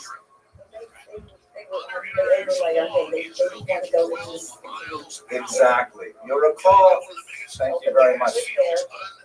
Excellent. This is your first time here, isn't it? Amazing. Well, welcome. Just don't ask any hard questions. But this is what happened. Yeah, if you recall the story of the conquest of Israel, there were two tribes and one half tribe, Gad, Reuben, and Manasseh, the half tribe, who said, you know what, Taka, why are we going into Israel? This looks like a very nice place here. We can cover all the furniture with plastic, the roots of the Hungarians. And they said that, I've used that joke too many times now. But so they stayed on the other side of the Jordan River, like what would be today something like Jordan, Syria. And Moses made a deal with them that they could have that land as long as they came in and fought for Israel first and so on. So there's this kind of mystery of those 2.5 tribes that never settled in Israel. And Reuveni, he took the name Reuveni, meaning from Reuben, to say that yes, they're still there. There's 100,000 of them. My brother is the king. And guess what? He wants to forge a political union with you to attack the Muslims. And so with all of this, noise and fury and like pageantry and things like that, people were willing to listen, except for the Jewish community. The Jewish community, by and large, was not buying it. They were not convinced. There were a few significant individuals who were willing to financially support him, but by and large, the Jews tended to be rather skeptical about the whole story. Nevertheless, with his few wealthy supporters and a few key introductions, he actually gained an audience with Pope Clement VII. And when he meets with him, goes in with the white horse, that kind of thing, and he specifically asked for 4 things. One, he wants letters that will allow him to create an alliance between France and the Holy Roman Empire. He wants to get these 2 countries, the Holy Roman Empire, as historians like to joke, it was neither holy nor Roman, and it wasn't an empire, but it did have some political connotation. It was basically Central Europe, what we call today Germany and environs. He wanted to get France and Germany essentially to unite, and for the purposes of attacking the Muslims, as we shall see. The second thing he asked for is he wanted armaments. He wanted a tremendous amount of cannons and ships that he himself would lead to attack the Muslim empire. And the third thing is he wanted a letter to visit Portugal, which is especially significant, as we shall see. Now, well, we'll come back to that. I know I said 4 things, but I actually meant 3 things, if you were paying attention. He specifically wanted to go to Jeddah. over here. And the idea was that he had somehow, with all these ships, attacked Jeddah with, once again, the support of the Holy Roman Empire and the French, and of course the Holy See, the Catholic Church. And this would somehow disrupt the Arab control of much of the trade in the Red Sea and especially the Arabian Sea, because India, you recall, we're talking about a time now, it's the age of exploration. The Portuguese at this point in history are the leaders of all world exploration. And they've established a lot of Piedmont, a lot of trading posts along the Indian coast. And they were defending it very forcefully. Their main competitor in the region, besides the European nations who were slow to pick up on this, their main competitor were the Arab traders who were dominating the Indian Ocean. And it seems that Rubeni wanted to somehow get in there and interrupt the Portuguese trade by attacking the Muslims. So the Jeddah is maybe not the best port because you'll recall there's no Suez Canal at this time. So it's not like people are using the Red Sea to get to the Arabian Sea and out to India. Aden would have been perhaps a much better port for that, but there's something else really valuable about Jeddah. Anyone see it? It's really close to Mecca, right? Mecca being, of course, the center of the Arab world spiritually, and so on. So an attack on the port city of Jeddah could really disrupt a lot of Muslim thinking and could really plunge Europe into another kind of major geopolitical crisis that would perhaps lead to nothing less than Armageddon. And that's where we get to the messianic aspect of this.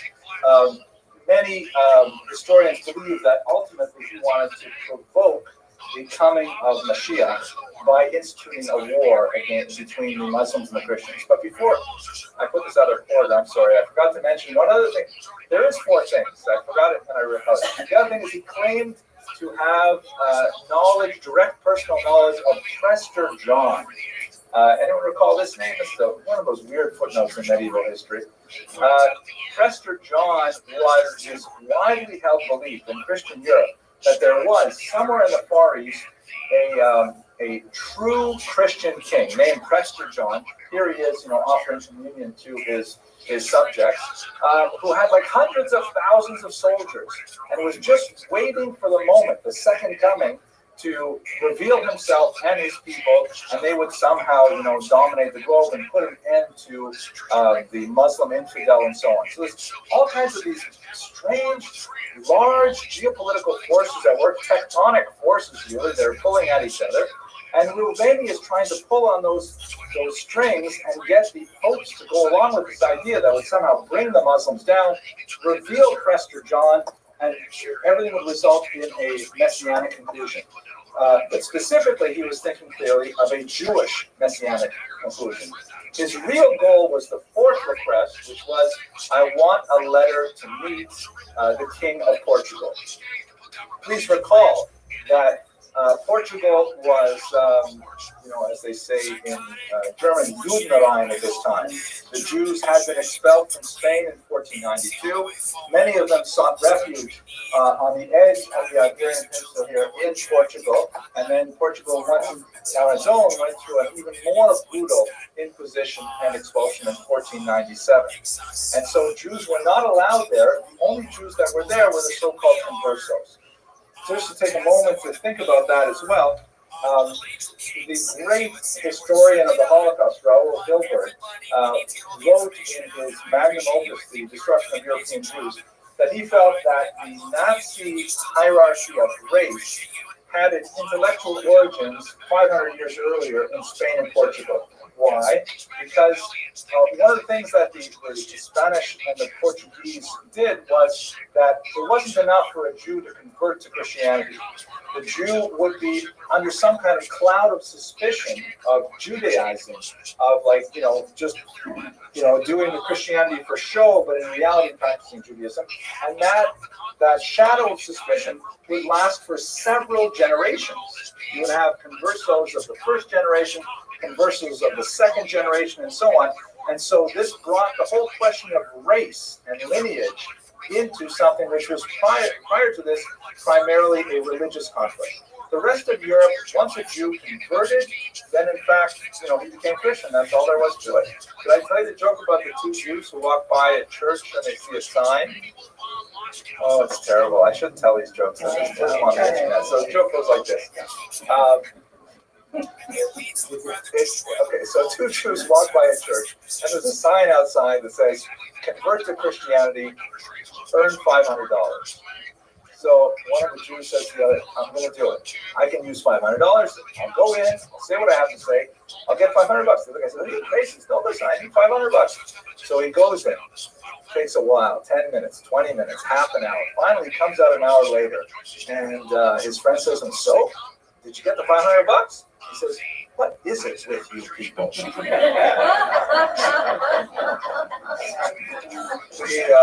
Yes, question, please. I was going to say, the line from Hilberg actually says that the history of Jews in Europe can be divided into three stages. You may not live among us as Jews, forced conversions. You may not live among us, which is ghettoization.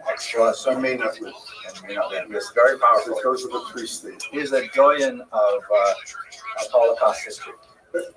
Yes, well, you have a follow-up question. Okay. I do want to say that it was my understanding that actually the Inquisition began against the conversos, and that the Jews actually signed on. They were sort of supportive of it because it was intended. This is Professor Netanyahu's work in Raphael. That's what he seems to feel, is that it was originally directed because the Christians were very upset because these conversos were now able to function in business and be quite successful. And so they were very jealous that here you had these Jews, as they saw them, successful business, taking away their thriving economics, and that the Jews originally were on board with this. I don't recall reading in Professor Netanyahu's book that the Jews liked it, but definitely it's true that the Inquisition was not directed at Jews per se. It was directed at Jews who were feigning Christianity, and that they were not effectively Christians. Ironically, if you remain Jewish, you do not, try to subvert the intention of the laws by converting, then you are technically exempt from the rigors of the Inquisition. You are not exempt from expulsion, which of course came later. But you're absolutely right. There's the Converso community, sometimes called Morano community. They were highly endogamous, marrying within each other. They had all kinds of business relations. They were exempt from all the second-class, status that they were given as Jews, and now they had freedom of business and so on. So it was really an advantageous decision. More than $500. Let's go back to David Urbanian. So it's the context is one generation after the expulsions, and here he is. It's like 1523. He's going back to Portugal 25 years after. If we want to, if we're thinking about the Holocaust, imagine going, so to speak, back to Berlin in about 1965, 1970. That would be the same kind of feeling, except how much more so because Jews were not even allowed into Portugal. And here he is wanting to show up there, and he specifically wants to draw the King of Portugal into that battle with the Muslims. And some of the scholars on Rouhani opine that what he was really trying to do is he was trying to start the final world war. This was going to be it. Muslims against Christians, Gog versus Magog, Armageddon, which would result in the ultimate coming of the Mashiach. So, strictly speaking, Rouhani, if this theory is true, Rouhani was not a false Mashiach himself. It's not like he's saying he was the Messiah, but he believed he could bring about the Messiah by sparking this, massive conflagration. He met with King John in 1524. He was very open about his intention to seize Jerusalem. He made some pronouncements that the Ottomans were very upset with because, of course, they were controlling Jerusalem at the time. And he provoked a tremendous surge of enthusiasm among the Jews who were conversos in Portugal at that time. Many of them flocked to him because for them, this is 25 years later, and they're living in a very, very tenuous state, and they see him and they believe him as being the possible forerunner of the Mashiach himself. Perhaps the most fascinating of his followers was a young man named Diego. Oh, by the way, this picture here, this shows, this is one of the few artistic renditions we have from the period that shows Rouhani riding on a white horse. And we don't know for sure if the artist really saw this or not, or was creating it from memory. And he's carrying that huge banner that has the 10 Commandments written on it. Apparently, he received a major gift from one of his wealthy supporters, none other than Benvenida Abravanel, the daughter of the great Spanish leader and Torah commentator. As part of her donation to Ruveni was this banner with the 10 Commandments that he would carry with him when he went in to see the king of Portugal. At any rate, one of his most fascinating and unusual followers was a young man named Diego Pires, who had reached a certain level of authority in the Portuguese government. He was from a converso background. He was born in 1500, so that would make him, he was born 3 years after his parents had converted to Christianity. And he was so taken with Ruveni that he strove to be his follower and begged Ruveni to take him along with him. Ruveni initially refused. He doesn't take followers. But when Pires demonstrated his bona fides by circumcising himself, then Ruveni realized that maybe this guy is the real deal, so he took him with him. Pires then went on. They split up after a while. He ended up in Jerusalem, where he declared himself the Mashiach. He believed that Ruveni was introducing him to the world, that he was the, so to speak, the John the Baptist, to use another religious metaphor, and that in fact Pires was the Mashiach, and where he didn't get too much traction with that idea in Jerusalem, because in Yerushalayim, every 4 cubits you trip over another machine, so you don't have to do much. But this is a kind of interesting artifact right here. This is his signature. So that's a very interesting kind of. This is the signature of Pires, who took the name Shlomo, Solomon King. Very unusual with the banner and things like that. Anyways, once this happened, if you can imagine Pires, a government official, circumcising himself and declaring himself a Jew and following following Ruveni, the king said, Shanganug, or in Portuguese, something like, that's enough. And he had Ruveni banished from Portugal. At this point, we sort of lose track of the story. There's a strange interlude where he is apparently shipwrecked. This is a very old picture. He's shipwrecked. My daughter Elise is looking like, what? What's so funny? Because you have to be at least 40 to appreciate this thing. So, at any rate, he's shipwrecked somewhere on the coast of France, and he is apparently taken captive by a Lord Clermont, a mysterious figure. We don't know if any of this is true. And finally, the Jews of, I think it was Avignon and I forget where else, they put up the money to ransom him, and then he's set free. So it's about 2 years where he was somehow, exiled from Portugal, shipwrecked, taken captive, ransomed, and then he tries all over again. One of the reasons why this period is uncertain is because the diary shows some evidence of literary tampering. Like maybe he used the diary one way and then he changed it because, for example, one of the great scholars of this figure, Ben Melech, argues that what's really going on is that Portugal was his main goal, and when Portugal did not work, then he had to rewrite the whole story and had to try something else. So the diary itself doesn't give us a really good sense of what exactly was his plan. Anyways, he goes back and he tries again. He shows up in 1530 in Italy, and he once again tries to get an audience with Pope Clement VII. At this point, the Jews, he's been around now for 15 years. The Jews of Italy are not quite so enthusiastic about the entire thing, and they warn the Pope that in reality, they're not sure that Ruveni is as, he's not the real deal, so to speak. And specifically, they point to the numerous letters that he is bringing with him, letters from King Joseph, the letters from Prester John, all of these documents, and they say they're total forgeries, he tried to defend himself by saying, no, they're not forgeries. What they are is that I lost some of them, when I was shipwrecked. Remember that shipwreck business? So while I was shipwrecked, I lost some of my letters. I had to rewrite them. I wrote them from memory, it's true. But at any rate, the Pope was not really interested, and so the story ended. He did, however, get a chance to meet with Emperor Charles V of the Holy Roman Empire. And by the way, at this point, his student Shlomo Molko had rejoined him, and the two of them went together to Emperor Charles V, presented the whole story. Unfortunately for both of them, Charles V had just recently signed a new law into place that specifically banned any form of Judaizing in the Holy Roman Empire.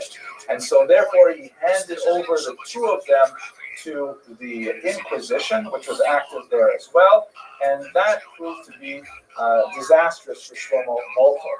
Reubeni himself was taken away in chains to Spain. Molko was given the opportunity to rejoin the Christian church through baptism. He refused, and so he was burned at the stake on the spot. And so his brief life ended there. We don't know exactly what happened with Reubeni, but some external evidence indicates that he was probably put to death in a similar manner in 1538. So in the space of about 15 years, we have this meteoric rise of this unknown Jew who gets access to all of the chambers of power and nearly starts a world war, at least comes closer than anyone else to that fact. And that's basically the arc of the story of Shlomo Reubeni, of David Reubeni. So what do we get out of this? So we can assess a few things from this. First of all, why did he do all of this? Where did all of this come from? So you recall that I described his origins in possibly in Jerusalem among the converso communities at this time. You'll recall that the early 16th century was a period of tremendous Kabbalistic speculation. This is the period when, for example, the great Rabbi Moshe Cordovero was born in 1522, and the Tzfat Center was established with Rabbi Yosef Karo, with, of course, Cordovero, with the Arizal coming from Egypt to study Kabbalah in Tzfat. And Jews are very much engaged in an exercise in theurgic or practical Kabbalah. The idea that we could, through our own efforts, bring about the coming of the Messiah. For the most part, the Kabbalists of Israel at this time were doing this primarily through, quasi-approved portals, such as prayer, fasting, self-exile, things like this. No one before Reubeni had really taken this kind of idea of forcing God's hand, so to speak, to bring up Messiah and applying it to geopolitics. This was something that was his innovation. At any rate, Ben Melech, again, one of the scholars that's done most of the work on Reubeni in the last 20 years, argues that he was heavily influenced by Rabbi Abraham ben Eliezer Halevi, who was one of the most famous Kabbalists of Jerusalem at the time. Halevi had produced several Kabbalistic texts, including the fascinating Nevuat Hayeled, the prophecy of a child, in which he specifically anticipated that the Messiah would come, I believe it was in 1523, which was exactly when Reubeni appeared on the scene. He was delayed 1 year, so maybe that threw everything off, but there was a tremendous amount of messianic speculation and attachment of messianic ideals to specific dates and time and things like that. And so with all of this energy devoted to the idea of the end of days, it is Ben Melech's contention that Reubeni picked all of this stuff up and decided to do something with it himself. Not necessarily working with the Kabbalists. In fact, it's likely that they never met, but he nevertheless took these ideas and put them into practice. He acted apparently alone. We don't have any evidence that he's the head of a cell or involved with any other people.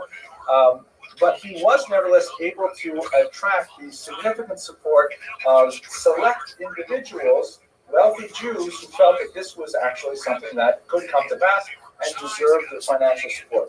That in itself, I think, is worth thinking about. Why is it that the mass of Jews really, went in two different directions? There were the Jews, the conversos, who felt that this was really the end of days, and other Jews who were perhaps not so hard-pressed in their material circumstances felt that this is a crazy person. He's making up ridiculous stories. Nevertheless, there were those individuals who were willing to put their money behind it, and with the right amount of financial backing, he was able to get access to the highest chambers of power ever. I think that if you put this into an equation, we have to look at it in something like this. His personal piety, he is known to have been highly observant of Jewish law, and in fact, rather punctilious. Some of the accounts say that he fasted 6 days a week. Obviously, he would be eating at night, kind of like Muslim style, but, lots of fasting, very careful with the laws of the Sabbath, things like that, combined with tremendous sense of theater. The audacious nature of his self-presentation was overwhelming to people. That resulted in tremendous credulity, and there were people who were willing to believe this combination, which actually is a good idea. Maybe I should think about this for a second career. Okay. At any rate, I have to ride a horse, a white horse. I think a white jag would be nice. But, at any rate, this is a totally new tack for false messiahs, of which there have been so many in Jewish history, but it proved to be a very successful one that would later be emulated.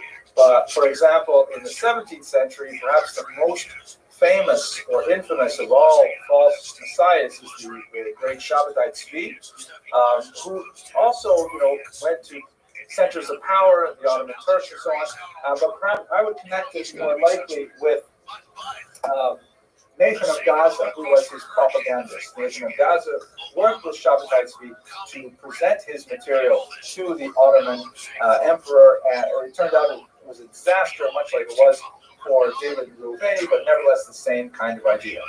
So taking all of these things together, I presented to you a rather bizarre sort of story. I've never spoken about David Reubeni before, and so it's kind of interesting for me. But he's an unusual sort of comet that appears briefly on the stars of the Jewish constellation. I'm not exactly sure what it means for the overall scope of Jewish history, but it's a fascinating episode, and I'm grateful for the opportunity to present it to you. I apologize, I sort of mistimed this. It was much more fascinating to read about than to talk about. If you like, I can make some stuff up. But maybe I'll take a few questions if you have a little more time. Yes, please. He was never married. Single guy, who's got a mission. What I find interesting from the story of the whole episode of Shabbatai Tzvi was that occurred when there was also some terrible. Absolutely. So if you think about this episode in history, where you have the world devastation of Jews having to leave Spain and Portugal and so on. Shabbatai Tzvi had so much more of a following, it seemed. And it almost seems like it may be similar in terms of cataclysmic effects on Jewish society. You sort of wonder, why was it that Shabbatai Tzvi had so much more of a following under sort of similar circumstances? Yeah, that's fascinating. I'm not sure what. I deserves much more thought. The cataclysm that you're referring to is the terrible pogroms of 1648-49, which devastated the Jews of Poland and Ukraine, which that was huge. It made a tremendous impact on the Jews of Europe. The expulsions from Spain and Portugal, though, were no less horrific, and in many ways they were thought of as a much greater tragedy. It was considered like a huge rift in the world that the Jews should be expelled from those two countries of all. So there's definitely an argument to be made, I think, that the Jews, when they're at their lowest ebb and they feel that redemption just has to be around the corner, they're certainly willing to listen to people like this. Why was Shabbatai Tzvi so much more successful than Reubeni? That I don't know. It may warrant another PhD or something. One of your students. Yeah, it might be. Mr. Rodriguez, that's for you, I think, right? Yes. To the modern sensibility, it may seem very odd that this fellow just coming out of nowhere, but in the medieval mind, it really isn't so out of place. You have to realize this is, Gutenberg's Bible is just barely People had no access to books, and it really knew very little. It wasn't uncommon for people, religious people, to travel the countryside claiming to have all kinds of holy relics, pieces of the cross and the bones of Jesus, and they were very well tolerated and accepted. It was the naivete of these people was really something that was very common. I think that's a very salient point, good observation. You'll note also that no one was willing to give him any money or guns or things like that. So it was very interesting. You know, you made my day quite fascinating, but there's no way I'm giving you a ship with cannon. Forget it.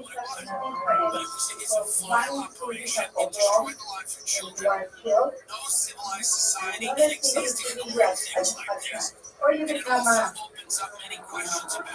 or you go away from my phone. So you have a chance. Take it or leave it. Maybe subtext they need really when there was not a chance. Following me, I think that's what caused so many followers. Interesting. Yeah. So just to paraphrase, that it's hard to compare the Khmelnytsky revolution and the violence that attended that with the expulsions from the Iberian Peninsula, because in the case of the Khmelnytsky rebellion, there was an opportunity to convert and avoid death. I'm not sure that's completely true, though. I think there were some options to be baptized, and so it's very hard. I'm not sure that we can quantify them. Maybe they're too much apples and oranges. It's true they're a century and a half apart. That's not so big a difference, but I don't know. It's worth more thought. Do I see a question in the back? I think this question relates to this topic, but given the resurgence of Zionism that was happening in Europe in the 15th century, what made this Bolshevik and the consequences and success?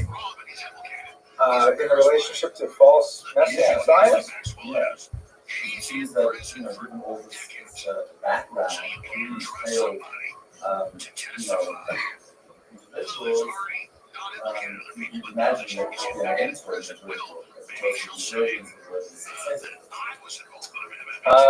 I don't know. That's a hard question to answer because, but I suppose I'll try anyways. I think most Jews approach these kinds of questions not thinking that they're following a false Messiah. They think that, we've had so many false messiahs in the past, but this one is really the right one. And when you join to that the fact that I don't think there's very few of the movements actually proclaimed messiahhood, especially the Hasidic movements. Maybe a handful here and there may have made messianic pretensions, or that the Messiah is just around the corner. But I'm not sure that we can really connect these guys with some of the more mainstream movements. It's another very good, thought-provoking question that I'd have to think about some more to answer appropriately. Okay, too many hard questions. Thank you very much for coming. Next week, we're going to look at the Arizal, a much more mainstream figure, at 8 o'clock promptly. Thank you very much for your time. A lot of people. It's a two-tier justice system, right? It's emblematic of everything. Yeah, it's emblematic of everything. What I told fans, I said, if you don't disclose everything, you're done. Nobody will support you guys who are fully and completely part of this cover-up if everything doesn't come out. I think it paralyzes their presidency. So what do you man say? He agrees with me. It really is. Even Mike Johnson came out of it. Yeah, I said, really. He agrees with me. The calls are coming from inside the house. We know that Benjamin Netanyahu shows up. How do we get started? First, I have some really good news for you all. I'm really grateful that you come on this auspicious night. It is, after all, Wednesday, and it's great to have you here. I'm really pleased because tonight Dr. Weiser gave me some new jokes, so I don't have to keep recycling these jokes over and over again. Just wait 3 weeks and I'll tell you them again. But this is, there's actually several good jokes here. And, okay, I'll tell you one. And maybe I'll tell you the other 3 later in this lecture because they're really fun. So it goes like this. There's a very, very well-respected rabbi who spends many years working for the benefit of the Jewish community where he lives, and he is well-respected and honored by his colleagues and so on. And he goes up to heaven, but it's known that he's very, very particular about all the mitzvot. He's very careful to observe all the mitzvot. So he goes up and he sees that they've prepared a beautiful smorgasbord with all kinds of appetizers and all kinds of, delicious little, hot dogs and I don't know, whatever, hot dogs, but all kinds of beautiful meat like this. And so he says, this is so wonderful. I've always imagined having something like this. And he goes up to one of the other rabbis eating there and he says, so who's the caterer? And he says, the caterer is Masharovsky. And he says, oh, Masharovsky, very nice. Who's the mashgiach? Who's supervising the food? He says, well, heaven, God himself is supervising. The rabbi says, I think I'll stick with the fish. Okay, so that's, I have to work on the delivery there, but I think if I got a little chuckle, then there's potential for later. I hope you all had a chance to get the new flyer. It actually has not received complete approval yet. I hope that it's going to be okay, but it's a good draft at any rate. There are a couple of things that I'd like to draw to your attention. Ms. Abramson, would you please distribute a couple of things that I should draw to your attention? There's at least one typo. We're apparently giving 2 lectures simultaneously on March 19th. I'm not sure how I'm going to do that in one room, get my evil twin brother, but I think it should be March 19th and March 26th. We will correct it appropriately. Note, very importantly, we're going to be starting at 8 p.m. next week. 8 p.m. promptly. There's been a lot of people who've asked for an earlier start time, and we'll be able to do that until March 12th, when, because of the time of Mincha Marav, it will interfere, so we're going to go back to 8:30 once the clocks have changed. The ancient period is not my personal research strength. Most of the work that I've done as a scholar, as a historian, has been in the early modern and the modern periods, basically from the 16th century onward. So now it should get better because I know a little bit more about what I'm talking about starting next week, and hopefully it'll be interesting. I have tried very hard to include a lot of people that you probably have never heard about, but they're very influential, or at least exemplary of important parts of Jewish history. For example, we're going to talk on January 22nd. I'm really looking forward to talking about Sarah Bas Tovim. Did anyone here who's heard of Sarah Bas Tovim? Ms. DeWeiser, you have. Excellent, of course, superior education. Sarah Bas Tovim was one of the most famous composers of women's tefillos, the so-called techinas of Eastern Europe. Beautiful prayers that were composed specifically for women and specifically addressed, women's life cycle issues, women's domestic issues, and they really provide a tremendous window into an aspect of Jewish culture that has received very little scholarly attention, with the exception of the great historian Chava Weissler, who's done an amazing job of rescuing these tefillos and presenting them to the scholarly and popular world. So I'm really looking forward to speaking about her. I'm going to speak about, God willing, the Vilna Gaon, and immediately afterwards the Alter Rebbe. So the two of them had some significant conflict, or at least their followers had some extremely vituperative words to share with one another. So I think that will be an interesting kind of combination of the two of them. Towards the end of the period, we'll look at Heinrich Heine, who is perhaps one of the most famous Jews of the 19th century who converted to Christianity, as he put it, to get a ticket to European culture, because during that period of time it was very difficult to maintain one's Jewish identity and still participate in the wider society, get positions in the universities, conduct orchestras, all kinds of things like this. So he is exemplary of that period. But as soon as he did it, he regretted it immediately, and he spent the rest of his poetic life. He really was one of Germany's greatest poets of the 19th century. He spent a lot of time lamenting that decision, and so it speaks to the dichotomies of the trajectories of Jewish identity in the modern period. So I think over the next few weeks, we're going to have a fantastic series of lectures, and I'm really looking forward very much to engaging in them with you. One other change that's going to happen besides the timing, This semester I experimented with not having an email list because it was a lot of work, the old constant contact that I used to have set up, and I didn't feel like I was getting really a lot of responses to it, so I dropped it this semester, and it was a terrible mistake because I think a lot of people really rely on just a little email nudge to remind them that there is in fact a class going on. So I'm going to try this coming semester to return to an email sort of reminder format with materials, videos online and things like that. So if you would like to participate in that, and I don't have your email, please send me an email to the address that's listed at the bottom of this page. That's the website. You can sign up right there, and I'll make sure that you receive the Eventbrite notices as they go out. I think that's about it for my announcements. Any other good and welfares? No, I don't think so. So let's go on. First of all, we're grateful as always to come bring this particular semester. Oh, Ms. Abramson. The time is 8. You're not paying attention. Can you believe it? You're so brilliant. I said that first thing. We're start for those of you like my daughter, we're starting at 8 p.m. next week. 8 p.m. promptly. Okay. So we're grateful to the Young Israel for providing this space and providing this opportunity where we can get together and discuss history and discuss some of these turning points and turning personages in our past.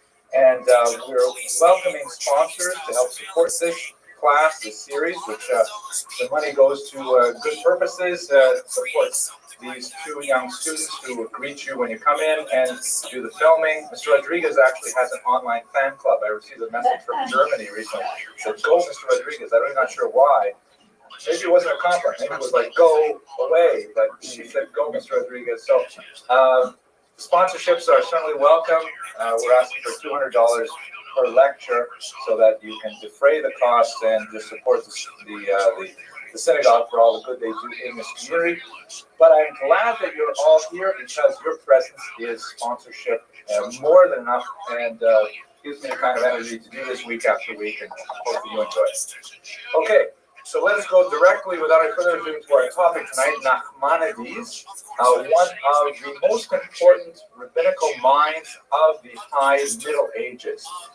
He was a rabbi who originated in Spain, and towards the end of his life, when he was ready to sort of coast into a hoary old age and essentially relaxed in his retirement and with his students surrounding him, he was thrust into an extremely contentious debate with the church, which ultimately exiled him to Israel. But he was certainly not content to simply disappear into history, and in fact, even in his old age, he landed in Israel and completely revitalized that community in Jerusalem, which, when he arrived, only had, believe it or not, 2 permanent Jewish residents within the boundaries of the city. He created the first permanent minyan in Jerusalem in the medieval period, which is an amazing achievement, and essentially created the foundations for what is Israel today in many ways.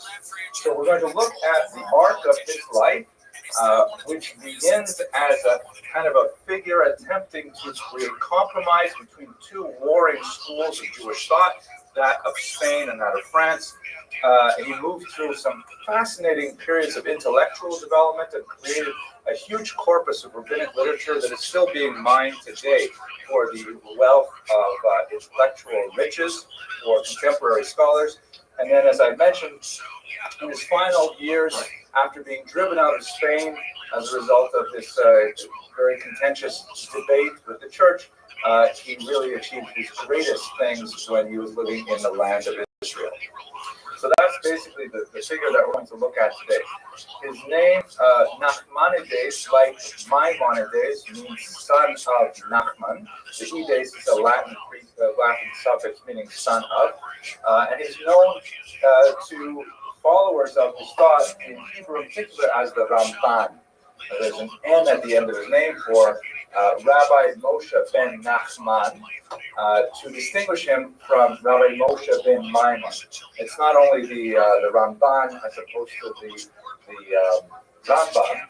The accent you want to be one of the cognoscenti and go to yeshiva and impress all your friends there, Rambam is pronounced with the emphasis on the first syllable, Rambam, and Ramban is pronounced with the emphasis on the second syllable, Rambam and Ramban. That's also helpful because if you can't quite make out the N or the M difference, then it helps to hear the accent. So the Ramban was born in Girona in 1194 to a very illustrious family background. He was actually a first cousin of Rabbeinu Yonah of that city, who very important in the Maimonidean controversy. Ironically, the Ramban was intellectually a critic of Maimonides and did not hesitate to publish a series of rather blistering critique on the Maimonidean code of Jewish law. This was at the same time with the crisis over Maimonidean writings in the 13th century erupted. He was a staunch defender of Maimonides against the attacks of his first cousin, Rabbeinu Yonah. The two of them were divided over that. But I'm jumping ahead of what I should do to talk about the life of the Ramban. We know that he headed up a yeshiva. We don't have a lot of information about the nature of that yeshiva, like what it looked like, how many students, what was the curriculum, and so on. But he has so many students who are reported in later rabbinic literature that there's no doubt whatsoever that this yeshiva existed. There is some evidence to indicate that he, like many rabbis of the era, earned a living outside of his rabbinic activity as a medical doctor. But unlike Maimonides, we do not have like an extensive literature of writing from the Ramban on various medical topics. But basically, he practiced much of his early life as a rabbinic leader, as a community leader, and as a teacher of Torah. And his Torah can be understood in several different avenues of Jewish thought. And in many ways, he was very creative and actually was an originator of several key disciplines or sub-disciplines within Jewish thought. First of all, he was a halakhist, meaning he spent a tremendous amount of energy. We have multiple works in which he writes or codifies Jewish law. We can understand where he is placed within the development of Jewish law. Maybe I'll pause and step back for a second to discuss. I literally stepped back when I said that. That was kind of funny. It was funny to me anyways, a little bit. But like most of the things I say, the halakha, Jewish law, is an interesting kind of phenomenon. There's a big debate that's currently raging in Mosaic magazine, if you read the online magazine, about whether or not whether Jewish law is primarily statutory in nature or common in nature. And I'm not a legal expert, but what I understand that to mean is that statutory laws are basically like, this is exactly how you behave, and there's not much else to say about it. Whereas common law is sort of like taking a look at what people do and then developing that into legal precedents. And the two systems of law sort of communicate with each other. You'll have statements of this is how you behave, but then rabbis will say, well, we don't do it that way over here. We have a different custom. And so the statutory law will get a super commentary that says, well, that may be what the Sephardims do, but we Ashkenazim do something different. And then you'll get into a different part of the world where people say, we don't believe actually in either of those. And so the statutory, we have Rick Moore, he knows about these things, right? So do you want to comment on, am I defining these roughly correctly? Difficult under in a legal analysis. Statutory usually has to do with things common law developed in England, but it really doesn't exist right here. Okay, good. So I'm going to stipulate for the court that I know nothing about these things. Read the Mosaic magazine, you'll see where that debate is going. But in terms of the evolution of Jewish law, I can say a little bit about that with some authority. That, for the majority of Jewish legal history, as we have in textual sources, we have the Mishnah, which we discussed long ago I believe in early October or September. The Mishnah is basically a whole bunch of statements of opinions of various rabbis with very rare examples of a decision between those opinions. You'll have a question about a given topic or behavior. Rabbi X will say one thing, Rabbi Y will say another thing, and maybe Rabbi Z will say a third thing, and then and if you're from Canada, you say Rabbi Z will say a third thing, and then they'll move on to the next topic without actually deciding. And you read the Mishnah and say, well, what kind of a law code is this? Where's the law? All I see is opinions. Then you move on to the Talmud, and the Talmud expands this tremendously with a lot of debate, again, without saying what's the bottom line, what is the conclusion. And this debate, and engaging in this debate, is considered a religious act in Judaism. The study is itself a form of prayer, a form of intellectual development, a form of self-refinement, even if you don't get to the bottom line. In fact, many yeshivas never spend time getting to the bottom line. They spend time just following the debate. So this is fascinating, and it's all well and good in terms of intellectual exercises, but at the end of the day, someone has to say, is the chicken kosher or not? Are these couple, are they allowed to marry or not? What's the decision? So at some point, this Talmudic debate is transformed into a halakha, which means the way, which is transformed into some kind of statutory law. This is the law, they can marry, the chicken is not kosher, that kind of thing. The way that these codes of laws were formed, right? The transference from the debate of the Talmud into a list of rules is something that took several hundred years to compile. And it began really in North Africa and in Spain about 100 years before the Ramban. And at that time, there were, in particular, the Alfasi, or the Rif as he's known. What he did was he essentially took the Talmud and he edited out all of the debate as much as possible that did not deal directly with halacha, and he left you with a much smaller version of the Talmud, which was designed to sort of refine your reading of it towards the law. He did not state the bottom line, this is the law, but he said, okay, just ignore all that other stuff and concentrate on the law.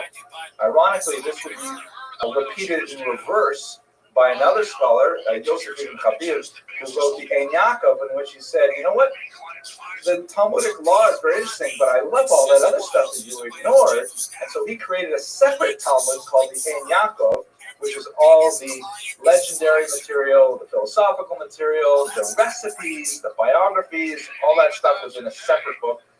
Very fascinating reading. So this is not actually a law code yet. And it took figures like Maimonides to say, all right, let's sort this all out and let's organize it by topics rather than by discussions. And we'll, break everything up, and we'll have no problem taking laws which are mentioned in one part of the Talmud, and we'll gather it with something discussed in another part of the Talmud and create a logical code. The most famous of them was his Mishnah Torah, his repetition of Torah, as we discussed in this class several weeks ago. When he came out with this code, and there were a few contemporaries who were also coming out with similar things on a much smaller scale, naturally there was a tremendous amount of debate, because all of a sudden, all of this discussion that was open-ended, that people could engage in, it was kind of like open source code for software, all of a sudden it was being kind of like hammered into one particular form. It was like Microsoft or Apple. Linux was not on the scene then. People couldn't just go in and muck around with the code they wanted to. And so there's a tremendous amount of debate. And in this area, there were two major schools of thought about what to do with this process. Spain loved the direction that Maimonides had taken, the formation of legal codes, and they spent a tremendous amount of time reinforcing them and adhering to them, because Spain was very, orthopractic, very interested in saying, what is the law, moving towards the law, even if it meant spending less time in the Talmud and more time in the codes. In France, on the other hand, they were very upset with this, and they felt that, you're ignoring the sources of the Talmud, and people, if they just go to the laws, they'll never know how we got there. They'll never, experience the thrill of debate. They'll never experience the mental purification process that goes through the back and forth. And so the schools in France were very upset about Maimonides, and in fact, as we discussed earlier, in 1232, they succeeded in having the church burn Maimonides' works. That's how extreme the tension was between the French and the Spanish scholars.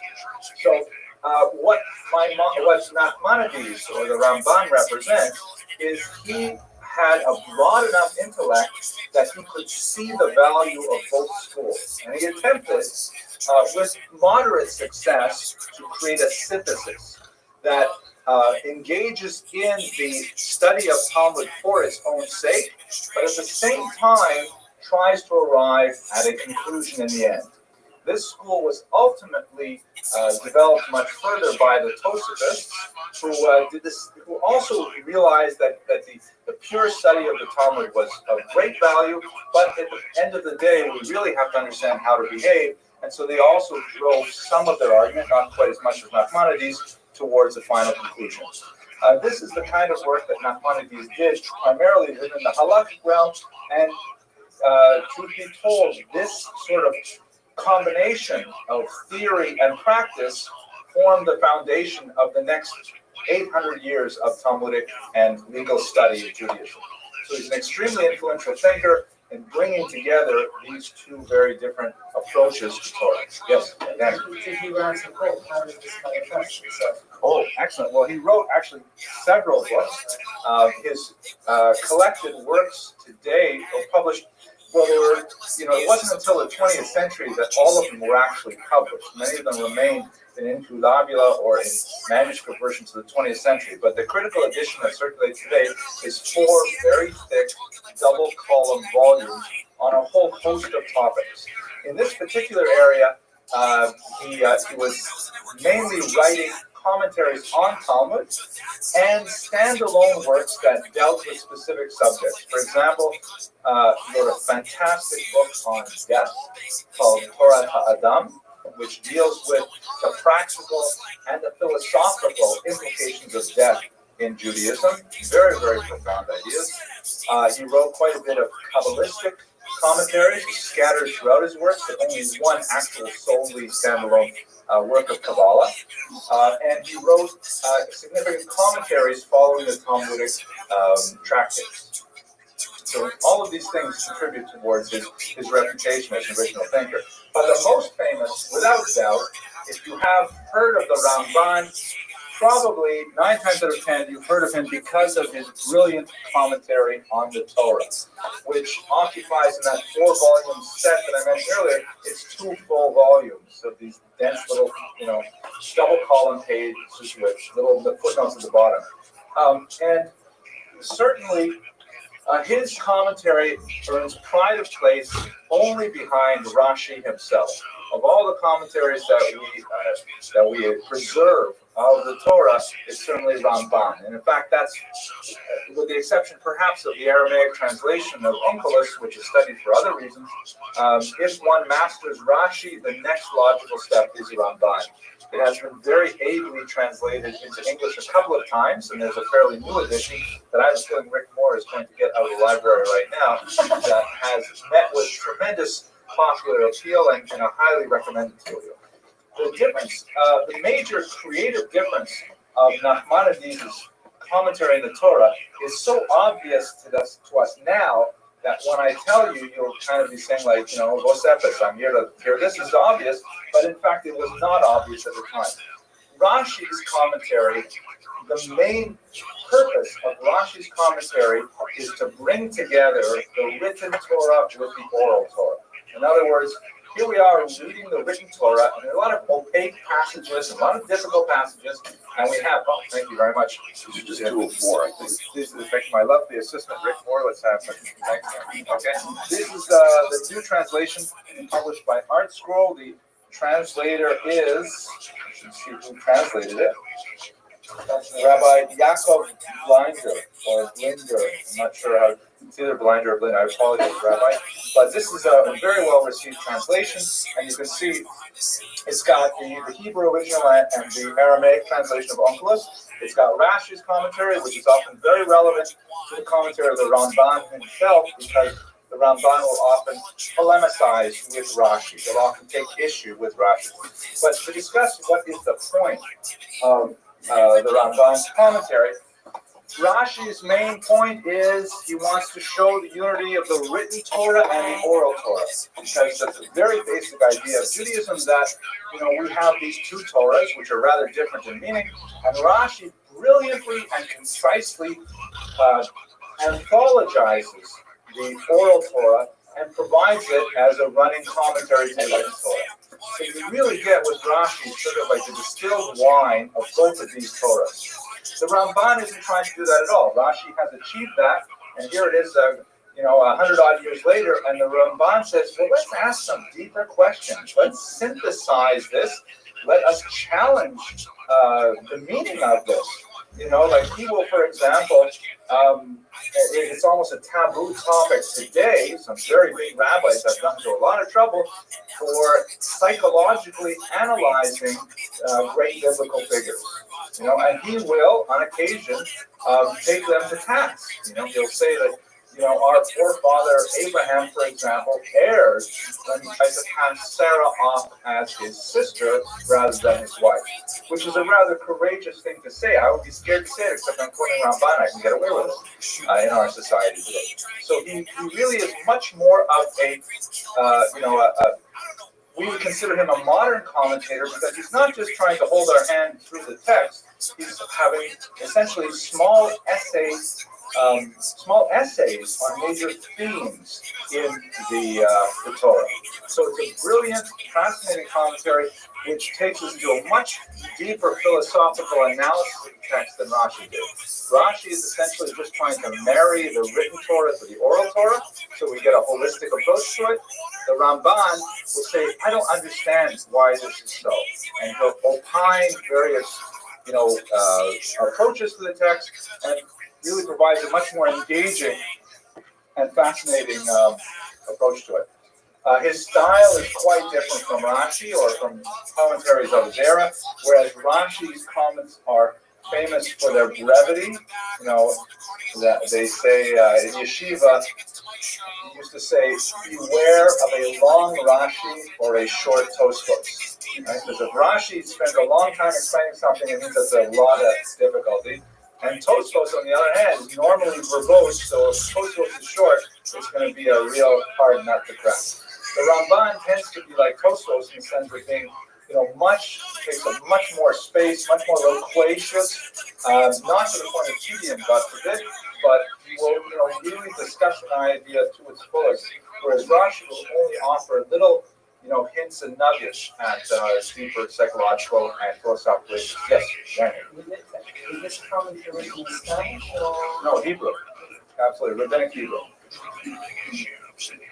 On a couple of occasions, the Ramban wrote in Aramaic, and I'm going to discuss those. It's kind of interesting, but there's also quite a bit of Kabbalistic references scattered throughout the text, which this is just around the time when Kabbalah is beginning to sort of emerge as a dominant trend, particularly in Spanish Jewish thought. And although the Ramban wrote very little that was explicitly dedicated to Kabbalah, there's no question that it influenced quite a bit of his writing. There are all kinds of passages here and there that are sort of mystical and opaque, and analysis of the Ramban's writings in Kabbalah really created a major engine of interest and activity for medieval Jews. Okay. As I mentioned a little earlier, when he got caught up in the Maimonidean controversy, which was not only over Maimonides' attempt to codify the law in the Mishnah Torah, it was also based in Maimonides' rationalist approach. Maimonides was the uber rationalist of Jewish history, and even Nachmanides had difficulty with it at many times. Like, for example, when the what passage was it? I think it was when the angels appeared to Abraham. Oh, I've forgotten what passage it was. Donkey, perhaps. The talking donkey, yes, that's one of the more difficult passages. I don't recall what the Rambam, Maimonides writes on that, but one passage I remember offhand, but I don't think this is one that Nachmanides responded to. If you read the book of Samuel 1, Shmuel Aleph, chapter 28, there's a very difficult passage where Shaul, the king, worried about his fate in the war with the Philistines. There was going to be a big battle the next day. He went to the witch of Endor. And he had already banished the witches from Israel, but apparently this was one witch who would, escape by getting under the radar. And it's very clear when you read the text, it's straightforward. He convinces the witch to bring back the prophet Samuel from the dead. Kind of like a seance. And then, Samuel comes back. It's actually got a kind of a funny aspect to it. Saul says to him, oh, Samuel. And Samuel says, why are you bothering me to come all the way back from the land of the dead? Tomorrow you can talk to me in person. You're going to die. But, so, majority of biblical commentators take it at face value. That, there's this witch, and she has this power of bringing back the dead. There's a whole complication. You can see, but you can't hear. You can hear, can't see. But the Rambam, Maimonides says, not at all. It was smoke and mirrors. This was all charade that was designed. She took advantage of Shaul's, distraught mental state, and this is just the way she made her living. There's no such thing as bringing people back from the dead to talk and things like that. But the majority of commentators disagree with Maimonides, and they feel he's being excessively rationalist. So one of the major critiques of Maimonides is that he was overly influenced by Aristotelian philosophy. And even though Nachmanides was a Kabbalist, and the mystics tend to be quite divorced from the rationalists, even though he himself was a Kabbalist, he felt constrained to defend Maimonides and his way of thinking. Nevertheless, his attempt to find a pshara, a compromise between the rationalists and the Kabbalists was unsuccessful. He was able to bring about an intellectual compromise between France and Spain, perhaps in the way we study Talmud, but he could not diffuse the debate over Maimonides, and sadly, the latter's works were destroyed in fire in the Louvre. Now, so moving on towards one of the more dramatic periods in Nachmanides' life is the disputation of 1263. Was it only last week we talked about Nicholas Stone? It was last week, right? So one of the 13th century was overall not a good time for Jews in Europe. It was a period when the church was ascendant. Temporal powers were losing their authority. And in general, during this kind of triumphalist ecclesiastical period, Jews fared poorly as the church attempted to highly regulate their behavior and to segregate them to certain segments of society. It's not that the kings were great friends of the Jews, but one of the things that kept the Jews in the good favor of the kings and had the kings really defend them was something that, I don't know if I've ever mentioned it in this class. It's the Abramson rule of history. No? How about Ms. Abramson? What is the Abramson rule of history, Ms. Abramson? Money, absolutely. Thank you so much. So that's the one takeaway message I hope my undergraduates get. It's amazing how long I've repeated over and over again. Maybe it's something about being 20 that you just can't think about those things. But at any rate, the Jews occupied a very interesting niche in the economic system of the High Middle Ages Europe. It was a corporate structure or a feudal structure in which the Jews had a status called servi kamarad, which means the servants of the royal chamber.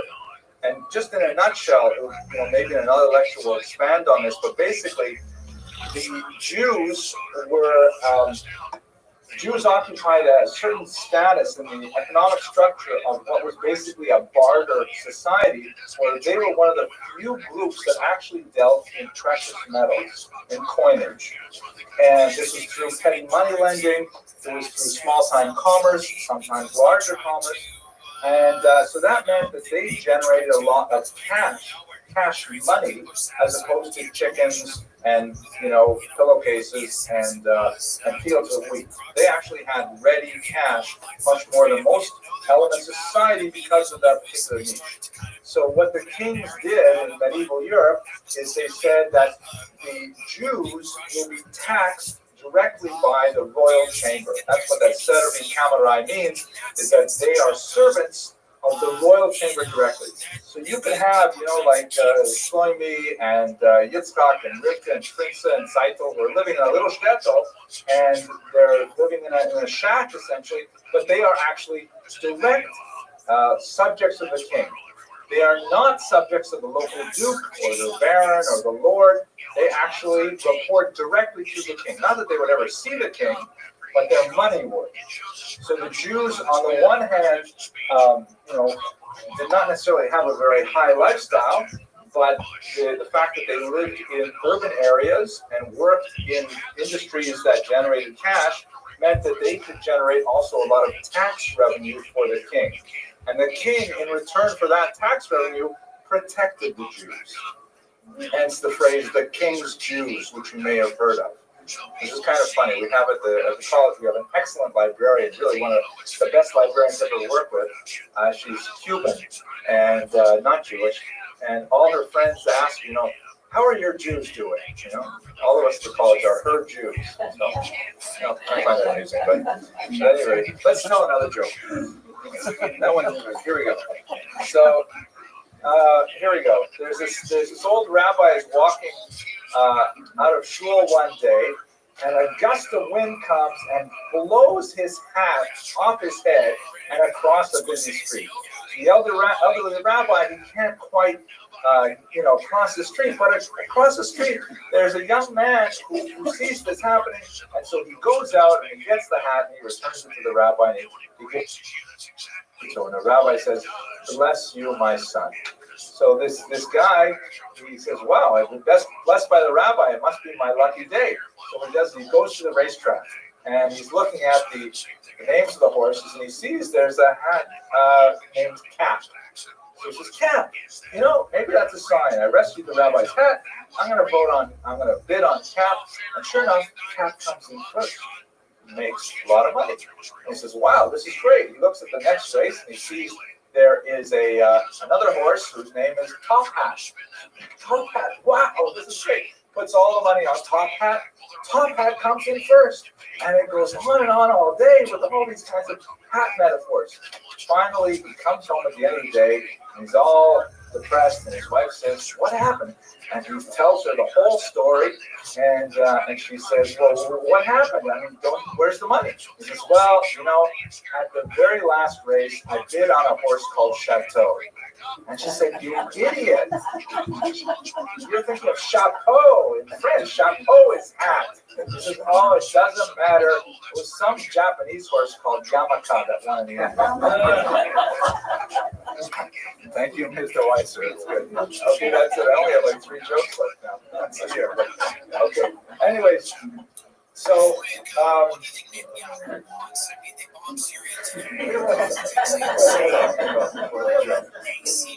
Restream camera, right? So you've got this period in the 13th century. The church is ascendant. The church is not benefiting from these tax resources, and so as they get more powerful, various reasons that are beyond our scope here, they pressure the kings and say, "What are you doing, allowing the Jews to prosper like this? I mean, we know what you're doing. You're getting tax revenue, but this is not right. You have to keep them down lower. They have to have a subservient state, because how does it look that those who reject Jesus, that they should be in such a high level in our society? How appropriate on Wednesday we should be discussing this."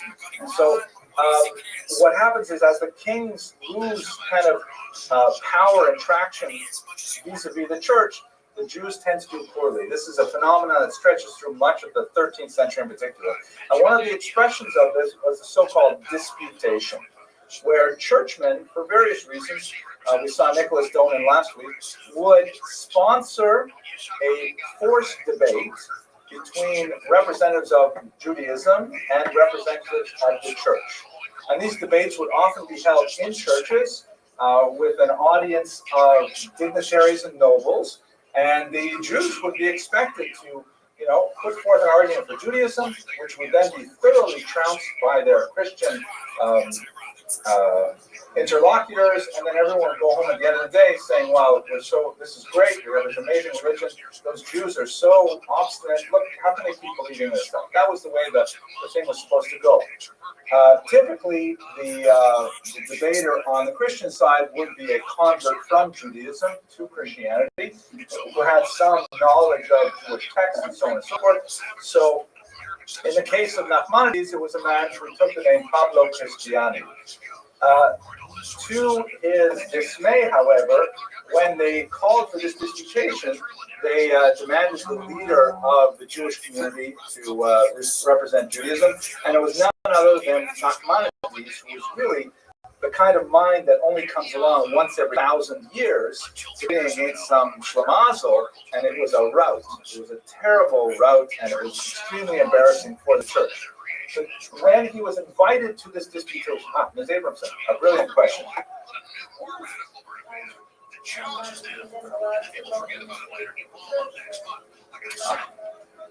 Excellent question. What my brilliant daughter is alluding to is a halakha that is, I'm not fasting halakha, especially not in the shul where the route is the posek, but there is a large body of traditional religious thought that argues that Jews are not allowed to go into a church or into a mosque, although there's a lot to say about both of those. The main idea behind that, in my humble opinion, is what's called marit ayin, meaning what will people think? It's the seeing of the eye. It's not appropriate for a Jew like me, let's say, for example, dressed like this, wearing a tie, to walk into a church. That's a joke. I make this because then people say, "Oh, look at that! What's going on with Noah Abramson? He's going to a church." So, marit ayin does not apply when people know why you're going into a church. You're not going into the purpose of worship. So, like, let's say, for example, as happens sometimes, because churches are large, open public spaces, they're sometimes purchased by synagogues or by yeshivas. So, the rabbis are allowed to go in and check out the space to see if it's, if it says a big for sale sign out front, no one's thinking it's marit ayin. So in this case, I would humbly tender that he's certainly allowed to go in because everybody knows he's forced to go in there to participate in this debate. Very subtle question, isn't that amazing? And she's going to Israel, God willing, next September, where she will become even greater and become a leader of the Jewish people. God willing. Okay, so anyways, Nachmanides, before he participated, he insisted successfully that he said, okay, if you want me to participate in this debate, one basic rule, I have to be allowed to say whatever I want. You can't make me go into the debate and tie my hands behind my back. I have to be able to the church agree to this. And in the summer of 1263, they had 4 in that summer, and Nachmanides came out, which just absolutely destroying his opponent. The results were interesting. We do have 2 accounts of the debate. We have the Christian account written in Latin by Pablo Cristiani, in which, of course, as you probably figured out by now, the church wins. Because how can you sponsor a debate like this for the whole point of diminishing Judaism and have the church do poorly? So the church, the judges were all clergymen, decide, yes, Christianity wins. But we also have Maimonides' account, which has become a classic of medieval literature. It's called the Sefer HaVikuach, the book of the debate, which is about 25 pages long in Hebrew, and it's published in the collected editions.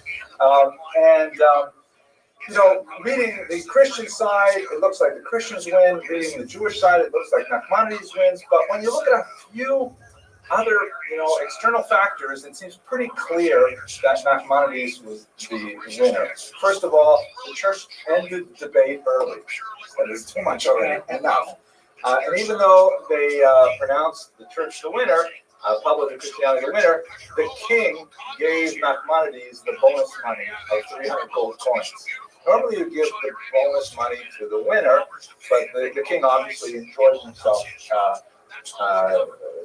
thoroughly. And Nachmanides was then invited to visit the palace to meet privately with the king. We don't know exactly what the content of the conversations were, but obviously the king was well taken with Nachmanides. And if that wasn't enough, the church demanded that they banish Nachmanides forever, because he's just dynamite. You can't have this guy around. It makes us look bad. And unfortunately, that's ultimately what happened. Reading the accounts of the debate is quite fascinating, but I'm not going to go into that right now. The Dominican wanted Nachmanides to stand trial for blasphemy. And you recall that he had said, listen, if you want me to really participate in this, you got to let me say whatever I want. And in fact, he did speak his mind.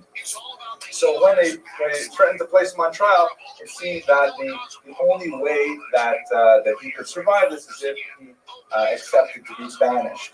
The Dominicans went over the head of the king. They went to the Pope to try and get the Pope to support them, and that's when Nachmanides realized that he was lost.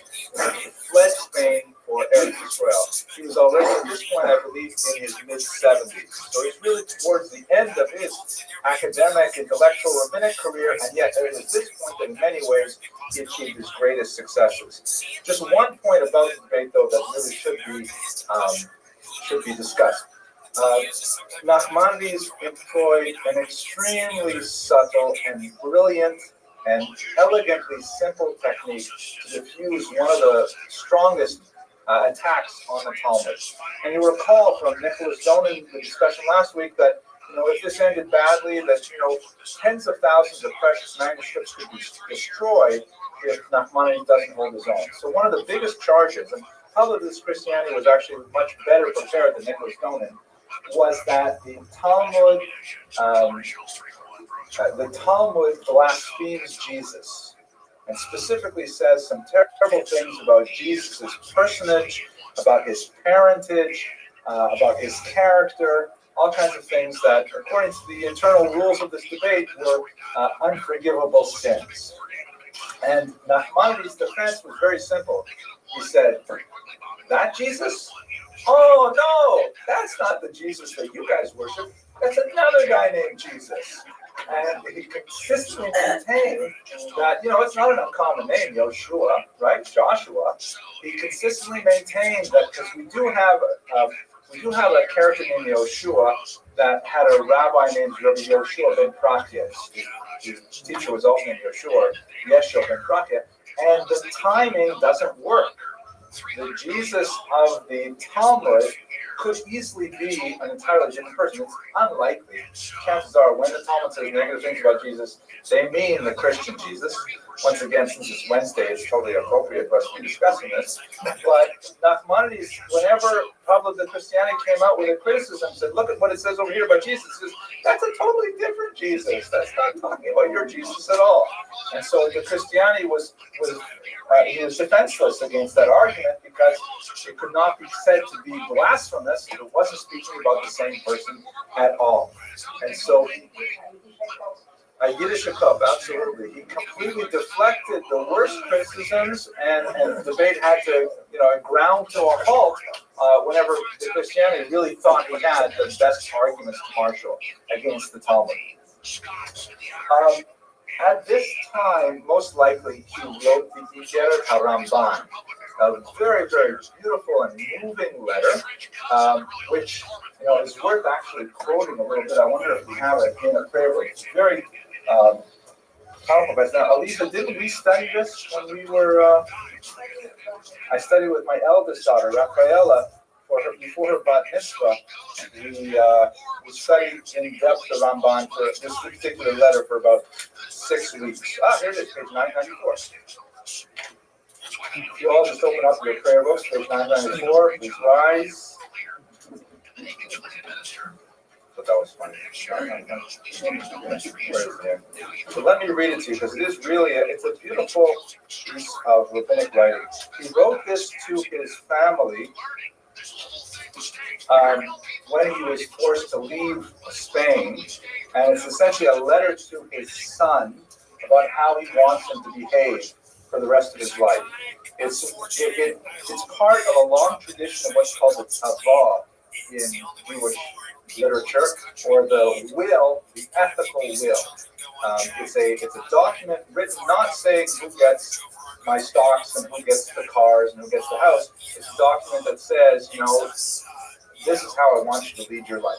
As it happens, my wife and I have a custom that we write one of these every year before Yom Kippur, and give it to each of our children individually, because you never know what can happen in that year. All right, let me read a little bit of this to you, okay? I'll read it to you in English.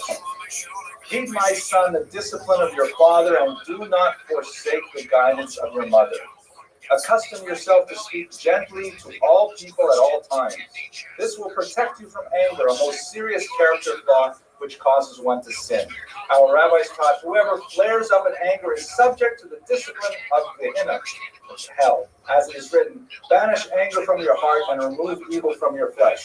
The evil mentioned here refers to Gehenna, as it is written, and the wicked are destined for the day of evil.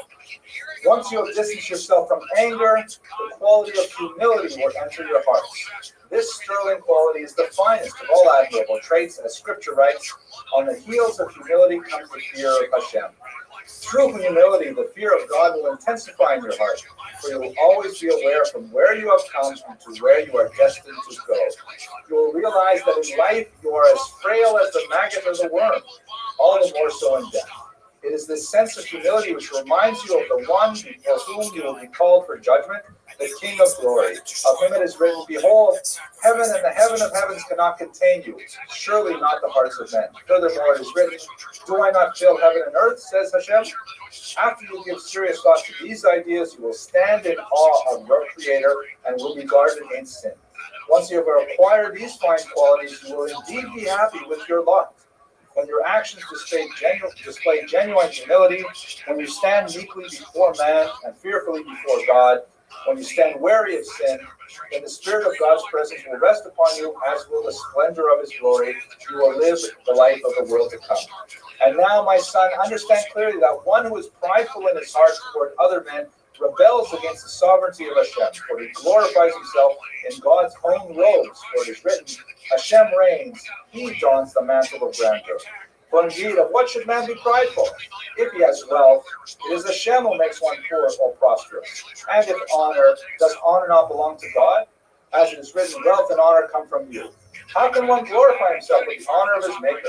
If he takes pride in wisdom, let him understand that God may remove the speech of the most competent and take away the wisdom of the aged. Thus all men stand as equals before the Creator. In his fury he casts down the lofty, in his goodwill he elevates the downtrodden. Therefore humble yourself, for Hashem will lift you up. Thus I shall explain to you how you may accustom yourself to the quality of humility, to walk with it always. Let your words be spoken gently, let your head be bowed. Cast your eyes downward and your heart heavenward. And when speaking, do not stare at your listener.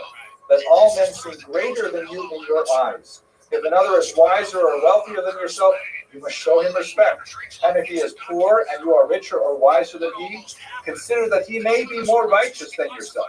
If he sins, it is the result of error, while your transgression is deliberate. In all your words, actions, and thoughts, at all times, imagine in your heart that you are standing in the presence of the Holy One, blessed be He, and that His presence rests upon you. Indeed, the glory of Hashem fills the universe. Speak with reverence and awe, like a servant who stands in the presence of his master. Act with restraint in the company of others. If one should call out to you, do not answer with a loud voice, but respond gently, in low tones, as one who stands before his master. Take care to always study Torah diligently, so you'll be able to fulfill its commands. When you rise from study, ponder carefully what you have learned. See what there is in it, which you can put into practice. Review your actions every morning and evening, and in this way live all your days in repentance. Cast external matters from your mind when you stand to pray. Carefully prepare your heart in the presence of the Holy One. Purify your thoughts and ponder your words before you utter them. Almost done. Conduct yourself in these ways in all your endeavors for as long as you may live.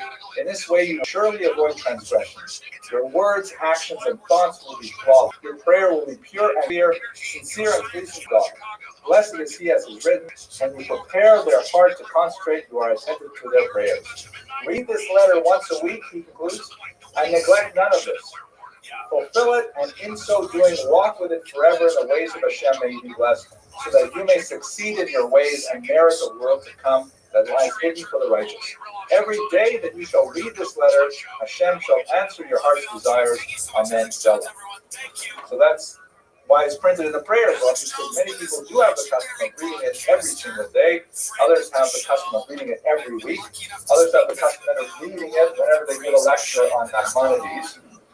But it's a beautiful, exhortation for ethical behavior, and I think you get a sense of his personality coming through.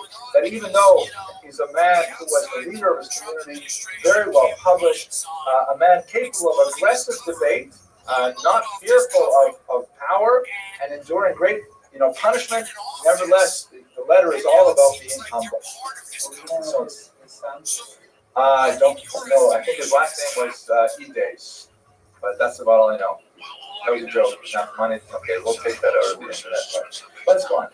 He arrived in Israel in the year 1267. He found very few Jews in Jerusalem, and in fact, he writes there are only 2 permanent residents in the Holy City, 2 permanent Jewish residents. That when they wanted to make a minyan for Shabbos, they actually had to bring in Jews living in the surrounding countryside. Israel at that time had been devastated by the roving Tatar hordes that had made their way into it. And Nachmanides, as an older gentleman, came to this devastated Jewish community, and rather than simply giving up and saying, Oy vey Izmir, he started to build. The very first thing is he established a synagogue, and he made sure that there was a permanent minyan in Jerusalem again. Got the building himself, and it still is in place today in Jerusalem. His legacy is, and of course, around Nachmanides, around his great scholars. You can imagine the Havdil. This is the Einstein of Torah. So, even that is a very vague kind of comparison. This is one of the greatest minds coming to this. Even though it's Jerusalem, it was a rural backwater of Judaism, and just by the force of his personality and his intellect, creating a community around it and planting the seeds for a much larger community to come. So when we think about the legacy of Nachmanides, we can reflect on the tremendous literary achievements, his great work as a synthesizer of the Spanish and French approaches to Torah, his incredibly powerful and enduring Torah commentary, and towards the end of his life, the brilliant way he handled the disputation, followed by the reconstruction, his greatest achievement, of the Jewish community in Jerusalem. So with that, I'm going to formally conclude, and I thank you very much for your attention. Please recall next week we'll be at 8 p.m. sharp. Thank you once again.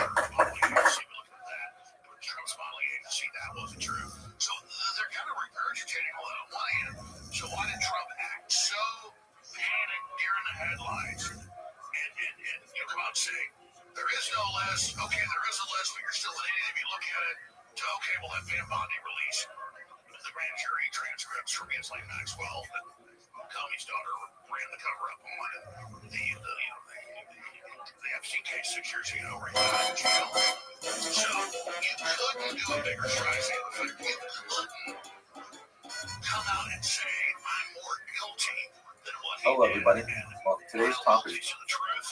Going to be the golden age of Spanish Jewry, a very important, fascinating, and unusual period in medieval Jewish history. What I'd like to do in this brief lecture is to give you a quick sense of why Spain is different from most of Jewish history, either in North Africa, the Middle East, or in Europe. And then look specifically at what's different about Spanish Jewry specifically. And that will wrap it up. Of course, it's not a very long lecture, although we look in detail at many of the specific individuals that I'll mention only in passing. There's a lot more to say. So first of all, it's important to understand that Spain has a triangular culture. There are 3 main populations, actually more than 3, but 3 big ones that we're going to concern with, specifically Christians, Muslims, and Jews. This is very different from what you'll find in Europe, in which you basically have Christians and a small Jewish population, or in North Africa, where you have Muslims and a small Jewish population. And the same basically holds true for the Middle East, where you have Muslims and a small population of Jews. There are also small Christian populations. I don't want to overgeneralize this, but that's especially the most important thing about Spanish Jewish history is that the Jews were in a situation where they, although they were never in the majority, the fact that power was divided between three major populations rather than power concentrated in one major population meant that Jews had a lot more leverage that they could use for their own advantage, which in many cases they actually did, and rose to tremendous heights in Spanish Jewish culture. Let's have a look at a quick history of Spain. So, first of all, when we entered into the first millennium of the Common Era, Spain is dominated by the Visigoths, who are Christians, not necessarily Catholics. They had a flirtation with Arian Christianity, which is a slightly different theological variant of it. And Jews were definitely present in Spain from, let's say, the second millennium on. We have archaeological evidence of their existence there, but things generally deteriorated over the first 7 centuries of the Common Era, as the Visigothic kingdom became, surprisingly, more and more anti-Semitic. And in fact, many of the strongest decrees leveled against Jews, forced baptisms, and so on, really come out of the Visigothic era, when life for Jews in Spain was rather uncomfortable, and increasingly so by the time you get to the early 8th century. At that point, in the year 711, which is easy here to remember, the Muslims began to cross into Spain from the south. You'll recall from the previous lecture that Islam spreads rapidly through the 7th century. It goes all the way across the coast of North Africa really quickly. And then in the early 8th century, it makes its way into Spain. For the Jews who had been suffering tremendously under the Visigothic rule, the advent of the Muslims was actually viewed with a considerable amount of favor, and there's a lot of evidence that suggests that Jews actively encouraged the Muslim advance. So the Muslims essentially take over all of the Iberian Peninsula, which is today Spain and Portugal. They take over the entire region within very short order, and all of a sudden, Spain becomes Islamicized. And there is the beginning of what we will call the golden age of Spanish Jewish. We'll return to that. However, this is fairly short-lived within the scope of larger history, because the Christians begin to reconquer the Iberian Peninsula. It's a period known as the Reconquista, the reconquest, and gradually they push themselves downward, driving out the Muslims, including the fairly aggressive Almohad Muslims who were responsible for driving Maimonides out of Spain, for example, around this time period. But over the next few centuries, from basically the 9th century to the 15th century, Spain gradually becomes Christian once again as the Muslims are driven out. Now, that's Muslim power is driven out. Muslim people, of course, still remain behind in Spain, and so you have this triangular culture perpetrated throughout the entire period, where you have Jews, Christians, and Muslims. There are also other populations like Berbers, but we're really going to focus on those three nationalities or ethnicities present in Spain. Of course, it ends badly for the Jews. In 1492, the Jews are expelled from Spain.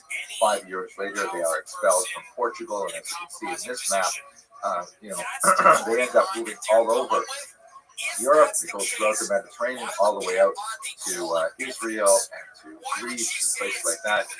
Many of them go up north to Holland, Netherlands, and a significant number go all the way over to the west. They go to the New World. That will be obviously the subject of later lectures. But that's, in a nutshell, the very quick history of the Jews in Spain. You'll recall, first it was Visigothic, and it was very difficult for Jews. Then in 711, the Muslims come in, and it gets much better for Jews, the beginning of the Spanish Golden Age. And then within a couple of centuries, the Christians start pushing their way downward, and the Golden Age continues for a little bit, but certainly by 1200 it's over, and by 1492 the Jews are actually expelled from an all-Christian Spain, and shortly thereafter from an all-Christian Portugal. But let us turn then to what do we mean by this golden age of Spanish Jewry? Basically, this is a period where Jews were so well integrated into culture and had such phenomenal access to the highest corridors of power and participated very actively in really creating the dominant cultural motifs of the era, that it was a period of great flourishing of Jewish expression. And you have a series of figures of Jews who are truly unique in that they exemplify both political and sometimes military power, along with really phenomenal Jewish learning at the same time. This is something that was totally unique that we don't have really ever since that in Western history. You will have obviously Jews who are, let's say, incredibly well adapted Jews to the general society. You have Jews who rise to high power, but they tend to be Jews who have largely left their Jewish backgrounds behind, like let's say Benjamin Disraeli, Prime Minister of England in the 19th century, who recognized his Jewish background but ultimately was a Baptist Christian. And on the other hand, you'll have Jews who are, phenomenal expressions of Jewish culture, Rashi and Tosafot, and we can go on, but they have very little access to political power over a larger geographic area. The Spanish Golden Age is one in which Jews had both positions simultaneously, where you had Jews who were really tremendous scholars of traditional Talmudic wisdom, for example, and at the same time they also had political, military, and general cultural power. That's something that really is special about the Spanish Golden Age. The kinds of figures that are exemplified by this period are, of course, the greatest of them is Maimonides, shown here in this statue in Cordoba. A little bit of an exception to the rule because he was driven out of Spain at a young age. He really made his career in Tunisia and to a much larger degree in Egypt. But if you look at figures like Kastai ibn Shahrut, very important Jewish philanthropist and scholar who ended up becoming a major Spanish diplomat. After him, the great Shmuel Hanagid, or Samuel ibn Nazarella, who was a Talmudic scholar who wrote an important commentary in the Talmud called the Mavo, and at the same time he was the military leader of Cordoba, and for over a decade he ran the military of Cordoba and was essentially the Grand Vizier of the country as well. People like Yehuda Halevi, who were composing poetry in Arabic and in Hebrew. A tremendous number of figures like this were really at the top of their game in so many different fields that they're truly Renaissance men who exemplify excellence in both the secular and the Jewish realm of thought and activity. This may be why, this really is the reason why in the 19th century, when there was a renaissance of Jewish expression, particularly in Europe, Germany especially, and then of course feeding into Zionism, the Spanish Golden Age was viewed as an age of tremendous emulation, a period that Jews should really try to strive for again, achieving both secular power and Jewish power simultaneously, which represented kind of a return to this ideal. It may have been exaggerated to some degree, but that we'll explore, of course, in History 156 when we look at the modern period. But that's basically the essence of what is the Spanish Golden Age. It ends badly. Of course, the Golden Age is really over for a couple hundred years by the time you get to Isabella and Ferdinand's decree to banish the Jews from the Iberian Peninsula. And there's a long period of tremendous anguish known as the Inquisition, which resulted in the public burning of many Jews and resulted in the underground activity of many Jews who chose to practice their Judaism in secret while pretending to be believing Christians in public. And these are things that we will have to discuss towards the end of this course. But at any rate, in this very brief lecture, you've got an idea now of what was the Golden Age of Spanish Jewry, and I look forward to speaking to you more in the next lecture.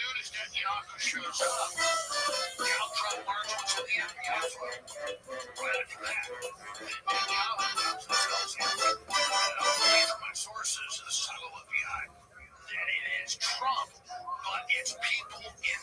administration, including a top financial advisor that's heavily involved. Trump wants to get his agenda through. No jobs, $15 trillion investment coming in, $3 trillion new year. He wants to stop World War III. I'm not defending this. I'm saying thinking of it told. So he goes, oh my God, this is a giant new Russiagate setup. He comes out and says, Sound? Any sense from the sound? It sounds okay? You have no way to tell.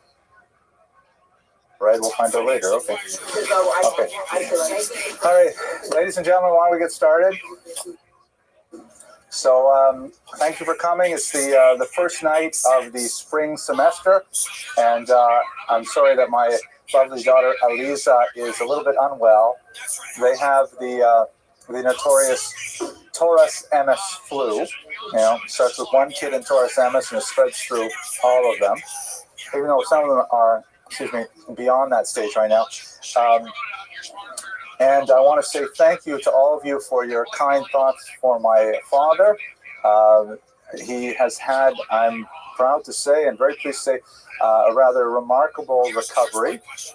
He's still in the hospital, and we imagine that, well, I'll put it to you this way. I had the opportunity, by going up to Canada, I had the opportunity to speak with my father at length about things that were very important. And now that I've had that opportunity, every conversation I have with my father is like an unexpected gift. And I'm very grateful for all of your good wishes. And my mother, of course, is very pleased that my father's health is kind of stabilized so that we can have a rational conversation with him. You have in your hands the flyer for the spring semester.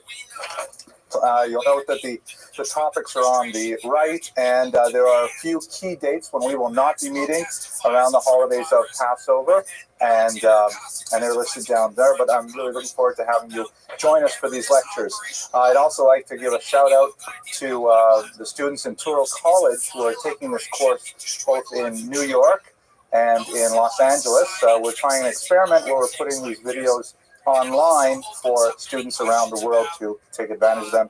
So I hope to be hearing from them shortly. Let me start with the opening joke. Oh, you know, I should tell you something. One other thing is very important. This is a new innovation. It's got this great microphone, which was given to us by the nice people at TorahCafe.com. If you're ever wandering around the web looking for some interesting Torah content, have a look at their beautiful website. They have a lot of really good people speaking there.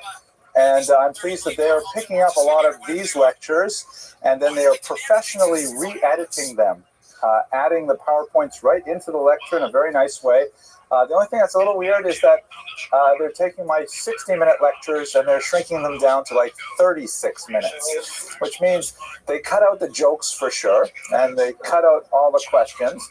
So this part of the lecture will probably not be included in their version of it. But this is a joke I heard Rabbi Beryl Wine say when he was here last weekend, and it's apropos for our meeting today. So a person goes in to see a psychologist to have a consultation, and he sits down and and on the sofa, and the psychiatrist there in the chair, and he says, "Listen, doctor, before we begin, I'd just like to know, how much is this going to cost me?" And the doctor says, "Well, an initial consultation costs $1,000, and then each subsequent visit is $500. So he says, "Well, here I am again." Okay, I think he said it more in a funnier way than I did, but there you go. Let's get started. Okay, so tonight, stick to my day job. Tonight, we're going to speak about a very fascinating character in Spanish Jewish history. In many ways, the last of a long line of statesmen philosophers that are endemic to the Spanish Jewish experience. As we've seen in previous lectures, we talked about Chasta ibn Shaprut, Shmuel ibn Nagrela, also known as Shmuel HaNagid, individuals who were both learned in a Jewish sense, well-versed in the Hebraic tradition of the Talmud, the Midrash, and so on, communal leaders, and at the same time, very highly placed political leaders, financiers, viziers, prime ministers, and so on. So Don Isaac Abrevano is perhaps the last in the great tradition of Spanish Jewish political leaders who were at the same time well learned in the Jewish tradition. And as I think I mentioned the last time we spoke about Shmuel ibn Nagrela, one of the, if you look even at our age, in which Jews have achieved so much politically, And simultaneously, the Torah learning that is going on in this country really outpaces even the number of Jews learning in ancient Babylon. Nevertheless, we have yet to find in one figure a person who combines Torah learning and secular achievement to the same degree as the great Spanish leaders of the Golden Age right through to the late 15th century, as we see in Abravanel. Much of this material is drawn from a very famous biography of Don Isaac Abravanel. I should mention, by the way, many people pronounce the same Abarbanel, and that's because of the it's much easier, as Stephen says, it's much easier to rhyme the song to the name Abarbanel. You know what I'm talking about, right? With Schlock Rock version of Abarbanel. But it's most likely pronounced Abravanel or Abrabanel. So we'll stick with the scholarly norm, although you know who I am talking about. So the premier biography remains the great classic written by B. Netanyahu, not the Bibi Netanyahu that's in the news today, but his father, who was a great scholar and a historian of medieval Spanish Jewry. And so I'm going to be taking most of the material we're discussing tonight from his biography of the same name. And here's a quote from the conclusion of his book. The life of a man who served 6 kings was associated with the most powerful personalities in Portugal and Spain, Naples and Venice, must necessarily have been far richer, more complex, and more stimulating than this biography might suggest. So I would like to extend that concept as well to the presentation that I'll give with you tonight, because he is an absolutely fascinating man, and in the space of 60 minutes, there's no way we can give justice to the depth of his thought or activity on behalf of the Jewish people. Okay. Let us begin with a little bit of contextual information. Perhaps the most important thing to know about medieval Spanish history is that it is completely different from all other paradigms of medieval Jewish history. The primary reason for that is because Spain is, as one scholar put it, a triangular society with 3 large plurality populations, the Jews, of course, being the smallest of them, but nevertheless being very significant. Whereas if you contrast that to the experience of Jews in North Africa or the Middle East, or the Jews in Europe, the Jews were always a very distinct minority, and pretty much the only minority. If you look at the Jews in France or the Jews in England, you have Christians and a few Jews. If you look at the Jews of North Africa, you have Muslims and a few Jews. So there you have a binary relationship between the dominant population and the tiny Jewish minority. Sometimes there will be internal politics, like, for example, Catholics versus Protestants and so on, but for the most part, the Jews are the only non-titular religious minority in a given region. Spain, however, is quite distinct because you have both Christians and Muslims quite active in the society. If you recall back to the lecture we had about 6 months ago, Spain was originally dominated by Christians, the so-called Visigoths, who worshipped a form of Christianity, or they adhered to a form of Christianity called Arianism, spelled with an I, which was later deemed heretical by the Catholic Church. But Spain was originally a Christian land. And then in the year 711, easy to remember, the Muslims advanced from North Africa and took over Spain. And so Spain was Muslim for close to half a millennium.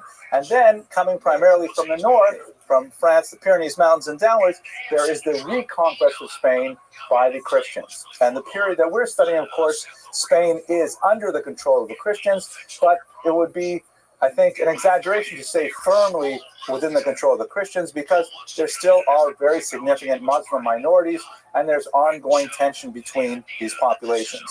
The Jews, because it is a triangular society, are a pivot point around which either minority may, either the Christians or the Muslims, may exert their will on the other population. In this case, the Jews are in a fragile position where they often are in a position of authority over the Muslim minority, and that changes all of the dynamic that's in place. Furthermore, because Spain has a somewhat checkered past with regard to the traditional Roman Catholic faith, first with its Visigothic origins before the Spanish conquest of the 8th century, and then later because there are so many Muslims in the society, Spain frequently wants to demonstrate its bona fides as a Catholic nation by, indicating how loyal they are to traditional Catholic doctrine. When in doubt as to the best way you can demonstrate you are a Catholic, all you have to do is persecute the Jews. That's one way to really send a signal. We're going to hold the line on traditional doctrine, and so that's another factor that comes to play in Spain that will be very relevant for our discussion. Okay, pause for discussion questions on the contextual background. Yes, please.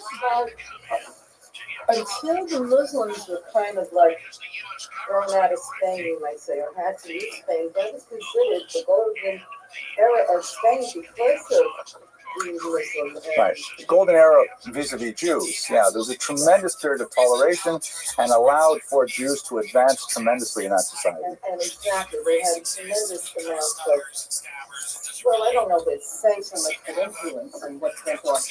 I noticed that on the first slide, it said Don, yeah. So, what's united? Because that means sir. Yes, I'm not positive how he got that title. It is definitely an honorific of some sort. I don't recall reading about it in Netanyahu's biography, but I think it means like a lord of some type. It's like some kind of, and several of the figures we'll be discussing had that same title. Either that, or they all had a common ancestor. Named, no, okay, joking. All right, his family background comes from Seville, and perhaps one of the, question.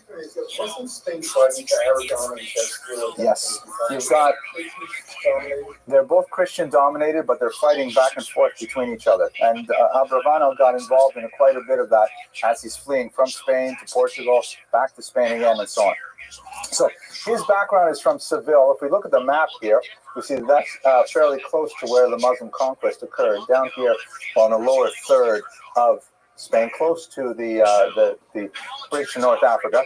And it became Christian in 1238. That's 200 years before Abravano's birth. And it has a long history of anti-Jewish persecution. You have pogroms in 1391, which were first begun in Seville and then spread throughout the entire Iberian Peninsula. And you have the beginning of the Inquisition occurs also in Seville, again, because of the proximity of Muslims. And we'll speak more about what exactly was the Inquisition shortly.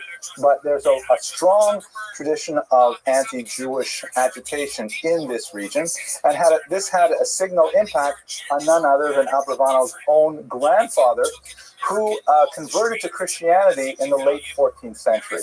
It's clear from later, and by the way, Abravano never mentions this fact in any of his very prolific writings, but it's clear without doubt from the historical record. We know, however, from later events that this was clearly done under duress because Shmuel Abravano later fled Portugal, and in Portugal he then resumed his Jewish identity.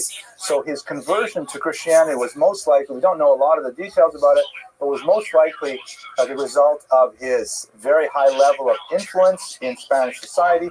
He was the primary, most likely the royal treasurer at the time, and it was unseemly for a Jew to have such a high post and remain a believing Jew.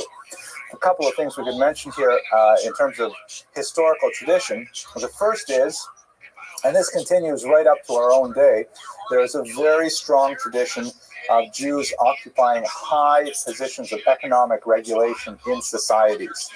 Including in our own times here in this country, we often have Jews at the very top of the economic ladder associated with government putting in place tariffs, taxes, and so on. There's a lot of complicated historical reasons for this, but to be sure, it is a time-honored tradition that goes back, perhaps might want to even say, all the way back to Joseph, the idea of the trusted Jew high in the court who understands what needs to be done economically and tells the rulers how to put these policies in place. There is perhaps a possibility of an anti-Semitic kind of interpretation of this fact, but I think it's much easier to simply look at the long cultural tradition encouraging Jews to work with their minds and with their account books rather than with their backs that leads to that. Not to mention the restrictions placed on Jews as a result of canon law that disabled them from participating in many other occupations in medieval Europe. But we're going to pass that. The other thing that's useful to mention besides that position is the fact that in Spain, unlike in Ashkenaz, the modus vivendi for persecution was much more inclined to adapt, to acculturate to persecution, even to the point of making a false conversion. In Ashkenaz, perhaps best illustrated by the terrible massacres of the 1096 Crusades, any type of indication of movement towards another religion was considered sufficient grounds for self-martyrdom, for Kiddush Hashem. And so you see a real bifurcation in Ashkenazic culture working more towards an insular culture, viewing the outside society as much more toxic and dangerous, whereas in Spanish and Sephardic culture, there's much more a sense of, well, we can work with this, we can adapt, we can find ways to keep our values while still, outwardly appearing to be open to the general society. There have been some historians who have been questioning this model, but that's the historiographic model that has pertained for the last 100 years or so in Sephardic studies. So with regards Shmuel Abravano's conversion to Catholicism, it fits within this Spanish Jewish pattern of accommodation to the external realities of the day. Nevertheless, Shmuel did convert back or return back to Judaism once he got free of Spanish clutches in Portugal. There in Portugal, he once again rose to prominence, as was his son and grandson.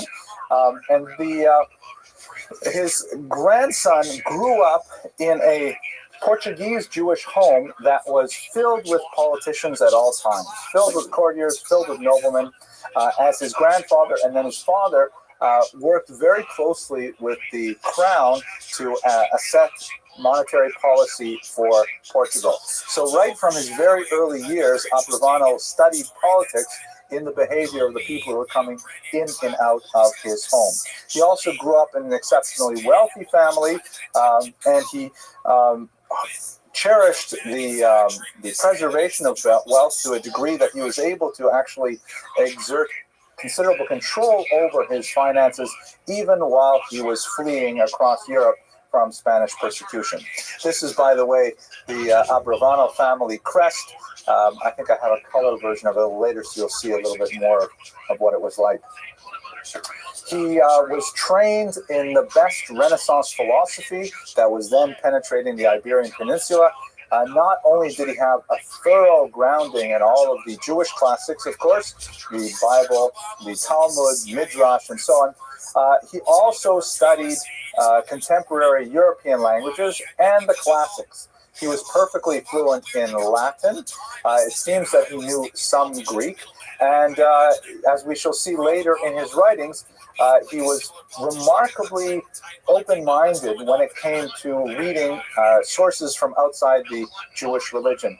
He was well-versed in the writings of the early church fathers, St. Thomas Aquinas, and many of the other thinkers that were circulating in society. I didn't find any confirmation that he knew Arabic, but he certainly was familiar with the writings of Avicenna, Averroes, and several other people who wrote in a Maimonidean phase. And in fact, much of his early energies were spent on analyzing Maimonidean philosophy.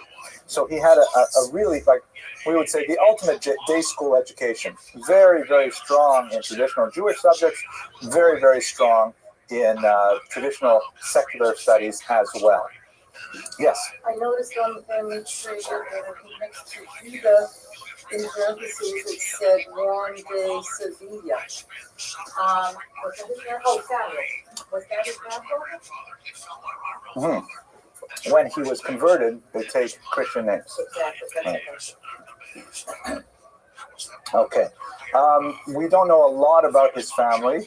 His wife we know only as Mrs. Abravano, but we know that he was married young, judging by the dates of the birth of his children. We know of 2 sons, and there are passing references that may include 2 daughters as well. We know more about his sons who really followed in their father's footsteps, many of them following him into exile. And some of the most tearful passages of his biography describe how he was like separated from his family for several years, and then one of his sons would come and finally find him in Venice or someplace like that. And at least one of his sons continued in the literary tradition as well. So we know a little bit about his family life, but it seems he was mostly wrapped up in his political energies and his literary activities. Speaking of his literary activities, the things that he wrote, basically his literary oeuvre was composed in two really distinct periods. The first was in his relative youth, that is before he was about 40, when he was very much at ease in Spanish society and not terribly disturbed by the Inquisition or the later expulsion, which came as a great shock to Spanish Jewry, as we shall see. And then, surprisingly, a very, very productive period when he was actually being chased from country to country, and he wrote extremely voluminous amounts of material at that point. Early on, though, he engaged in philosophical discussions. In particular, he was fascinated with the philosophy of Aristotle and its critics. And of course, when you study Aristotle in a Jewish sense, you must study Maimonides, because Maimonides was also heavily influenced by Aristotelian thought. And so Abravanel very much engaged in the continuing of that tried and true debate that had been going on for several centuries. I have to say, although I admire the man phenomenally, I find it hard myself to really get through his commentaries.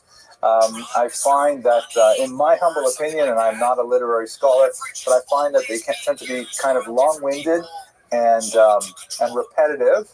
And you can see that I'm not the only person who thinks so, because there are several abridged Abravanel commentaries where, you know, if you can't make it through 2,000 words, they'll give you a 500-word summary of the same concept. And when you do that, it's really much easier to take them. Now, that's not saying that Abravanel was long-winded in his thought. It's probably a result that much of his writings were originally delivered orally, perhaps were even written to be delivered orally, because oral presentations will often, repeat obvious information, will often go over the material to make sure that people understand it.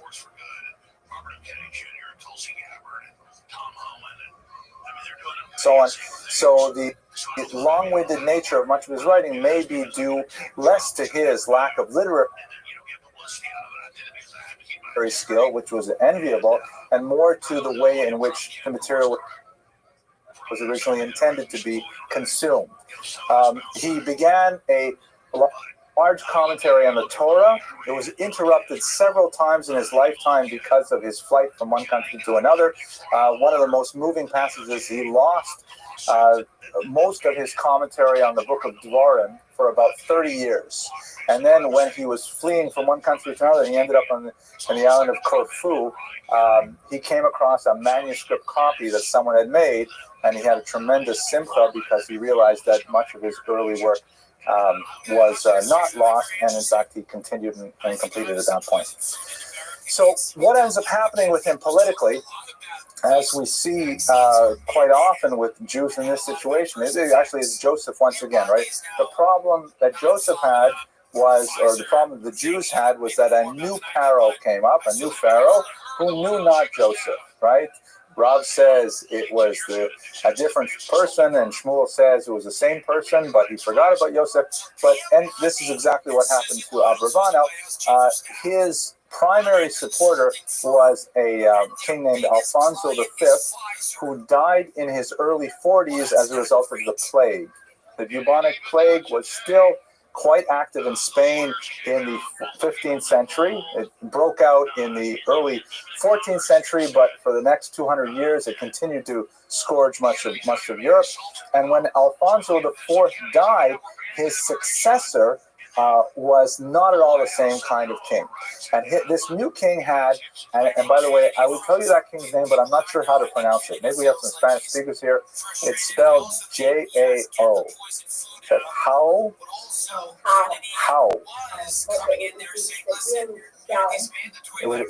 Okay, so, but it would be, in this region, would you say it with the H or with the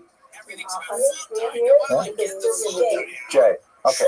I remember, I'll tell you a funny story for a second. They'll cut this out in the Torah Cafe version. But when I first moved down to Florida, we got lost.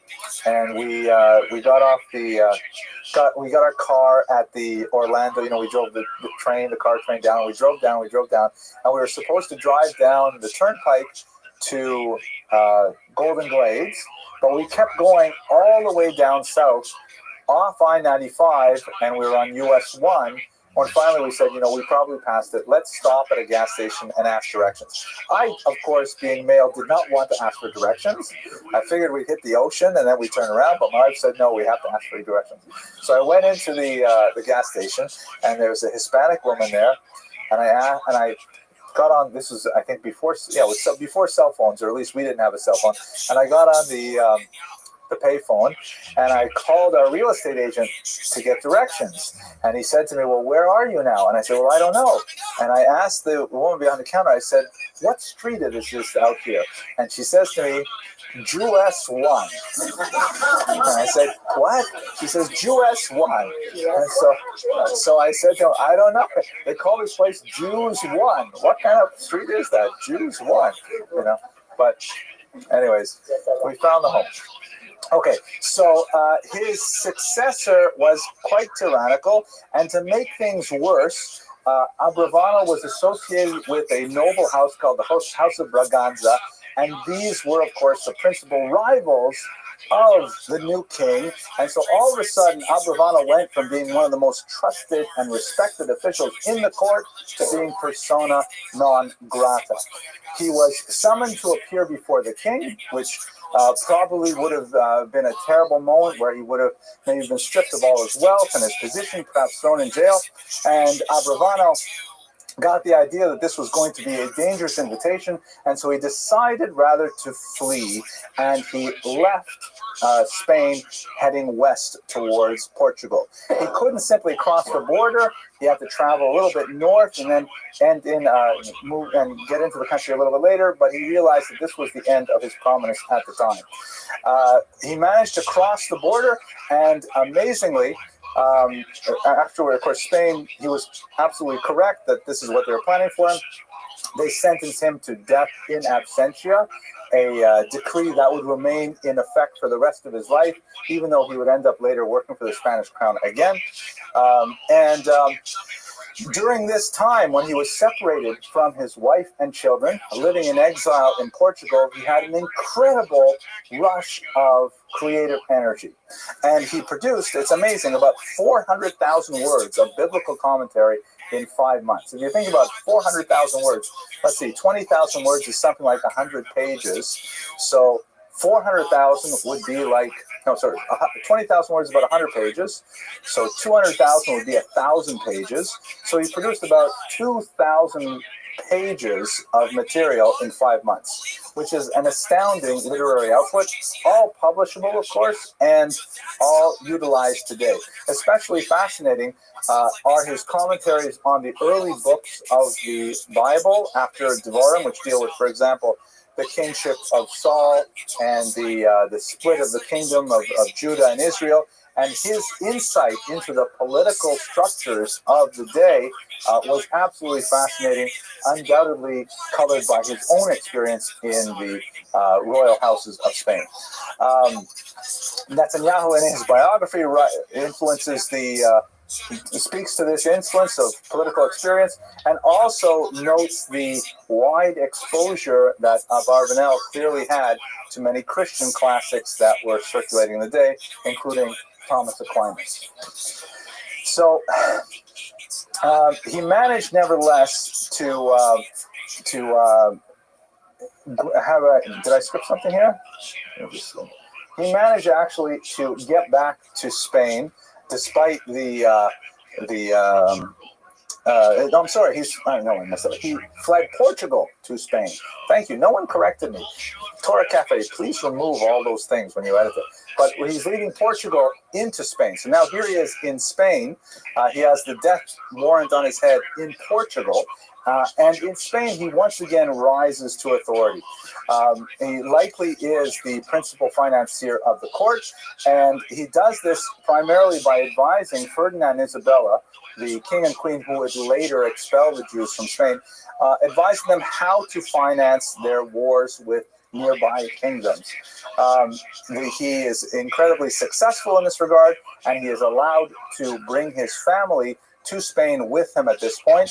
And then he moves into a new type of industry, one that was tried and true for many Jews in Europe and later would become the downfall of the Jews in Eastern Europe, as we'll talk about in 2 weeks. He engages in tax farming. What is tax farming? Tax farming is a type of economic tax collection method which works in a corporate society, meaning works in a type of feudal society where you have people divided by classes on a very large scale. This is tax season, and we all know how they collect taxes in America.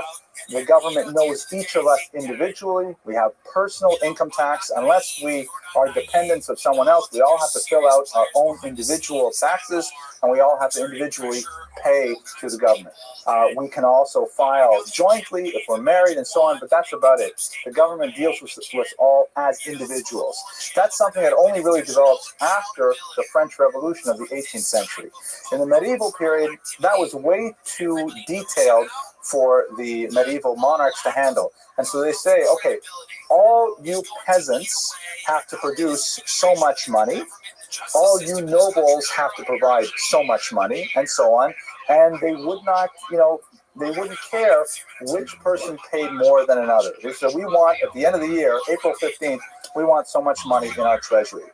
So how would they actually achieve it is typically they would hire tax farmers who would be quite often Jews who are given a certain amount of territory and told that you are to collect so much money from the local population in any way that you see fit. So that would include, for example, a tax on grain production. It could include a tax on the usage of bridges or tolls, hunting regions, orchards. It could include a tax on a poll tax on individual people. Whatever way they could figure out to collect those taxes, that was their job. It was called tax farming because whatever they were able to collect beyond what was requested by the king was their profit. And so this worked very well for Jews because here they are a separate population entirely, and they move into a region where they have, a large, let's say, peasant or serf population, and the local nobleman says, I cannot be bothered collecting money from all of these people, but I figure they're good for 6,000 gold coins, so you have a whole year to go in there and get me 6,000 gold coins. And if the Jews would collect 7,000 or 8,000, then that extra 1,000 or 2,000 gold coins would then go back to the Jewish community to support yeshivot, day schools, mikvahs, Chinese restaurants, all those kinds of things. It was a very lucrative profession for Jews. It involved very little, physical labor. It did not endear them to the local population, who often saw them as, tax collectors. Ultimately, that's what they were. In some cases, as in Eastern Europe, the Jews were granted certain monopolies, such as the monopoly of alcohol production, propinatia, which allowed them to be the sole manufacturers and distributors of alcohol. And there's a lot of other factors like this that means that the general population from time to time would have a certain amount of resentment against the Jewish people engaged in this activity. At the same time, the Jews were protected because the king wanted to see them succeed. And so if you were taking out your frustrations on the Jewish tax collector, you were really taking out your frustrations on the king. So the king wanted to make sure that the Jews were successful, and he would back them with his army to make sure that people submitted to the Jews' will. One more detail I wanted to mention. Well, I had another detail. this worked great for the Jews, except for a couple of possibilities. First of all, if the noblemen were too greedy, oh, now I remember. Shimon Dubno, a great historian, we'll speak about him later on in the series. He referred to tax farming in such a way that the Jews were like a sponge that were dipped into the peasantry by the noblemen, and then they were squeezed dry for whatever they could suck out of the population there. And it was definitely a kind of a precarious model for the Jews, but potentially very lucrative. In terms of this model working, it's great so long as there is a very fine balance struck between what the peasants will tolerate paying and what the noblemen will tolerate accepting. When the noblemen demand too much, or the peasants get too rebellious, then the Jews are in a terrible place, and they usually have either popular uprisings, such as the 17th century uprisings in Ukraine, or you have expulsions, where the noblemen say, you know what, I put too much pressure on my peasantry, I'm extremely unpopular right now, or also quite possibly, I myself owe the Jews a lot of money. It's more expedient to simply expel the Jews and start with a clean slate, even if I have to, as the French did, invite them back 20 years later, 3 times in a row. Because you owe money to the Jews, so you expel them, so you need them to work the tax farming system, so you invite them back, then you borrow money from them, you owe too much money to them, you kick them out again, and so on. This is... Sometimes the Jewish community, let's say it like this, Yeah. was perfectly for the Jewish needs. They were Yes. like, in the time that they were clear people, we had community service Right. value. That's not in that moment also. So it was also divided by that fine line up to when I can, how much can I do in these streets. Exactly. But in the same time, protected by what the government needed, they were also protected as a community. Yeah, it provided for the insular nature of Jewish society, because you couldn't exactly make friends with all the peasants.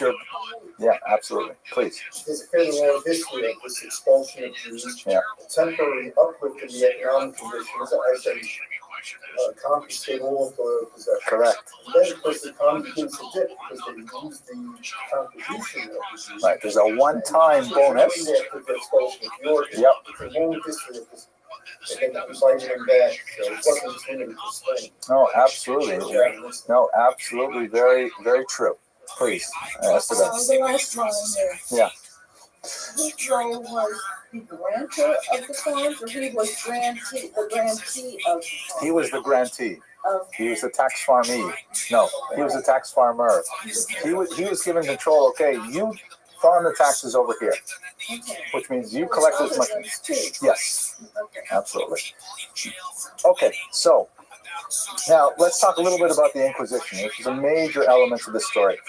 The Inquisition is basically a Spanish institution that spread beyond Spain that was directed at searching out heresy among Catholics.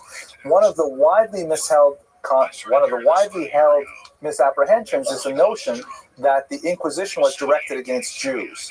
It was not actually directed against Jews, and in fact, Jews were to a certain degree immune from the Inquisition per se.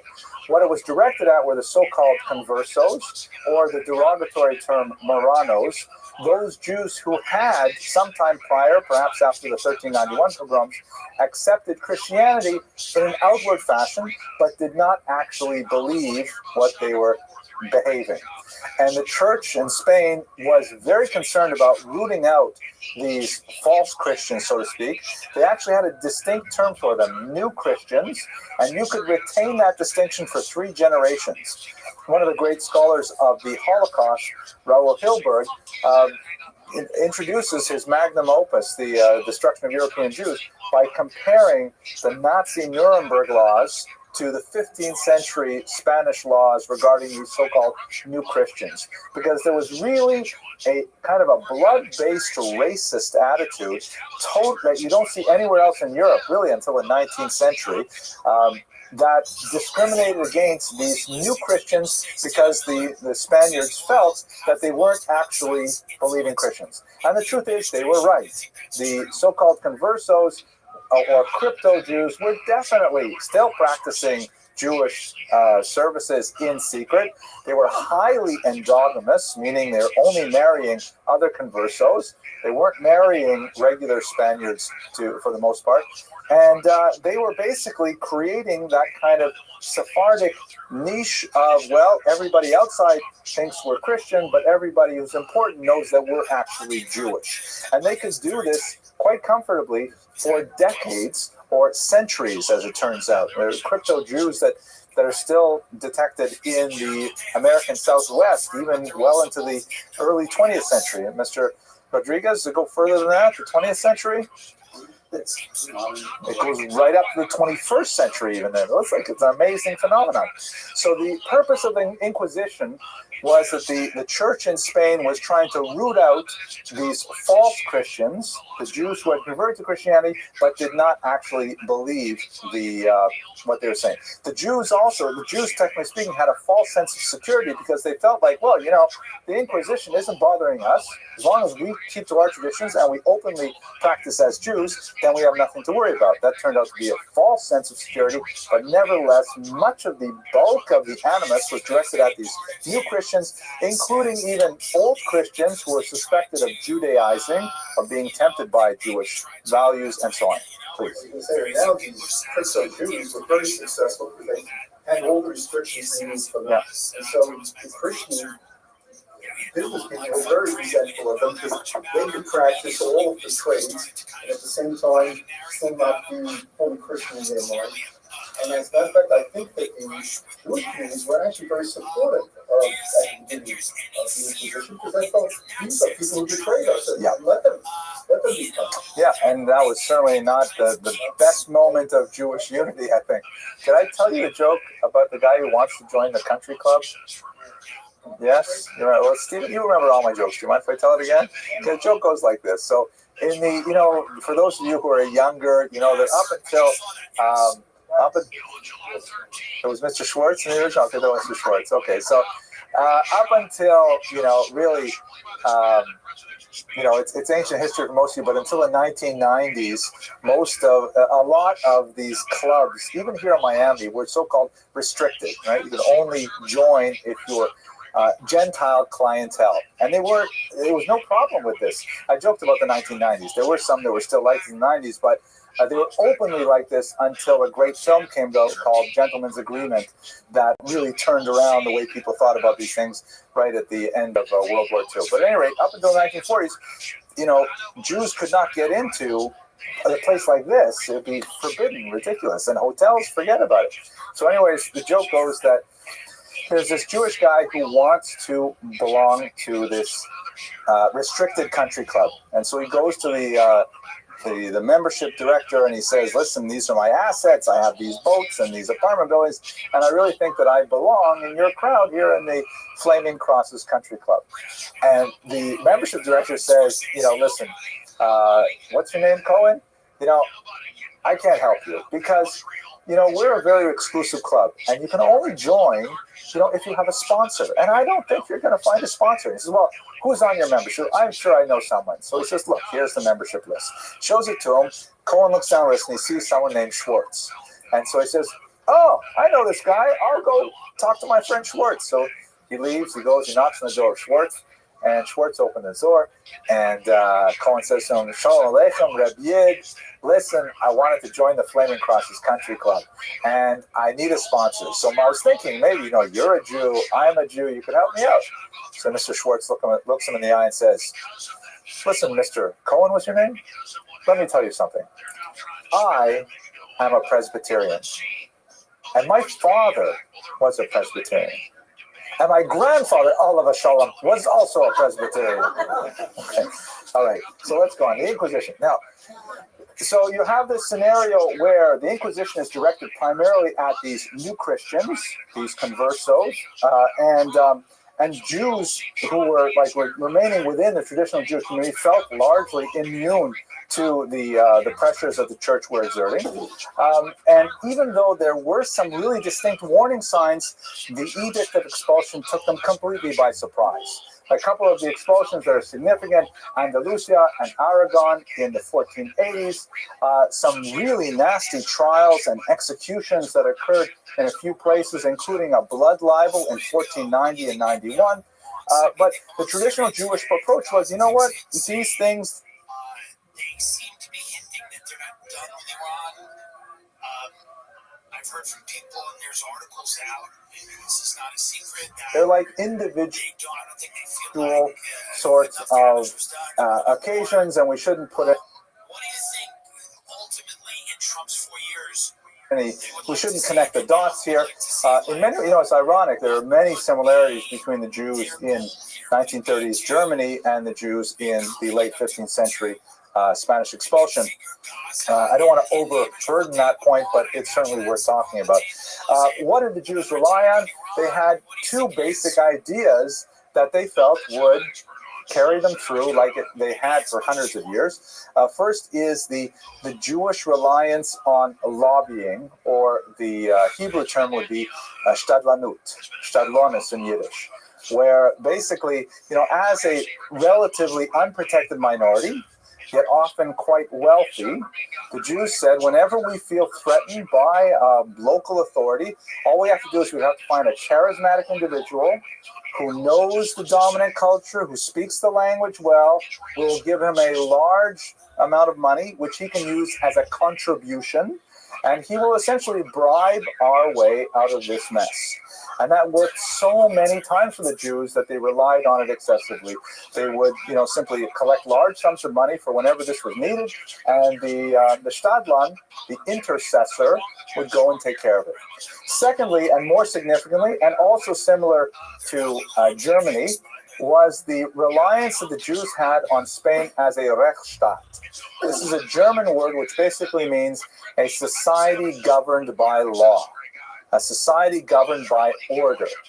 Jews, as a minority, are very comfortable living in societies, even if they are mildly discriminatory, like South Africa. Well, that's a little more than mildly.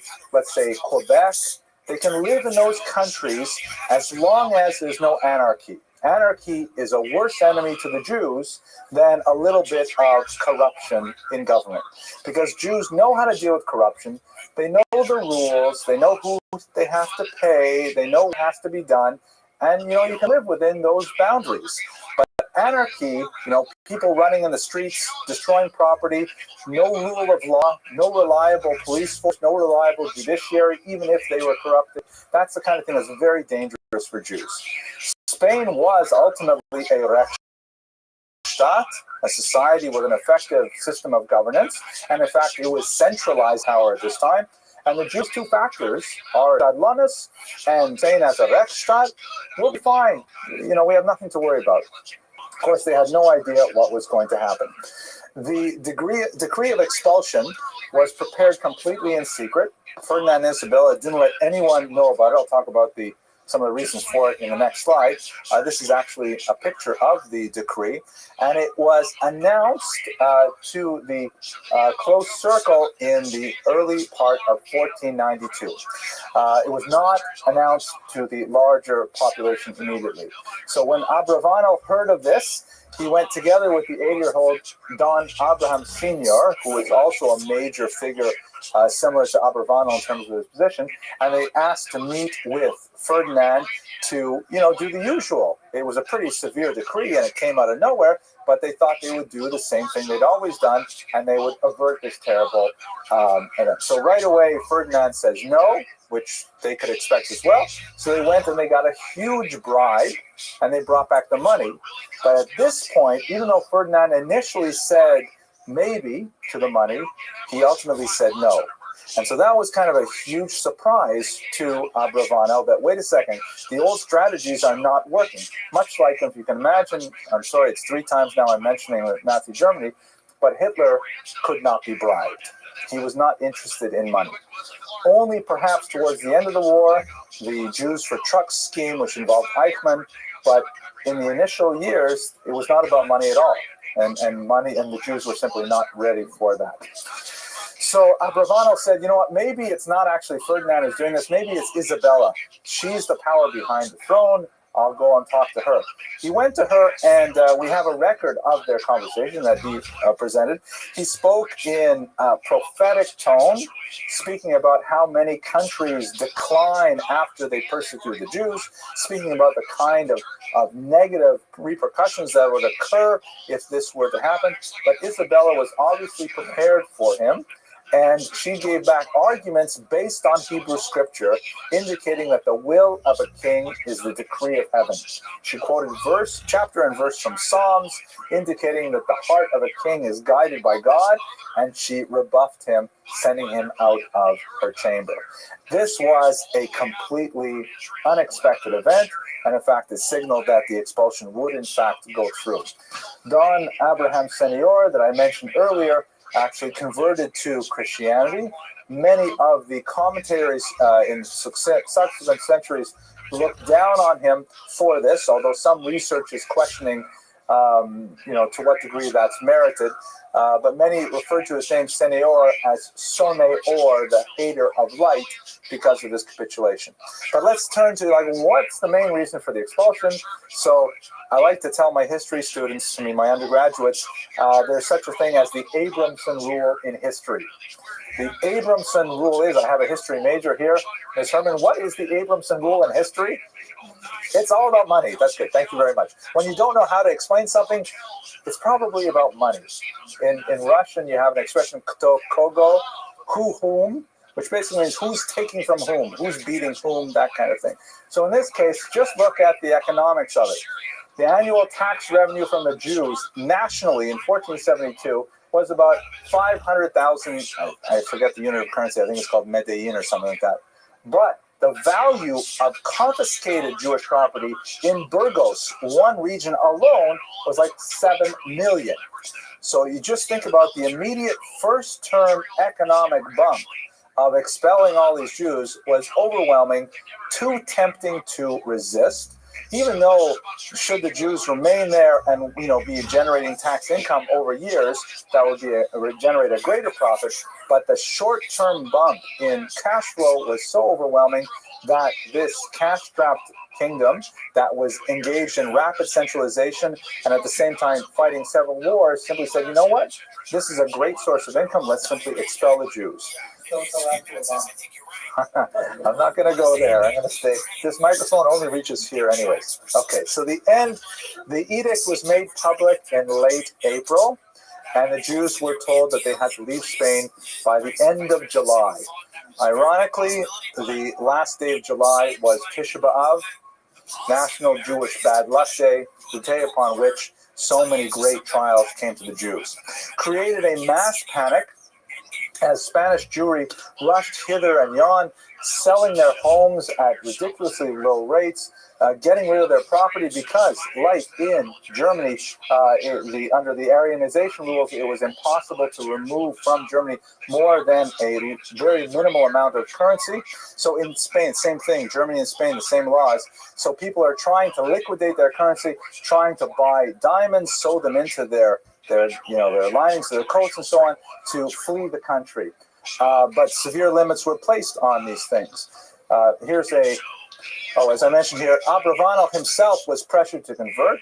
He was offered a huge bribe by the crown. They wanted to keep him. They wanted to keep his financial expertise, and they begged him to become Christian. And as I mentioned, Senior, in fact, took that offer, although it was unlikely that it was done perhaps with the most open of motives. Abravanel refused, and in fact, he learned later that one of the last-ditch efforts that the crown was going to do to try to keep him in place is they were planning to kidnap and baptize his 1-year-old grandson. So he immediately, luckily, he was told of this by an informer who was positively inclined towards him, and he managed to rescue his son, his daughter-in-law, and their infant child, and escape Spain at that time. They followed a route that was common to many Spanish Jews. As you can see, the expulsion took Jews out of Spain up here into the more tolerant regions of Northern Europe. Of course, you have Spinoza and others up in Amsterdam, the result of the Spanish expulsion. Many Jews took the somewhat dangerous sea route here over into North Africa, The strong populations of Sephardic Jews in Greece come largely from this expulsion, and Abravanel ended up kind of island hopping his way throughout the Mediterranean basin for the remainder of his life. Nevertheless, wherever he went, he met with great success. His expertise in finance was valued by whichever ruling power he came into contact with, and he once again engaged in rapid, prolific writing, completing his commentary on the Torah during this very difficult period of separation from his family and of the total devastation of his entire community. I'd like to speak just a little bit about some of his ideas here. We're almost out of time. This is a great word for my undergraduates. I like to use this word a lot. It impresses strangers, makes them think I'm smarter than I am. Weltanschauung is a German word meaning way of looking at the world. Welt means world. Anschauung is like onlooking, and it refers to your political philosophy, your religion, your optimism or pessimism, your extroverted nature or introvert. It's a large term that refers to basically how you look at the world around you. So his Weltanschauung was obviously colored heavily by his political experience and then his terrible personal experience. And one of the things that's fascinating about his later writings in particular is his fervent belief that the Messianic period was nigh. And in fact, in a publication he issued in 1407, that should be 1497, not 1407, he believed that 1503 would be the year that Mashiach came. He lived past 1503, and of course he met with some disappointment once that year went out, but he believed that the tremendous persecution of the age clearly indicated that God would not tolerate this much longer, and it would be time for the Messiah. Unfortunately, there would be much more pain and suffering in place over the next 500 years. By way of conclusion, for much of the scholarship on Abravanel for the last few hundred years, he comes across fairly weak as a leader. And to some degree, there's a lot of arguments to be made. He failed to perceive the warning signs of the expulsions of Spain. He failed to understand the dire implications of the Inquisition. And given all his political experience, it's surprising they put so many of his eggs in one basket, so to speak, so as to be reliant on any one king. Nevertheless, new scholarship by Mark Saperstein has significantly reevaluated a lot of Abravanel's role in the leadership of the Jewish community at this time. Emphasizing much of the work he did, for example, for Pidyon Shruyim, the rescuing of captives, because Jews, by the way, when they were expelled from Spain, they were taken captive and sold into slavery. And so it was quite a job just to try and ransom all these Jews out of slavery and set them up as communities again. But a lot of Saperstein's research has focused on, the disability we have of working with hindsight. It's much easier after the events have passed to be able to say, well, why didn't you see this? And didn't you see how that related to this? And so on and so forth. We know it, of course, from our own times in the 20th century. And he evaluates Abravanel's scholarships on a much higher level, along with, in general, the leadership of Spanish Jewry in the 15th century. This was truly a bolt from the blue, something that would have taken a genius to anticipate, and he believes that much of the negative assessment of Abravanel is undeserved. So finally, with Don Isaac Abravanel, we have a rather amazing example of someone who was at the very highest peaks of political activity, an incredible exemplar of Torah scholarship, producing many works that are still studied today in the original Hebrew and translated into English, Spanish, and many other languages. He's an example of a leader that would not be repeated for the next 500 years, and ultimately one of the more profound individuals of the 15th century. I want to thank you very much for your attention and your endurance, and I look forward to seeing you next week when we'll talk about Rabbi Moshe Cordovero and the Tzfat Circle. Okay, thank you. a documentary of what almost happened. The Cuban Missile Crisis declassified. The U.S. put 19 missiles tell it so often though that it goes out of in practice. several places like I'm Turkey. hoping that Medium-range news. most of you Russia put nukes there. heard it, you will Russia have never been to forgotten Russia. it, but it is The point is a that classic joke. the My world daughter told Elisa, so thank much. you for Oh, reminding me of the show. Russia's put medium-range Did I nukes tell you in about Cuba because they're the missiles. car that has no Russia gas was on for it? TV saying, get your missiles out. But our media was Here so we go. controlled. Nobody Guy knew. goes Missiles to were on a their border. used So it's the car same lot story. and he has to So buy the a average car American for his spends wife. And you know, he's on a day school budget because he puts his multiple offspring into the day school system, and he doesn't have a lot of money to spend. So he's looking around for various vehicles, and the salesman comes up and I help you. And he says, you know, I'd really like to buy a car, but it has to fit all these people. I only have so much money. He says, I have the perfect vehicle for you. He takes him over to a back of the lot, and there's this beat up old Ford station wagon. You know, with the false wood panels and things like that. And it's got rusted out rear quarters and everything like that. And the price is right. He gets into the car and says, you know, I suppose this is really quick, but I notice that there's no gas pedal, there's no brake pedal. The dealer says, see, this is a very, very religious car. If you want it to move, all you have to do is say, Baruch Hashem. Baruch Hashem, which means, you know, so blessed is the name, how are you, this is a common expression. Baruch Hashem.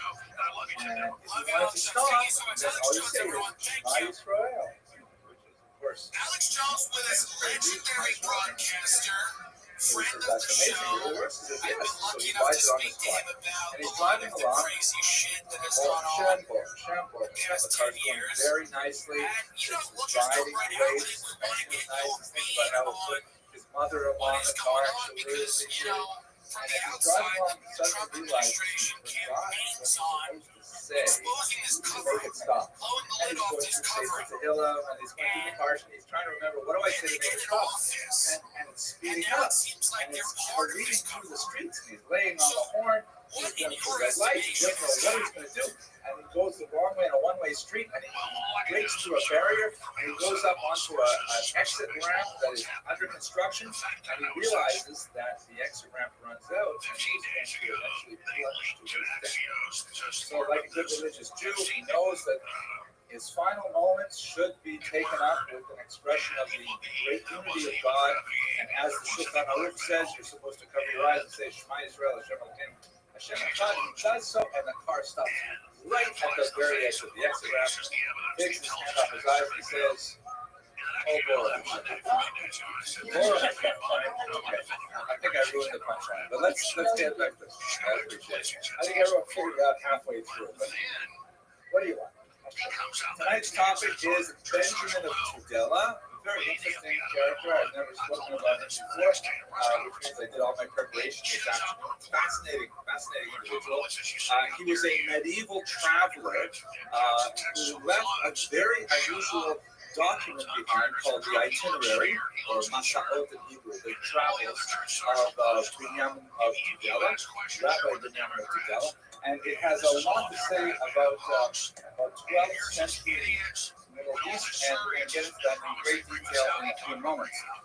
First of all, I'd like to thank Dr. Jared Clitt for sponsoring tonight's lecture in memory of Mr. Jay Farkas. Mr. Farkas was actually someone who came to this class quite often.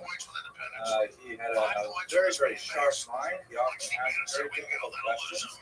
I often, felt I'd sit there a little bit when he put out his hand because I knew he was going to ask something very difficult. And unfortunately, he passed away. It was the Saracen made sure that this year. Quite suddenly passed away. So we remember him and thank Dr. Clitt for sponsoring tonight's lecture. I think so, yeah.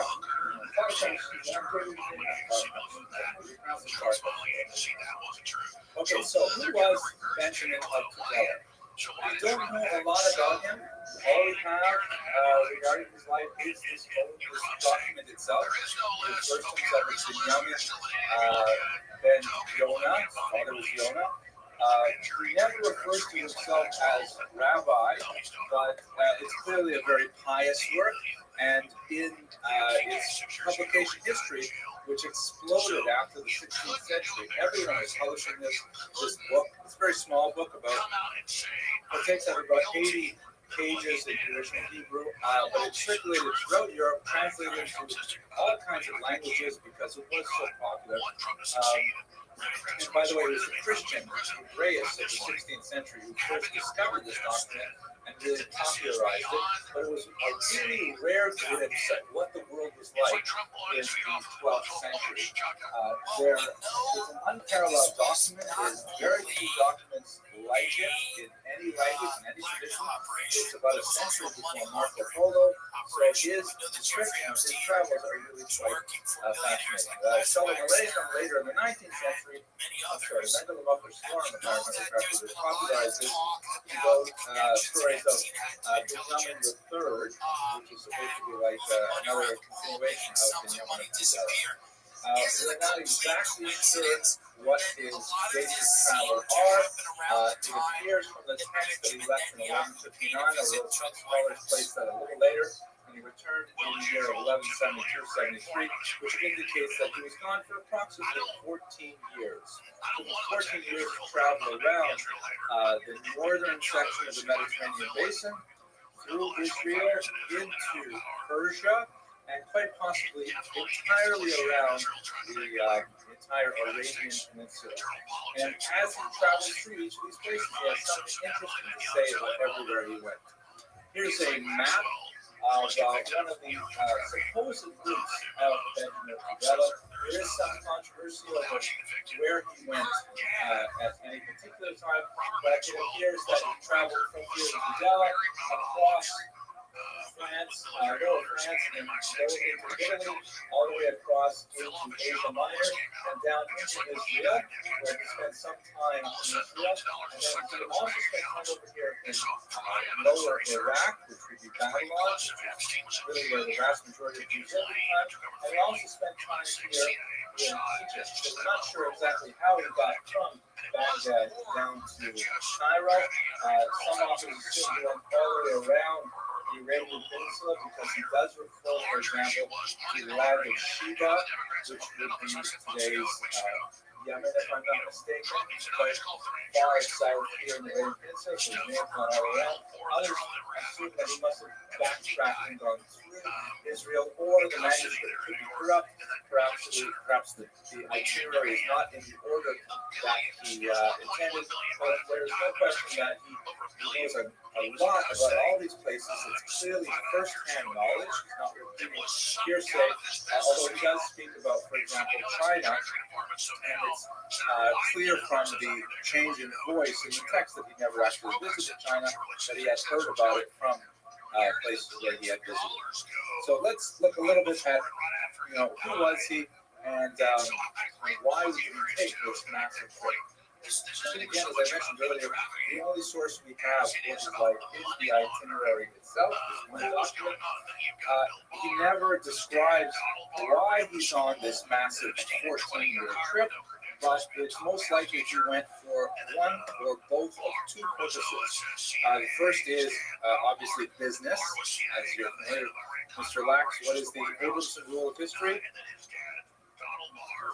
Money, exactly. Oh, actually, the younger Mr. Lax, the older Mr. Lax is good too. So he probably traveled for money. He traveled to explore business opportunities. And as he goes through each of these places, he has a remarkably long and very robust description of how people make a living there. The details of the spice trade, the coral trade, the dyeing, is very interested in dyeing, and in every town he wants to know how far is it to the nearest seaport, how far is it to the nearest river, because he's obviously concerned with issues of how do you get your products to market, and so on. The other reason that he most likely took this trip is he was a kind of a spiritual tourist. He's very interested in things Jewish. Every city that he visits, he gives you an entire list of all the most famous rabbis. Occasionally he says something about how many Jews live there, about how many synagogues there are. Oh, I remember the joke. This is the joke. So here's the joke. This is the one I forgot a few minutes ago. I usually want to start this joke. You've all heard this joke anyway. It's probably the first. It's the second most popular Jewish joke in the 20th century, I'm sure. So I'll play the second most popular joke. That's the The party joke about line the that they're Jews going trapped with. on the desert If island. that's the case, why would Okay, Pam it goes Bondi like this. call it I knew evidence? it. There you go. Why would she say it's So evidence? let me go through the motions. It's therapeutic. She's the attorney general.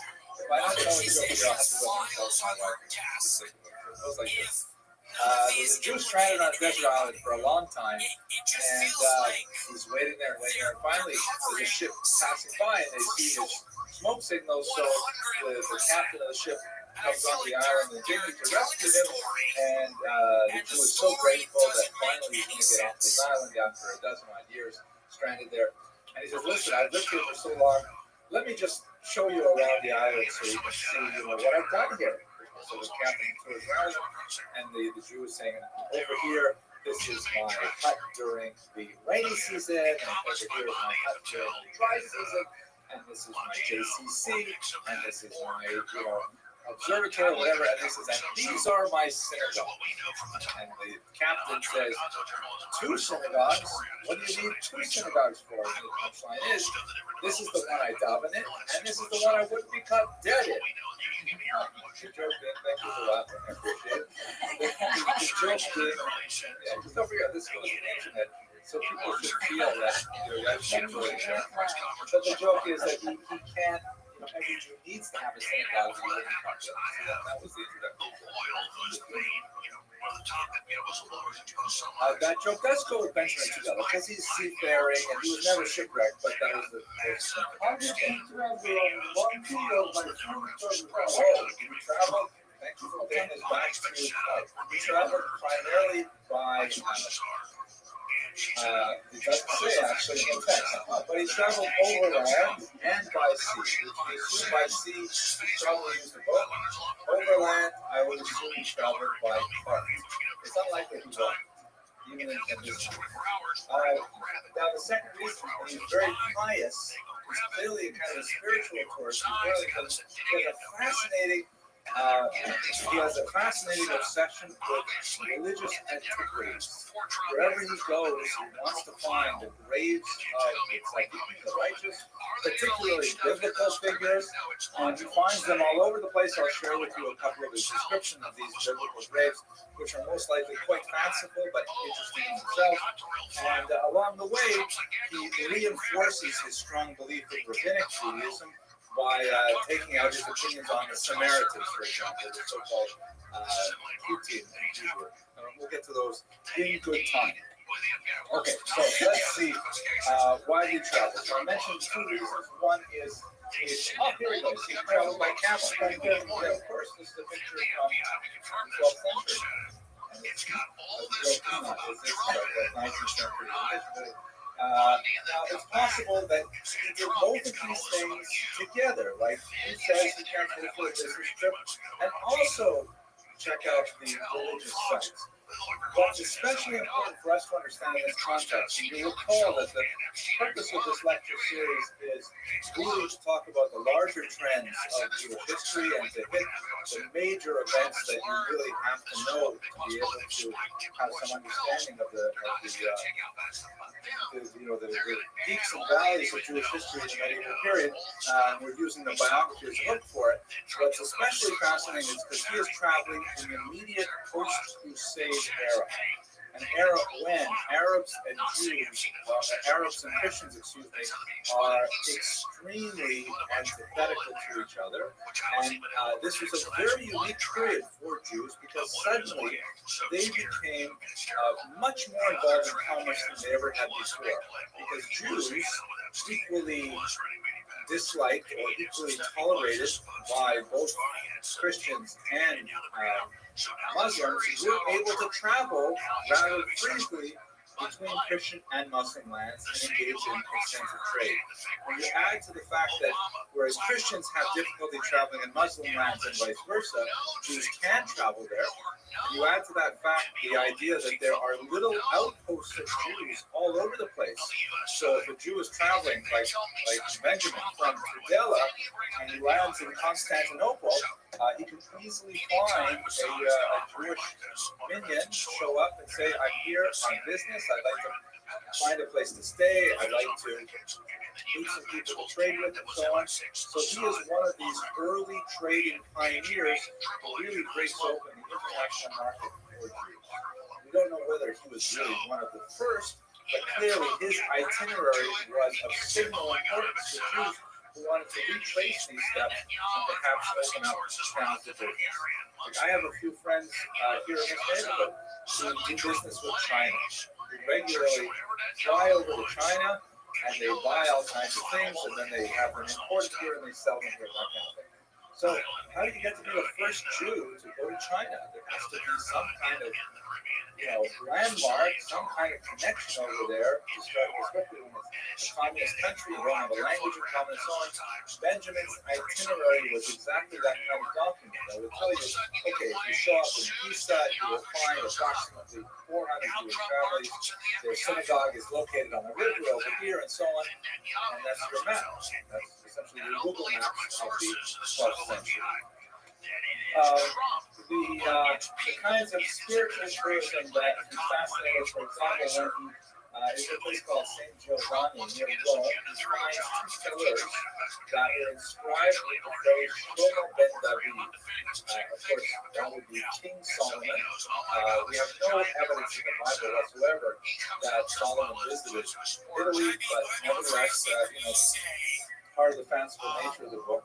And these two pillars, apparently, as the local legend has it, on the 9th of Av, the pillars run with water. They sweat. The 9th of Av, of course, is the commemoration of the destruction of the temple. When he's in Rome, for example, he's very interested in the caves under the Vatican, which are prepared to hold all of the antiquities from the temple, as well as the graves of the 10 martyrs of the state, Akiva and others.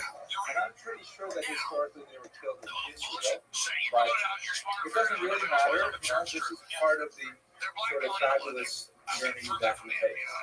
He goes to a place called Wallachia, which is probably in the region of contemporary Bosnia, Herzegovina, that region, where he meets a group of people who are extremely warlike. Among other things, they cut off their own noses. Not to fight the faces, but that's what they do.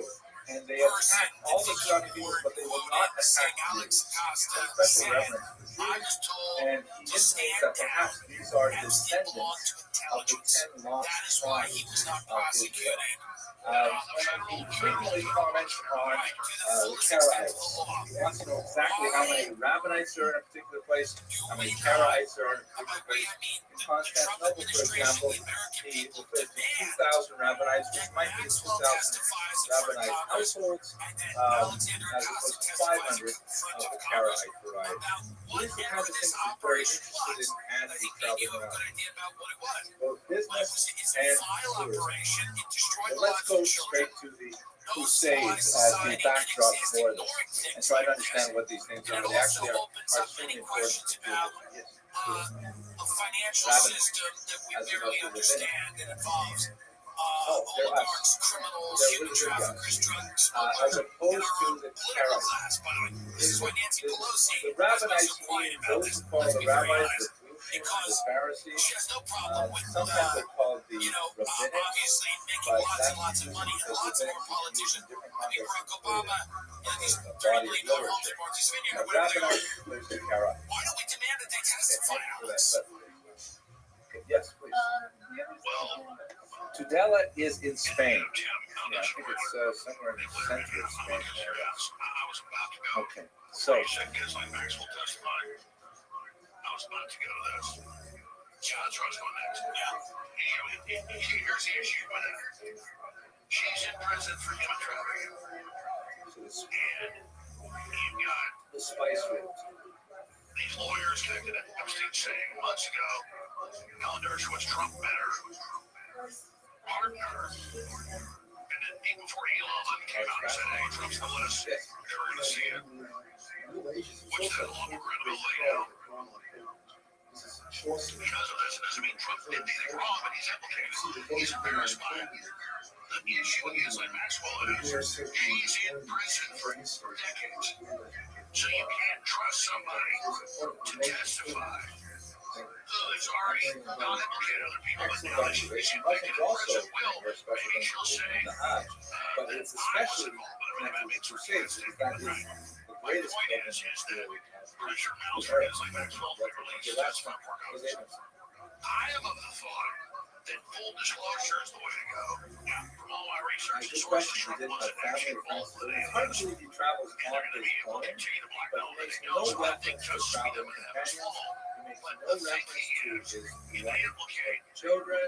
all these big tech titans Besides himself and is almost his heavily It's involved? almost like he's writing, and sometimes when you read the book, it sounds like a non-fiction. Just I went to this place because this far away from the last place I went. This is how many Jews lived there. This is what they did for a living. This is how far they were from the ocean. Then I went to this other place. Traveled this far to get there. And it's very dry. And then sometimes he goes off in long, flowery descriptions of bizarre practices like cultivation, cut off the nose, and things like that.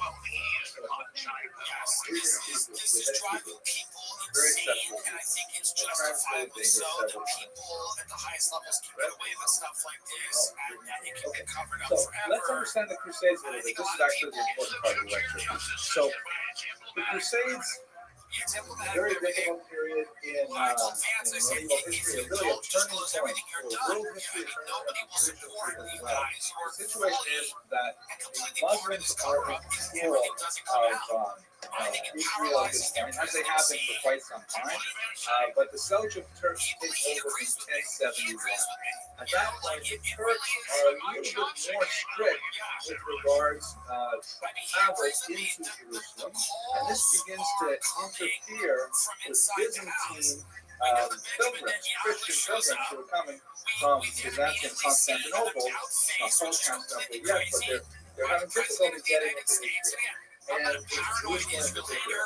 And in a rather unprecedented move, the Emperor of Byzantium appeals to the Pope in Rome. And this was like an unusual, so to speak, actually elections reaching across the aisle, because the Byzantium is Orthodox Christianity, and Rome, of course, is Catholicism. And they're really not on speaking terms at this point. So it has to do with a whole bunch of splits over various doctrinal issues of Virgin Mary and so on. But the fact that the Orthodox, Christian Orthodox emperor asked the Pope in Rome, the Catholic Pope, for help was a really important gesture, and the Pope felt constrained to actually respond. So in 1095, Pope Urban II says, this is absolutely intolerable that Christians cannot travel from Byzantium down to Constantinople. So what's called Constantinople? It was Constantinople. They can't travel from Constantinople down to Jerusalem. So he calls for all Christians to unite and to organize themselves and mount a massive attack on Jerusalem. It happened that France in particular had a labor surplus, and in particular they had a very difficult time because they had too many knights building up in the nobility. The way the feudal system is set up, it's designed to have a large peasantry that supports a fairly small military, the knights, their squires and other attendants. And we just had too many knights running around. And these are like, single men, aged 18 to 24, unemployed, dangerous thing. You got to do something like that. So it was perfect timing for France, and they organized themselves to march all the way to the Holy Land and take it from the infidel, from the Muslim. There was a huge mass hysteria throughout Europe with the idea of this, great endeavor. In France, it was fairly well organized. In Germany, it was just chaos. All kinds of crazy people getting involved, claiming to have been visited by various biblical characters and told to go to the Holy Land and there to rescue Jews. So the French were fairly well organized. The Germans, however, were an entirely different matter. In Germany, you had people like Peter the Hermit and the notorious Amico, for example. Amico managed to raise an entire band of people to follow him simply by taking off his tunic and saying, "Look, I have been branded by the Lord," and on the back he had a cross marked in his shoulders as if to say, this means that you're supposed to follow this cross. He's called Sigmo Dinkes, under this sign shall you conquer. In another place, there's actually a report of a goose that kept on turning towards the east. And all the local villagers took this as a sign that they were to follow the goose all the way to Jerusalem. And there was a tremendous amount of chaos in general. Unfortunately, the chaos is really the Jews' worst enemy. Jews historically are fairly content to live in a mildly oppressive regime, as we have done for so many centuries. And as we continue to do even today, there are some societies, for example, south of the border, where in the South American continent, there is societies that are not necessarily governed by law, but as long as there is no chaos, Jews can manage it. The worst thing for Jews is when we cannot rely on law entirely, when we feel that the government will not protect us at all, even live by the laws that they have themselves written. And so what ended up happening in Germany, in the northern communities of Speyer, Worms, and Mainz in particular, is that the Crusaders said, wait a second, why are we going to schlep all the way to Jerusalem? I don't think that's the actual term they used. They probably used something. Why should we schlep all the way to Jerusalem to attack the infidel when we have infidels living right here in Germany? And so instead of taking these bands all the way to Jerusalem, these kind of ragtag groups of hooligans and misfits, those kind of people, they actually attack the Jewish communities of Stum, as they are known by their acronym, Speyer, Worms, and Mainz. So the first attack occurred in the city of Speyer in May of 1096. And there, the Jews, realizing that they were under attack, they ran to the local homes of bishop. Remember that both Jews and clergy are very urbanized at this time. The cathedrals, to be sure, and even the larger churches, technically in the villages or in towns, and the larger peasantry were living in manors or farms spread out from the local village. So the people living in the cities were, for the most part, Jews, people who practiced guilds were very merchants, and the clergy who had a rather close relationship. The Jews were hidden safely by the bishop there. The bishop took a very strong stand against the pogroms, and in fact, he captured one of them and had his hands cut off as a demonstration that this kind of behavior was untolerated. Would not be tolerated. And in fact, the pogromists ended up leaving Speyer without any casualties. In the nearby towns of Worms and Mainz, on the other hand, an entirely different outcome ensued. The Jews went into the bishop's home, and the pogromists actually invaded the bishop's home and drew the Jews out and had a terrible massacre. In Mainz, a little bit later in that summer, they demanded a bribe from the Jews, which the Jews paid, but even with paying the bribe, they still attacked the Jews in a horrible manner. These massacres are commemorated on Saturday mornings in the traditional liturgy, the prayer of Harakamim, which is said after the Torah reading, is specifically in reference to the Jews who were killed in the Crusades at this time. So a couple of observations about the Crusades, and then a response to question. Well, what ends up happening with the Crusades? So the so-called legitimate Crusaders, meaning those nobles who were fairly well organized from France and so on, they actually make it all the way to Jerusalem. They have a brutal war with the Muslims, and they win. And then over the next couple of centuries, there's ongoing battle between the Muslims and the Christians over control of Jerusalem. For a while, it's held by the Christians. For a while, it's held by the Muslims. But during this Crusader era, they actually have a huge degree of success in their initial objective. That's why it's even the term is a little bit offensive here. It's especially offensive to Muslims, but it's entered the English language. You can go on a crusade for blood donation, or a crusade for, I don't know, March of Dimes, or some kind of good cause. The word crusade has become synonymous with putting your energy into doing something worthwhile for society. Well, Muslims would certainly feel, no, this is not worthwhile for society. We were peace-loving people, getting along with our local neighbors, and these crazy Christians come from France and start killing us. So a lot of the tension between Muslims and Jews to this day really goes back to the Crusades.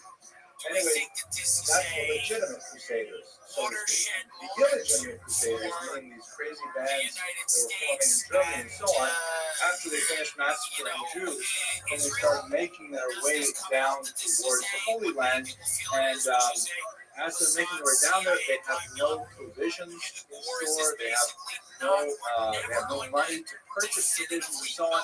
So as they're heading down, they actually end up raiding and attacking Christian farms in order to feed themselves on the way down there. And by the time they get to Hungary, their personae non gratae and the Hungarian troops actually move out and kill all of them in order to prevent them from making their way any further into those territories. So that's the end of that kind of like sort of footnote in the history of the Crusades.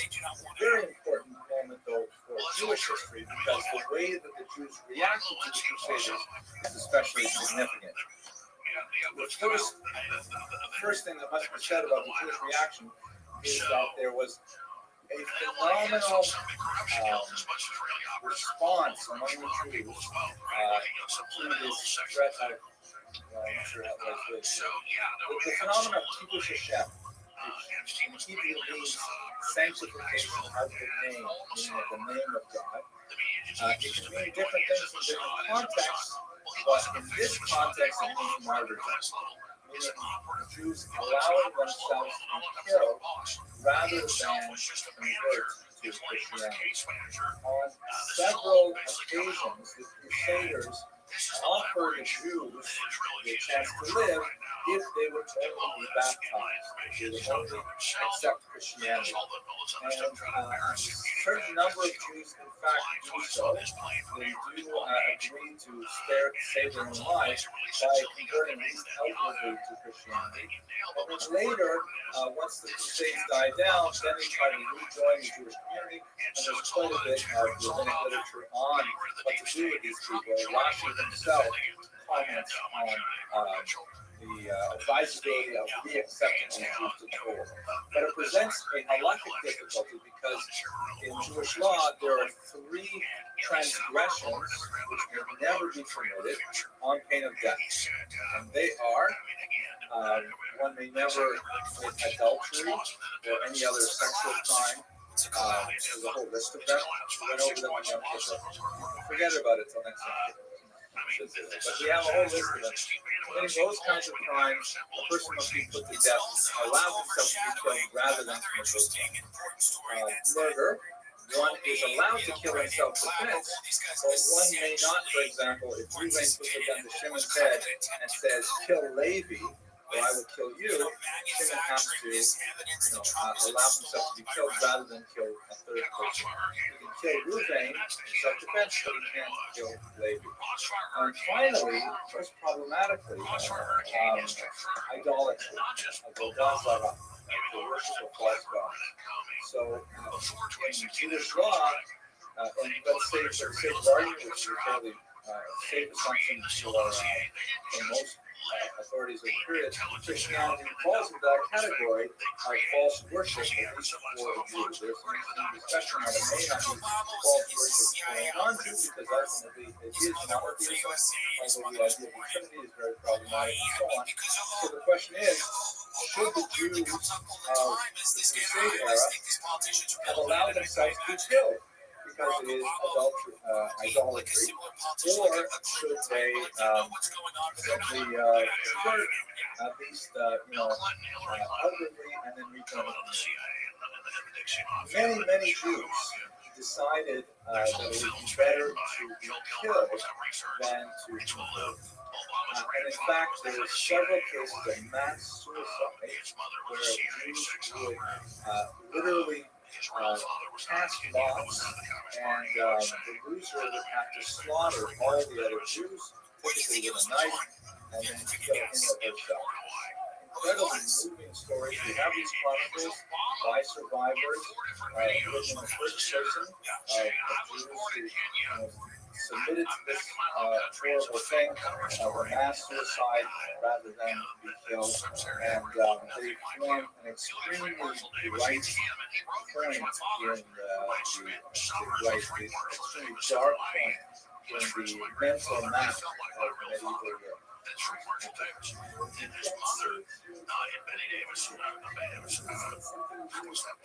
So, that's these questions about pikuach nefesh, right? And what you mean pikuach nefesh means like the saving of a life. And the general rule in Jewish law is you can break any law in the Torah in order to save a life, except for these three exceptions. You can't even save a life. If someone says, eat this cheeseburger, I will kill that guy, eat the cheeseburger. But if someone says, worship this false god rather than kill the other person, it's also a problem for the Moranos. It's the exact same problem. And I'm not a rabbi. I get in trouble with the union if I said anything, legitimate about rabbinic stuff, but that's the same problem. And in fact, the Moranos, so-called Moranos, or crypto Jews who want to come back to Judaism, also face a lot of opposition over their choice to outwardly convert rather than submit to death. Obama says it was my father's. Yeah, the source for the Rambam's conversion is very, very weak. The Muslim source, and he converted lots of people who never converted as well. Like they always say, look at these famous people converted in Rambam. Not a lot of was polling so well in the election. Obviously, he was a brilliant politician, but the media didn't go near any of his secret life the way they didn't go. There's a lot of people that obviously the media told to stand down, but I know people in Chicago at these large financial institutions who knew him that were shocked that more details about his private life were emerging. Well, he says every employee, needs a man to help leading that against it's well known how he's being controlled. It's a very silly setting. There's this idea that, for a while the Crusaders were losing. Why are we losing? We were so good, like 200 years ago. It seems to be whether if you're in the closet, if you have a problem with your drugs or money or something like that, leverage is always being used on different people to control. Kind of male-based pleasures 1,000%. of violence and rape in my estimation, just let everything out. So they said we have to send innocent soldiers. Who's innocent? Children. So there you go. So they outfitted a whole bunch of children and they got slaughtered. Okay. Mr. Lax and the Jacobson was better born. Influencers of people in a few weeks on every channel. Limited examples of defending themselves. Very, very limited. And that's a very sophisticated question Mr. Lax does. There's a historian named Raul Gilbert who argues that the Jews were so used to living as minorities in Christian and Muslim Europe, but here it's primarily like Christian Europe, that they never really developed the cultural vocabulary of resistance. When you are a tiny minority and you're attacked, you only have two choices. You either pay a huge bribe to the people who are attacking you, and hopefully that pays them off, or you run away. This is what one of my students once called the fee or flee strategy of Jewish survival. And that worked pretty well for 2,000 years of exile. Hilbert argued that this is one of the reasons for the dramatic success of Hitler's plan to destroy the Jews of Europe was because they didn't have an immediate response that we should fight back. So, I'm just going to take the last one, Davidson, and then we'll come back. Go ahead, a lot about vaccines were mandated and had a lot of adverse effects. Pam Bondi is now not following up the Pfizer excellent thing. question. Maybe That's next more slide. about than I do, but Next slide. So actually asked that a really smart question. Why would they run to the bishops? So let's just finish this here. One last point on this here. For Ashkenazim, and the development of Ashkenazi culture is still quite young at this point. The Jews have only been living in the traditional regions of Ashkenaz for about 200 years at this point. This is the defining moment where the way Ashkenazi culture goes for the next 700 years. Ashkenazim tend to look inwards, tend to regard the outside society as far more toxic, as dangerous, as us versus them. And we develop a kind of internal ghetto thinking as a result of the cultural impact of the Crusades. Quite different in the Sephardi territories in Spain, where the Jews there, they're just going into their wilderness, and they're celebrating people like Pascal and Shmuel and Magrela, who are reaching high office in secular political positions, and also engaging in Jewish scholarship and so on. So one of the Jews of Ashkenaz and the Jews of Spain had about 400 years where the Ashkenazim were kind of shrinking into themselves and the Sephardim were sort of spreading out. The Ashkenazim were celebrating insularity and the Sephardim were celebrating engagement with the outside world. Obviously, the Sephardim would have to deal with the same problem in the 15th century, but it may argue for some basic cultural differences between them. Now, let's do quickly Ms. Abramson's excellent observation. Protection of the clergy. So for the Jews, the bishop was the theoretical place of refuge. Like when you're in trouble, where do you go? Well, obviously you go to the Christian priest. And this is something that we really have to bear in mind about medieval Europe. We tend to think overwhelmingly, especially in a Jewish learning environment, of what Salva Baron called the lachrymose version of Jewish history. Lachrymose means full of tears, right? That it's one long martyrology of one massacre after another. And unfortunately, there are a lot of massacres, but it's a skewed vision of Jewish history, to be sure. And even though we have, frequently been attacked by outside forces, it's important to recognize that we had a modus vivendi, theological and practical, with the church that at least dates back to St. Augustine. The concept of witness, which I don't believe we talked about in this class, but I don't want to take more time to do it, but basically the Catholic Church, or the Christian Church at that time, developed a doctrine that says the Jews should not be forcibly converted. The Jews should be allowed to practice their faith in relative peace, not necessarily prosperity, so that they should be alive for the end of days, in order that they can witness the second coming of Jesus. That's the idea of it. And in fact, it worked very well because, we could rely on the church, basically, to uphold this doctrine and to protect the Jews. So the bishop was a reasonable person to go to look for help. It also indicates a big separation between the dark, hungry masses who are Christians and the literate and more educated and more urbanized clergy, which may have had a much more amenable attitude to the Jews. I'm painting with very broad strokes here, but just for the sake of argument, that's one of the interesting observations is, they went to the clergy. Okay, so let's go back to Benjamin of Tudela. This is the environment in which he's traveling, right? The First Crusade is 1095. He's traveling just 75 years later, 85 years later. It's still an environment. The Crusades, by the way, are ongoing for several hundred years, where there's back and forth between the Christians and the Muslims in Israel. So when he gets to Israel, coming from the north, it's clear he goes through Asia Minor, through Lebanon into Israel. He encounters Akko and Haifa first. He right away runs to all the biblical places he can find. Talks about the way the tombs look and things like that. And he's also quite interested in the whole makeup of the population of Israel.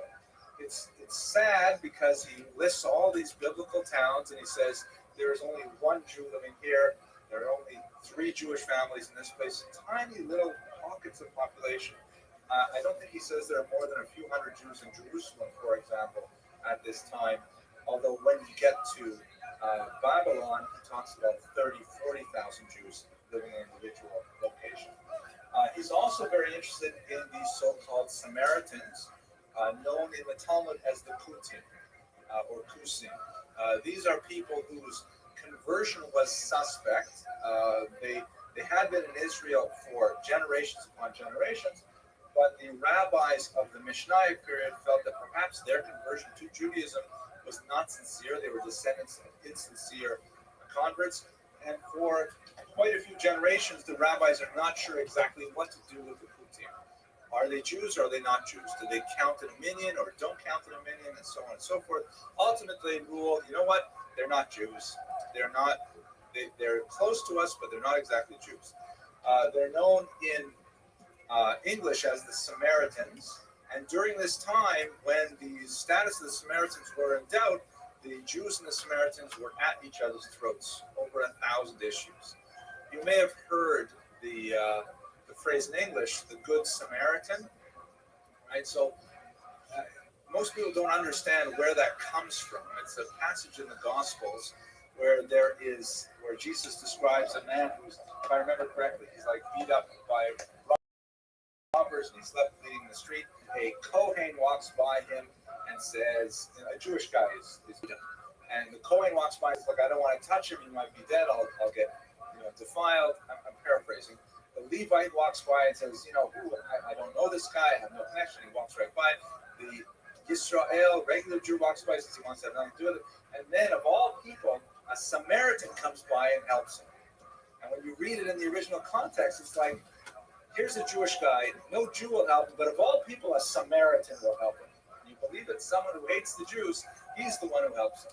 So that's where we get this concept of the Good Samaritan. The underlining should be on the word Samaritan. You would expect a Jew to help him, but in fact it is this Kutim. Wasn't the Cushing black? No. You think of the Kushim. The Kutim. They're just, regular olive skin like... Africa?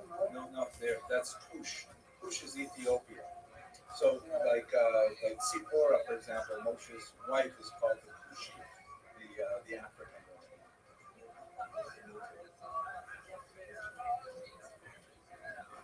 The Japanese connection?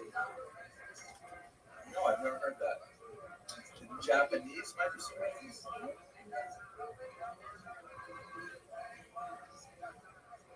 That's so weird. Oh, samurai. Oh, look at that. That's fascinating. I would never have thought that.